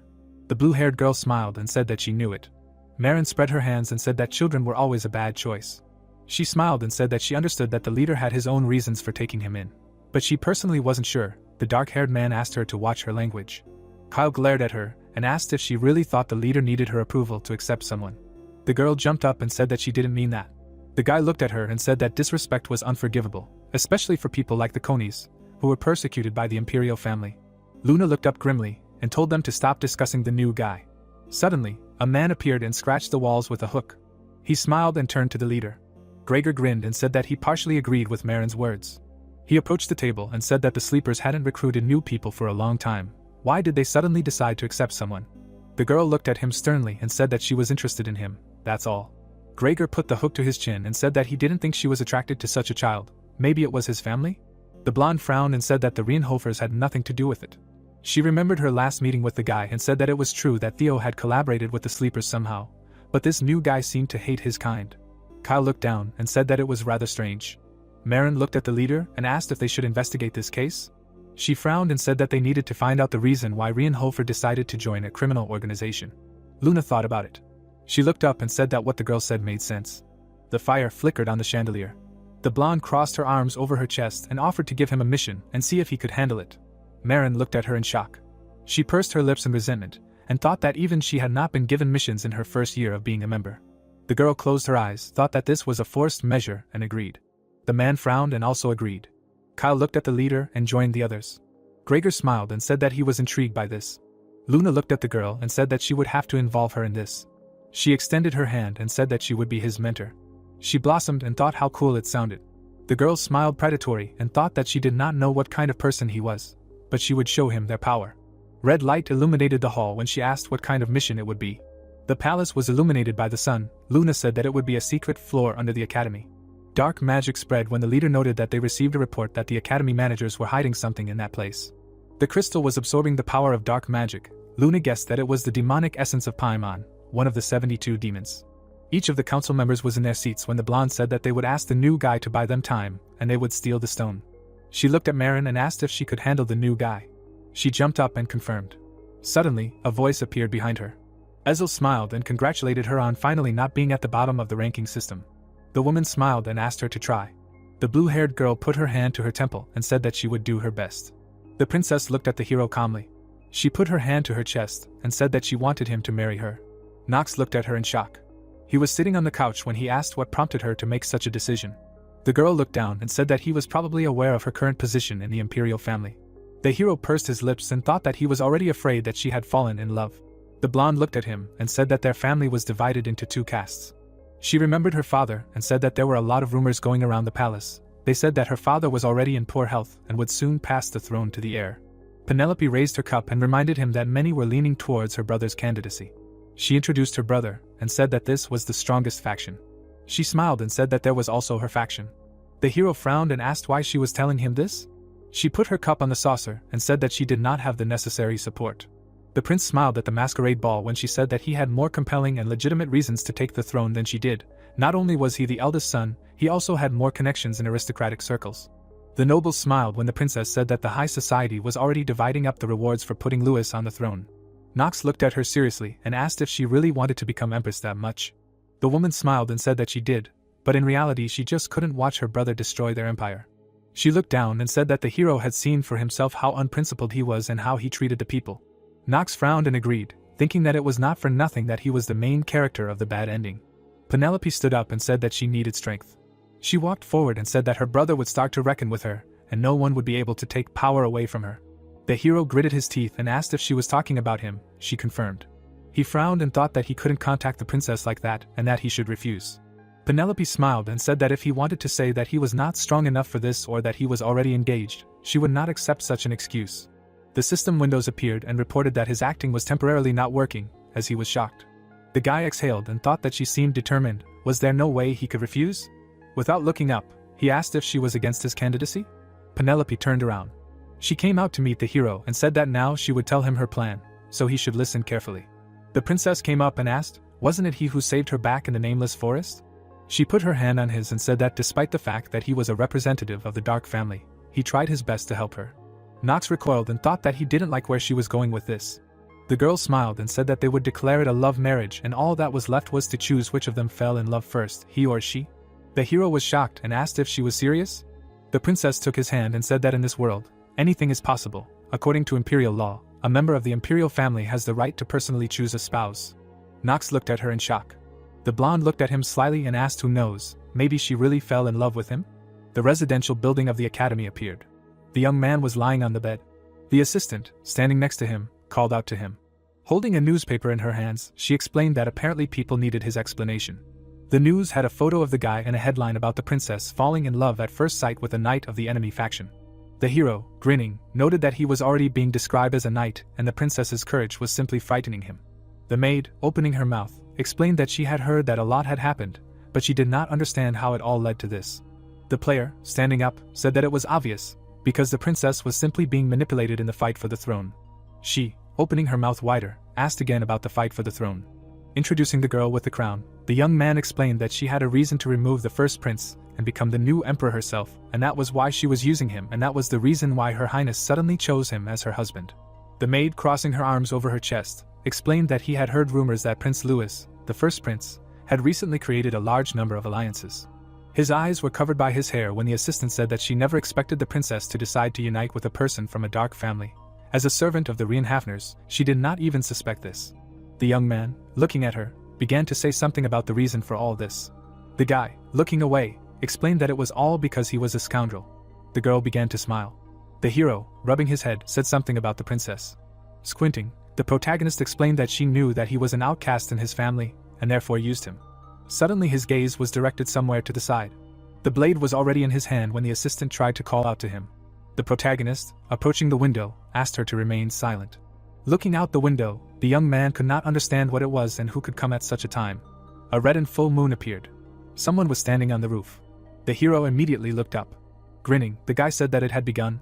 There was this smile on his face.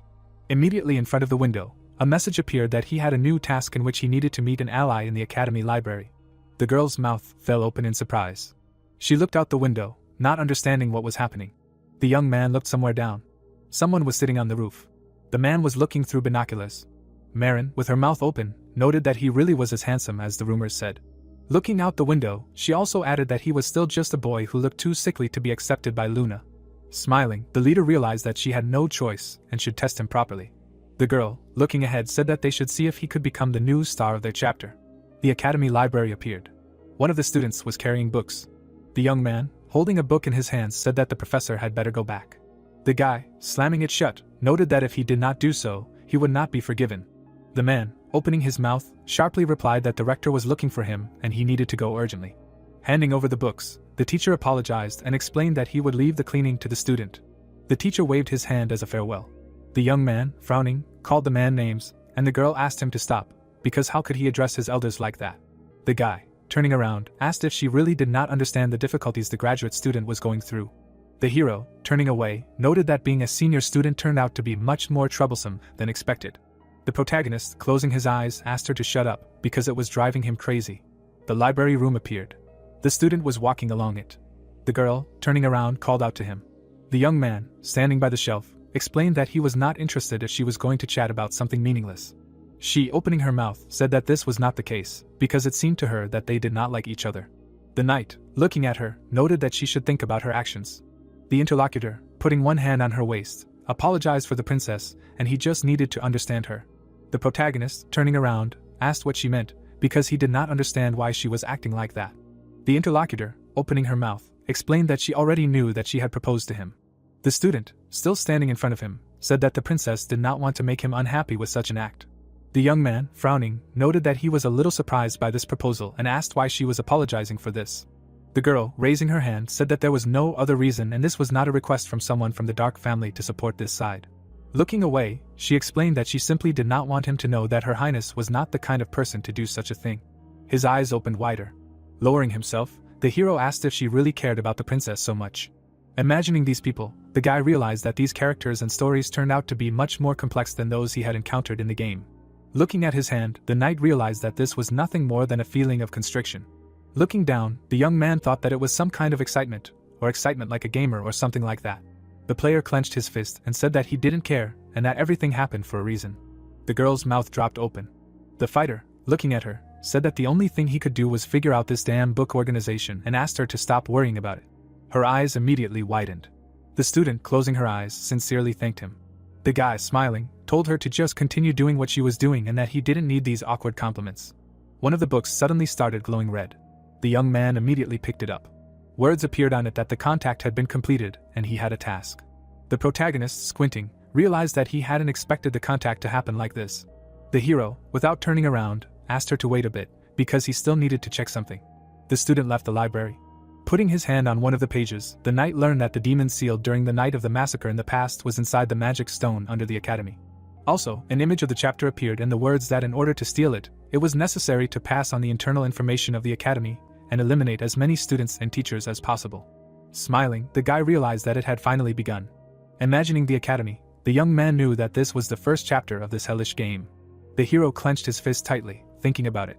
His eyes glowed red. The night sky covered in a red glow appeared. In some rooms of the dormitory, the lights were still on.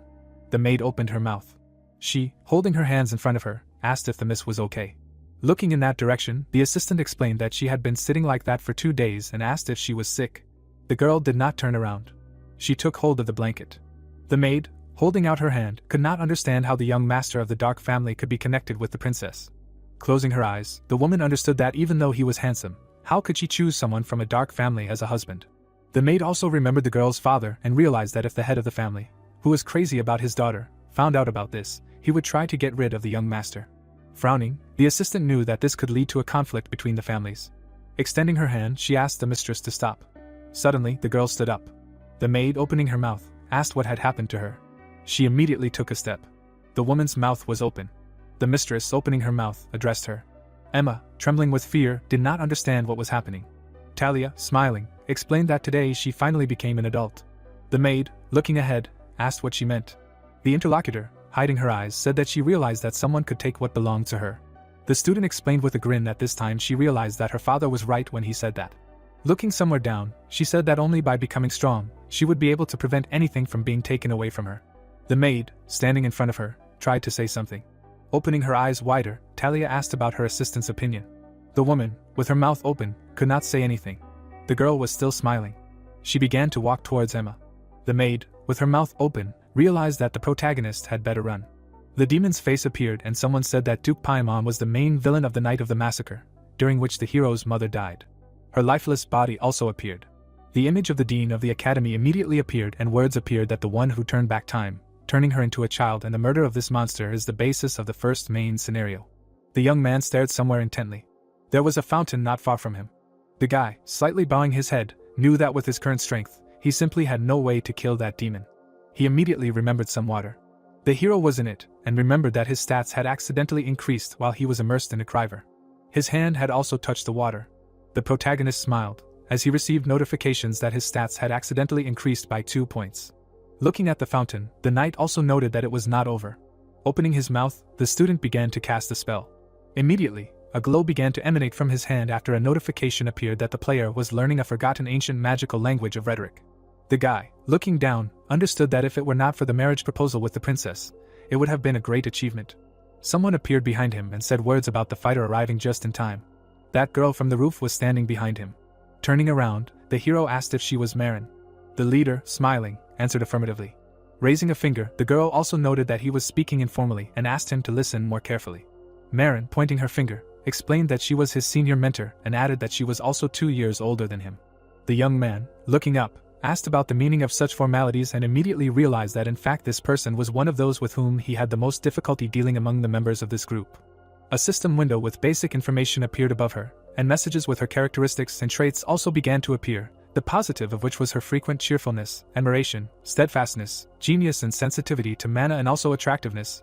The negative ones were her prejudice against people, inferiority complex, young conservative and motion sickness, and also a window with skills, which were archery enhancements, auto-aiming and water shot. The young man frowned and thought about the trait he disliked the most. The girl, smiling, said that this meant that from now on he was her junior and should speak to her respectfully. The hero, opening his mouth, asked if she was a conservative. Marin, opening her mouth wide, shouted a question about when she had behaved like a boss. Frowning, she explained that this had never happened before. Pointing her finger, the girl said that this whole world was going to hell. The protagonist, looking at her, noted that she simply loved to shake the air in vain. The leader immediately jumped to the ground. She began to approach the recruit. Marin, smiling, asked him to simply treat her with respect. Closing her eyes, she also added that she had joined this group much earlier. The young man, with his mouth slightly open, explained that he had heard her the first time and asked if the interlocutor really expected respect from such a black sheep. The girl, with her mouth wide open, exclaimed that there was a chain of command in the sleepers.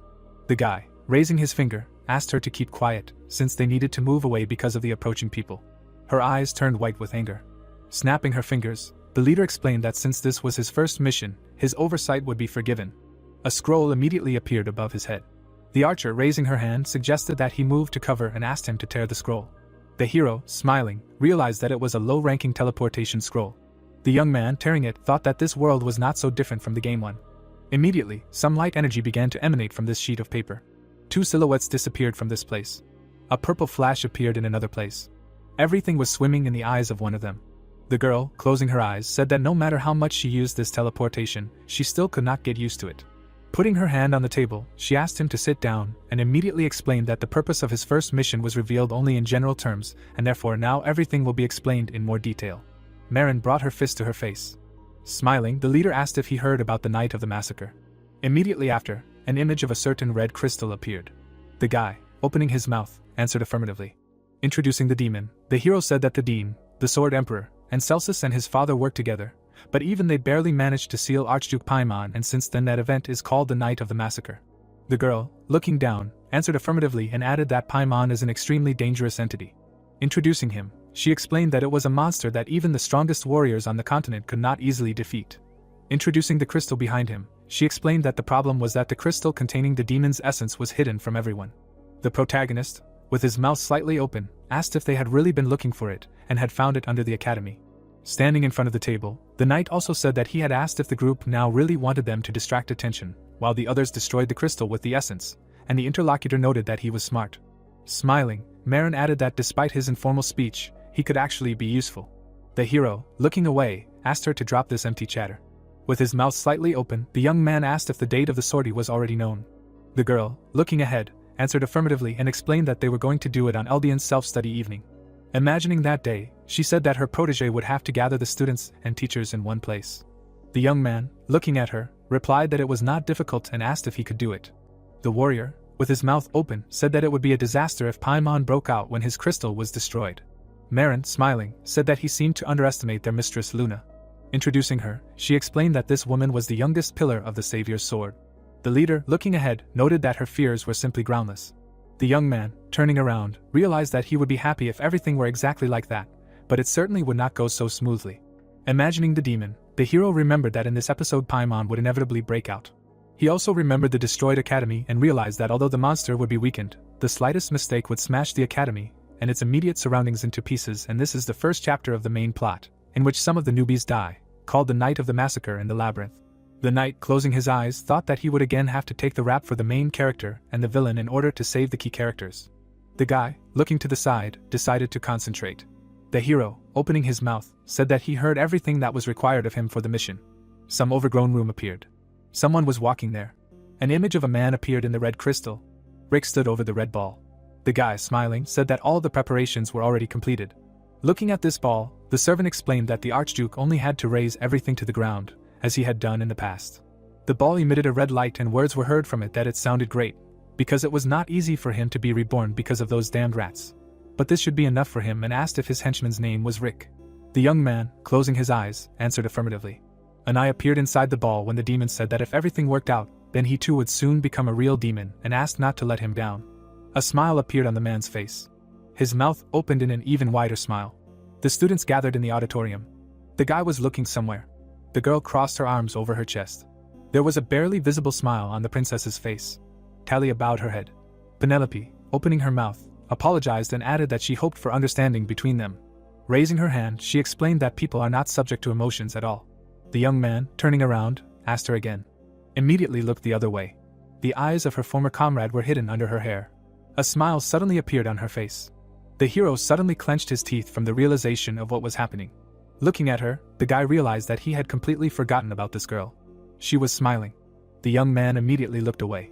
Closing his eyes, the protagonist tried to understand how everything happened this way. Many students gathered in a certain room and someone asked if they had heard the news.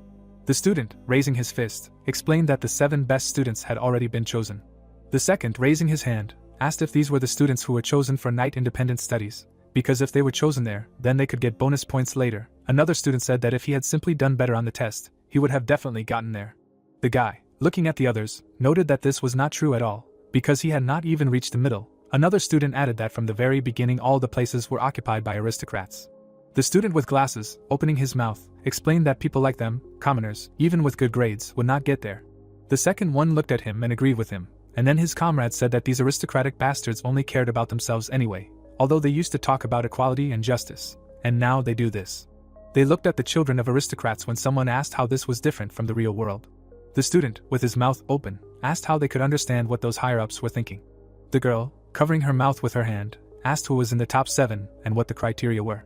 The guy, rubbing the back of his head, answered that apparently it was all based on grades, and his comrade noted that wherever you go, only grades will decide. Someone was walking through this room when they were talking about some amazing student. The protagonist appeared in this place. His gaze was directed somewhere ahead. All the students were looking at him. One of them, looking at him, asked if the girl meant this scoundrel from the Rienhafner family. The knight, looking away, realized that his name was mentioned as always and thought that he did not want more attention than necessary. But now he simply could not do anything about it. The guy looked in the other direction. Imagining the academy and the beam of light, the young man remembered that the most important thing for passing the Paimon episode was grades. The hero immediately imagined the best grade. He also imagined a reporter with a negative grade and realized that if a student had bad grades, he would not be able to participate in the Night Independent Studies event, and if so, the person would simply not be able to maintain other grades. The students, standing behind, said that the student from the Rienhafner family was a lucky bastard. One of them, gritting his teeth, asked if it was really all about appearance and connections. His comrade, opening his mouth, assumed that it was. The guy, opening his mouth wide, shouted that this man was an enemy and they could not protect him. The student, coming up from behind, asked if he had not heard the latest rumors. Coming closer, the young man said that he was now the princess's fiancé, and one wrong move by someone from the outside could lead to death. Another man, opening his mouth, asked what would happen if he heard them.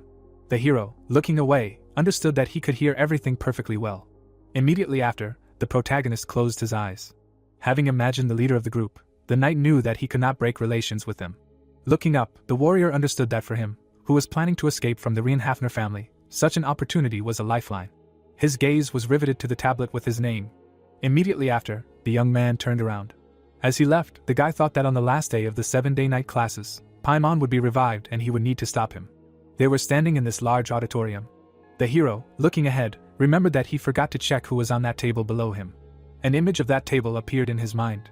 The protagonist, bowing his head, thought that this was similar to the drama from his original world. Imagining two students, the knight realized that this was a conflict between an ex-girlfriend and a current one. Clenching his fist, the warrior realized that this was the worst situation, and the worst thing was that nothing bad had even been done on his part. Valius had a smile on his face. Squinting, she said that she understood the princess. Looking at the ex-boyfriend, the girl noted that perhaps it was rude of her, but this man was really good. The student, opening her mouth, explained that it was completely natural to have such feelings. The princess, smiling, thanked her for understanding. Suddenly, she bowed her head. Penelope's gaze was still fixed on her. Talia, putting her hand on her chest, said that she didn't think she could just back down. The assistant gritted her teeth in anger. Smiling, the student said that her family placed special importance on seizing things. Looking ahead, she added that this even applied to people. Penelope, smiling, wished her luck. Closing her eyes, the girl also noted that she had heard that this was an arranged engagement between families. As she left, Penelope wondered if one of the parties was more serious than expected. The hero looked at this girl. His gaze suddenly turned to the side. A red glow appeared there. Words appeared in front of him about coming to the shelter, because there he would be given the details of the plan. The young man continued to look in that direction. The knight was already there. The leader, sitting somewhere above, called out to him. It was Marin. Opening her mouth, she asked who he was. The partner immediately jumped down. The member of the organization, with her mouth open, asked what he was doing, that there were rumors that his wife was Princess Hero. Looking away, he explained that he also did not quite understand what was going on. Looking at her, the protagonist said that apparently Penelope wanted to use him as a tool to restrain the prince. The interlocutor, frowning, asked if he really thought that he was called here to listen to some obvious story. The guy, with his mouth open, suggested that she move on to discussing the mission. She, with her mouth wide open, shouted that she first needed to know something, because this was help for the leader. Pointing her finger, Marin explained that they could not simply accept someone like him, whose identity had not even been confirmed. The young man, still looking at her, noted that this had already been decided by his superiors, and the leader said that the assessment of newcomers was her direct responsibility. Taking the bow, she also added that she needed to check whether he was suitable for joining the organization. The guy bowed his head. Immediately after, the hero took the weapon in his hand. The knight, holding it in front of him, asked her not to say that she had not been warned. Immediately, the opponent took the arrow in the quiver. The knight's sword was still in front of him. She immediately pulled the bowstring to shoot. Immediately after, the warrior parried it with a swing of the blade. The girl was behind him. The enemy was preparing to shoot again. The guy's mouth opened. Marin, opening her mouth, said that she would be careful with him and asked him not to die here. The arrow was already heading straight for him. Dodging, the guy realized that this man was not bluffing at all. Imagining a certain creature, the hero understood that she was a descendant of a race that had disappeared from legends, the marine race. She was preparing an arrow to attack again when the fighter thought that ancient blood was flowing in her veins and that her water shot was extremely terrifying, since even Luna, the head of the organization, could not completely reflect this attack, and immediately a notification appeared about the activation of the acting master. The young man, jumping back, understood that it would be better not to provoke her. The arrow was right in front of his face. Blocking it with his sword, the guy realized that it was simply impossible to gain her trust with his current abilities. Looking forward, the hero knew that then there would be a high probability that the episode would end in disaster. The warrior stood in front of her. The protagonist, with his mouth open, said that this fight should end with his unconditional victory. A black and purple aura began to appear around him. The girl frowned and said that maybe he had attracted the attention of the leader, but he was still at the very bottom of the ranking table. Looking at him, Marin asked why on earth he was acting like that. Opening her mouth, she said that she needed a clear and concise answer about his relationship with the princess. Water streams began to appear around her after she said that she also needed to know about all those events surrounding his person. Several water columns rose into the air. The enemy, waving his bow, asked if he would claim that all this was really an accident. The young man, holding his sword in front of him, asked if she really just didn't want to believe him and added that in that case there was no point in trying to prove anything. The opponent, preparing an arrow for an attack, said that they would see how much longer he would pretend to be great and powerful. A huge wave appeared right in front of the protagonist. This stream was circling around one place. The guy was right in the center of it. The protagonist, with his mouth slightly open, asked if she really thought such a small trick would work against him. Immediately after, the fighter made a slashing strike with his blade. The water began to disappear. All the liquid immediately turned into steam. The girl was behind him. Preparing the arrow, Marin explained that she had not counted on this at all.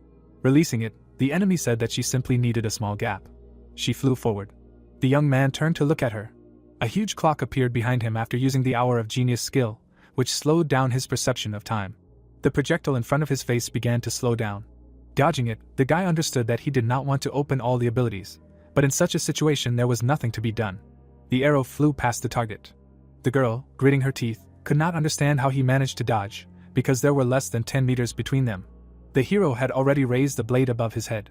A bright cut appeared in front of him. A black wave went forward. Marin gritted her teeth in surprise. The protagonist was still standing in place. The enemy, appearing behind him, asked who he was.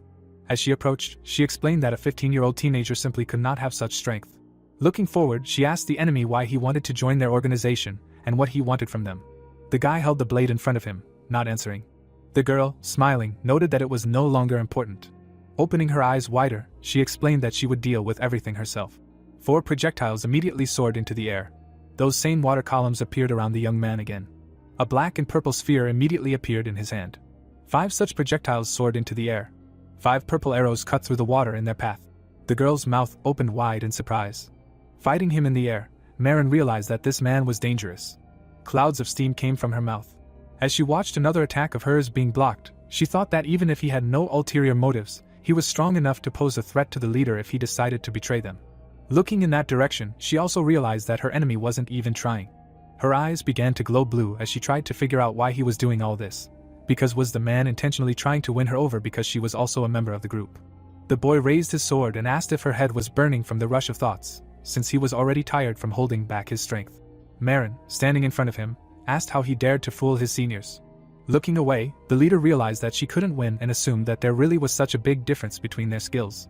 Clenching her fist, she realized that if she didn't give it her all, then she would definitely lose.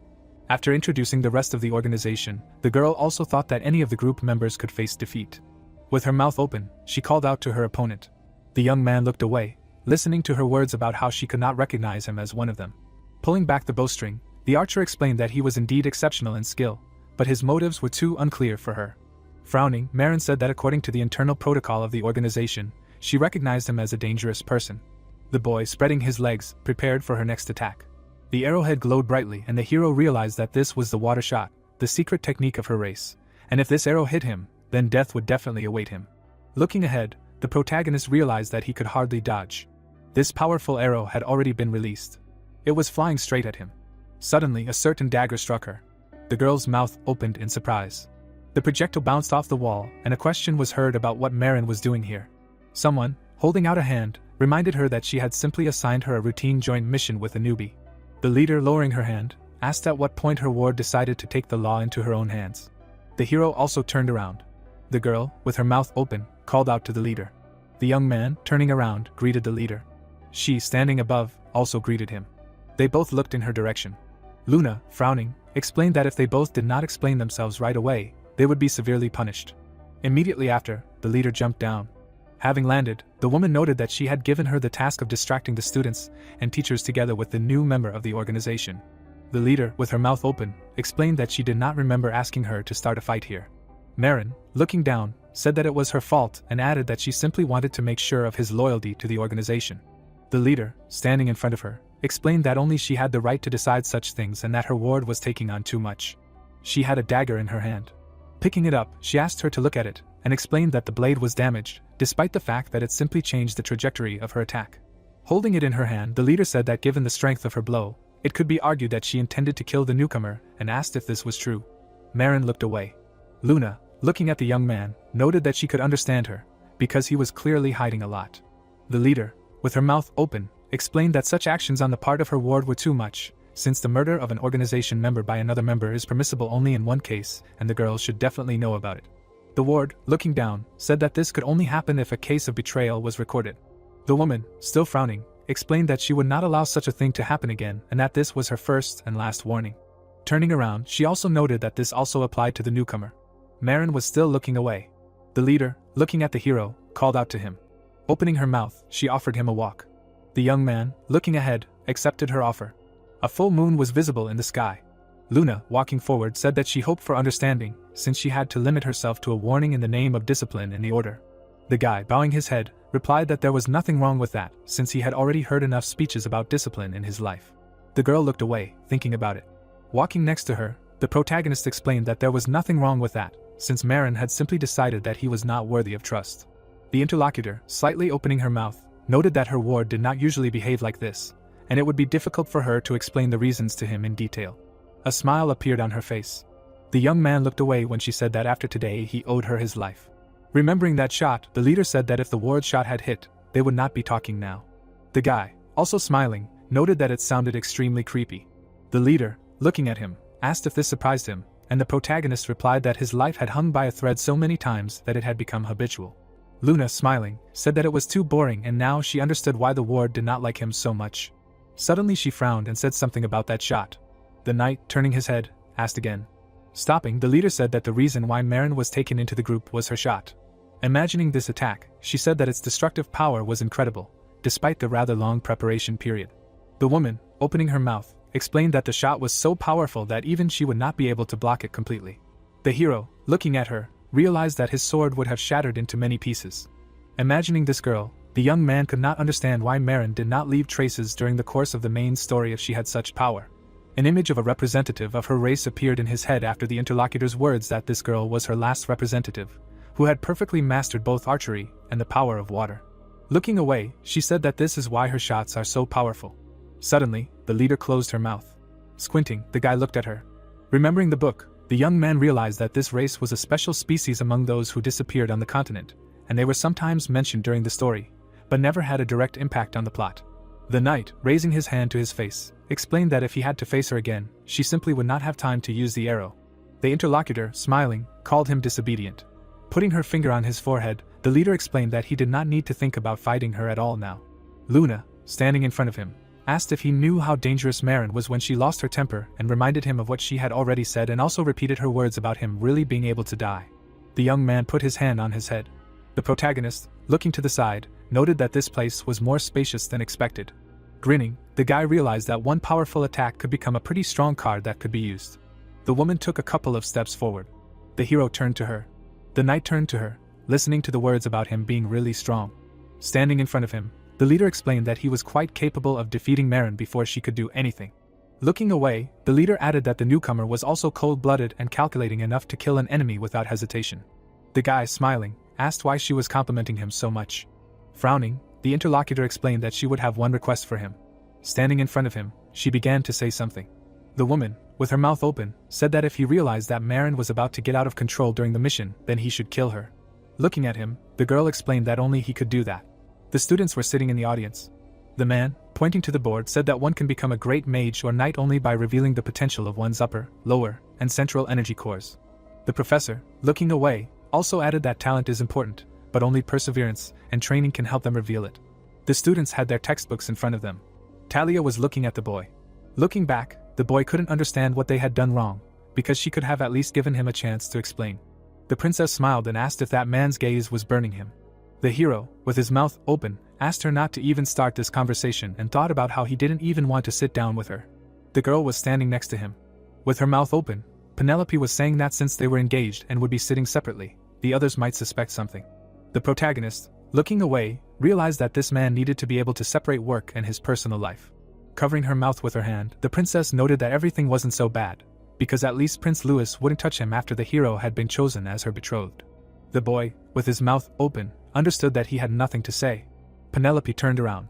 Talia immediately looked away. One of the students stood up from his seat. The man was going down. The young man turned to look at her. The girl, opening her mouth, said her name. The knight, looking away, remembered that Yana was the next head of the satyr succubus family. Having imagined her in the future, the fighter knew that they were famous for being able to suck out male energy with their charm skill and were also able to strengthen themselves and others. Immediately after, the hero turned away. The student, opening his mouth, noted that apparently they would have to do self-study every night, and who would have thought that he would have an additional lesson after the main daytime ones. The student, turning her head, explained that there were only 3 lessons left and asked if he could stand it. The guy, looking away, noted that it seemed to him that these lessons would hardly pass. The comrade, turning around, asked what he meant. Suddenly, the chandelier on the ceiling shook. All the students jumped up from their seats, trying to understand what was happening. Immediately, the lamp fell to the floor. The girl, with her mouth open, asked what was going on here. The young man also stood up from his seat. Frowning, the hero realized that this was the beginning of the main scenario episode for suppressing Paimon. Black energy was escaping from somewhere. Rick was standing in front of the crystal. There was a smile on his face.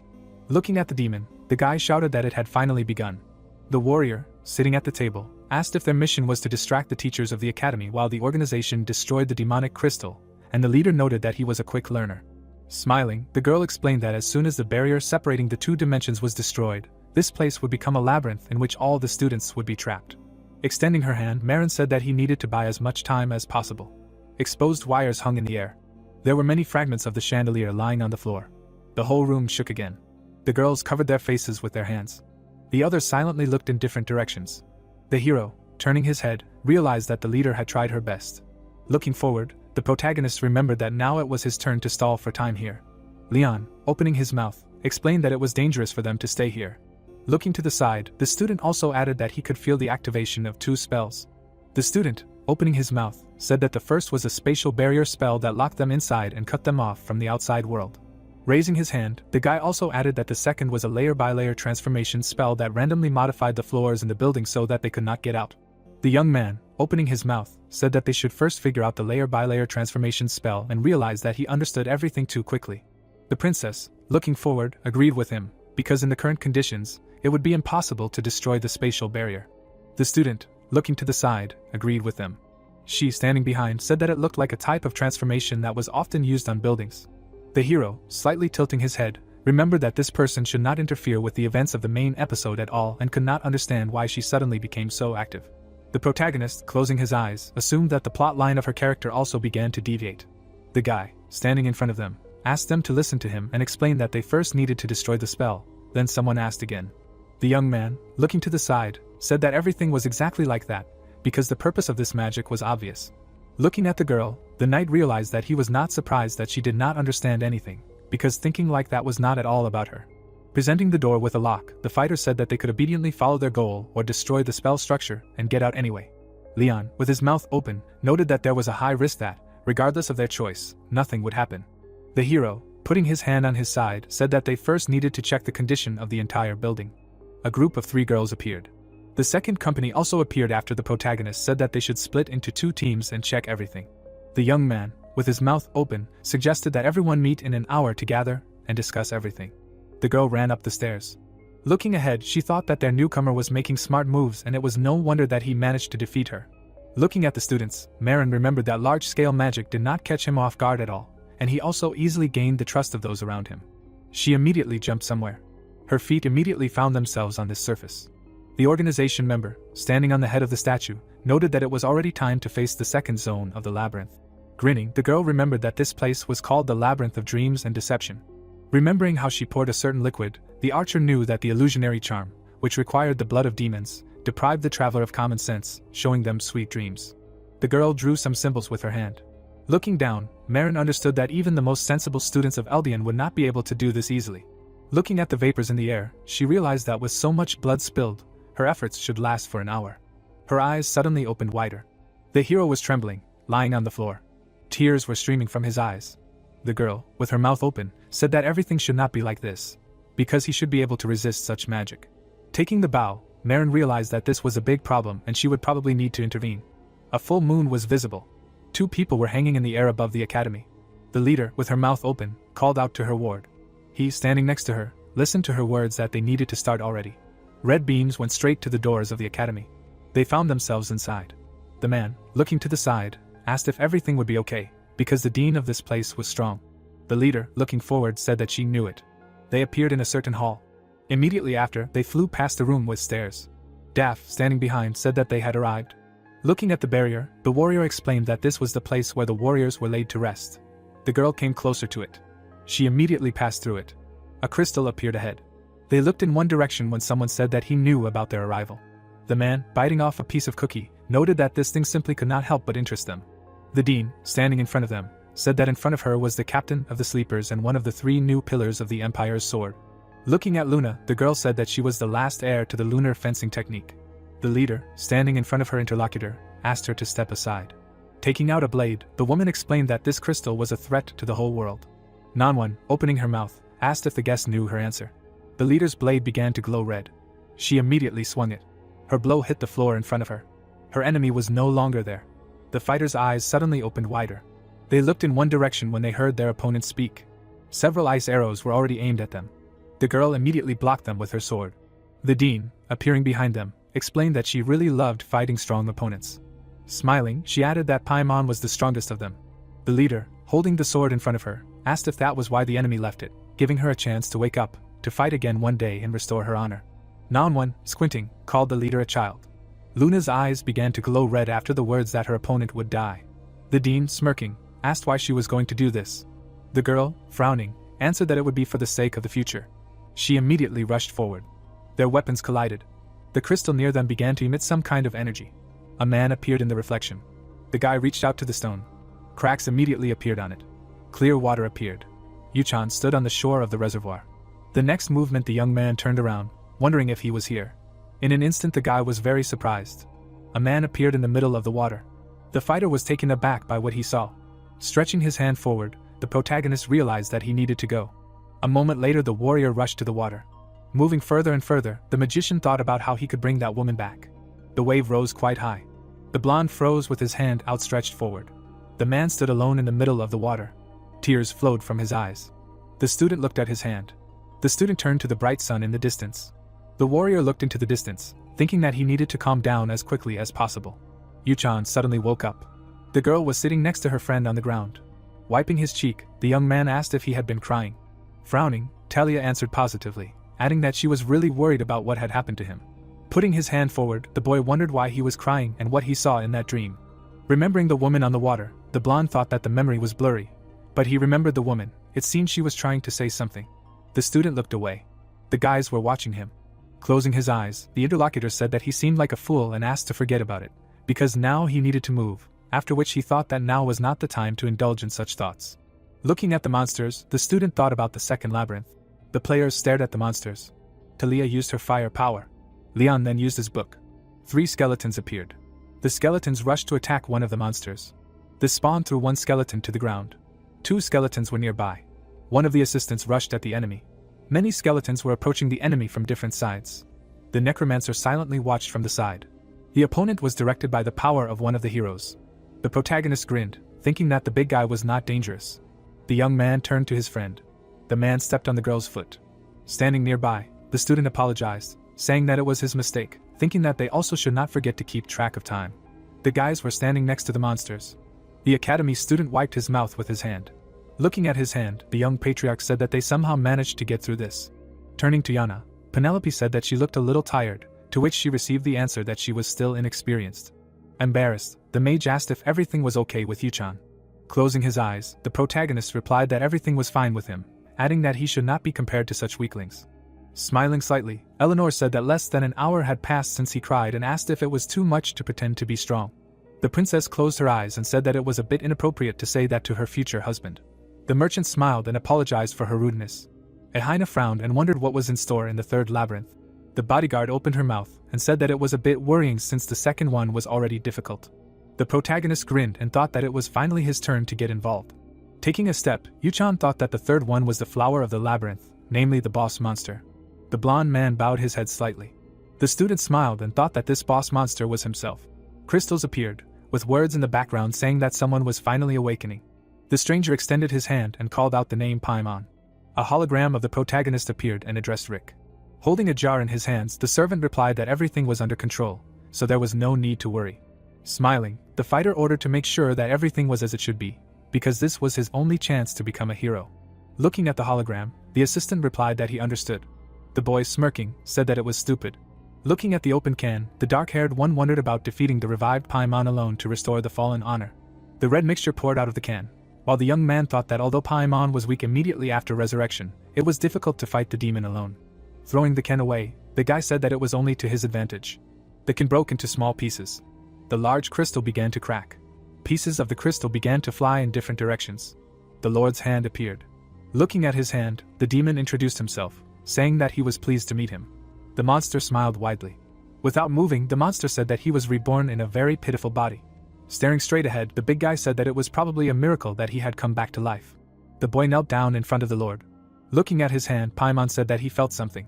As Luna rushed to attack, the demon said that he smelled the familiar scent of people behind the wall. The dean used her power against the student. While Nanwon smiled, the opponent wondered if this was one of the 3 people who sealed me. Without moving, the Lord ordered to speak. Raising his head, Rick answered positively. Lord Paimon became very angry. A clone appeared, along with system notifications that the Moon Shadow artifact effect was activated, while the hero was thinking about the final 3 tasks to pass the labyrinth. While pressing something on the screen, Yuchan thought that in fact, it did not exist in the first place. Smiling, the young man wondered why. Raising the corner of his lips, the guy answered himself that it was because he had already killed it. Remembering the dying boss, the protagonist thought that the reward for the monster was too tempting after all. The dead monster lay on the ground, while a system notification with basic information about the hero appeared. Holding the sword in his hand, the knight thought that the reward for the boss was a random increase in characteristics by 0.3. At the same time, new system notifications appeared with information about characteristics, statistics, skills, and that the player's remaining lifespan was 147 days. Looking at the screen, the fair-haired one thought that thanks to all this, both magical power and health were steadily growing. Pressing something on the screen, the boy thought that getting characteristics was certainly good. Looking somewhere to the side, the student understood that his role as a member of the Sleeping Ones was to delay, not allowing others to leave the labyrinth. Staring at the screen again, the student thought about the method he had come up with. Looking at his clone, the fighter thought about placing a clone modified by the Moon Shadow artifact. The clone went somewhere deep into the room. The young man, pursing his lips, thought that since this was his clone, he, naturally, should be stronger than the boss. The girl, standing opposite, asked where he had been, to which the young man replied that it was none of her business. Crossing his arms over his chest, the guy decided that he would simply lose with them and delay them. The dark-haired one, standing nearby, ordered them to stop.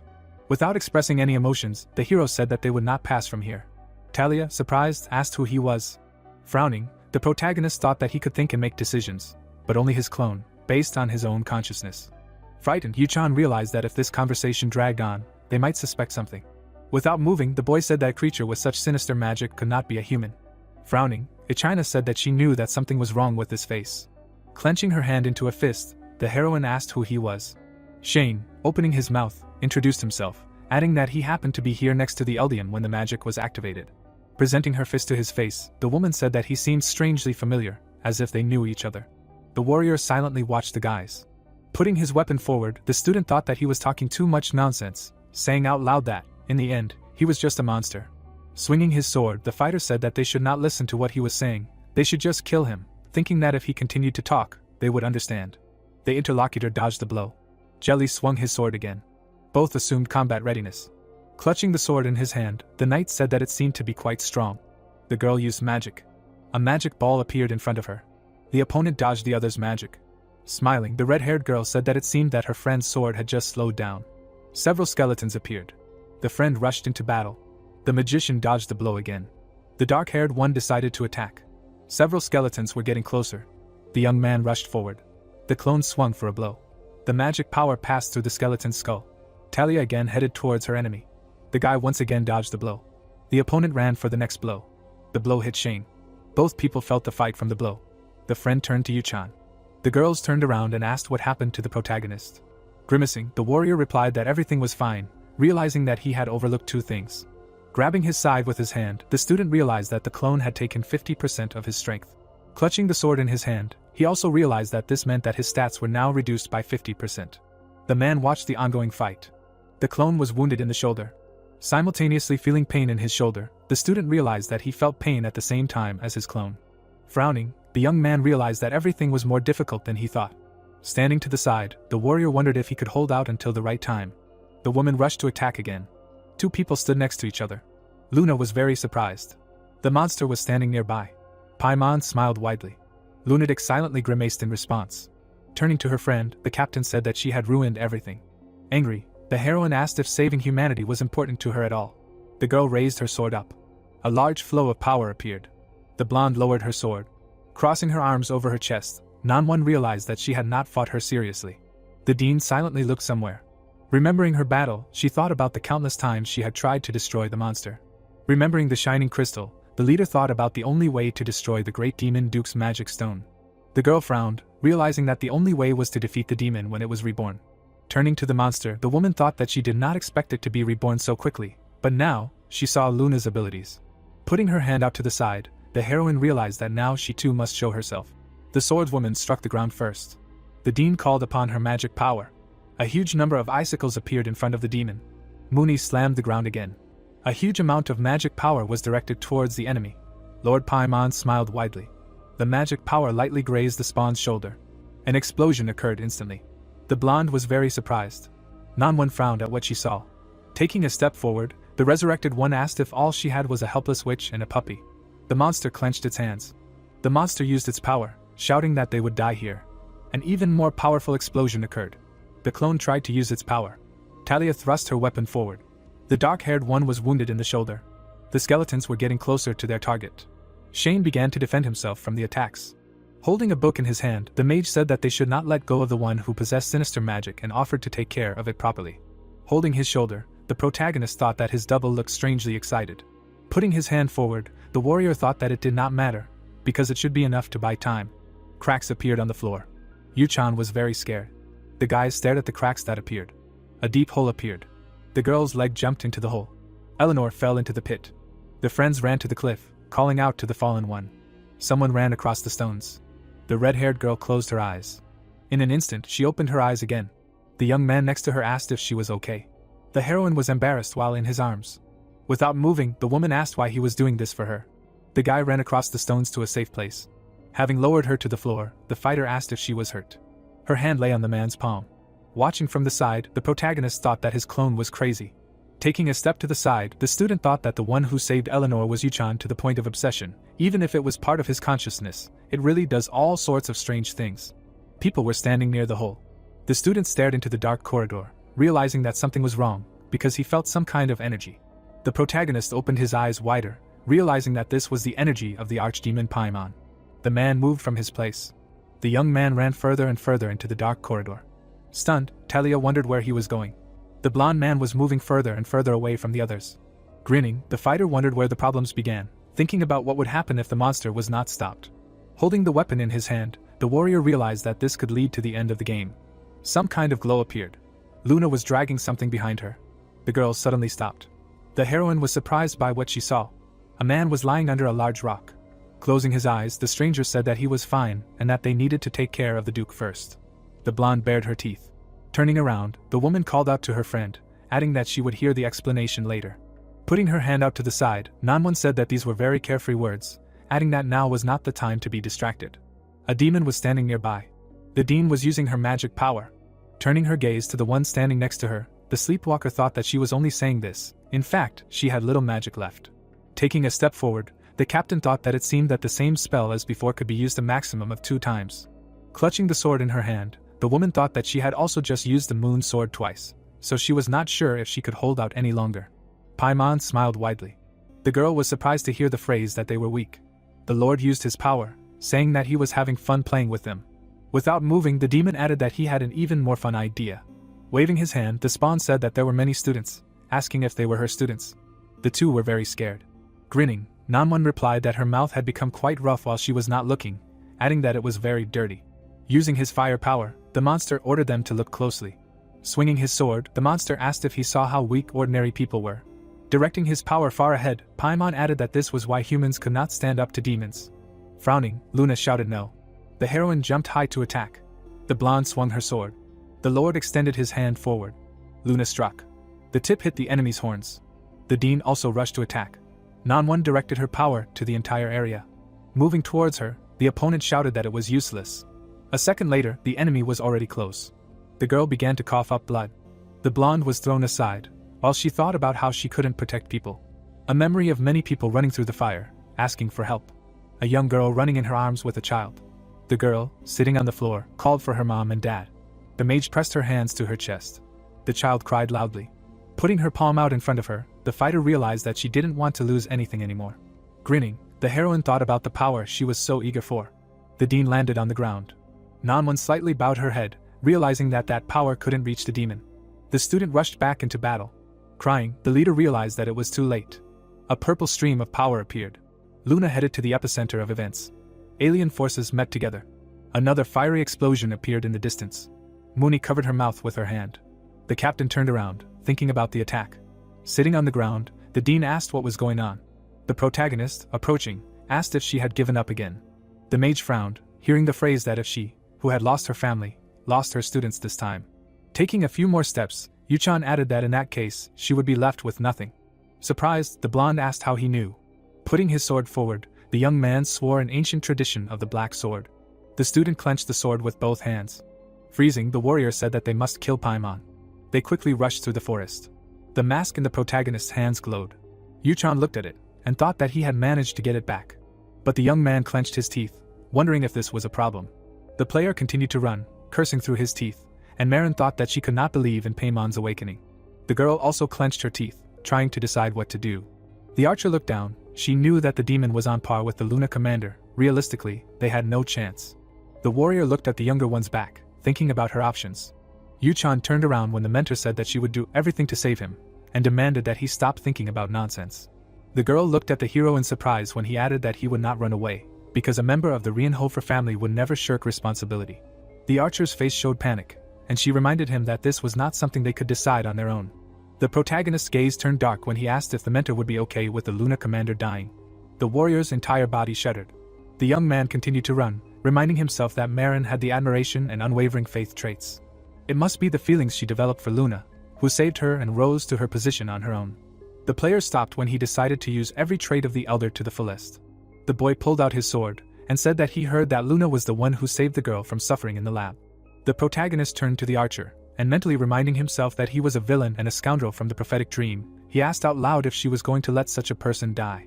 The warrior clenched her teeth and tried to object to Yuchan. Marin came closer to the protagonist and asked what he was proposing. The girl clenched her fists and reminded him that Paimon was someone that even 3 sword masters and a sage could not handle. The youth frowned and asked to shoot the bow. At that moment, a wave of demonic energy covered both of them. The archer panicked. The player frowned at the source and assumed that Paimon had appeared, and if they did not work together, he would be impossible to stop. The warrior's face became tense and asked if Luna had told the boy about the bow. The protagonist looked at Marin with displeasure and stated that there were more important things to focus on right now, and in his mind he realized that she was hesitating, as he had assumed. The girl threw up her hands, exclaiming that Yuchan knew the power of her water shot and saw how destructive it was. The archer gritted her teeth and added that the hero could have died. The young man looked at her, remembering that the warrior had inherited the abilities of the Hyena race. The player abruptly turned around and said that Marin was overestimating himself. He could not die from someone like her. The girl looked at the protagonist in confusion, while he asked to prepare himself, and he himself admitted that even he could not block her bow. The guy squeezed the hilt of the sword, mentally adding that it was necessary to stop the end of this damn game. The archer clenched her teeth and fists. Yuchan waited. Then he grinned and clarified what was wrong with her.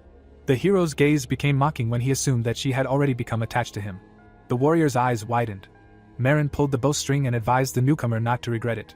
Streams of water began to gather around the girl, and the young man was surprised by her thoughts that he would regret something like that.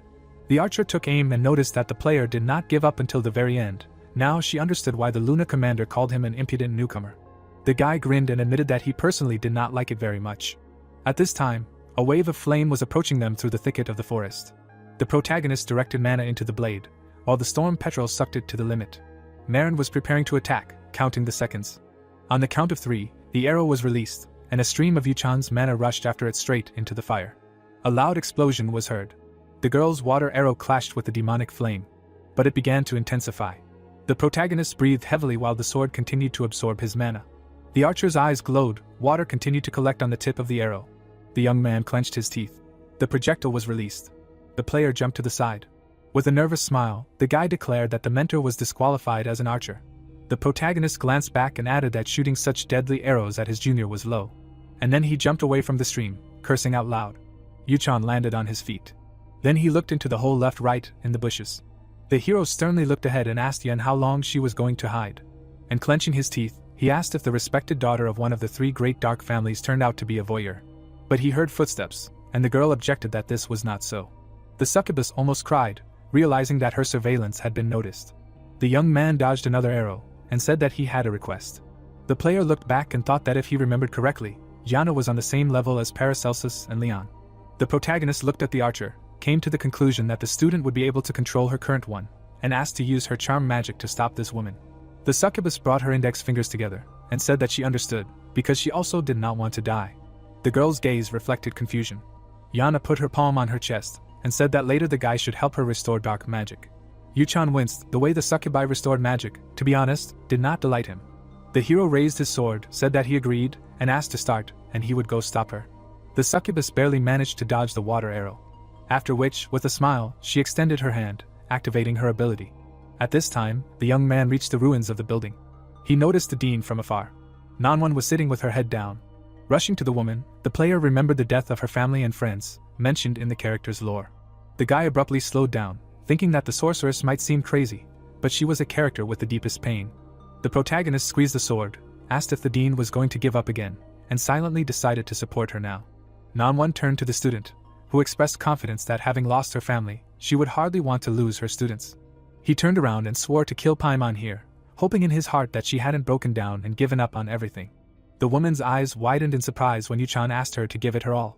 The hero frowned when he saw the enemy. Paimon was holding a fireball in his hands. He recognized the one who had changed the trajectory of his attack. The demon looked at the boy and said that he could smell a familiar scent on him. The magic was saturated with deep darkness, and he recognized the sword too.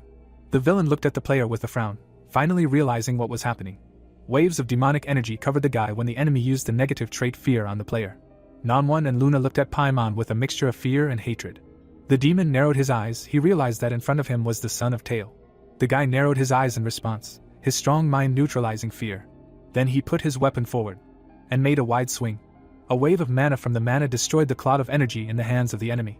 It was difficult to tell from the demon's face what he was feeling when the protagonist asked what he would do.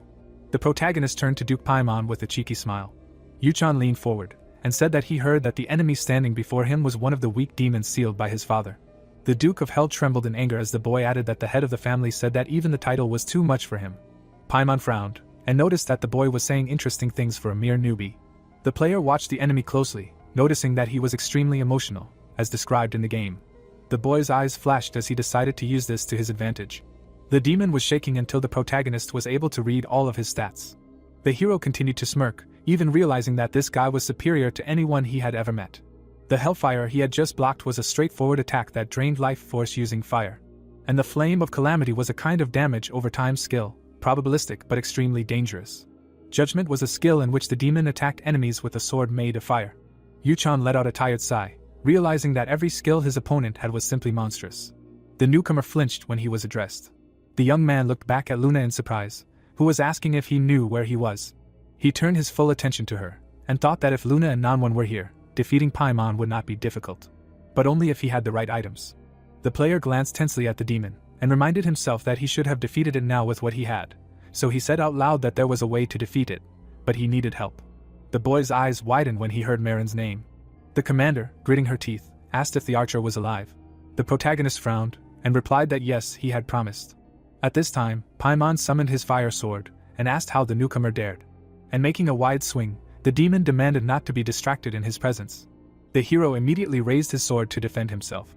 He gritted his teeth as a stream of flame hit the blade. The force of the attack threw Yuchan to the wall, and he realized that this is what the judgment skill looked like. The young man rose to his feet. He understood that his plan required Marin. As Luna ran towards the enemy, the player expressed confidence that she would be able to overcome her injury and control her power. Paimon turned around. The commander swung her sword with a battle cry. The Duke of Hell had to block the girl's blow. The blonde gritted her teeth, and expressed hope that the demon had not forgotten about her. Luna continued her series of attacks, and shouted at the impudent newcomer that she trusted him, since it was better than all of them dying here. The guy turned to the dean, and clarified that she could use a large-scale spell 2 more times. The hero looked at Nanwon with a frown and asked to create a barrier around the first sector. Yuchan straightened up and added that no one should get inside. The woman activated the spell and asked if the newcomer had asked her to protect the students. The young man turned away in irritation and suggested that he think as he wanted. The dean stretched her hands forward with a smile and smirked that the student was still not being frank. The player rushed forward when Nanwon rose into the air and remarked that it was even cute. A bright flash of light illuminated the forest. It seemed to pour from all sides. Paimon threw Luna away from himself, shouting that pathetic tricks would not work against him. The demon kicked off the ground with his foot. The villain raised his blade to strike, wondering if the human really thought that he could stall for time against him. The protagonist parried the attack of the flaming blade. A wave like an explosive spread from the opponents. The protagonist chuckled and stated that if this was all the great demon could do, he was not impressed. Paimon increased the pressure, indignant that the youth had blocked a couple of attacks, and was already comparing himself to his father, and tried to use fear on him again. Sparks flew between the blades, and the Duke of Hell added that the boy's father was tens of times stronger. The demon's face distorted with anger when he added that even Theo could not kill him, but only sealed him. The fire flared up stronger, and the villain promised to destroy the newcomer in the blink of an eye. Yuchan began to bend under the pressure, but his strong mind neutralized the fear again. And with a smirk, the youth said that they would only find out by trying. The player's face expressed fighting excitement when the system announced that the storm petrel had absorbed his mana to the limit. The guy threw the enemy away with a powerful blow. But then he coughed up blood. At this time, Nanwon finished setting up the barrier. The cells lined up in neat rows and froze. The protagonist wiped the blood from his chin and realized that the barrier was complete. Yuchan followed the edges of the defense and realized that they were almost there. The young man watched as the commander again entered into battle with the demon and thought that they now had only one plan to destroy it. The hero clenched his teeth, mentally begging Marin to get up. He was already at his limit too. But the girl at this time was still standing with the bow launched. Yan's vines surrounded the archer. The succubus extended her palm forward, preparing to charm. The vines began to embrace the girl. All this time, the player thought that even if she was just a secondary character in the game, a creature that was supposed to die and disappear, he did not want her to die. It was even ridiculous to say that he wanted it. The protagonist clenched his blade, and even when the system began to consume his lifespan instead of mana, he thought that Marin had the right to survive. He swung the blade, mentally adding that the archer had the right to fight for her life. Yuchan rushed forward with his sword at the ready. He ran straight at Paimon. The opponents clashed in battle again.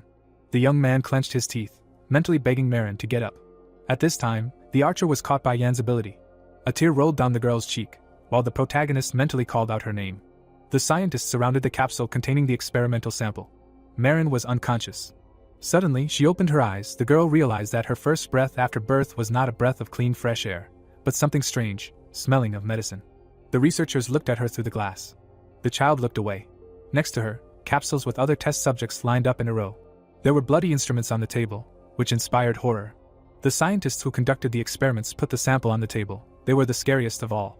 Marin's eyes lit up. Knowledge was downloaded into her head through wires. Binary code flew before her eyes. The girl understood some things right away, even before languages and sciences were implanted in her brain. A haze enveloped the capsule with green liquid. The child came out of it and realized that this laboratory was her home, where she would have to prove her importance. The scientists approached her. In front of her was a chair for experiments. The test subject obediently sat in it and decided that this was the only way she would survive. Marin was lying on the bed when someone called her. The girl stared at the ceiling and thought about the fact that she was given the name H210. The child got up from the bed and answered the elders. The woman took her hand and led her somewhere. The heroes passed by the capsule. The test subject realized that she was one of the subjects who were trying to be instilled with the power of the ancient race. An ugly body was floating in the green liquid. Marin always knew that all her friends were war orphans, whom no one even expected. The man took the tablet in his hands and asked her to try to move the block. The girl smiled, knowing that she had to behave perfectly. The cube in her hands rose into the air. The scientists watched her through the barrier. The child understood that she had to show that she had managed to get used to the blood of the aquatic race better than anyone else. The cubes flew around her in the empty room. The block fell apart. The test subject decided to do everything possible so that the fate of the missing children did not befall her.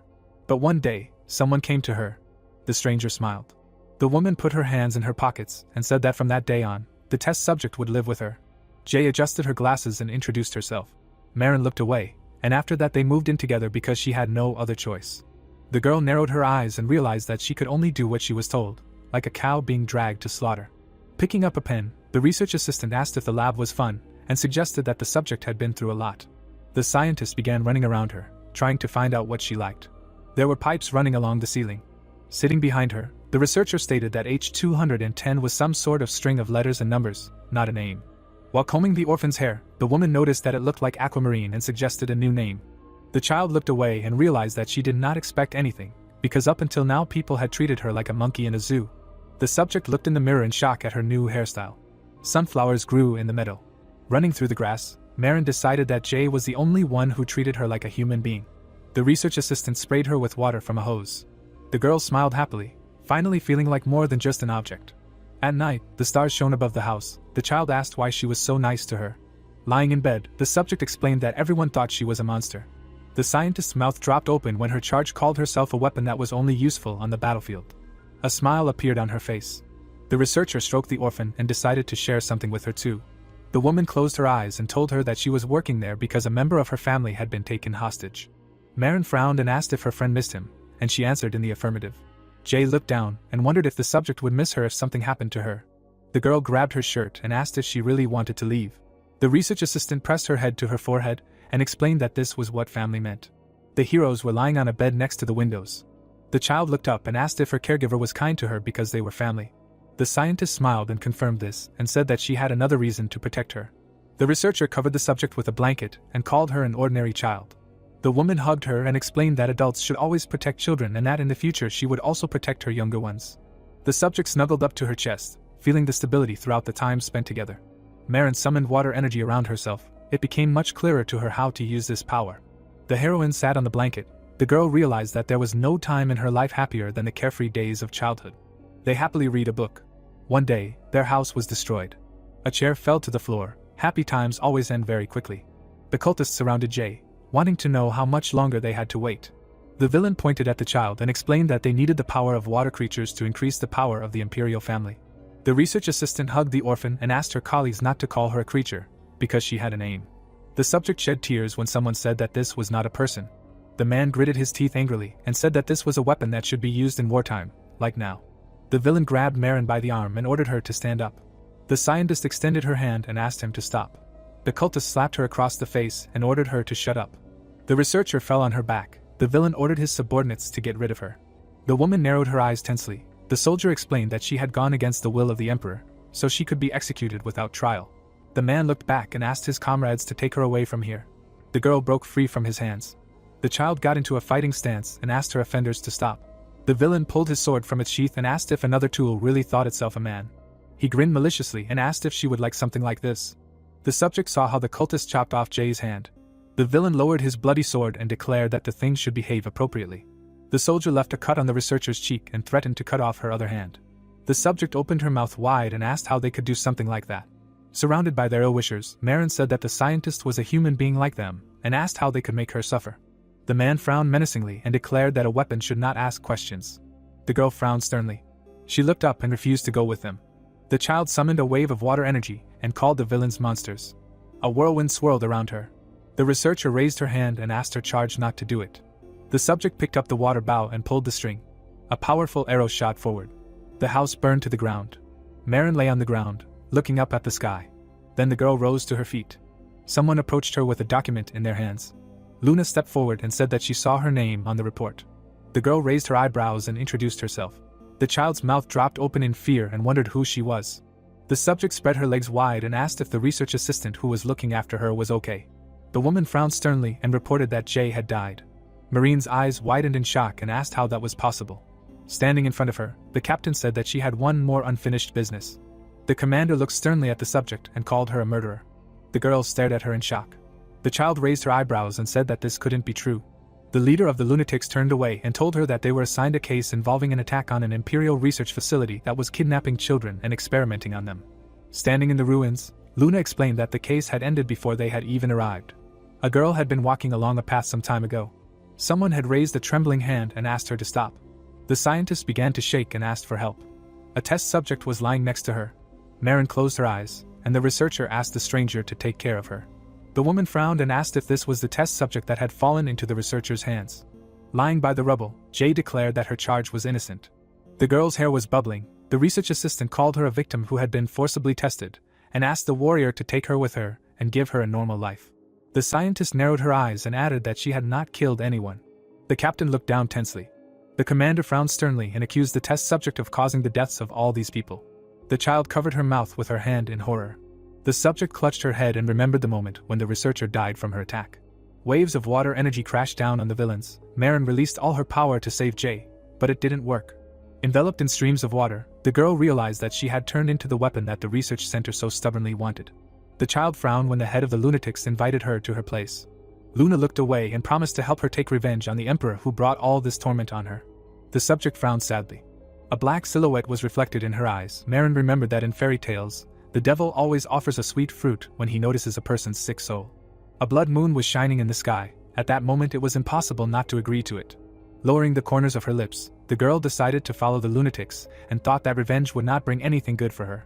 The child's brows furrowed in determination and she wanted to be part of the organization. At that moment she was driven only by guilt over Jay and the pain of losing her. The girl took a step forward. The woman approached the subject and asked to call her commander. Her words were nothing more than a chance to save her.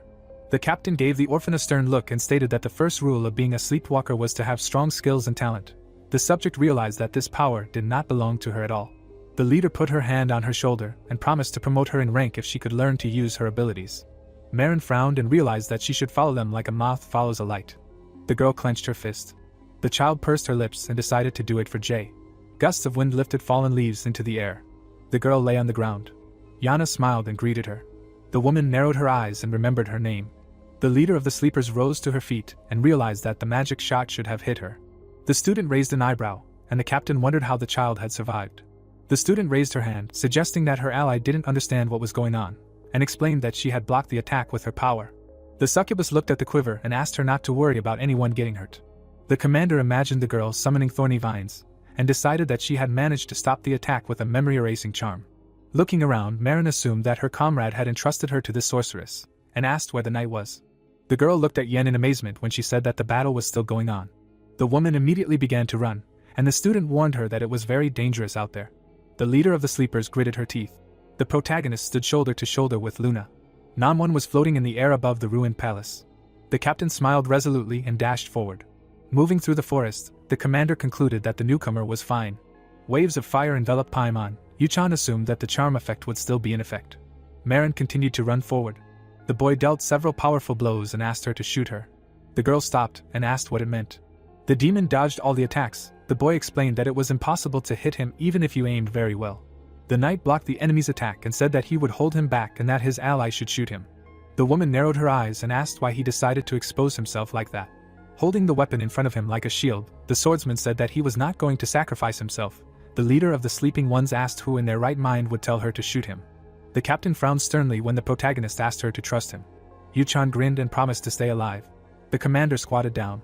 Marin approached the edge of the ruined wall and asked if she could trust the newcomer. The boy answered in the affirmative, continuing to hold back the enemy's onslaught. The girl smiled. The woman raised her bow in front of her and wondered why his words sounded so calming. A powerful water energy appeared in her hand. Pulling the bowstring, the leader of the sleeping ones said that she would aim straight at the top of her friend's head and asked him to get ready. The monster looked back and was outraged that the mortals who wanted to regain their former strength could not even touch him. A wave of fire rushed towards the young man. The knight's eyes widened. He managed to dodge the stream of flames. The fiery arrow crashed into the protective barrier. Many cracks appeared on it, smoke rose around. The swordsman frowned and began to breathe heavily. Luna approached him and assumed that the newbie had already figured it out. The girl pulled out a weapon and said that Namwon's defense was at its limit. The dean raised her hands in front of her. Her strength was already running out. The barrier began to collapse. The woman explained that they could stop the enemy's attacks 1 or 2 more times. The captain looked at her comrade and asked when he was going to use all those cool moves that were discussed earlier. The protagonist squeezed the hilt of the thunder god in his hand. Yuchan frowned sternly and replied that he would only do it once. Paimon was approaching him. The guy asked his ally to make a hole in his barrier, which was covered in 3 layers of high-level magic. The young man looked sternly ahead and realized that he could not withstand the attacks of such a creature. The commander took a fighting stance. The knight decided that all their attacks were pointless because they could not pass through the barrier. The lunatic leader raised her weapon in front of her and hoped that his plan would work. Waves of bloody energy enveloped her. The demon raised his hand and declared that his opponent had no idea about this world. The monster rushed forward. The monster concentrated fire in his hand and shouted that the enemy did not know what he was getting into. Luna lowered the corners of her lips and used the skill Total Eclipse. The girl plunged her sword into the ground, standing under the crimson moon. The lord looked around in confusion. Suddenly, a bright flash appeared behind him. Paimon turned to face it. The demon raised his hand and erected a barrier. A wave of energy made a hole in his defense. The woman lunged forward and swung her sword. One blow shattered the protective field into pieces. The monster opened his mouth wide and declared that they still failed to touch him. The swordsman approached him from behind. The monster said that it was only the first layer of the barrier. The lord swung his hand and called the enemy a weed that came out of the lowest class. The beast cut the air with a fire sword and asked if the enemy really wanted to commit suicide. The protagonist opened his mouth wide and ordered his ally to open fire. Marin pulled the bowstring along with the water arrow. Blue energy swirled around her. The leader of the sleepers shot the arrow forward. Yuchan grinned. The guy with the golden gear in his eye asked who was going to kill whom. The young man looked back and used Hour of Genius. A bright flash froze in the air. Based on the skill description, the minimum speed of the projectile was 400 kilometers. The knight frowned sternly and thought that the shot was fired from a distance of about 300 meters. A whirlwind of water energy raised a cloud of dust. The swordsman realized that even in the worst case, the arrow would reach its target in 3 seconds. The protagonist looked at the bright flash and decided that his calculations were still not entirely accurate. Yuchan smiled and realized that he trusted his intuition, which helped him survive in this terrible world. A powerful projectile approached him from behind. A powerful explosion of energy was heard on the battlefield. The water arrow rushed towards Paimon. Blood gushed from his mouth when the projectile pierced his chest. The guy looked back and noticed that his enemy had also lost a lot of strength.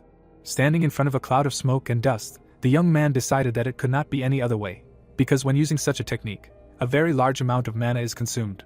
The demon grinned maliciously and laughed. Light particles flew in front of him. The monster declared that the enemy was still unable to split his last barrier, so this is his victory. The knight grinned and asked why he thought the barrier was not broken. The swordsman, covered in black energy, used the artifact restoring the entire team lunatic. His dark blade began to shine. The system reported that the artifact calling the storm had restored health to the maximum. The protagonist raised his hand in front of him and increased his attack power thanks to the special effect of the artifact. A bright flash flashed in his hand. A huge amount of energy rushed into the sky due to the use of the Limit Breaker skill. Yuchan smiled. The system warned that the attack could cause heavy damage to the player's lifespan and that the black ring would not be able to absorb it. The guy resolutely knit his eyebrows and activated this skill. Powerful energy concentrated above the tip of the sword. Paimon gritted his teeth and called the enemy weak. The demon swung his fiery blade and declared that all efforts were in vain. The monster struck and shouted that nothing had changed. Their swords crossed, and waves of energy of different types swirled around the heroes. The young man managed to throw the enemy back. The monster looked at his hand in horror and asked what it meant. The knight made a dash towards him. He cut the air with his blade several times. The swordsman opened his eyes wide and activated the first half of the day. The protagonist swung his weapon and flashed his burning eyes. The blade of the sword appeared right in front of the shocked beast. The barrier was destroyed, and a deep cut appeared on his chest. Paimon dissolved into thin air and was indignant that all his efforts were pointless. The demon opened his burning eyes wide and called his opponent a scoundrel. The monster evaporated, and the sun illuminated the destroyed academy. Yuchan lowered his weapon and trembled. His lifespan began to rapidly decrease. The guy lost his footing and fell down. His cloak flew into the air. The young man fell to the ground. The knight let go of the hilt of the thunder god and lost consciousness. Marin's eyes widened in surprise. The girl lowered the corners of her lips and asked if this was the power of one shot. There was a huge crystal lying on the ground. The woman frowned menacingly and remembered how fast her bow shot could go. The leader of the sleeping ones opened her mouth in surprise and wondered how her comrade could dodge the shot at such a distance. The captain looked at the ruins of the academy and wondered if the human eye was capable of something like that. The main character was lying on the ground unconscious. Smiling widely, the commander remembered him and concluded that she had gotten her hands on a rather interesting newcomer. Marin brushed her hair behind her back and thought that his father also had extraordinary abilities. The girl ran forward and wondered why the student never revealed or released his incredible power. In the memory, the guys were whispering behind Yuchan's back. Running through the forest, the woman assumed that he was worried that his suppressive abilities would one day become a big problem for others, and hid his true power behind a loser's mask. Jitri stood next to the guy. The leader of the sleepers understood why the student always walked with a maid. The captain smiled and concluded that the newcomer was not only very attractive, but also very cunning. The sun was shining in the sky. The commander decided that together with him and the lunatic squad, they would be able to overthrow Esteban. The emperor sat on the throne under the state emblem. Marin imagined Penelope praying and wanted to kill her first. Nanwan lowered her gaze. Pieces of red energy rose into the air in front of her. The girl approached the giant crystal. A bloody haze emanated from it. Luna approached her ally and realized why she had allowed Paimon to wake up. The warrior frowned and concluded that it was all for the sake of destroying the mana crystal. The head of the lunatics narrowed her eyes sternly and asked if that was true. The captain turned away and said that she found it very strange. The child was sitting surrounded by corpses. The commander was surprised that her ally had gone through so much suffering and pain because of the devil, but still allowed him to wake up. Luna looked away and asked what it was, revenge or fooling around. The woman looked down sadly. The dean smiled and said that she actually wanted revenge. The professor looked back and explained that even her skills were not at the same level as the newbie. The teacher raised her hand. The warrior replied that she understood everything. The heroines went their separate ways. The leader of the lunatics explained that she would like to be warned about everything next time. Nanwan waved her hand and asked her not to worry. The captain said that she needed to recover as much strength as possible, and warned that the enemies were going to bring even stronger soldiers. The girl sat down next to the protagonist and promised to take care of him. The commander frowned sternly and said that it was time for her to go. The woman leaned on her hands and looked after her. The dean thoughtfully lowered her gaze. The professor looked at Yuchan and thanked him. An ice barrier shone above their heads. At the same second, it shattered into pieces. The shards swirled in the air under the gusts of wind. The academy staff came forward and asked if everything was okay. With his arms outstretched, Bernan reported that the seal on the mana crystal in the basement of the museum suddenly disappeared and asked how this could have happened. Nanwon closed her eyes and replied that it just happened. The man opened his mouth wide and asked what had happened to make the mark suddenly disappear. Lars looked at the guy in horror and asked someone to bring him back to consciousness right away. The mages raised the fragments of the walls into the air. The brute approached the boss and asked who was able to defeat Paimon if her powers were weakened. The professor frowned sternly and assumed that it was her student. The girl smiled broadly and wanted to hear his opinion. The teacher raised his eyebrows in surprise and understood from her expression that she would never tell him anything. The teacher looked down and asked how they could report this incident to the emperor. The colleagues looked at each other in confusion. Bernan asked his comrade to say at least something. The wizard waved his hand and declared that he would not do that. The woman took a step forward and realized that the seal with the mana crystal could not have disappeared without a reason. The dean's brows furrowed and she decided that someone was behind this. The image of Prince Lee's grinning appeared in her mind. The sorceress pursed her lips in displeasure. Standing in the middle of the ruins, Nanwon realized that this incident clearly indicated that the emperor was involved. There were pieces of walls everywhere. The professor looked away in fear. She opened her eyes wide and thought that the devil's minion had decided in vain to touch her lands with his dirt. There was a bright light in the room. Someone asked if their comrade would really die. Talia raised her hand and said that they should immediately inform their father about this incident so that he could bring medicine. Jutri explained that they should first observe the young master. Eleanor crossed her arms and asked why everyone was running here like moths to a light. Leon asked her not to say that because they were very worried. The guys were standing outside the window of the room where the protagonist was lying. Yuchan opened his eyes and said that he was afraid to wake up for the first time. The guy looked at the ceiling and concluded that the recovery was very fast. The young man squinted and decided that he had no other choice, because Luna and Namwon gave him the strength to recover. The guests gathered for a banquet. The knight realized that the academy openly supported the emperor. The swordsman imagined the mask in his hands and realized that he had joined a gang of criminals. The dean directed a beam of light at him. The protagonist assumed that she had cured him in order to extract some information from him. Yuchan frowned and decided to pretend to be asleep in order to gain as much time as possible. The guy closed his eyes. A gust of wind lifted the curtains. At night, the full moon shone in the sky. The young man squinted and realized that he immediately fell asleep. The knight got out of bed and noticed that everyone had already calmed down. He looked away when Eleanor stated that she knew her friend was awake. The swordsman closed his eyes and sighed heavily. The girl frowned in displeasure. The protagonist asked what she needed at such a late hour. The woman lowered the corners of her lips and said that she only had one question. Standing by the bed, the merchant remembered Shane, whom they saw in the palace. The merchant lowered her gaze and asked what kind of relationship they had. The student cast a stern look at her classmate. Yuchan raised his eyebrows in surprise and imagined the boy's face. The protagonist froze, looking at the girl. He frowned, asking what she wanted to say. The girl leaned over, saying that he understood everything himself. Smiling, she said that when he lies, his pupils dilate and his hands shake a little. Squinting one eye, she said that his voice also becomes calm. The protagonist, seeing how Eleanor closed her eyes, realized that she had lied. Sitting on his bed, he tried to figure out if his acting skills couldn't outplay this lady's genius skills. The boy closed his eyes and said that they had a connection with Shane. The girl, opening her eyes, asked if they were brothers. The boy frowned when Eleanor said that their eyes were very similar. Thinking, the girl said that now she understood everything. It was the brother that the family was hiding, putting him on a chain. Crossing her legs, she said that she heard that in the Rainhafer family there is a child called the hunting dog. It seems that the same situation is with Shane. The protagonist chuckled, mentally saying that no matter how vile the family was, they would not stoop to such a level. Remembering the past fight, the girl said that in fact, from the very beginning it seemed strange to her, because from the first minutes it looked like he did not intend to hurt them. Yuchan, slightly hunched over, asked what she wanted from Shane. The lady, smiling, said that she wanted to repay him. Then she bowed her head, saying that she liked Shane very much. She was thinking of luring him to their temple.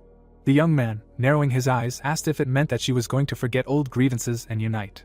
Nodding, Eleanor said that the boy was very talented, so he would be very useful to them.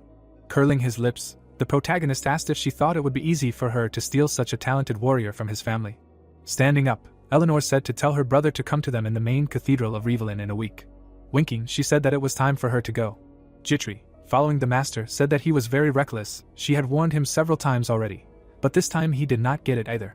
The maid parted her lips and said that it seemed like the leader should also remind him separately. The boy interrupted her, telling her not to tell her family. He did not want to get into trouble. The girl looked away, saying that she had already sent them a telegram with the news. She could not do otherwise, because it was her duty as a maid to report on every action of the young master. The protagonist slammed the door, entering his room. He sighed and raised his head, complaining that he had not lay unconscious for a little longer. The boy abruptly opened his eyes, hearing someone else's voice.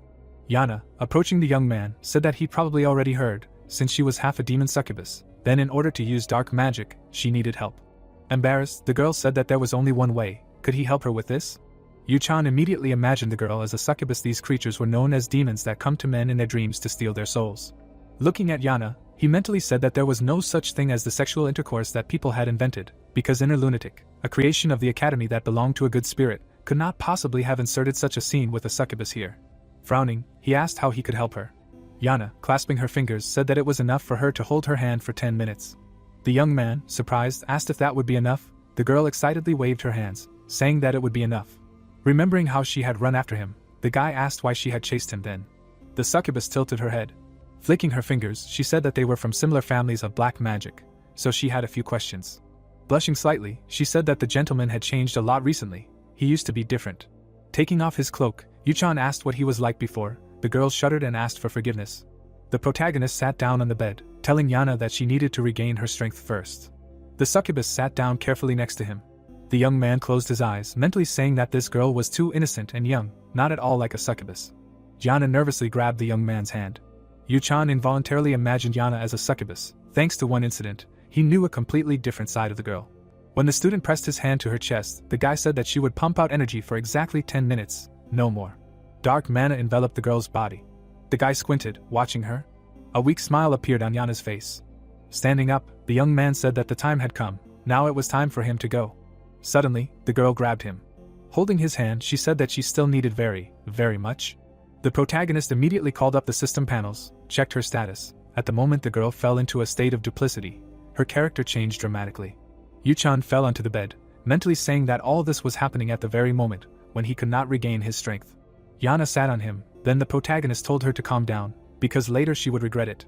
Slightly loosening the knot of his tie, the succubus said that it was very strange that he did not like her. Putting her hand on the boy's chest, she said that she had never met a guy who did not like her. Abruptly lowering herself, Yana said that she would help him fall asleep. He only had to tell him what kind of girls he liked. Approaching his face, the succubus said that he should at least kiss her and hug her. He would feel better in her arms. Marina abruptly burst into the room. Clenching her fist, she said that while the others were busy investigating the case, this little one was having fun with a girl. Yana shuddered, asking who she was. Marina squeezed the mana in front of her. A moment later, her attack hit the girl. She immediately began to fall. The protagonist, getting up, asked Marina what she was doing. Looking at the sleeping girl, the lady said that she had only calmed her down a little. Nothing would happen to her from such a blow. Then she smiled broadly, asking if he was glad to see her. The young man turned away abruptly, saying that he was glad to see her, although he did not want to admit it. When he began to dress, Marina asked what his condition was. The guy, adjusting his coat, said that he had lost his strength a little, as she could see, but everything else was fine. The girl looked at him, puzzled. She looked away. Slightly embarrassed, she moved her lips, saying that he had saved her. The young man, buttoning up the buttons and adjusting the edges, said that he did it primarily because it was his job. Marina stared angrily at the leaving guy. Her lips involuntarily stretched into a smile. The protagonist smiled as she shouted, saying that his problem was that he was so impudent. Did he really think she was that stupid? She was actually 2 years older than him. The events take us to the Rainhafer family estate. Luna stood in front of Theo. The man, looking at the blonde in front of him, asked if she was sure that the young Yu-chan was able to cut Paimon. He frowned. The girl also frowned, saying that it was true. The butler, who was standing to the side, began to sweat. He looked away, realizing that this could bring trouble to the family. Theo released his aura. Rudville frowned deeply. All three of them in the office froze. The man clenched his jaw, thinking. Clasping his fingers, he said that he also did not know what the boy was thinking. He frowned, mentally saying that if he were to guess, then probably about the death of his mother. On the night of the debacle, everything was on fire. The demon lifted Nox's mother up with his hand. The boy personally witnessed his mother becoming a victim. He gritted his teeth. After that, the boy seemed to go crazy. All he did was act like a fool, not caring at all about being among people. He often beat up the servants. However, now he fought the demon. The man chuckled, mentally saying that Yu-chan decided to personally avenge his mother's death. Luna, frowning, said that she thought he was lying about everything. Looking at the man who released the aura, she mentally said that she did not know what kind of dirty tricks he was planning, but the power that can only be obtained through blood affiliation with the Rienhofer family is the revelation of dark magic. Theo narrowed his eyes. He knew that the dark power appeared only when this energy accumulated to the limit, then it would break out of the body, forcing the carrier to experience torment. The girl stood motionless, thinking that after he was accepted as a newcomer to the lunatic headquarters, Theo started his game, he would not leave the guy alone. The head of the Rainhafer family clasped his fingers and thought. Smiling, he said that even parents cannot fully know what is in the minds of their children. Opening her lips, the blonde asked since when he became such a caring father. She involuntarily imagined Garen members of the demon sect. Leaning over, she told Theo that his first son had already switched sides, he joined the demon sect and now fully serves on that side. The man, turning to his interlocutor, said that the threat of bloodshed was approaching their lands. Luna suddenly appeared near the head's table. She turned to the patriarch of the family, saying that she hoped that he would not forget his promise. Dissolving, she said that although he was his son, if he became an obstacle to her plans, she would have to kill him. Her pupil flashed when she said that these were the methods of the sleepwalker, her contract with him, so he needed to put aside his personal feelings. The patriarch of the family closed his eyes. He stood up from his chair. Walking to the window, he said that he knew all this. The man frowned, saying that for the sake of the fall of the Huan Empire and the destruction of the 72 demons, he would wait. The events take us to the Revelin family mansion. In her room, Eleanor told the interlocutor that she was interested in him, so she asked him to make a contract with their temple. Raising a cup to her lips, she said that the reward would not disappoint him. Putting the paper on the table, she said that he only needed to sign here. Shane, sitting opposite her, thought about it. He parted his lips, saying that he had family matters. Smiling, the girl said that Yuchan had already told her about his family matters. She seemed to glow, saying that he could not worry, because they had received permission from him too. The protagonist grimaced, not understanding when he had given his permission. Shane turned away, mentally saying that he had already been put in charge, and he had received more than enough abilities for free, and now they were telling him about working in some temple. The young man turned his gaze to the ice in front of him. Parting his lips, he addressed the girl as a lady and wanted to refuse her. Eleanor, moving her lips, said to call her simply by her name. The guy bowed his head, saying that he was more comfortable that way. The lady narrowed her eyes, saying that he had a similar trait to Mr. Yuchan. She adjusted her hair, saying that she did not want to complicate things so much. Squinting, she said that Rian Hafer's son considered the family's dirty deeds his job. Looking at her reflection in her tea, she asked him what he thought would happen if Principal Nanwon heard that he was on a secret mission. Smiling, she asked what he was planning to do now that he had illegally entered Eldian Academy. Shane, who was sitting opposite, said that he did not think of her as someone who would take advantage of others' weaknesses. While sipping her tea, the lady said that she was the boss here, so she had no reason to be kind to everyone. Frowning, the protagonist asked what he needed to do. Putting her cup on the table, the girl said that she needed a signature. Placing her hand on the contract, she asked if he would sign the contract now. Night had fallen outside the Revelin estate. The youth stood in the middle of the square. In his hand was the amulet of the spirit of red fire. The guy looked at the amulet in his hand. He was able to get this fake artifact while being between life and death. Eleanor, opening the box, said that it was her gratitude for saving him. Closing her eyes, she said that it was a gift from her, as well as payment for the contract. Picking up the amulet, the young man said that the amulet was covered with several layers of the highest spells. Hiding the artifact in his pocket, the guy said that this was, of course, glorious. Now they were on the other side. It seemed that Eleanor was clearly hooked and would not let go of his bad deeds in the past. The protagonist closed his eyes and cursed mentally. Even after Shane left, there was a service and spices on the table. Eleanor was sitting on the couch. She glanced back when her subordinate said that she really liked this guy. Rick, raising his hand, said that it was the first time he saw her personally inviting a person to offer him a job. Turning around, Eleanor asked since when he was keeping track of her work. The guy waved his hands, saying that he didn't dare to treat her like that. He chuckled and said not to worry. He knew very well that she was not stupid at all. The girl frowned, mentally saying that Accountant Rick, no matter what, he was not dangerous at all. The only strange thing about what happened after Director Nanwon began to rule over him was his aura. The girl frowned even more. From the outside, the young man seemed innocent, but for some reason she had a bad feeling about him. When Rick was about to leave, Eleanor told him to be careful with his words. Smiling, she said that no matter what choice he had, he should be more careful. The young man smiled. He closed his eyes, saying that he would be more careful in the future. The boy walked along the corridor. Walking along the hall, he said that his guesses were correct. He involuntarily imagined Yuchan, saying that this guy was dangerous. Approaching the gate, he said that he needed to quickly deal with him. It would be good to get rid of this stupid emperor at the same time. The hair covered the young man's eyes. He did not know what Yuchan's goal was. Suddenly Rick grinned, saying that this time nothing would work out as he planned, because he was about to be dead. His corpse would remain behind him, lifeless. Nox in the original story died in a battle with demons. This new name Yuchan received in this world, in fact, it once belonged to someone else, and looking at his body, the boy understood this. Now this name and this identity were given to him. He involuntarily approached the mirrors. The youth's pupils sparkled. He eventually got used to the role of an aristocrat. The gears rotated when Yuchan activated the genius time. In the complete darkness, full of gears, a timer of 5 minutes appeared. Using this skill earlier, he attacked the soldiers. The gears stopped. The youth stopped with his sword raised. A moment later, blood spurted. A lot happened in Yuchan's life. He even fought a red-skinned demon. He had to confront a crowd of monsters. He even saw an angel, albeit a silhouette. She appeared before him, a goddess, or an angel.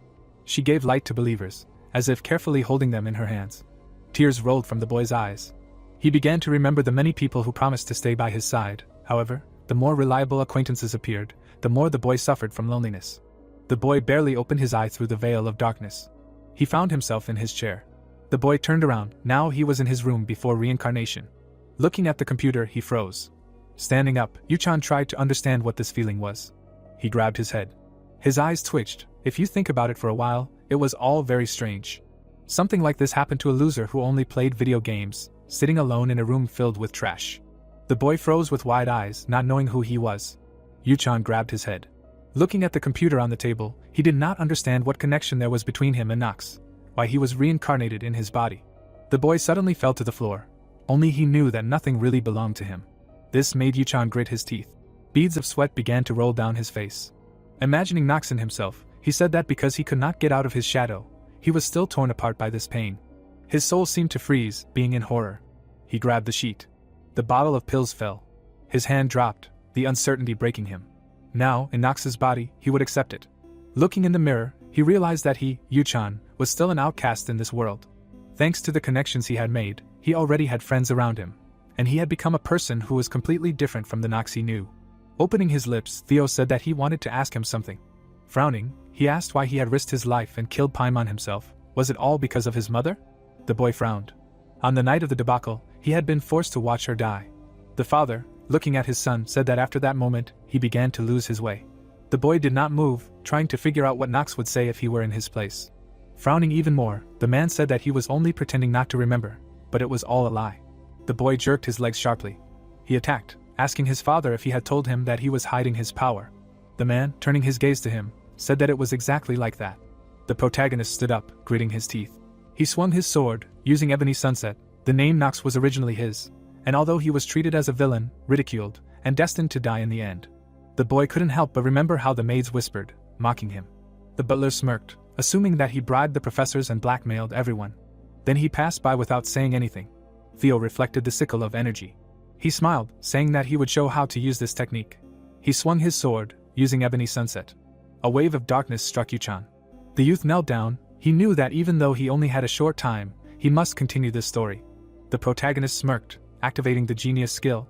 Standing up, he took a stance, mentally saying that this was why he understood how desperate he was, and if there was one thing he had to overcome, it was the death that was constantly approaching him. He lay on the bed almost the entire time. The guy frowned, realizing everything. The system was asking him to immediately restore his lifespan, otherwise his corpse, and the corpse of his maid would lie on the floor. The girl, pointing to the map, said that they were currently in the northeastern region of Chatters. Did he plan to continue moving in this direction? The guy, approaching, said that they would be heading northeast.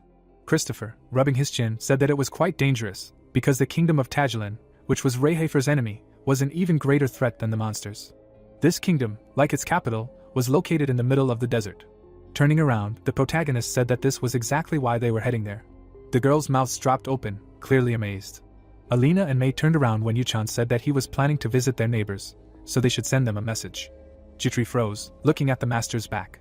He smiled and said that they should inform him that the son of the House of Rainhafer would be visiting. The protagonist crossed his arms as the system informed him that he had 27 days left to live. He bowed his head, asking how things had turned out like this. After his life was absorbed by the storm petrel to kill Paimon, part of his life had dissolved, scattering into the sky. When he had very little time left, Yana, who had then revealed her succubus personality, came to him and knocked him down.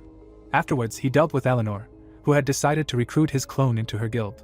If he did not restore his lifespan, things would be sad, and he frowned as he realized this while in the clone's body. The youth closed his eyes, not understanding why something like this kept happening. Summoning the pendant, he looked at the artifact's characteristics. This artifact always tracked his location, and the condition for using it was Eleanor's favor or her love. The youth stared at the accessory in his hand. He hid it in his inner pocket, silently saying that it could be called a relief that the tracking effect would only activate after equipping the artifact.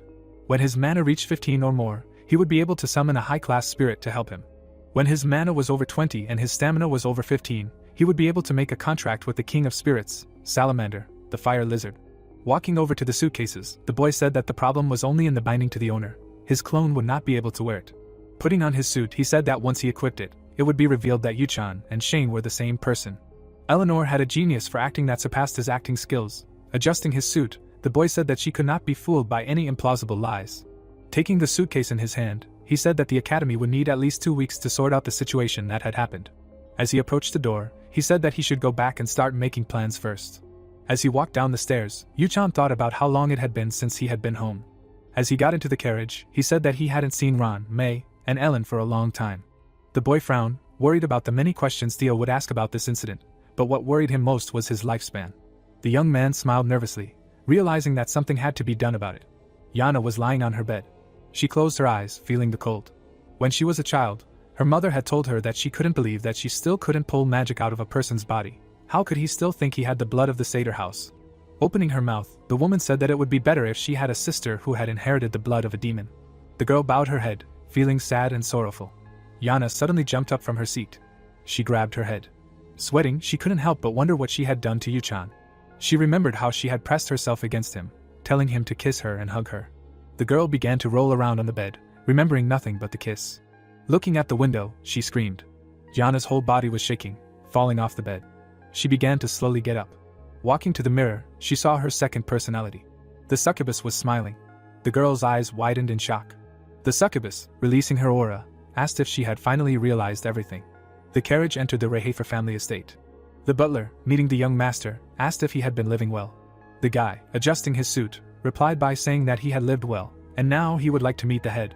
Raising his hand, the man said that the patriarch was now in his chambers, he would accompany him. So the guy and the maid followed the butler. The maids standing to the side were whispering. One of them said that many were saying that the young master had become number 1 in the academy. The servants chuckled, saying that the boy probably bribed the teachers or something. The protagonist, ignoring the whispers, walked forward. Standing in front of the patriarch's office, the butler told Yuchan to enter.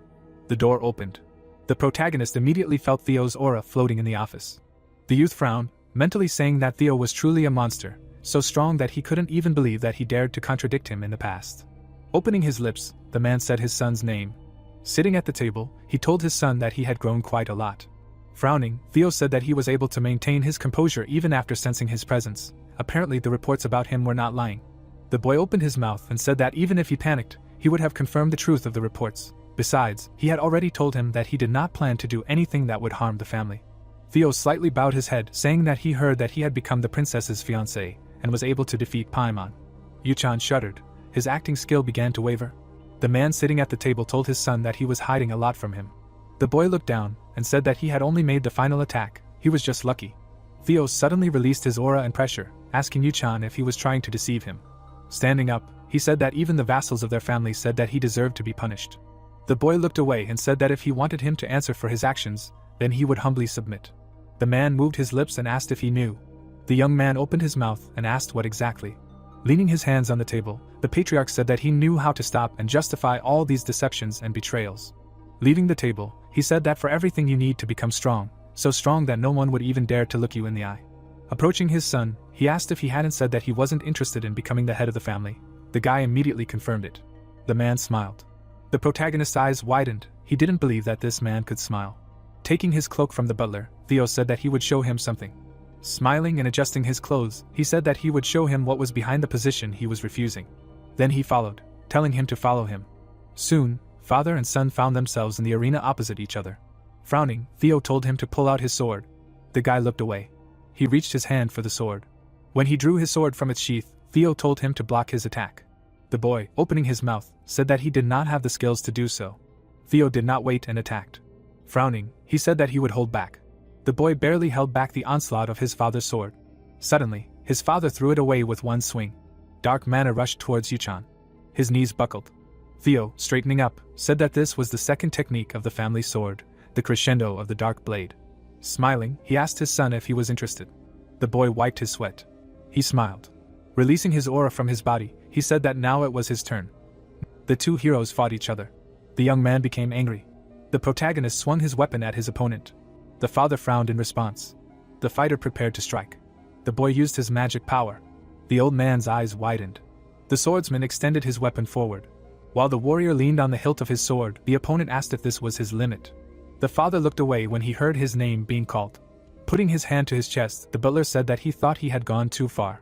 Bowing his head, the man continued, saying that he was sure that even young Master Garen would have difficulty handling techniques of this level. Theo looked away, answering that he understood. Slightly smirking, the gentleman thought that he had unknowingly put too much power into his sword. He was surprised. Taking a few steps, the fair-haired man said that they could finish for today. Clutching the weapon in his hands, the boy asked where he was going. Yu-chan rose from the floor. The warrior stood in the middle of the room. Without moving, the student said that he had not learned anything yet. The father looked away. In the eyes of the father, the silhouette of his son appeared, who ordered to attack him. In an instant, the young man rushed into battle. The heroes began to fight again. Yu-chan rose up. Theo swung his sword again. Opening his mouth, the mentor said that it was amazing that he was asking for more instructions. Concentrating, the student replied that he would consider this as permission to learn. The fighter used his magical power. In an instant, the protagonist flew to the side. Stopping, the teacher asked him to ask him something. Standing still, the gentleman asked him why he had risked his life and killed Paimon himself. The son stopped, hearing the question about his mother. The memory of a dead woman, with words in the background about how on the night of the defeat he had to watch her die. The old man showed no emotion. The protagonist pursed his lips, hearing the phrase about how he began to lose his way after that moment. Angered, Theo said that he was only pretending not to remember, but it was a lie. The boy rushed from his place. Having approached close enough, Yu-chan asked if he had said that he was hiding his strength. Browsing to the bridge of his nose, the father answered that it was true. In an instant, the son swung his sword. The magician used the spell Ebony Sunset. The blond man began to defend himself. The man smiled slightly. Having struck, the gentleman said that this is how Ebony Sunset is used. The boy was suddenly surprised. A second later, a huge stream of magical power threw the hero aside. The younger one was kneeling not far from his father. Yu-chan leaned his hands on the sword. The next action of the fighter was a grin, after which a system notification appeared that the player's characteristic called Genius had been activated. The student accepted combat readiness, along with which system notifications appeared that the hero had learned the second technique of the Merciless Blade of Darkness, and the understanding of the Merciless Blade of Darkness had increased significantly thanks to sparring with a strong opponent. The protagonist rushed into another attack. The young man used a new magical power. Theo defended himself with his weapon. Looking at the clashing weapons, the father thought that it was very surprising that he understood the second technique just by looking at it. The master went on the attack. Two swords flew to the side. The man did not move. The son bent slightly. Holding his sword, the fair-haired man began his speech. Looking at the sword lying to the side, the opponent said that he wanted him to use this sword to pierce his heart one day. Opening his mouth, the mentor ordered his son to kill him with his own hands for failing to protect his mother. Yu-chan frowned. In the same position, the father added that he should take the position of the head of the family, and he is able to manage this house.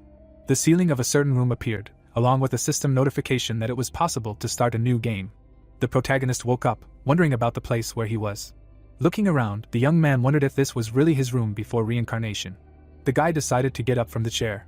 Scratching his head, the player wondered what this feeling was. The fighter grimaced slightly. Raising an eyebrow, the student thought that if you think about it for a while, this is all very strange. Remembering the moment when he was sitting in the office, the student thought about being abandoned by his own family, and having lost his memory with fatal diseases. The protagonist stared at the computer monitor. Clutching his head, the warrior wondered what the chances were that all this would happen to one person. White monitor screens were visible. Having fallen to the floor, Yu-chan realized that he did not remember his name before reincarnation. Angered, the boy wondered what his name was. Rolling his eyes a little, the young man remembered his name in the game. A bright light appeared from the window. The blonde was lying on the bed. The fighter was silently staring somewhere in front of him. The guy's eyes were wide open. The young man, lying on the bed, could not understand what had happened. Having gotten up, the hero said that he was sure that he had dreamed of something very important. His gaze immediately turned to the side. The assistants were standing there. There was a smile on the alchemist's face. The maid was also smiling. Ron's face was serious. The protagonist, closing his eyes, asked them to speak in turn. Jitri, with her mouth open, noted that not a day could pass without him getting into some kind of trouble, and at this rate any maid next to him would die of a heart attack.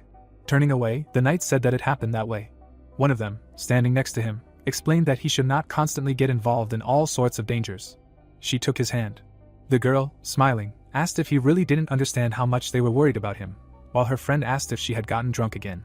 The guy, pulling his hand away, replied that he understood everything and asked not to take his hand anymore, while the potion maker began to ask her to hold it a little longer. The maid, frowning, noted that the young master was apparently uncomfortable because of this. The girl's mouth opened wide. The young man continued to look at them. Looking at Ran, the boy realized that something strange had happened. Continuing to look at her, the hero realized that normally she would have already pounced on him and started to pester him, and remembered that he had something important to announce besides all this. The knight, bowing his head, noted that since they were all here, they should hear something important. Their mouths dropped open in surprise after hearing the words that from tomorrow on, they would all be accompanying him on his way to one of the regions of Chattis. Remembering how he had returned, the guy knew that this was part of the plan that had been hatched since he returned to his family. His gaze was directed somewhere ahead. Imagining various monsters, the protagonist understood that destroying the strong beasts of this region would increase his lifespan, because it was time for him to do this, since his health had not recovered since the battle with Paimon. The guy looked down, receiving a message that the character had 27 days left to live. Raising his hand, the young man explained that since they had heard everything, they could go free for now, as he wanted to rest a little more. The maid bowed and replied that everything was clear to her, and in that case, preparations would begin. Sunlight was pouring through the window. The hero was looking in its direction. Turning his head in the other direction, the knight inquired about who had come to him. The girl, standing at the door, explained that she needed to tell him something. The hero, with his mouth slightly open, asked her to come in. The maid went inside. The boy was looking in her direction. Tears were streaming from her eyes. The maid sat down next to the bed. Sitting in front of him, she began to say something. Her mouth opened. Remembering the night of the devastation, Rona began to talk about the death of his mother. The boy's eyes were fixed straight on her. The girl, looking up, asked if he remembered everything about that night. The ruined estate appeared. Someone was walking through one of the rooms. The monster, looking ahead, said that he smelled blood. The blow hit the door after his question about whether they really thought that they could hide from him by simply hiding. There was a woman with a child standing there. Her eyes were hidden by her hair. Suddenly, a bright light began to emanate from her hand. Spreading her arms, she asked if he only needed her life and immediately asked him not to waste time. The demon looked down. The monster, swinging his arm, screamed that her insignificant light would not help her in any way. His hand reached straight for the woman. Raising it, the demon asked if she really thought that she could drive anyone away like that. Bowing his head, the monster noted that they needed more than just her. A shudder immediately ran through her body. The girl opened her eyes wide when the magician called out to her. The mother, looking at her, asked her to take care of the hero, because he was born with special powers. The boy looked out from behind the girl. The woman, with her mouth open, explained that this is why he would need her help. Looking forward, the mage also added that her son's memories would be erased. A golden cross appeared near her hand after she said that even if he became different from the one she knew after losing his memory, she should protect him. The girl looked up. The mother, smiling, said that this was all so that her son could return. The place was filled with bright golden light. Sunlight was still pouring through the window of the room. The girl, sitting in front of the bed, explained that he already knew what happened after that. Imagining how she spoke to the other maids, Rona said that she spread all sorts of rumors. She remembered how he left his brothers and said that it was so that the young man could distance himself from the family's claims to power or the struggle for inheritance as far as possible. She also remembered watching him being held and explained that it was terribly painful for her to do so, but she had to protect him. The girl was standing in a certain room. The maid was crying and saying that it was still the last promise she had given to his mother. A candlestick appeared and she was heard saying that everything was okay now. She opened her mouth and said that since the master had regained his memory, someone like her, who had lied and hidden the truth, had no right to stay near him. Her mouth opened wide after his question about whether he had really said anything about it. The assistant, raising her hands, explained that she could no longer be near him, while the hero said that all of that was in the past. The protagonist, opening his mouth, asked if she knew why he didn't hate her. Looking at her, the young man explained that every night when his body was chained to the bed, she sat next to him and worried. The girl looked at the other two maids. She raised her hand and said something to them, and then the hero said that although she slandered him, she always tried to protect him, mentioning that the master was not a bad person at all. The young man, looking away, explained that he now understood her actions, since he knew that he was not the person she always served and followed. Turning his head, the hero asked her to relax and thought about how he knew firsthand how meaningless rumors often burden the soul the most. Tears began to flow down her cheeks again. The guy looked ahead, thinking about something. The knight, lowering his head, wanted to know how much his father loved his wife and how much his character loved his mother. Looking at Ran, the young man also wanted to know what feelings she had for him. The girl, bowing her head, cried. The hero looked at his reflection. The protagonist, lowering his gaze, tried to understand why his character had become a villain. The boy opened his mouth and started to say something. His father placed his sword on his shoulder as he introduced himself to someone as a member of the respected Rienhafner house. An army of knights appeared and his words were heard that they had received permission from the head of the family to hire soldiers and form an anti-demon squad.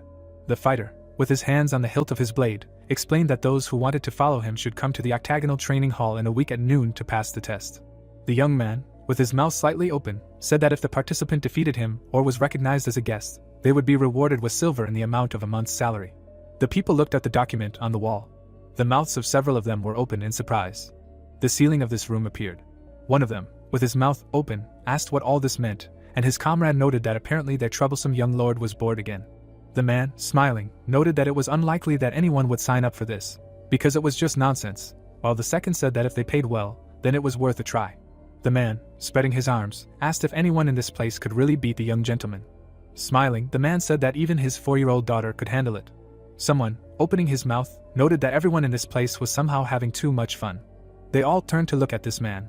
The guest, standing in front of the others, asked if they should place bets. There was a bag of gold coins on the table. The stranger, raising his hand, explained that he was betting that almost no one could handle this man's test. One of the people, opening his mouth, noted that just by looking at this man, one could tell that he was a spoiled child from a rich family. Smiling, the man also asked if he hadn't heard the rumors about the youngest son of the Reinhafner family. A smirk appeared on the guest's face as well. One of the guests, with his mouth open, asked what funny thing he had heard, and the other explained that they were telling him this because they were worried about him. The man began to smile even wider. The stranger threw his head back and began to laugh loudly. The guest, taking hold of his hood, asked who would be worried about whom else. The people's mouth suddenly opened wide in surprise. It was Garen, and one of the people noted that he had heard that he had gone to train in Chatters. The fighter, standing in front of him, offered to keep everything that had happened a secret and added that his offer had not been cancelled. More coins immediately poured out of the bag. The guests, with their mouths wide open, listened to his words about his bet being 50 gold coins. Grain explained with a smile that the bet would be on his brother. Many people had gathered in the training hall. The hero's hand was on the hilt of his sword. One of the people looked down and asked if this was the same person who was the weakling from Reinhafner, while another noted that the fighter was the best in the academy's class. The challenger asked with a smile if all those rumors could be lies, while the other agreed with him. The protagonist stood before them in silence. The youth, looking down, could not understand why things had suddenly taken such a big turn. Remembering how he stood in front of the townspeople, the boy knew that he had left an advertisement for soldiers to serve in killing monsters in Chatters. Standing in front of them, the hero realized that he had not expected so many people to come here. They all looked at him when he suggested that his reputation had suddenly increased. His gaze was fixed on his brother, and the boy realized that this idiot was the instigator. Looking away, the young man thought about what he was doing without even being asked. The hero, with his mouth open, asked if there would be anyone else, and the assistant replied that everyone was here, namely 1,192 men and 126 women who had applied. Looking down, the knight realized that it wasn't that bad, because with such a number, someone capable should definitely show up. Someone raised their hand. The man, with his mouth open, asked how they would be evaluated and asked him to finally tell them. The hero immediately smiled. Looking at the man, the boy thought about his perseverance and physical fitness. He also noticed the aura emanating from him and realized that he couldn't even believe that someone like him had decided to enlist in these ranks. Remembering his brother, the warrior assumed that this man was one of his minions. Smiling, the fighter realized that his older brother was wary, but it was in vain, because a man with such strength could not compare to him. The young man, raising a finger, said that it was time to tell them about the conditions. The windows of this training ground appeared. The guy, holding a blade, explained that the rules were simple and said that they could use any methods, trying to attack him and kill him. The enemy frowned, listening to his words that even if they took his life, they would not be blamed for it. Looking ahead, the warrior thought that something was wrong, because this man must be a black sheep of the Reinhafner house. Remembering how he was hired, the man realized that back then he thought that this would be an easy job. Sweat came out on his face from not understanding why the organizer of this event had such a confident demeanor. The assistant, spreading his arms, asked the fighters to take positions. The mercenary looked somewhere down. There was a barely visible smile on the guy's face.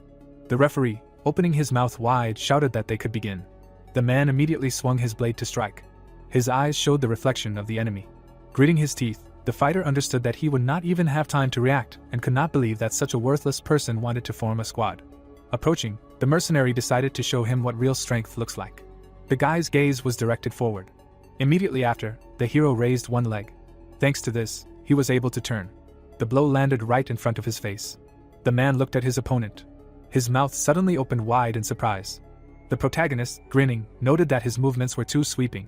Swinging his sword to attack, the knight asked if this was really his way of fighting. The opponent's blade appeared. The weapon flew far back. The man immediately turned around. The young man's blades were already at his neck. The mercenary, gritting his teeth, listened to the enemy's words that he would be given another chance. The hero, opening his mouth, ordered him to attack with all his might. The knight, holding his sword in front of him, added that otherwise he would lose his hand. The man immediately fell to the floor. The young man, looking down, asked if he had not heard him and ordered him to raise his sword. A tremor ran through the warrior's body. The protagonist raised his fist to strike when the enemy apologized for his rudeness. The attack landed right on his face. The opponent's body flew back. The rest of the people widened their eyes in surprise. The guy, opening his mouth, explained that he did not need cowards who lacked courage. The fighter, looking forward, asked who would be next to dare to challenge him. The people silently looked at him. Among them was his brother. Grain, grinning, realized that no one could have thought that the younger one could grow so much.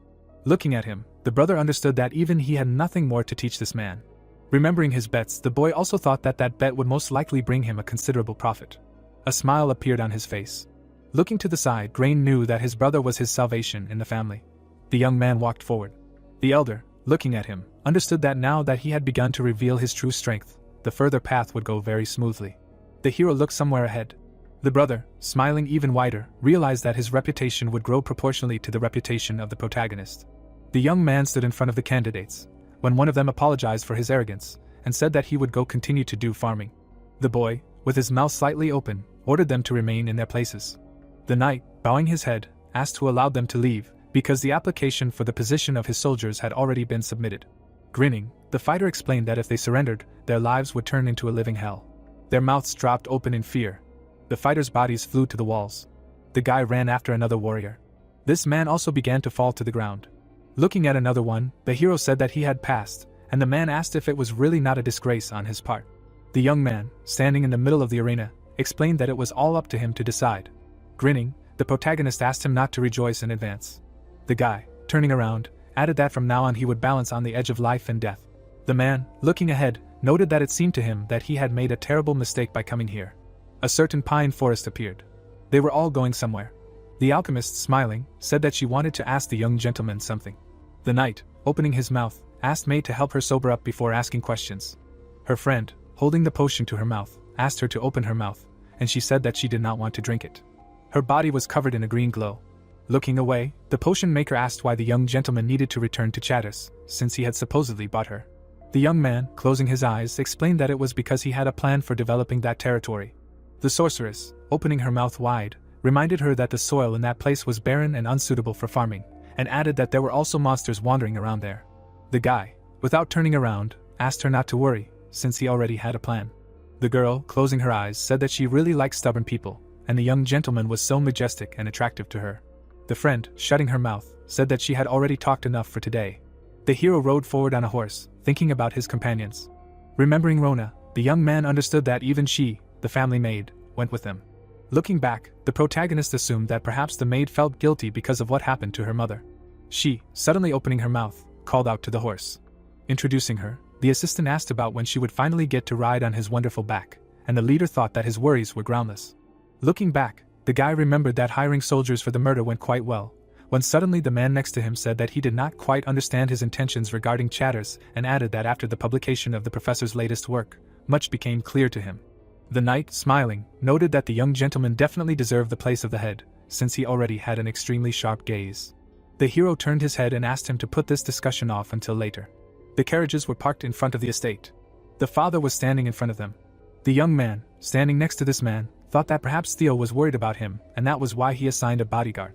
Looking at him, the protagonist realized that this man was a knight, whose height exceeded 2 meters, who also had strong skills. Looking back, the hero realized that his talkativeness was sometimes annoying. The girl, with her mouth slightly open, said something. A fortress appeared ahead.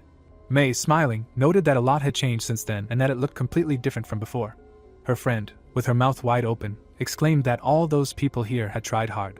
The knight, raising his hand to his face, said that progress was moving slower than expected and suggested that apparently nothing could be done about it, since development here had only just begun.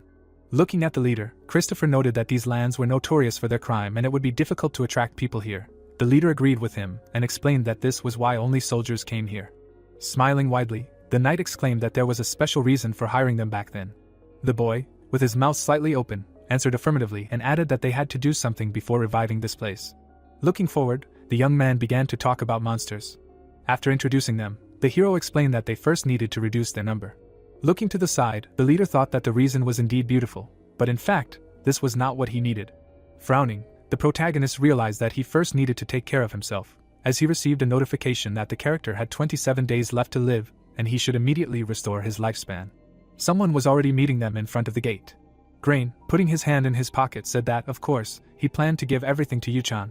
Extending his hand, the hero added that this award was received thanks to their one and only young talent. Smiling, the brother said that his decision was the only correct one. The young man pursed his lips and thought about the fact that he was giving him money for his efforts. Looking at his interlocutor, the younger one thought that he had not expected such generosity. This act was too flattering. Closing his eyes, the fighter thought that he had planned to use him anyway and asked how the development of Chatus was going. Making a serious expression on his face, the opponent replied that there were still not very many visitors. While the cart with horses was driving along the road, the man continued to talk about how, after Professor Rass's announcement, some young people were thinking about moving here. Looking at the soil, the guy added that because of the local soil, crops grow rather poorly, local animals are dangerous, and there are no normal roads here. Frowning, the fair-haired man also said that therefore it was difficult to quickly move here, thinking only about the possibility of development. Opening his mouth, the warrior replied that there was no need to worry about it. Looking at the squad, Yuchan added that it was not for nothing that an anti-demon squad was sent here. Smiling instantly, the interlocutor replied that since his younger brother said so, he should trust him. Without moving from his place, Grain asked when they planned to start acting. The journey was quite long, so it was time to rest. Looking at his brother, the protagonist replied that they were going to start acting now. The knights, standing in the same place, wondered if it was really right now. Grinning, the young man said that they were moving out immediately. Part of the room appeared. Crossing his arms over his chest, Theo said that such a trained knight wanted to follow his son. The knight pressed his hand to his chest. Leaning on his arm, the father said that he was already treated well in their family, so he did not need to go anywhere. Looking back, Christopher replied that it was all because he saw the light. The blonde remembered the skills of the young master. The warrior's eyes widened and he saw it as an opportunity to hone his own skills. Grasping the hilt of the sword, the boy added that he wanted to help the young gentleman develop his swordsmanship. Holding the weapon forward, the other man continued that he was doing this not for someone else, but for himself. The man frowned even more. Opening his mouth, the old man began his speech. Recalling the snowy terrain, the father asked if he meant learning the snow paths, the northern sword technique. Browsing, the opponent answered positively. Without expressing any emotion, the gentleman said that his candidacy was approved. Holding his hand forward, Christopher thought about how he had set out on this journey in order to make the young gentleman a better knight, and wondered what he was seeing now. Standing next to the girl, the hero asked if she knew about this, to which he received the answer that the protagonist had recently begun to show interest in magic. While Yuchan was using his magic, the woman added that she never expected him to succeed so much. Magic symbols appeared above the building. Evil animals were visible. A stream of magical power hit the ground. There was a flock of animals nearby. One of the animals, looking at the sky, screamed. The blonde, surprised, asked how such progress was possible in just a few months. Alina was thinking about the young master. Yuchan got angry. After killing the monsters, system notifications appeared that he had killed a gnoll, due to which the lifespan was increased by 2 hours. Putting his hand to the side, the fighter wondered why only 2 hours, because gnolls are considered strong mid-level monsters. The young man looked to the side. While the animals died one by one, the mage thought that the stronger the opponent of the owner of the artifact, the more lifespan you can get for killing. Looking at the ground, the player realized that he had become too strong. The blonde waved his hand. A huge magical barrier appeared. A powerful stream of magical power hit the ground, after which a system notification appeared that the character had 14 days left to live. Pursing his lips, the protagonist thought that he had killed a lot, but only received 4 days, so he needed to come up with something. The man looked at the knights. The two boys were very surprised. The sorceress took a couple of steps forward. Throwing herself into his arms, Alina said that the young master was incredible. Blushing, Christopher said that he thought that Yuchan was so talented only in the art of the sword. Who would have thought that his magic skills were excellent, and this was truly amazing. Clenching his fist, the knight added that he was beginning to doubt where the limit of his powers was. The youngest son looked emotionlessly somewhere to the side. Putting his hands on his hips, the young man realized that the others did not yet know that he was good at magic. Standing in the middle of the boys, the guy said that he learned all this from Professor Rass. Remembering the mentor, the fighter said that he was incredibly well versed in theory. The girls looked back in surprise. Frowning, the player said that if they were not satisfied with something, they could not take his word for it. Closing her eyes, the heroine said that they would discuss this issue later. Pointing her finger at the map, the woman said that they were currently in the northeastern region. Opening her mouth, the green-haired girl asked if they were going to continue moving in this direction, to which she received the answer that they were heading northeast. Putting a fist to his chin, Christopher said that it was dangerous. The hero remembered the strong magical powers of the master.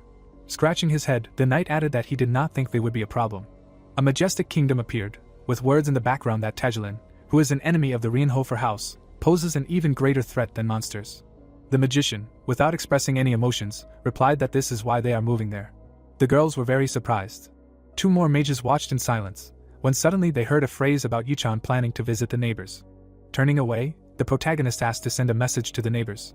Adjusting his sleeve, the fair-haired man ordered to inform that Theo's son would be arriving for a visit, so let them get ready. The palace of this kingdom appeared. One of the rooms appeared. The man went up to the bed. The prince looked at his reflection in the mirror. There was a long scar on his body. Someone appeared behind him. The old man, raising his hand, noted that there were rumors that the youngest son of the Rienhafner family would soon arrive here. The assistant, opening his mouth, said that this man was extremely impudent if he really thought that his father's influence would reach Taholin. The guy, opening his mouth, began to ask his interlocutor a certain question. Memories of the head of the Rienhafner family standing over him immediately appeared in his head. He also remembered the many corpses and said that Theo had killed his father and all his brothers that day. Remembering how scared he had been, the prince explained that he remembered everyone who had been there to protect him. The old man looked ahead. The young man, without turning around, began to say something about his brand. The ruler, raising his blade, explained that he knew the truth, that he had simply wanted to relieve him of some of his royal duties, when he had to writhe in pain from the loss of his entire family. The assistant was still standing behind the screen. The prince, opening his mouth, asked the name of their guest and said that he would kill him. Raising his dagger, the young man explained that then the head of Rienhafner would understand how deep his pain was. Opening his mouth, Kushin said that he also needed to understand how he had managed to survive in this hell. The old man, bowing his head, replied that he understood everything and added that he would go get ready. The interlocutor suddenly smiled. His eyes immediately turned black after the words that since he had made such a difficult decision, he should rest. The territory of this city appeared. The guards were standing at the entrance. Suddenly, the eyes of one of them opened wider. The guard, gritting his teeth, shouted a question about who had come there in order to identify himself. In front of them was a large group of people. One of them opened his mouth. The hero, removing the hood from his head, asked whether he had to introduce himself. The man, opening his mouth wide, apologized for their rudeness. The guy, slightly bowing his head, said that he was angry about being in the heat for a long time and was so angry that he wanted to kill someone. The guards opened their mouths wide and one of them ordered his comrade to urgently take this man inside. The protagonist walked through the city. His gaze was directed forward, when suddenly notifications appeared that his character had 9 days left to live and a message that he needed to kill a demon and restore his lifespan.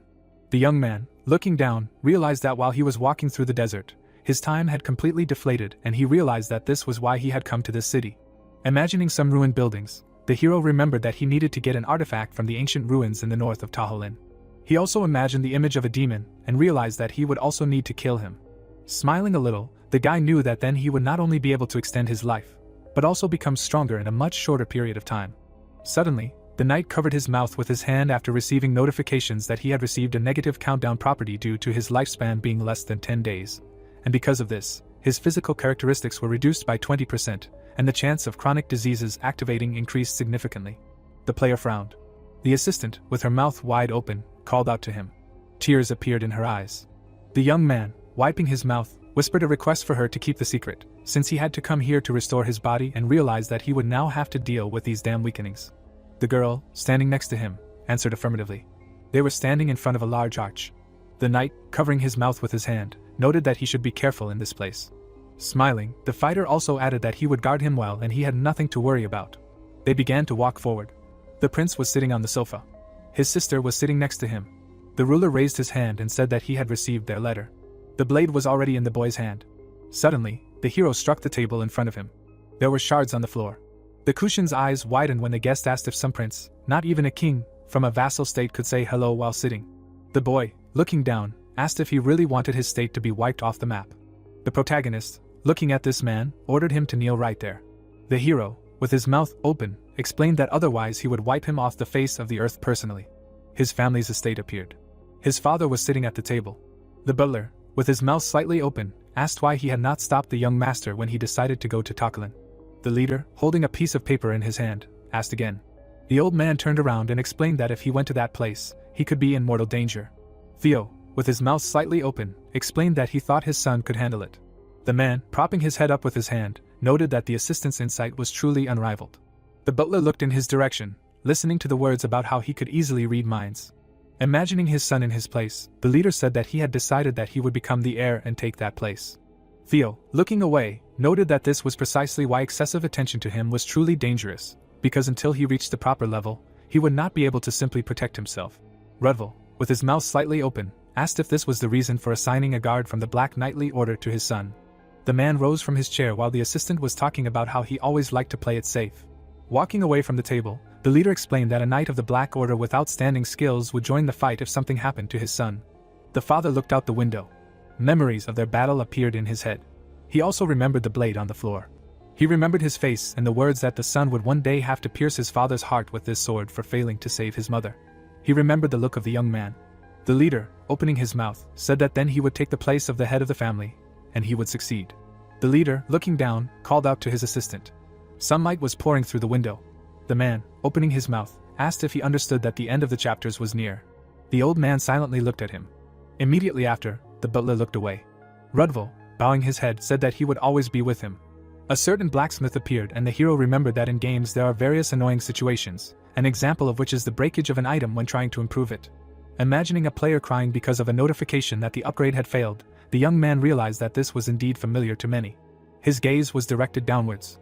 Looking at this man, the boy understood that there are moments when insignificant characters try to jump above their heads, not knowing the limits of their own strength, and this is terribly annoying. The prince looked at him silently. Imagining this man as a child, the protagonist remembered that this is a character whose entire family, except for his sister, was killed by Theo. The man rose from the sofa when the knight thought about the fact that they even said that he harbored a grudge against his family. The eyes of his companions opened wide when the fighter tried to understand that some prince of the kingdom that served them really wanted to express his feelings in such a way. Looking down, the boy knew that if he wanted to get the item hidden in Tagilin, then he definitely needed to lure this man to his side. His gaze was directed forward. The young man, with his mouth open, asked if he wanted the order repeated to him, as he understood that he first needed to break the spirit of the interlocutor, so that it would be easier to manage him. The man, smirking, noted that he was apparently offended by the fact that guests were greeted sitting down. The prince immediately knelt down. The hero looked at him silently. Looking forward, the protagonist received messages about the general information about the person, characteristics and also traits, the negative ones of which were his tendency to self-destruction and self-condemnation, excessive sense of duty, indecisiveness, compliance, irascibility. The prince bowed his head when another message with his statistics appeared. The interlocutor opened his eyes after the message appeared that his hostility towards the Rienhuaner house had reached its limit. The guy, smirking, asked him to sit back down. The hero was already sitting in front of him. Looking at the man, the knight understood that his main traits were that he was prone to self-condemnation and emotional immaturity. Imagining people on horses, the fighter remembered that during the 27th playthrough of the game, he managed to find out that Kremser was the prince's closest advisor and was also a demon who had completely fooled this man. His gaze was riveted on this old man. The demon was looking somewhere. Imagining the body of Kushin, the young man remembered that in the end, he had collapsed. Smiling slightly, the hero realized that he would be able to prevent this tragedy, and that was why he had to come to Tagilin. The interlocutor, with his mouth slightly open, asked why they had come to their kingdom. The protagonist, with his mouth open, replied that he wanted to admire the local beauty and explore the ruins and added that he did not need to know more. The knight, looking ahead, asked him to take care of everything and asked if he understood everything. The prince raised his hand and answered affirmatively. The old man beckoned the girls with a gesture. Turning around, Kushin told them to finish the conversation by giving the young gentleman a tour of the kingdom, and if he needed anything, they should treat such a request with respect. The hero, with his mouth open, asked him to wait. Grinning, the boy explained that he would choose his own guide. The interlocutor's mouth opened wider after the guest said that he needed the girl sitting next to him. The young man, looking at her, offered her to accompany him and show him these lands. The prince, with his mouth open, tried to say something. The protagonist, smiling, asked if he had any problems with this. The interlocutor, looking away, answered negatively and asked her to try hard, accompanying the young gentleman. The girl, looking down, answered affirmatively. Rona, with her mouth open, asked what they should do, since their leader had apparently finally laid his eyes on the girl, while her friend explained that the instructions had said nothing about it. The sorceress's mouth was closed when she said that another girl had appeared next to the young gentleman, while May asked her to be quiet, since she should keep quiet in such a situation. The young man, looking away, thought that this had caused a real commotion. With his mouth slightly open, the hero realized that in their place he would have misunderstood everything too. Someone was standing near his sofa. Imagining a snake around the girl, the protagonist knew that she was under some kind of spell. The knight, sitting on the sofa, turned to his companions. Alina smiled broadly when she was called out. Looking at her, the guy explained that she was coming with him. Looking the other way, the hero said that Christopher was also coming. The assistant, smiling, replied that he understood everything. Beaming with happiness, the comrade said that he had received the task of accompanying the young master, and this touched him to the depths of his soul. Jitri, with her mouth slightly open, asked if he was sure that everything would be alright without her. The guy, looking away, noted that she was being too protective of him. The hero, closing his eyes, said that everything was going according to plan and asked her not to worry. She silently watched him go. They were standing near a certain building. The prince's sister was next to them. The young man, looking away, noted that apparently they had all already figured out who she was. The man, looking at her, answered affirmatively and explained that she was the only sister of Kushin. Christopher, with his mouth open, said that she was widely known for her unrivaled beauty, and the protagonist asked him to get to the point. The knight, looking at her, said that Arya was under the effect of an illusion spell. The fighter looked away and answered affirmatively. The eyes of his companions widened after he said that from that moment on he would have to remove this curse from her. Christopher raised his hand and asked if the young gentleman would be able to do it, since it was clearly the effect of dark magic. The knight glanced away and noted that if something happened to her, all of Tagilin would immediately be alarmed. The guy turned around and asked them to first move away from prying eyes. The buildings of this city appeared. They entered one of them. The girl greeted them with a smile. She smiled broadly. Bowing, the hostess explained that their tavern was not at all suitable for such noble persons. The young man, looking somewhere down, understood that they needed to do 3 things here. Looking at his new companion, the hero knew that they should first remove the curse from her. He also looked at the sorceress, and remembered that they would need to awaken Alina's abilities later. A grin suddenly appeared on his face. The worker's eyes widened after his question about how their preparations for the uprising were going. Suddenly, she quickly rushed forward. There was already a dagger in her hand. Her blade hit something. Christopher blocked her attack. Opening his mouth, the fighter asked where she had pulled out her knife from. The knight, looking at her, noted that apparently she had not been taught etiquette at all. Her gaze turned to the side when someone called out to her. 3 flasks with potions appeared near the sorceress after she said that the enemy should not dare to attack the young master. One of them, standing in front of her, noted that she would do better to listen to them. The hero, opening his mouth, asked if she thought so. Looking at the man, the protagonist knew that this was the point of contact for a special unit called Lisa. The professor, pointing to the board, said that removing a spell was a process of reverse calculation of the formula that makes up the structure of the spell. The man, raising his finger, explained that it was like untangling a ball of thread. Imagining how the man did it, the teacher noted that even so, it could not be called a simple process. The young man, propping his head up with his hand, listened to his words about how it was better not to get involved in this matter without experience, because if the deadline was tight, then it was better for them to turn to experts. The teacher, imagining a creature of a certain race, said that they could turn to the ancient race of elves. The girl was still standing in front of them. The guy, standing behind his comrades, asked them all to lay down their weapons. Christopher, opening his mouth, noted that she had tried to kill him. The protagonist, bowing his head, explained that he wanted to talk to her alone. The knight, looking away, said that if the young master ordered, then everyone should leave. The young man, looking at him, noted that he would also have to leave. The assistant, opening his mouth wide, exclaimed that he was his accompanying knight, and his duty was to protect him. The hero, looking at the magician, added that she could stay, because he would be able to protect her in case of unexpected situations. Night hung over the city. The girl, opening her mouth, asked if they knew who she was.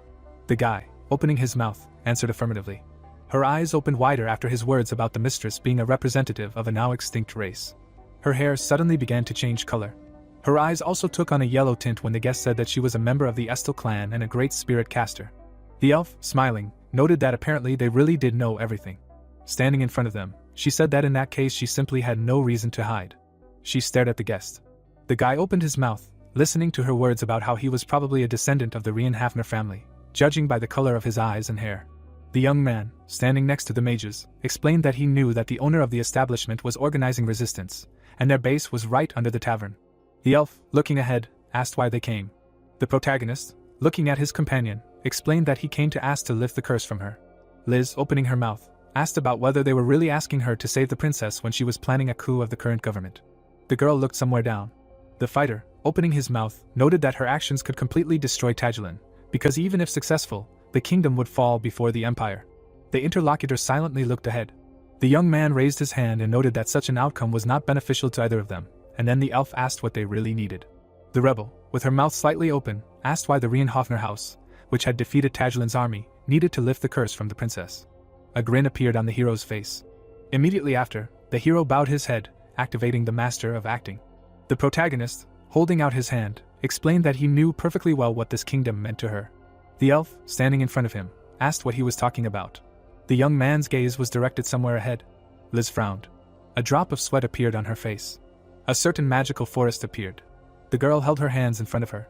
The elder elves stood around her. When it was said that even among mana-sensitive creatures, this girl was the most gifted, unrivaled spirit caster. Butterflies appeared in her hands when someone told her that she had created many connections with spirits when she was a child. An adult elf stood in front of a certain being, and it was explained that at the age of 16, she managed to make her first contract with a high-ranking spirit, thanks to which she received the title of Great Sorceress. Someone ran through the forest. Some people were chasing the elf. Her gaze was directed back when someone explained that talent without a clear goal can sometimes turn into trouble, because she was born into a small and weak clan of Estel. Liz was in a certain city and was told that her parents did not really protect her, and she had to wander around the continent for years. Someone stood in front of her when it was explained that spirit magic is extremely useful, although its combat power is relatively low, and therefore there were more than enough people who wanted to get it. A giant stood in front of her. The man bared his teeth. The elf's mouth opened wide in surprise. She started running away from him, and it was said that this led to a life of endless pursuit. Liz found herself in the desert before Tagilin. The girl was already in the city when it was told that endless pursuits led her to Tagilin, although up to this point she was being pursued by mercenaries and her life was on the line. Someone extended a hand to her and called her to him for shelter, and it was said that the elf grabbed the first outstretched hand. The woman, smiling, explained that she would say that she ran on. Many children were around them. 2 of these children were peeking around the corner. Orphans were stealing from the counter, and it was said that thanks to Saran, the elf was able to stop and catch her breath, as this man was a natural leader and a symbol of hope for the orphans on the street. The girl looked at her and thought that this man was truly amazing. One of the children was lying on the bed. There was a wet bandage on his forehead. Liz looked at her friend and called out to her. The sorceress, with her mouth slightly open, asked if they really needed to continue stealing, because they really had no other way. The comrade, smiling, explained that their choice was limited, because if they did not do this, the orphans would simply die. The children smiled widely. The friend also smiled, and it was said that this man resorted to theft, crime, and eternal fear of being caught in order to protect disadvantaged children. A barely visible smile also appeared on the elf's face. Some green energy enveloped the wooden fragments on the ground. They rose into the air, and it was explained that the magician began to look for a way to help her comrade and decided to equip the slums with the help of magic and built a small, dilapidated tavern. The girl looked at the sign. There was a smile on her face. The elf was running away somewhere again. Her eyes were wide open. Serene's legs were hanging down, and it was said that her dreams were not destined to come true, because her comrade was hanged on the gallows. Tears flowed from Liz's eyes. Looking at the 3 hanged bodies, she understood that she did not even have time to see the tavern. The young man, with his mouth open, said that the fish rots from the head. The girl lowered her eyes. The hero, introducing the city, explained that an attempt to change something with the help of an uprising would lead to even greater devastation. The hostess, with her mouth slightly open, asked if they knew the reason for the appearance of so many orphans on the streets of this city. With her mouth open, she said that it was all because no one wanted to take the throne. Introducing the highest ranks, Liz said that without the government of the aristocrat, they began to behave outrageously. The girl opened her mouth even wider, shouting that if the ruler had restored order, then all this simply would not have happened. Liz began to squint. Looking down, she explained that then Saran would not have died. The guy, looking forward, answered that she was right. The interlocutor, standing in front of them, asked in what sense this was, because why did they start supporting her? The protagonist, with his mouth slightly open, told her not to let revenge cloud her mind. Her eyes widened at his words about her method being extremely crude, as she should think about how exactly to protect everyone. The hero stood on the floor of the tavern. The knight, with his mouth slightly open, explained that this was her duty to Saran as well. The second floor of the room was visible, and he could be heard saying that he knew that she had a friend from the human race who saved her. Her eyes widened at his words about how he also knew that she was dead. The young man, with his mouth slightly open, said that he understood that all of this happened due to the absence of the ruler. The girl silently looked ahead, listening to the guest's words about how her methods would only make the situation worse. Looking ahead, she asked how he was going to solve the current situation. Imagining the king's chair, the hero explained that he would put the prince on the throne. Introducing him, the protagonist said that if he took this place and fulfilled his duties, the country would become much better. The elf, with her mouth wide open, asked not to make her laugh, because if Kushin was brave enough for this, things would not have taken such a terrible turn. Clenching her fist, she noted that the only way to change everything was to rebel. The hero, frowning, said that he would offer her to leave the country, but she would not do this, because Saran loved this place. The market of this city appeared. The friend, with her mouth slightly open, asked if Liz had never thought that Tagilin would one day become beautiful.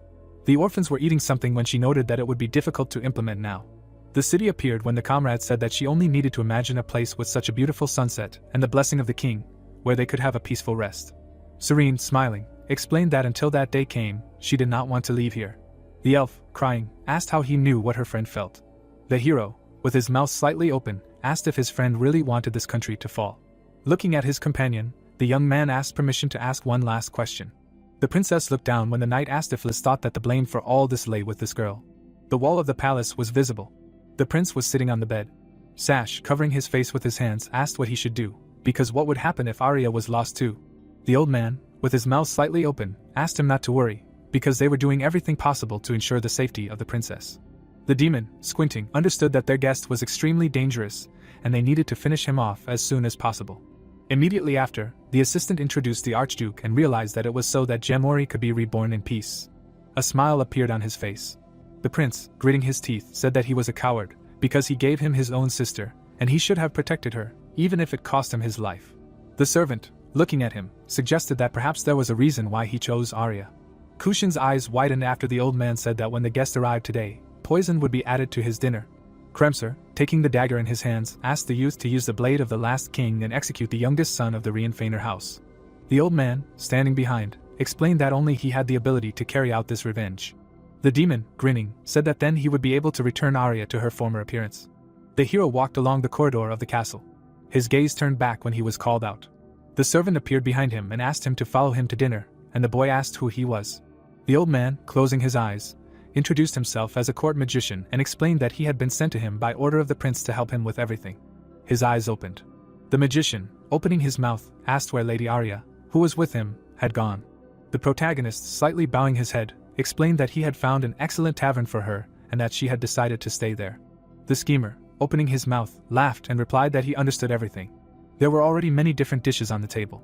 The maids were already sitting in their places. The other assistants were also there.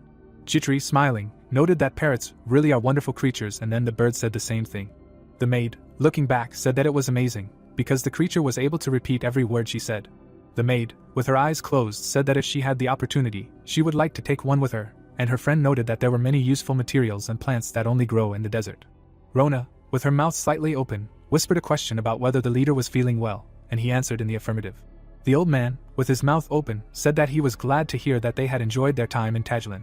Pointing with his hand, the assistant also added that he had prepared a dish that would further raise their spirits, and asked if they would like to try it. This dish appeared and the magician called it the tails of silver-armored scorpions. The demon, looking at the young man, explained that they served this dish exclusively to important guests. Sticking out his snake tongue, the old man said that he hoped that they would like it. Night had already hung over the palace.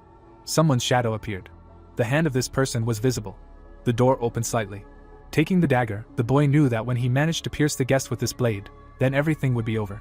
Opening the door, the prince knew that this was all because of the offense for his father and brothers. Kushin, looking ahead, thought that he would finally be able to pay back this bastard Theo. Sweat came out on his face after thinking that this was the best opportunity. The man was approaching the bed. Standing next to it, the ruler understood that if everything went according to the assistant's plan, then he should have already been paralyzed by poison. Bending down, the prince knew that if he already wanted to finish him off with one blow, then he needed to act right now. Swinging, the young man screamed that he should blame his father for this. The blade was approaching his face. Suddenly, the hero's eyes opened. The protagonist immediately blocked the blow with his hand. A tremor went through the opponent's hand. His eyes immediately opened wider. The prince immediately jumped back. Kushin held the weapon in front of his face. The young man dodged another of his attacks. Immediately after, the fighter swung his fist. This blow hit the opponent's body. The man fell to the floor. The enemy, with his mouth open, asked how this was possible. The hero, grinning, asked how he managed to move after being poisoned. The enemy, frowning, listened to his words about having nothing to explain to the one who tried to kill him. The blade began to appear in the guy's hand. The protagonist, holding the sword in front of him, asked if he agreed with him. The fighter and his assistant walked along the dark streets.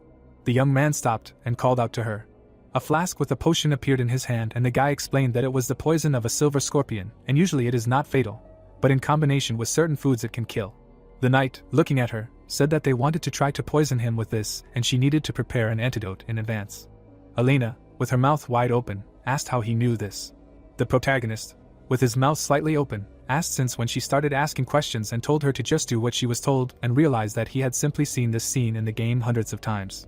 Elena, with her eyes closed, said that dominance in his performance sounded too cool. The young man, looking at her, understood that even if the enemies connected the army, it did not matter. His gaze was directed to the side. There were some people on the roofs behind him, and the guy realized that he was being watched by black swordsmen, who were the elite force of the Reinhafner house. These people looked down when the fighter thought about the fact that his father must have assigned them to him. The corners of his lips rose in a smile after the thought that this even brought tears to his eyes. Imagining these people, the warrior remembered that even in the game their secrecy was at its best. The knight tilted his head slightly, realizing that they could not fool the eyes of someone who had seen them in action dozens of times. Another squad of swordsmen appeared, just as the young man was thinking that even an army would not be a problem with them. The young man, with his mouth open, called his opponent an idiot for trying to kill a descendant of Reinhafner. The prince looked at him. His eyes suddenly widened after the fighter asked if this was really a good revenge for his father. Kushin suddenly frowned. The enemy, rushing to attack, asked how he dared to talk about him so casually. The young man dodged this blow. The young man ducked to dodge the next attack. Then he had to dodge again. The prince, looking away, remembered that he had been informed that the younger Reinhafner was an ordinary empty shell. The ruler, having made another unsuccessful attack, could not understand how he could fence like that. A smile appeared on the young man's face. Holding the blade in front of him, the hero realized that his opponent was, after all, the prince of the kingdom, and his sword skills were at a decent level. The enemy was preparing to attack again when the protagonist thought that this would not be enough for him at all. The enemy's gaze was directed somewhere ahead. The fighter, having pinned him to the ground, understood that he did not even need to use his skills. The enemy hit his back on the floor. The guy's blade was already right in front of his face. The young man, opening his mouth, asked who had advised him to do this. Kushin, looking ahead, answered that he had made this decision himself. The protagonist, grinning, asked if he was really going to hide it until the last minute. Christopher appeared behind him right after the protagonist called him. The knight, smiling broadly, said that he was always on guard and ready to jump into the very hell, but the guy asked him to shut his mouth and teach this man a lesson. The fighter, crouching down near the enemy, apologized to him. Kushin frowned. The guy, looking down, noted that his gaze showed offense. The enemy looked down. The hero, looking at his interlocutor, asked who had let him down, this kingdom and his younger sister. The enemy, still looking down, was silent. The protagonist, holding the blade, said that then he would be asked another question. The young man, opening his mouth, asked if he was doing everything correctly in his place. The prince, opening his mouth wide, asked who his guest was to judge this, because he was born in the greatest noble house and had never known need for anything. The guy, still looking down, noted that it is not necessary to know need in order to understand something. The knight, standing in front of him, asked if the opponent understood why he would not be killed. The fighter, looking somewhere ahead, explained that the fated throne that the opponent occupied still represented a certain value. The Kushin, opening his mouth wide, shouted that this was useless power. The prince, looking up, also shouted that he had never wanted this throne. The hero, closing his eyes, explained that his desire had no effect here, because he was born with this power. Frowning, the protagonist asked who, in his opinion, should take his place. The enemy immediately looked away, trying to say something. The young man, standing in front of him, was talking about him becoming the king of Tajulan. The guy, looking down, noted that if he agreed, he would be told the whole truth. The enemy silently looked down. Looking back, the hero began to talk about a certain first truth. The knight, opening his mouth, said that he had done nothing bad to his sister. The girls' mouths fell open in surprise. The prince, standing up, asked again. The girls were dancing in the center of a certain room. The aristocrat, opening his mouth, asked why the son of the Reinhafner house had come to them in Tajulan. The companion bowed his head and noted that even after digging around they had not been able to find any clues. Another man slammed his fist on the table and exclaimed that this was simply ridiculous, because even if the guest was from a noble family, bringing soldiers here like this was an insult to their country. The old man raised one hand and asked what they could do about it, because this man was the son of that same Theo and they only had the opportunity to watch. Someone smiled and answered negatively and explained that this was a good opportunity for all of them. The aristocrat looked around and asked what the elder meant. The servant closed his eyes and said that the time had come to get rid of the prince, and now was the perfect opportunity to do it. One of them, with his mouth wide open, asked again, while the second noted that the moment was indeed excellent. The man raised his hand and asked if it was too early for them to do it. The elder, standing before them, said that the prince was a disgrace to their nation. The old man, grinning, asked if they could not all see it. One of them, with his mouth slightly open, asked if he meant the moment when Kushin knelt. The man behind him agreed with him. After all, it was a disgrace for the prince to bow to some aristocrat, and the people's discontent had already reached its peak. At that moment, the servant struck the floor with his cane.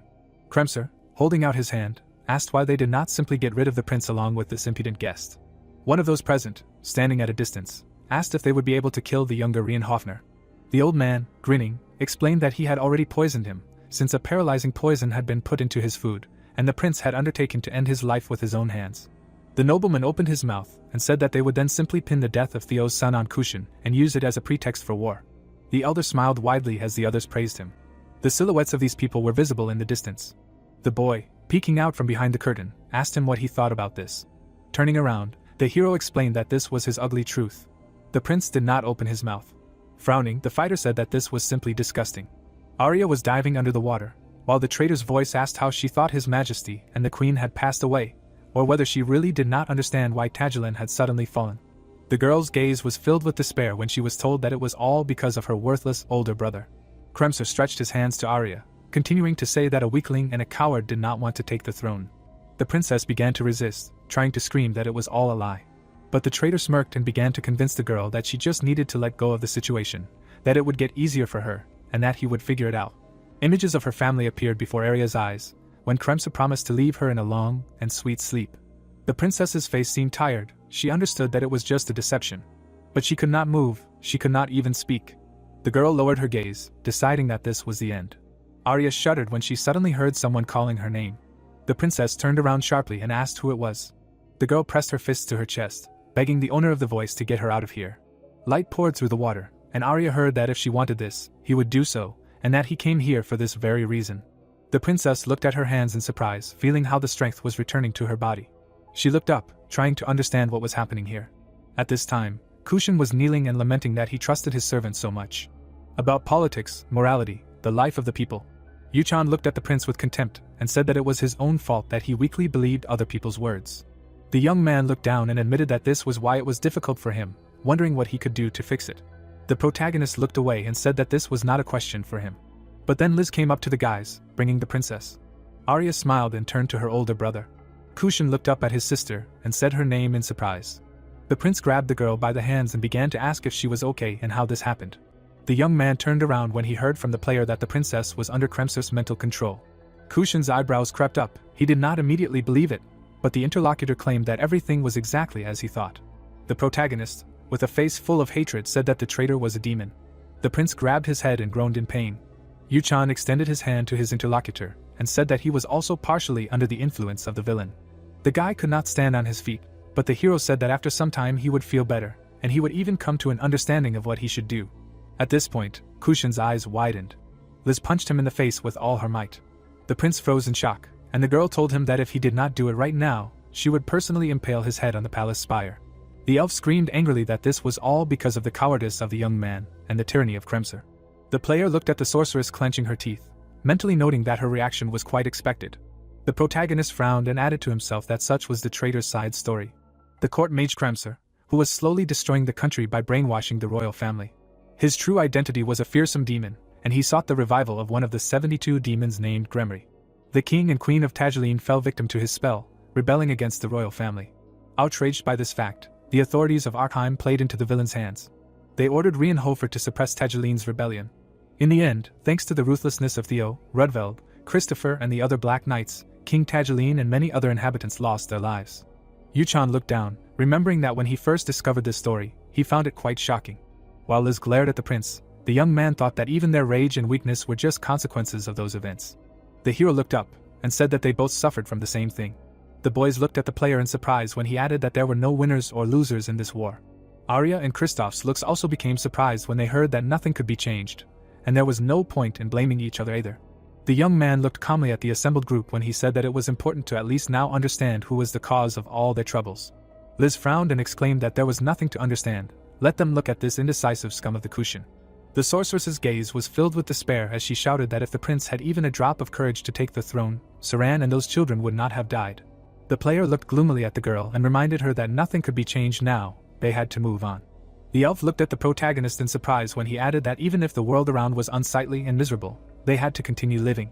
And behind the image of the young man, Liz saw the image of her lost friend when he called her name. Tears rolled down the sorceress's cheeks. She knew that he was the same as she was. The elf looked at Kushin and knew that he was devastated by the loss of his loved ones, carrying a huge burden, desperately wanting to run and hide, just to not continue living in this nightmare. The prince looked up when his sister addressed him. Arya pressed her hand to her chest, and promised to be by his side this time. The young man looked at the princess with hope, and realized that there was still something left that they had to protect. Kushin smiled and thanked the girl, and at that moment, the player received notifications about receiving full loyalty and fealty. The eyes of both the prince and Liz filled with determination, as they simultaneously decided that they would not run away anymore. The protagonist smiled contentedly, realizing that he had recruited both Kushin and the elf. He knew that they were very useful combat units, and he helped them, as well as Marin. The sorceress closed her eyes and thanked the hero, thanks to whom her anger found a target. And with a smile she added that he was not at all like the rumors said. The princess also turned to Yuchan and thanked him for saving her and her brother. The young man grinned and replied that he had only opened their eyes, the rest was up to them. At this time, a warlike crowd had gathered in the palace square. People were waving their fists and demanding the removal of the worthless Kushin prince, welcoming a new era. The player and his friends watched from the wall as the people demanded that Lord Kremser ascend to the throne. The young man grinned and concluded that it was too early to thank him. And without changing his expression, he added that they needed to prepare for battle with the real enemy. The people continued waving their fists. The people with angry faces demanded that the prince and princess be brought here, shouting that they were not fit to rule them, and only one person could save them. Lord Kremser smiled contentedly, hearing his name. The old man squinted, thinking about how long he had waited for this day. He thought back to his impoverished childhood, thinking about how only a few people were given the chance to be born into a noble family, while most would never have a good life. Talent without a family was like barren land, just an insignificant nothing. And then he heard her voice, telling him of his weakness. The demon smiled as she spoke, that she saw the desperate desire in the depths of his eyes. But unfortunately, his background limited him. The boy then looked around as the voice continued, that wandering without the ability to achieve his goals, he would inevitably dissolve into the sands of time. Gremory lifted the scales, noting that it was unfair, opportunities should be equal for everyone, so she was giving Kremser a chance. To rise, the scum would have to do everything possible. Even if it meant walking over others. Or selling their souls. The time had finally come to reap the fruits of his desperate struggle. With the great power bestowed upon him by the Gremory Lord, he would not only become important, but would subjugate the entire kingdom. The people asked among themselves if the prince had been captured, but they were looking for him. But he came out to meet them and said that it was not worth it. Kremser raised his eyebrows when he saw Kushin. The youth did not look at the former servant, asking what he was doing. The old man tensed. He looked at the prince and found it strange that this guy, consumed by the thirst for revenge, had not yet broken down, because only a couple of hours ago he was a coward, whining in despair, unable to get out of his shell. But what kind of spirit the traitor sensed in him now, he could not understand. The villain clenched his teeth when he realized that the minds of the heirs were freed from his spell, and wondered how it happened. The prince looked at Kremser with anger, and said that he trusted him as if he were a member of the family. But in the end it turned out that he was not trying to protect the kingdom at all. The young man turned his gaze to the crowd and added that the traitor simply wanted the land that his father and predecessors had built. The old man spread his hands and suggested that His Highness had not yet realized the situation and asked who he thought had wasted the last 2 years. The people watched the proceedings while the scoundrel suggested looking at the countless citizens of the country who were shouting about the unfitness of the heir. Hadn't he seen the indignation that filled them? Kremser added with a grin that even the late king was probably cursing his son from the grave. The crowd began to shout again. The old man narrowed his eyes in satisfaction. He was sure that at this rate the angry crowd would tear the prince to pieces without him even having to get his hands dirty. But then the main character spoke up, warning that it was not that he wanted to interfere in other people's family affairs, but still. The people's mouths opened in surprise when Yuchan asked permission to emphasize one thing. The young man smirked when he said that this guy was just fooling everyone around him. The traitor was indignant that he said such a thing. The scoundrel clenched his teeth and thought that the boy was just lucky to be born into a rich family, and his arrogance was through the roof. Kremser looked up and shouted the player's name, demanding to know what the precious descendant of Rienhofer could possibly know about him and this country. The protagonist only smiled. After which, without changing his expression, he said that the old man in front of him was truly unprincipled, since he referred to the king, whom he himself had put in the grave, organizing an uprising 2 years ago. The traitor froze in shock when the youth called him a true servant of the devil. The crowd looked at each other in horror, whispers ran through it. The hero looked down at the assembled people, and told the stupid scum that they did not understand that they had started treason, and advised them to think about it, if there was anything else to think about. The hero threw up his hands and asked since when the late king and queen suddenly started to stir up hostility between Tajalian and the Arheim Empire. The villain looked around at the indignant people in confusion when Yuchan reminded him that it all started when that idiot Kremser became the court mage. People in the crowd started to grab their heads in pain when it began to dawn on them, and this broke the spell. Soon, no one could understand why their heads seemed to be about to explode from pain. Kushin clenched his teeth. He remembered that when the mind spell dissipated, his head began to hurt badly, which meant that not only he and his sister were under the influence, but also most of the courtiers. Kremser got angry and shouted that they were trying to fool the people, This was the son of the very tyrant who personally destroyed Tajalian. There was no faith in Rienhofer's words. The old man pointed at the crowd and asked what evidence they had that he was a demon worshipper. For such slander he no longer guaranteed their lives. The young man raised an eyebrow and asked not to make fun of him. He jumped down straight to the crowd. Christopher shouted fearfully to the gentleman that it was dangerous, because there were enemies everywhere. But the player landed on his feet and doubted it. With a calm look, the guy said that it was just the opposite. The guards drew their weapons, but the protagonist said that even if he went down alone, none of these talkative cowards would dare to attack. They were all simply deceived by the sweet words of the scoundrel about untold riches and the opportunity to exploit the people. Yuchan straightened up and asked if they really thought about organizing a coup without risking anything. And drawing his sword, he said that this was truly disgusting. The people were outraged that they dared to insult them. The descendant of Rienhofer had no right to tell them such things.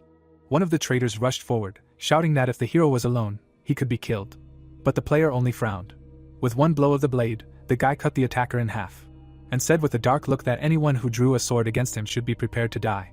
The crowd began to get angry again. People shouted that an outsider did not dare to interfere in the affairs of the kingdom, even if he was from the Rienhofer family.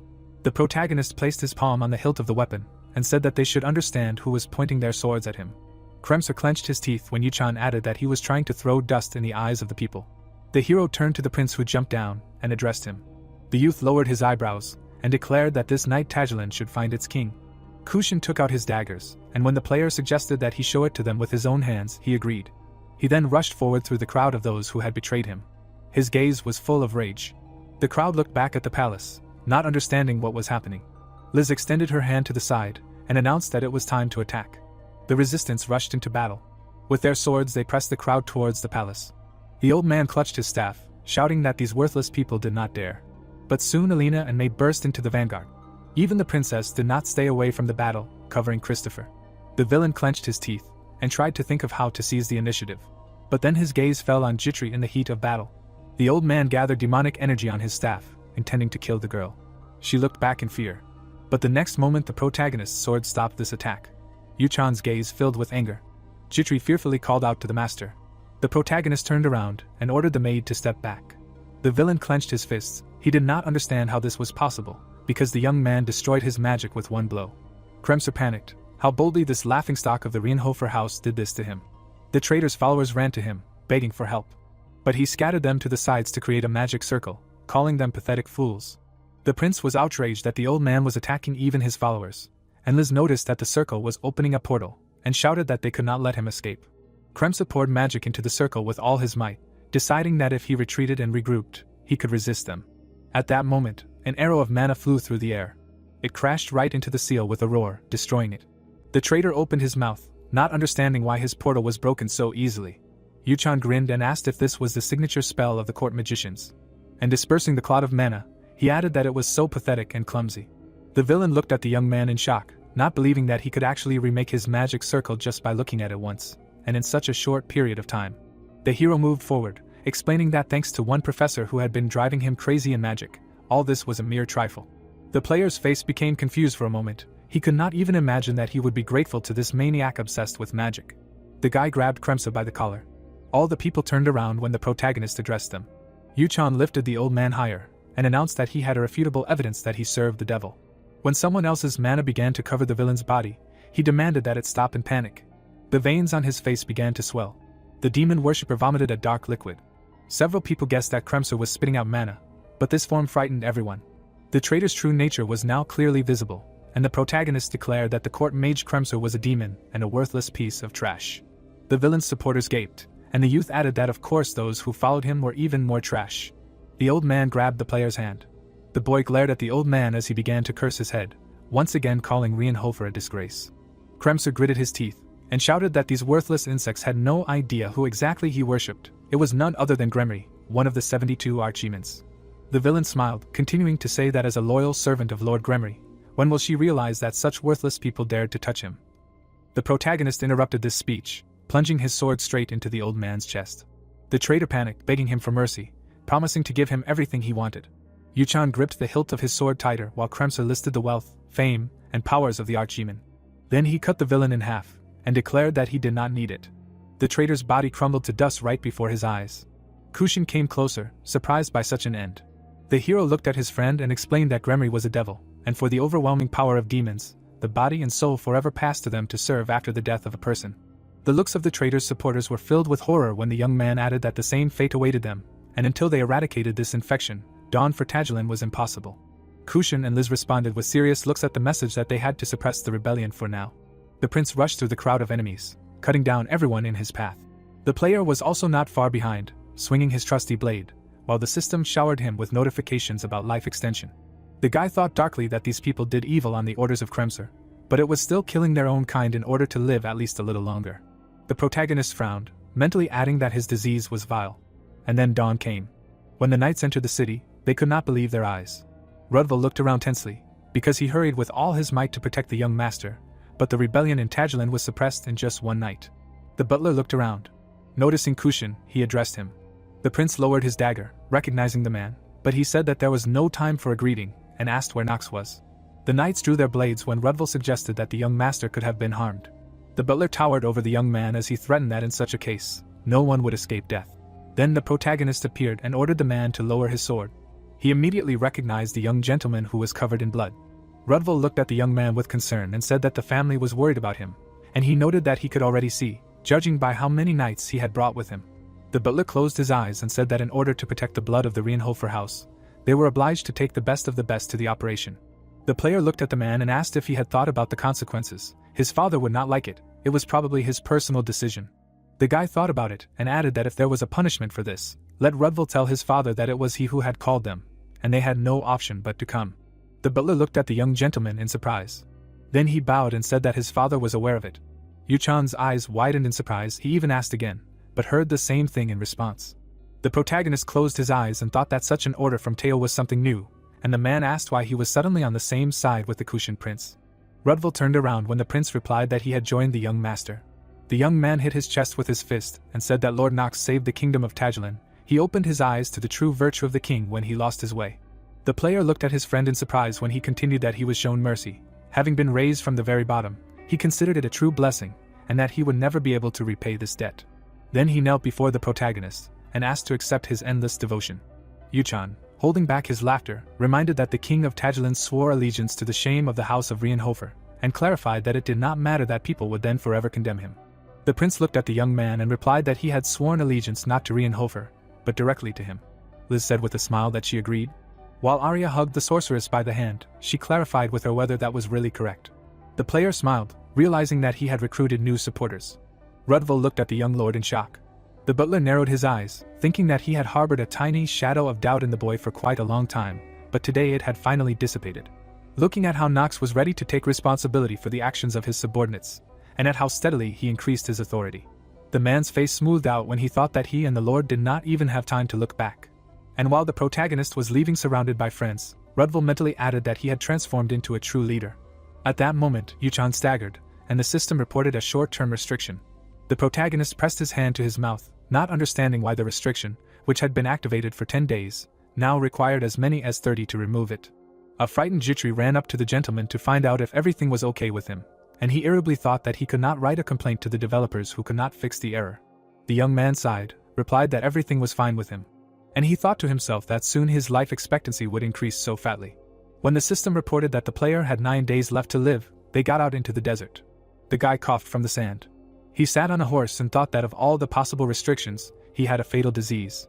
The protagonist sighed and mentally added that this was truly self-destructive. Alina looked at Yuchan with concern and asked if he was unwell. It was understandable. They were racing through the desert without any rest. The girl smiled coquettishly, and asking why he was torturing himself like that, she offered to rest on her lap, but in response she heard that he did not need it. The hero looked tiredly back at his companions, and realized that he could not even say how sick he was, how tiring it was to play the villain. Christopher built a tent in the blink of an eye, and asked the young gentleman not to worry, and the young man had to ask him to stop clowning.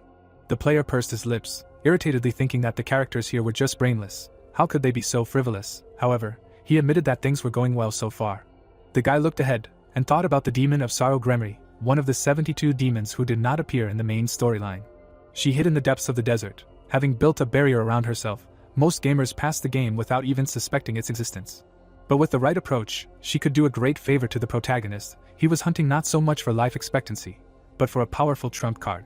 Soon the group stopped the horses. They saw a huge structure in the middle of the desert. Yuchan looked back at his companions, and said that from now on they act only on orders. Christopher hit himself on the chest with his fist, and the prince simply reminded that he had already sworn allegiance to his master. Alina clasped her fingers in a lock, and said that she was already ready to obey every word of her lover. At this time, the protagonist examined the barrier and found that it was advanced. As he thought, Gremory was hiding somewhere nearby. The girl clenched her fist when the player asked her to help, and agreed. The sorceress stretched out her hand forward and began to call on the spirit of the earth, the dwarf, to come to the call of his mistress. A flash of light flared above Ellen. In the game Prophetic Dream, there were many fighting styles and bonuses corresponding to them. Among them, the summoning of spirits occupied a special place. This power required extreme stats with relatively low combat power, so experts usually avoided this class. If Ellen developed the summoning of spirits as a side class, she would certainly become irreplaceable. The protagonist watched the girl with a smile, remembering that this was exactly why she was one of his favorite characters. Liz's fire spirits were slightly stronger in combat stats, but they were of little use in the desert. Yuchan watched the summoning, thinking that the sorceress would be needed a little later, when he unlocked the characteristics associated with her summoning. Finally, the ball of light began to thicken, and the contract spirit gnome, similar to a white ferret, appeared. Christopher squatted next to the animal, surprised by the gnome.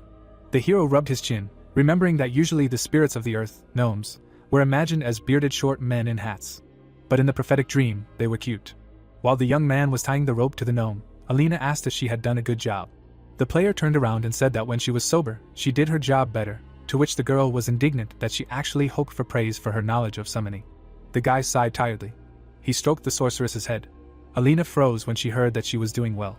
While the girl was jumping around in embarrassment, Yuchan asked the others to tie this rope around their wrists before they started, so they wouldn't get lost, and if they were in danger, let them pull it. After which the protagonist put his palm to the barrier, and the system warned that they were entering the domain of the lower demon of sorrow Gremory, about the deadly fog and the danger of getting lost. The young man looked back at his companions again, asked them to be careful and not to let the sandstorm carry them away. It was extremely difficult to move forward. The player squinted. The sand disaster greatly limited his view. What's worse, the entrance to this location changed every hour. But the nimble dwarf confidently led the group through the storm, and he was also able to continue the return journey. Suddenly, the animal took off at full speed. Alina grabbed the guy by the hands and said that the spirit wanted them to follow him, but he begged them to let go.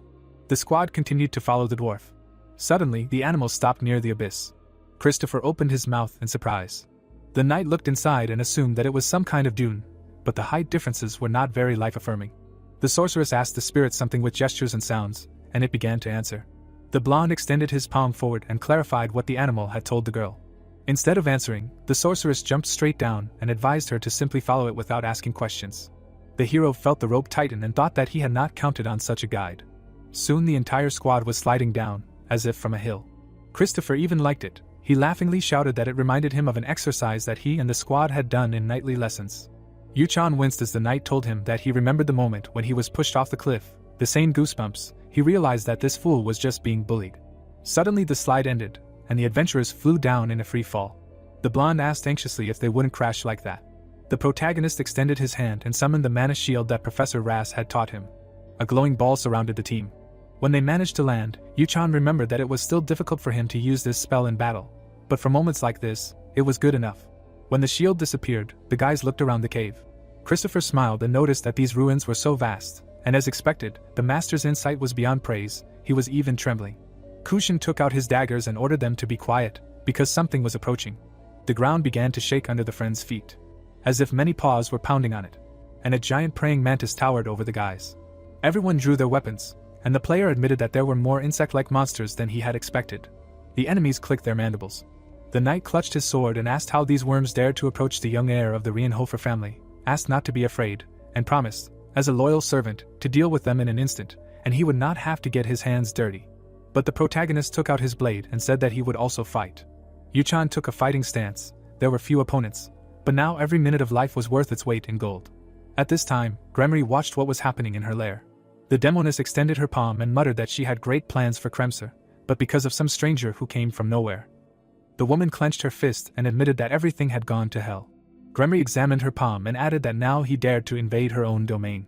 She had to teach young Rienhofer a lesson. The demoness pressed her hands to the stone she was sitting on to begin the honor and grief ruins test for the guests. The protagonist swung his sword and the system reported that his lifespan had increased by 14 days. A moment later, 2 system windows appeared. The system warned that the restrictions were still in effect, and in order to remove them, he needed to restore his lifespan to 30 days. Yuchan's group killed monsters, not yet knowing that the countdown was a restriction that greatly hindered players by reducing stats by a percentage and imposing all sorts of penalties. The insect's head exploded. The youth swung his sword, mentally saying that even after killing so many enemies under this debuff, his lifespan had barely increased.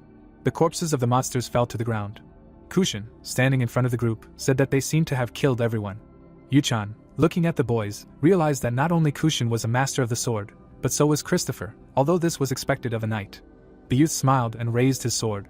Icy Sword was a swordsmanship of 9 forms that combined both strength and refinement, and Christopher was a master of swordsmanship using this fighting style. The protagonist glanced at Alina next to him and said that she had worked hard. Her summoning skills had proven indispensable to them. The girl smiled, saying that this meant that her training with Mei had paid off. Yuchan smiled nervously, realizing why the girl had been poisoning and healing her friend all the time, and why she had endured it. Leading them to a huge gate, the girl said that they needed to go here. The guy immediately opened the gate. Inside was a huge statue of a demonic lion. Kushin, frowning, said that there were a lot of monsters here, and grabbing his sword, told the prince to step back. He swung his sword sharply, saying that he was still full of energy for the fight. The lion's limb, which had been unexpectedly destroyed, began to regenerate. A moment later, the demon had completely recovered. The knight looked at his sword in shock, saying that he had clearly seen the sword go right through him. Yuchan waved his hand and told everyone not to move, because most of what they were seeing was not real. Kushin turned around and asked how they could know if what was in front of them was an illusion, a statue, or a real monster. The boy frowned and mentally said that the veteran of the game knew a lot. A newbie would get lost in this labyrinth full of monsters, but using certain tricks, one could easily get through here. The main thing was to ignore mirages, like this lion. Elena, following the gentleman, asked how he was so good at determining the way. The young man turned around and smiled. He knew the trick. The group needed to follow the direction of the skeleton decorations. This was the direct path to the boss room. The protagonist stood in front of the skeletons. He summoned his sword, telling them to prepare for battle, because the monster in this room was real.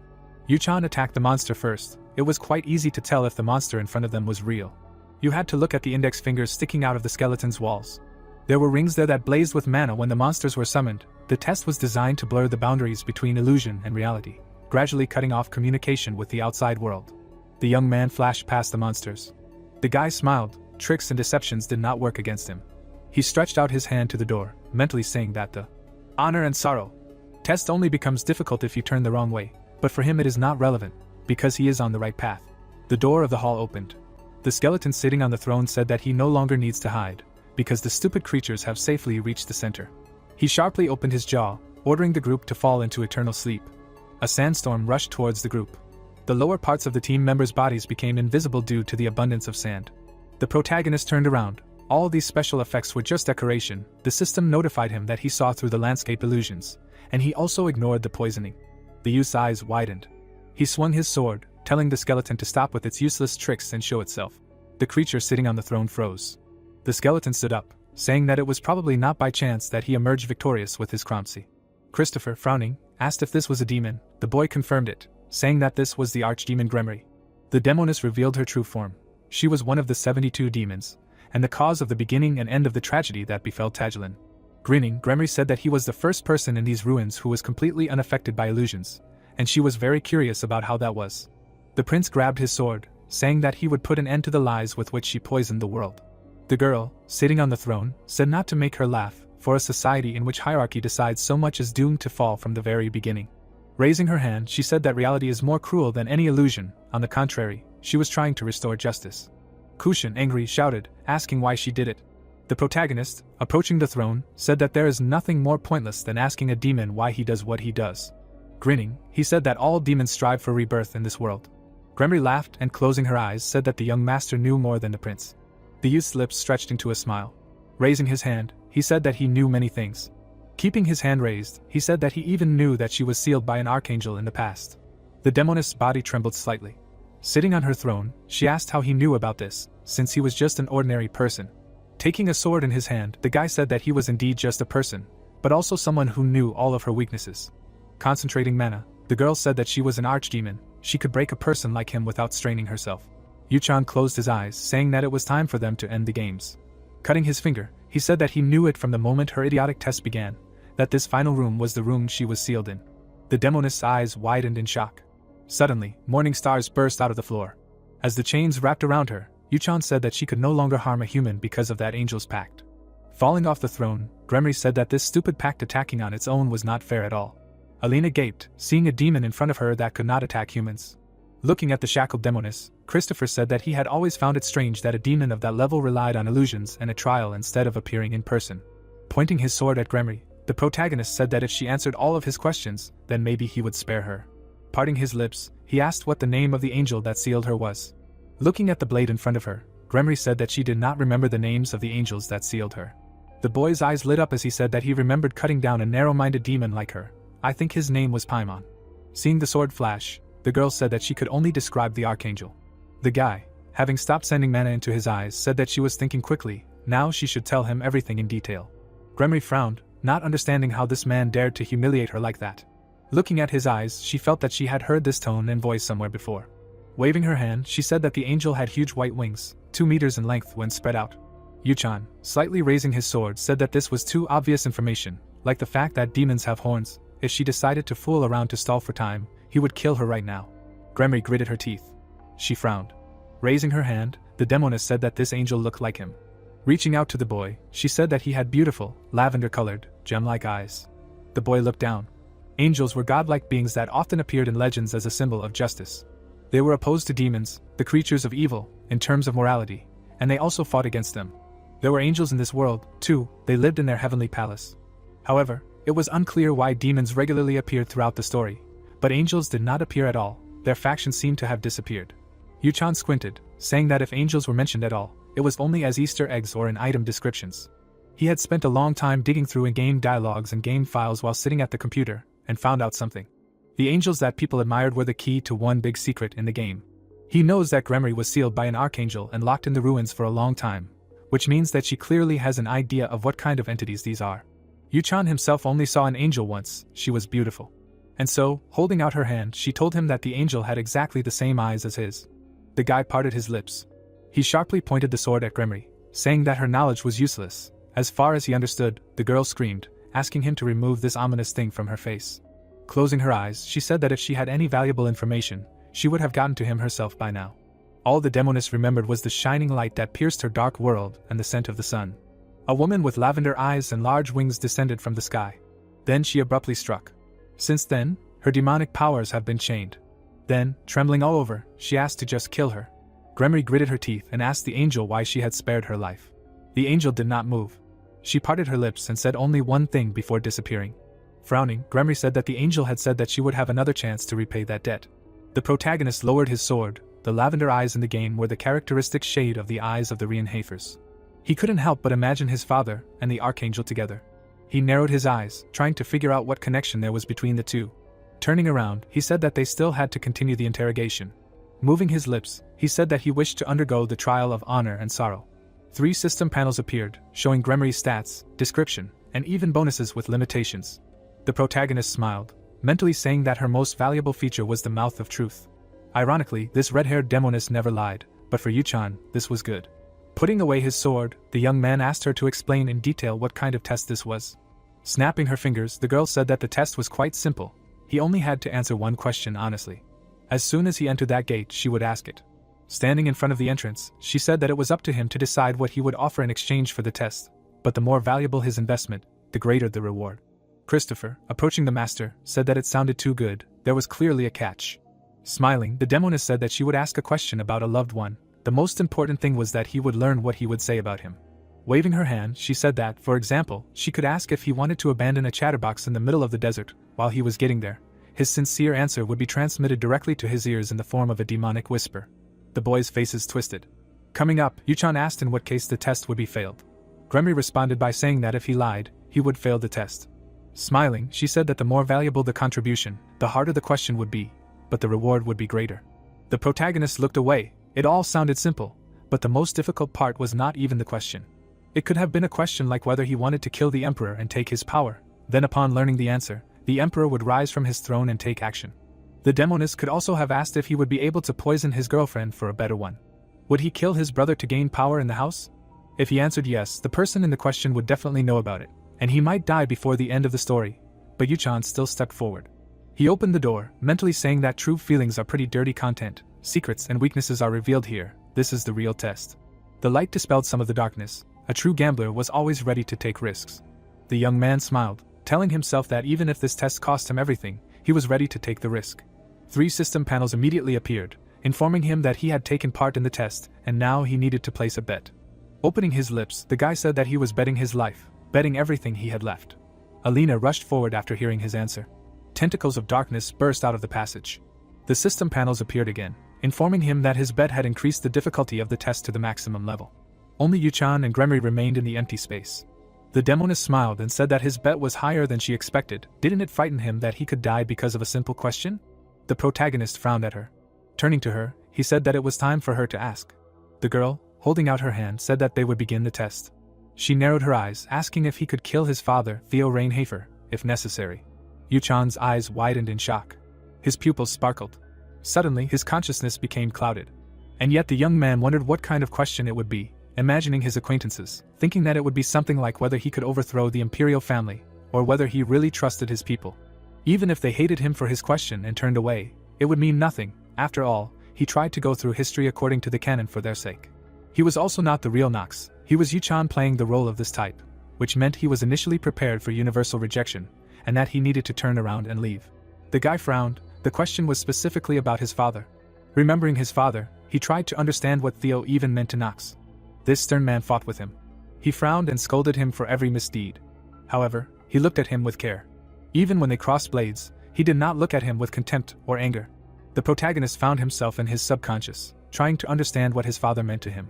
Smiling, Gremory said that it was time for him to answer.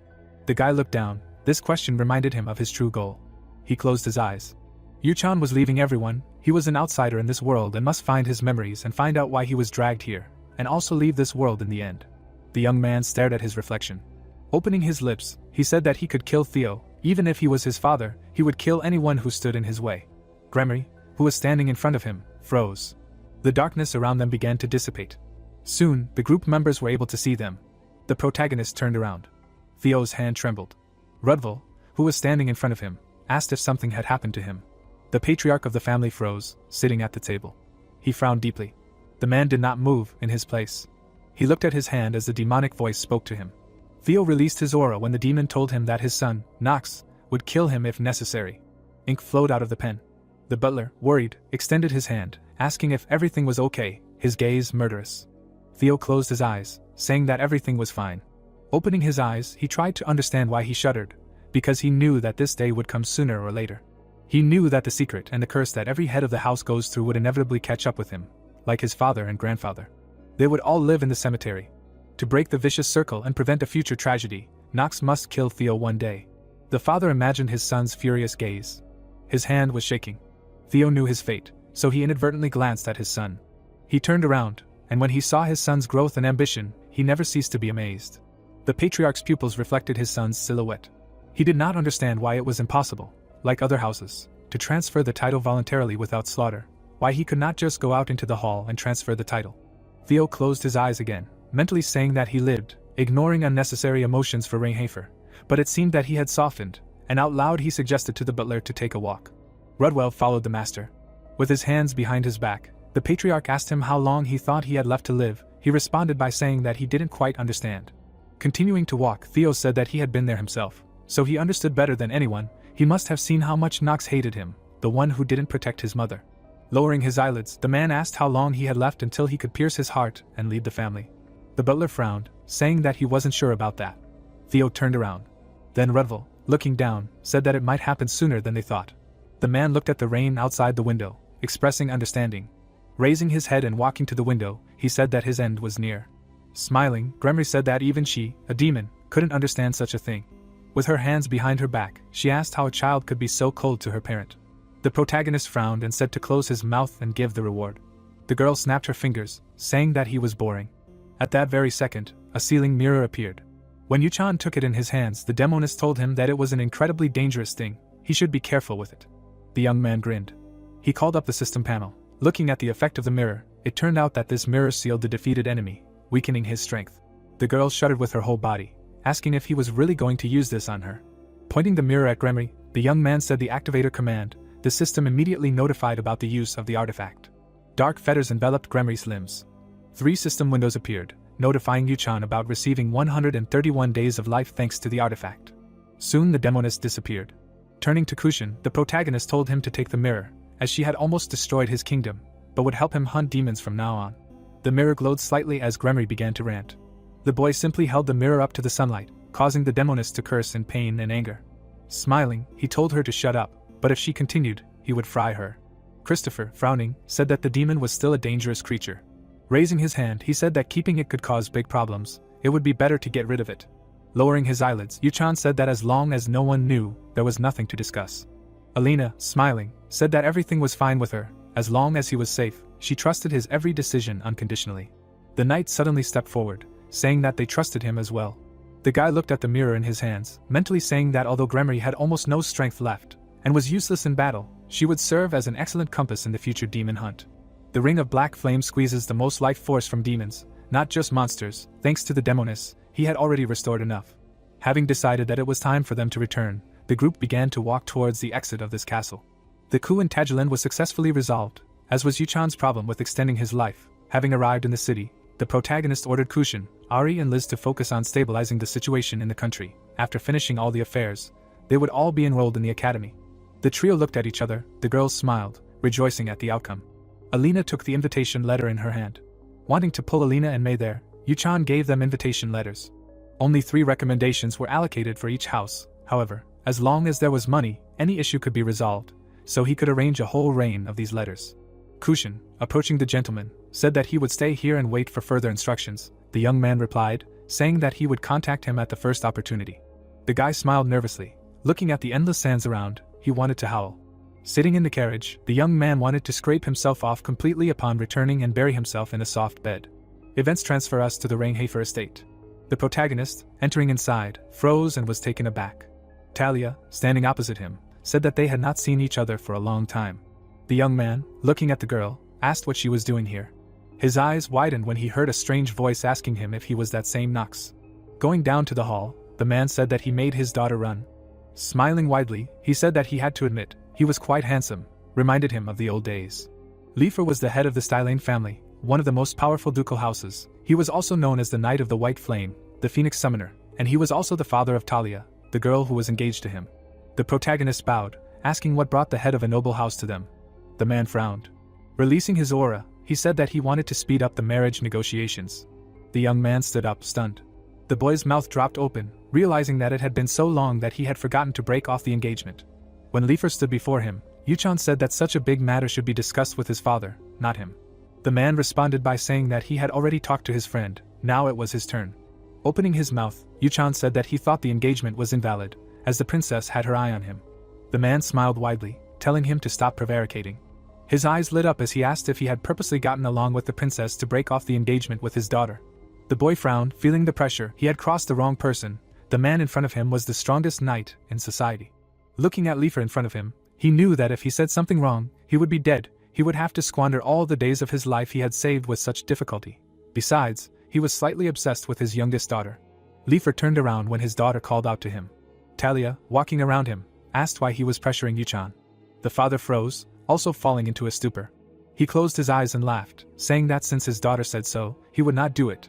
Putting his hands on his hips, Yuchan mentally said that he knew something like this would happen after Penelope's antics. Raising his eyelids, he tried to understand why they would even bother with the princess's chosen one. Would it not create unnecessary difficulties? And what was Leifer's motivation? How did he convince Theo in the first place? Talia saw that the guy in front of her was gloomy. She laced her fingers, saying that she only wanted to visit him, but Dad followed her. She had no choice. The protagonist, seeing the man smile at his daughter, saying that he only wanted to see who she was so worried about, realized that she was not lying. Leifer extended his thumb, telling Yuchan to relax. He knew that his business with the princess was a forced measure. His pupils sparkled dangerously when he said that he only came to chat a little. The guy bowed his head, and he just returned, and already a total Armageddon was looming. Talia was nervous, staring at the young man. Rudval wrote a letter in which he told Yuchan that he sent this letter because he had important news. The head of the House of Stylane arrived at the mansion with his daughter Talia. They want to discuss the engagement. Since there were rumors about his breakup, the atmosphere of the conversation was tense. Chitri, standing in front of the master, said that the butler had sent this letter the moment they returned from Tagilin. Opening her lips, the maid said that the heads of the families had already agreed that there would be no alliance with the princess, and that the first engagement was still in force. The young man smiled nervously, saying that the princess was against the duke's daughter. And why would she need such trouble? Jitri, moving her lips, said that the Stylane family would not leave this so easily. The young man, looking away, said that she was right, they had to somehow talk Leifer into it. Bowing, the maid said that he should first emphasize that he did not want the engagement to be broken, and that she and the other servants would do everything they could to appease him for him. The protagonist, turning his gaze to her, mentally said that she was a true genius of service. Genius of service was an incredibly rare characteristic that could only be found in a couple of characters in the entire game, and usually in the second half of the story, which makes Jitri a bit of a cheater at this point, along with one old man. If the relationship with the princess was the will of the palace and everything was sealed, then they could justify it. If the queen would get up from her seat and make it official. But there was one problem: he would probably be very angry upon hearing that he was ready to kill him if necessary. The protagonist was shaking at the very thought of meeting his father soon. Rona, throwing up her hands, asked how he could do this. How many ladies had he already seduced?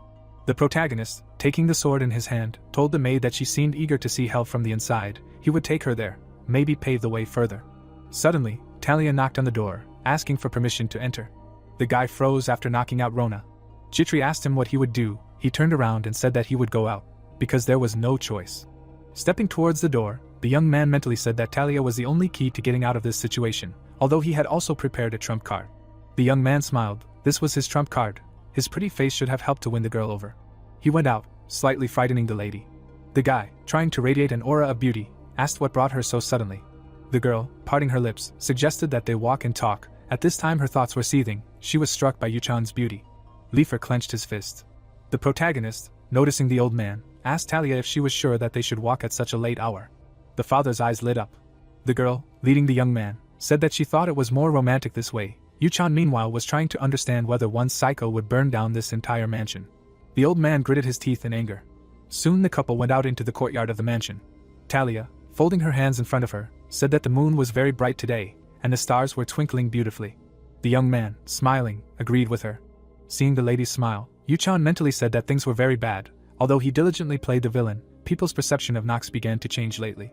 The protagonist frowned, realizing that they had overcome only one plot arc, but he was already forced to pay for not breaking unnecessary ties with them in time. The guy, stopping, asked Talia if she really didn't care. When the lady turned around, Yuchan said that since their parents had agreed to keep the engagement, this could entail the wrath of the imperial family. Talia rubbed her chin in thought. Just recently, Theo Leifer was shouting in the room, saying that this was a humiliation of his family, even if it was the will of the princess herself. Clenching his fist, he said that there was not a single objection from the Reinhafers. It was outrageous. The patriarch of the Reinhafer family frowned. His comrade Leifer also frowned, looking at him. Looking at his daughter behind him, he said that they should talk alone. That Talia was in the hallway. She looked at the floor, trying to figure out what they were going to talk about, and they could start to sort it out with swords. The butler approached the girl. Leading her father, he said that their engagement was valid, as promised. The father smiled at his daughter, saying that he told her he would sort this out. Talia hugged her father, saying that from now on she would always tie a scarf for him. She was happy then, that she had not even really thought about it, but soon her head was filled with questions, and she stopped smiling. Imagining how they were talking, she did not understand what to do with the princess, what Dad and Lord Theo had agreed on. The protagonist, standing next to the girl, said that the most important thing was not the orders of the palace or the agreements of the families, but only her own will. So what does she want herself? The lady bowed her head, saying that she had not thought about it, because she herself lacked a lot. Looking away, she said that she was not against this marriage. The young man, moving his lips, expressed understanding, but mentally he said that this girl in the game was a walking disaster. This knight in armor kills Nox at the end with a cold, but strangely sad look. They were tragic lovers, obsessed with this connection, but they always turned away from each other. The young man looked at Talia again when she asked him if he had something he should do. Bowing her head, she said that she felt it, judging by how he was straining himself at the academy. He spent his nights in the library or on the training grounds, swinging his sword endlessly. She realized while watching him that he was striving for something with all his heart. She saw his expression. He was full of determination and malice. Now, standing next to the boy, she said that if he could sometimes walk with her like this and have heart-to-heart talks in private, then that would be enough for her. Closing her eyes and smiling, Talia asked if she could be a little cheeky, being his fiancé. The protagonist narrowed his eyes. There was no point in denying it. He saw the difference between this Talia and the one from the game. The girl put her hands behind her back when the boy called her naive. She suddenly hugged his hand, agreeing with him. Holding his hand, the lady said that he probably already knew, but she had an older sister.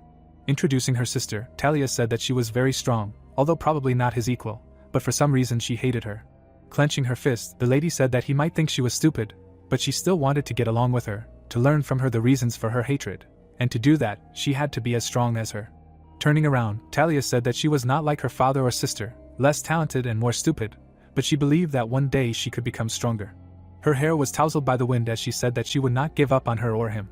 And so the night ended in the Rainhafer mansion. Talia, adjusting her father's clothes, told him not to remind her of what she said when they were babies. Crying, Leifer said that she was so sweetly upset about not being able to marry him. Then he asked if that guy did something to her. Because he had such a terrible reputation, the daughter interrupted her father, saying that Yu-chan was not like that at all. He was much more amazing, strong and purposeful. The father smiled. He touched his daughter's hands.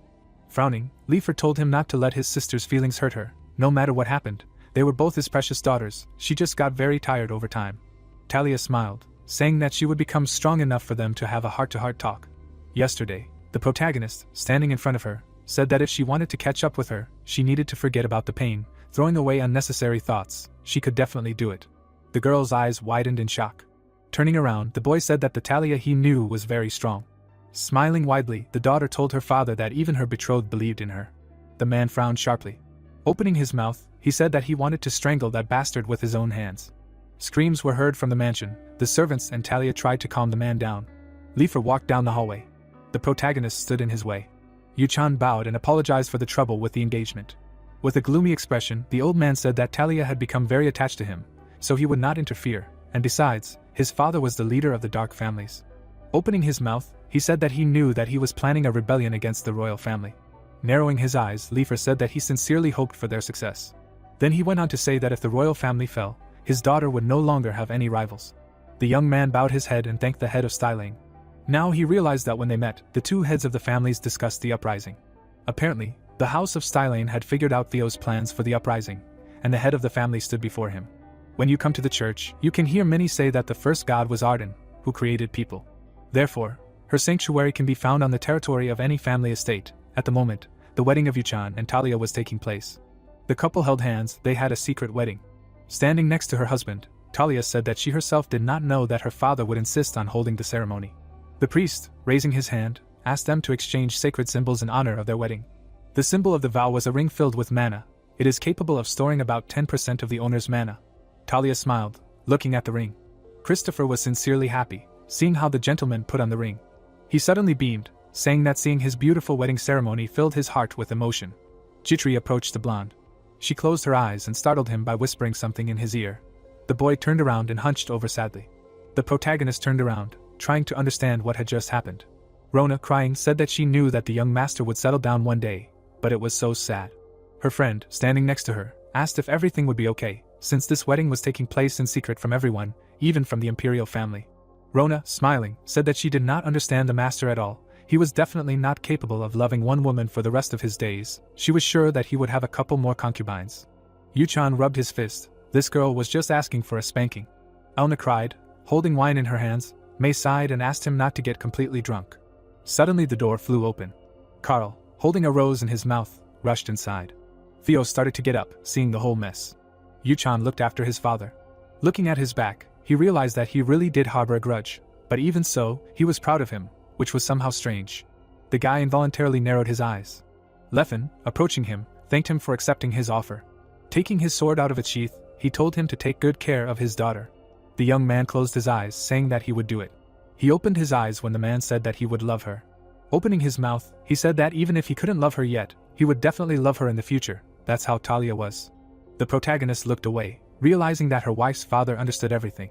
Looking at the girl, he mentally said that this old man found out that he does not love his daughter, and that his thoughts are in complete chaos, and yet he must resolve all the troubles and not hurt her heart. The young man bowed his head. He had to live this story to the end. Putting his hand on his hip, he said that now everyone can go. Then he looked at the bride, saying that now she should go too, because it is time to return to the academy.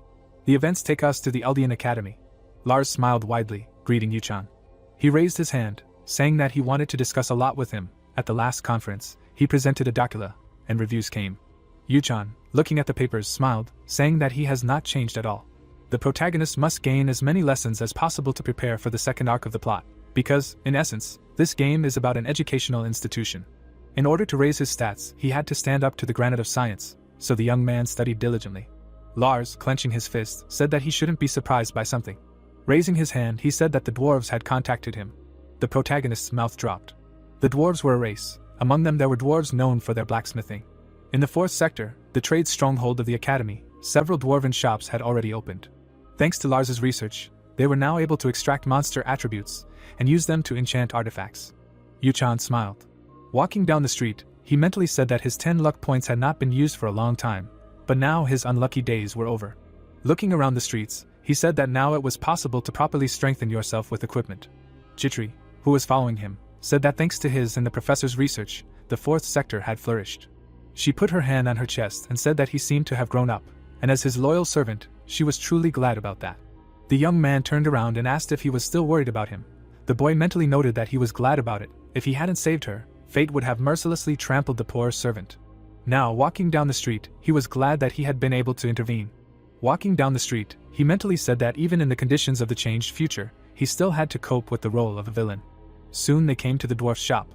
The man spat. Continuing to hit the hammer, he asked the boy what he wanted. Closing his eyes, Yuchan said that he came to make equipment. Twirling his mustache, the dwarf said that if he thought that weapons came out of nowhere, then he had better leave. Yuchan immediately poured out the materials. The dwarf involuntarily extended his hand to them, surprised by their quality and quantity. Scratching his nose, he told the guy to pass. Waving his hand, he introduced himself as Urson and asked to remember him, because it was disrespectful to address him by the name of the race. The protagonist, crossing his arms on his chest, said that he understood him, after which he called Urson a dwarf again. The blacksmith's eye flashed. He got angry, imitating a volcanic eruption. Urson shouted, saying that he was too impudent, calling him as he pleased. He would also call him a freak, a shorty, or a bearded gnome. The guy grinned. He was waiting for this meeting. These guys are the best for teasing. They flared up like matches, and they were very much burned. Even among the gaming community, they were specifically called that for this reason. Urson crossed his arms on his chest, being angry. Extending his hand, Yuchan said that he would not joke for now. He knew that he was not the only student who visited his workshop. Covering one eye, the blacksmith said that he was the second one to bring something worthwhile. Jitri, smiling, said that in fact, the young master was a polite person. He just liked to joke from time to time. Smiling, the dwarf asked the boy what house he belonged to. Yuchan, turning his gaze to the dwarf, said that he was from the Rainhafer house. The man's eyes widened in horror. He politely asked what he would like to make. The young man standing in front of him asked what caused such a sudden change in behavior. Raising his hand and clearly nervous, Urson said that he always communicated like this. The protagonist lowered his gaze, understanding the reason for the change in behavior. A few years ago, Theo had put an end to the war started by the Dwarven King, when he had completely crushed their army while fighting in the front lines. Urson was a descendant of the former king, and the mere mention of his family name caused a natural reaction in him. Putting the blueprint on the table, Yuchan said that if there were no problems, then they should continue. Will he be able to make such armor for him? The man's mouth dropped open in admiration and shock at the sight of the materials. Yuchan brought him a griffin heart to enhance the wind attribute, 2 feathers to increase agility and speed, and the cores of stone and iron golems to balance durability. Taking the blueprint in his hand, Urson said that it was a bit wasteful, but brilliant. Most dwarves would never dream of creating something like this. Yuchan smiled contentedly. This was his special development for the early mid-game, built through trial and error and meticulous gameplay. The main beauty was that this armor increased the hidden dexterity stat to 10 points, which extended his key skill, Genius Hour, to 10 minutes. Clenching his fist, Urson said that they should not chat. He would start forging immediately. Dvar and Yuchan turned around abruptly when someone interrupted him. Eleanor, smiling, said that this deal was off. He should first fulfill the order of the Revelin Merchant Guild. Dvar stared at the protagonist in horror. He frowned, asking if he could not make his order first. The girl raised her hand and said that they had already signed the contract. Besides, it was a bulk order. Even if he used the rights, they would only take effect in 3 months. The man turned around and hit himself on the forehead. Smiling, Eleanor said that it was unfortunate. The protagonist frowned. In the original, he couldn't contact the dwarves so quickly. Perhaps it was a side effect of his interference in the main story. Summoning the system panels, the guy looked through all of Urson's stats and skills.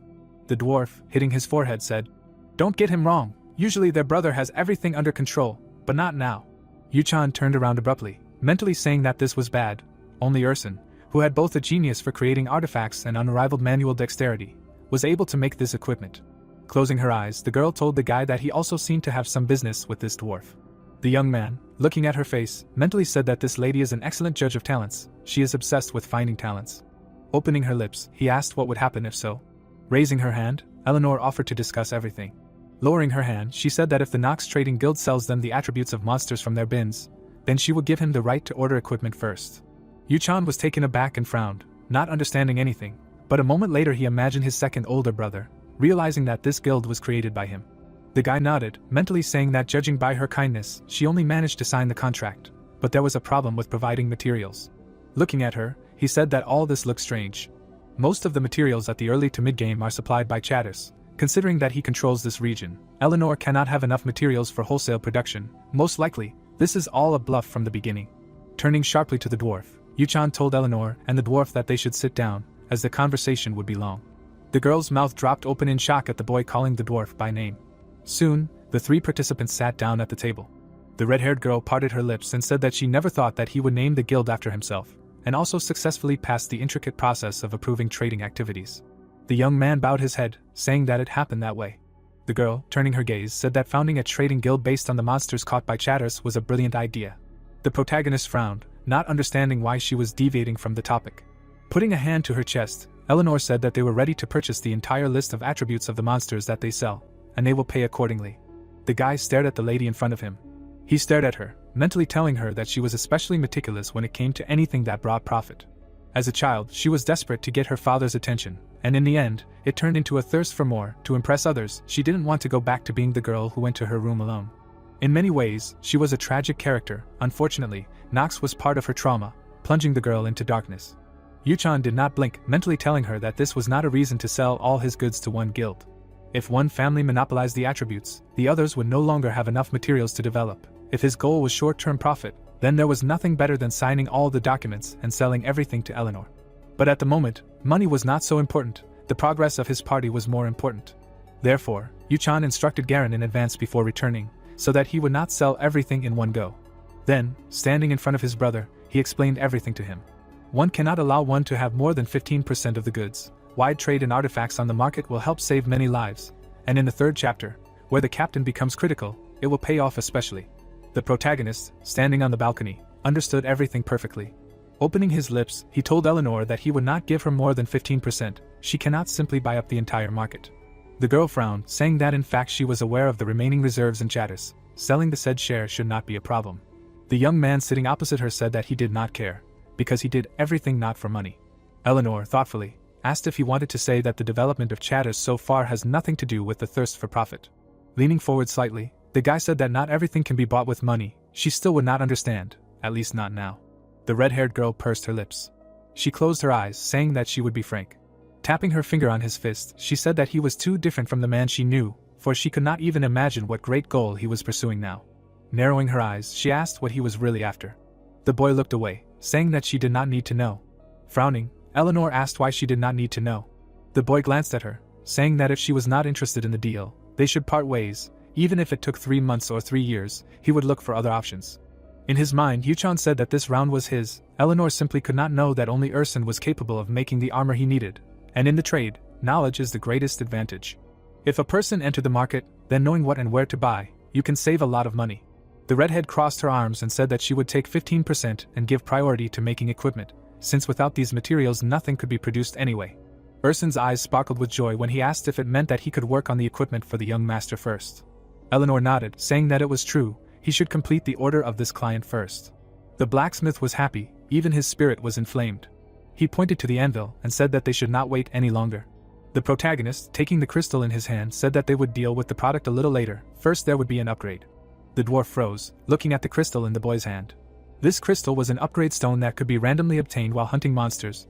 Due to the unstable drop rate, reckless upgrades were a waste of material. Urson, clenching his fists, asked Jitri if she could dissuade her master, and would he survive at all if he made a mistake? The girl smiled, saying not to worry, because the gentleman probably has a plan for all occasions. Eleanor grinned, unable to imagine the guy as a gentleman. The protagonist began to take out equipment, realizing that the time had come to create and improve equipment items. Smiling, the guy said that he should start by improving this one. The dwarf, taking the cloak in his hand, said that 1 improvement stone is enough for this. The protagonist, after thinking, said to put 100 stones into it. Urson frowned and cried out in shock. Eleanor, frowning, asked why he would spend such a crazy amount on some form. Even for him and the newly formed guild, such a quantity of materials is too much. The protagonist, looking at the stone in his hand, said that he was paying in full in advance. Taking the hammer in his hand, Urson said that since the gentleman wanted it, then they would begin. The dwarf struck with a shout. When the enhancement process started, the stone glowed brightly, surprising everyone. Urson swung his hammer for another enhancement. His hammer fell on the uniform. Within a second, the uniform had been enhanced 3 times. Taking the suit in his hand, the dwarf laughed, saying that all enhancements were successful. The protagonist, standing in front of him, said that now there were 97 enhancements left. Taking out the enhancement stones, he told the dwarf that they had a lot of work, so they had to hurry. The hammer in Urson's hands was shaking. The man was sweating heavily. The stone glowed again, the enhancement process started, and the system reported the successful completion of the enhancement. The dwarf, picking up the uniform, laughed, saying that it was a masterpiece. Extending his thumb, he told Yuchan that he did not even remember the last time he was so lucky with an enhancement, that he was really lucky. The young man mentally said that it seemed so because he was not aware of how the in-game system worked. With Urson's genius talent and his 10 luck stats, enhancements up to 7 times have an almost 100% chance of success. After that, the chance decreases by 5% with each level. At the last stage, when the 25th enhancement is carried out, the chance of success is 1%, then a lot depends on the hammer strike. The protagonist took the uniform in his hand, mentally saying that this uniform pumped up to the maximum is worth it, considering how much he wears it. Putting it in his pouch, the guy said that in addition there is an increase in physical and magical damage by almost 30%. The young man clenched his fist. Now he can screw a skill there. Urson, stroking his beard, said that he had already forgotten the feeling of delight. Smiling, Yuchan said that improving some form of the academy should not stop him. It will not make a blacksmith famous. The dwarf frowned. Looking at the sphere in his hand, he asked what kind of expensive thing it was. The youth smiled. Eleanor should definitely recognize it. In his hand was the great sage's sphere, which he took out from her storage. The dwarf swung his hammer to strike. He raised the object when he was able to improve it 10 times. The man closed his eyes, saying that he felt incredible. Jitri, closing his eyes, said that fortune was indeed on his side, but he should not try his luck in a gambling house and lose all his money. The youth, closing his eyes, said that it sounded very tempting. The maid immediately approached, saying that it was beginner's luck, and gambling was a direct path to ruin. The dwarf, raising his hand with a hammer, asked if he had any treasures, because he felt that today he could improve all the artifacts of this world. Eleanor, parting her lips, said that one could go crazy. She frowned, asked how he could improve such expensive things without hesitation, why he was so calm, despite the risk of complete destruction of equipment in case of unsuccessful improvement. The protagonist grinned. This discouraged look warmed his soul. Turning to the dwarf, the guy said that he disposed of his things as he wanted. Still smiling, he said that he wanted to discuss the artifacts with Urson alone. The girl frowned, clearly offended. The young man glanced at the girl and mentally said that he could not call her an ally yet. Because of their tense relationship, she had no place in his squad, just like Talia and the others. The young man narrowed his eyes. He was not going to make the girl an enemy. The thing is that the Revelin Trading Company is the only one that does not belong to any of the factions, and only takes the side of the winner. Someday he will have to prove his usefulness to lure them to his side. The lady, looking away, said that she was taking her leave, because she herself was not interested in participating in a conversation, the details of which she was not going to be involved in. Jitri, approaching her, asked permission to see her off. She, closing her eyes, said that she did not need to try to butter her up. Adjusting her hair, Eleanor said that she could see through any impure intentions. The protagonist, watching the girl leave, mentally said that it was not surprising. Most likely, Jitri's feigned behavior would only increase her wariness. Thoughtfully, the guy said that the nickname of a money fox suited her after all. Looking away, he told the dwarf that it was time for them to return to their artifacts. The man, smiling broadly, said that he would create a real masterpiece from the materials. Summoning his sword, Yuchan said that he would like to ask for one favor. Even Yuchan, a veteran of the game, had never seen the sword of the first head of the family, Stormcloak. Holding out the sword, he said that this sword was passed down to him by his father. It absorbs the mana of the owner, and then releases it with a double return. Raising the sword, he said that he would like to know as much as possible about it. The dwarf took the sword in his hands. His eyes widened. Looking at the young man in front of him, he asked if he had heard anything about the White Dragon. Hearing a negative answer, he began to tell. A long time ago the White Dragon was still called the ruler of the skies, but now it disappeared without a trace and no one has seen it again. The protagonist stared at Urson. Even after playing the game many times, this was the first time he heard about the White Dragon. Examining the sword in his hand, the blacksmith said that this sword seemed to be forged from its scales. Moreover, judging by the marks, it was forged by one of the distant ancestors of his family. The guy raised his eyebrows, mentally saying that this sword turned out to be much more valuable than he thought. Only a dwarf could handle such material. Frowning and thinking, Urson said that upon closer inspection, the state of the sword is terrible. To damage such a noble weapon, something more than a local conflict is required, perhaps a battle with dragons, and not two, but a whole crowd. The protagonist did not move for a while, looking at the sword. Taking him in his arms, he thanked Urson for the information. Opening his eyes, he mentally said that he must thoroughly understand everything while there is such a chance. Why Theo entrusted him with this sword, who is the first head of the family, and what kind of white dragon. And there is also that angel with lavender eyes that Gremory mentioned. The events take us to the hall of the academy. The instructor, having gathered the students, asked if everyone was here. Bernan, crossing his arms over his chest, introduced himself, saying that he was their favorite fencing instructor. From today he would teach them the basics of the Imperial Sword Archive. Yuchan stood opposite the instructor. The Imperial style was fencing that required dexterity, a sense of rhythm and precision. Each swing was calculated. Pointing at the students, the man said that it was better to see once than hear 100 times. Now he would select a couple of students for them to practice. Then he called two guys with sour faces. The protagonist was slightly puzzled. Paracelsus, on the other hand, was open-mouthed. Then, taking a closer look at Talia, Bernan said that she would also demonstrate everything, because among all the scum, at least she looked passable. 3 students stood in front of the professor. He frowned, although he himself called these guys, but they really were formidable. Paracelsus, scratching the back of his head, was a genius swordsman, an icon among the commoners. Talia was the youngest daughter of the Stylane house, whose talent was overshadowed by the glory of her older sister, but the red-haired one still possessed outstanding abilities. The man narrowed his eyes. The last opponent was the heir of one of the 3 great families of darkness, a real genius and the best of the best in the academy, this silver-haired youth. Baring his teeth, he shouted, telling the students to watch carefully so as not to miss a single move. He began to warm up his fist, telling them to attack him all at once. Paracelsus took out his sword along with Talia. Bernan rushed forward. The protagonist blocked his attack. The guy, holding back the professor's onslaught, mentally said that he found it hard to believe that the sword that cuts through the air with such a sound was wooden, although compared to Theo, this was nonsense. Yuchan jumped back. He slid along the floor, saying that he hadn't warmed up for a long time. Releasing mana from his body, he said that he couldn't parry this attack. To be continued.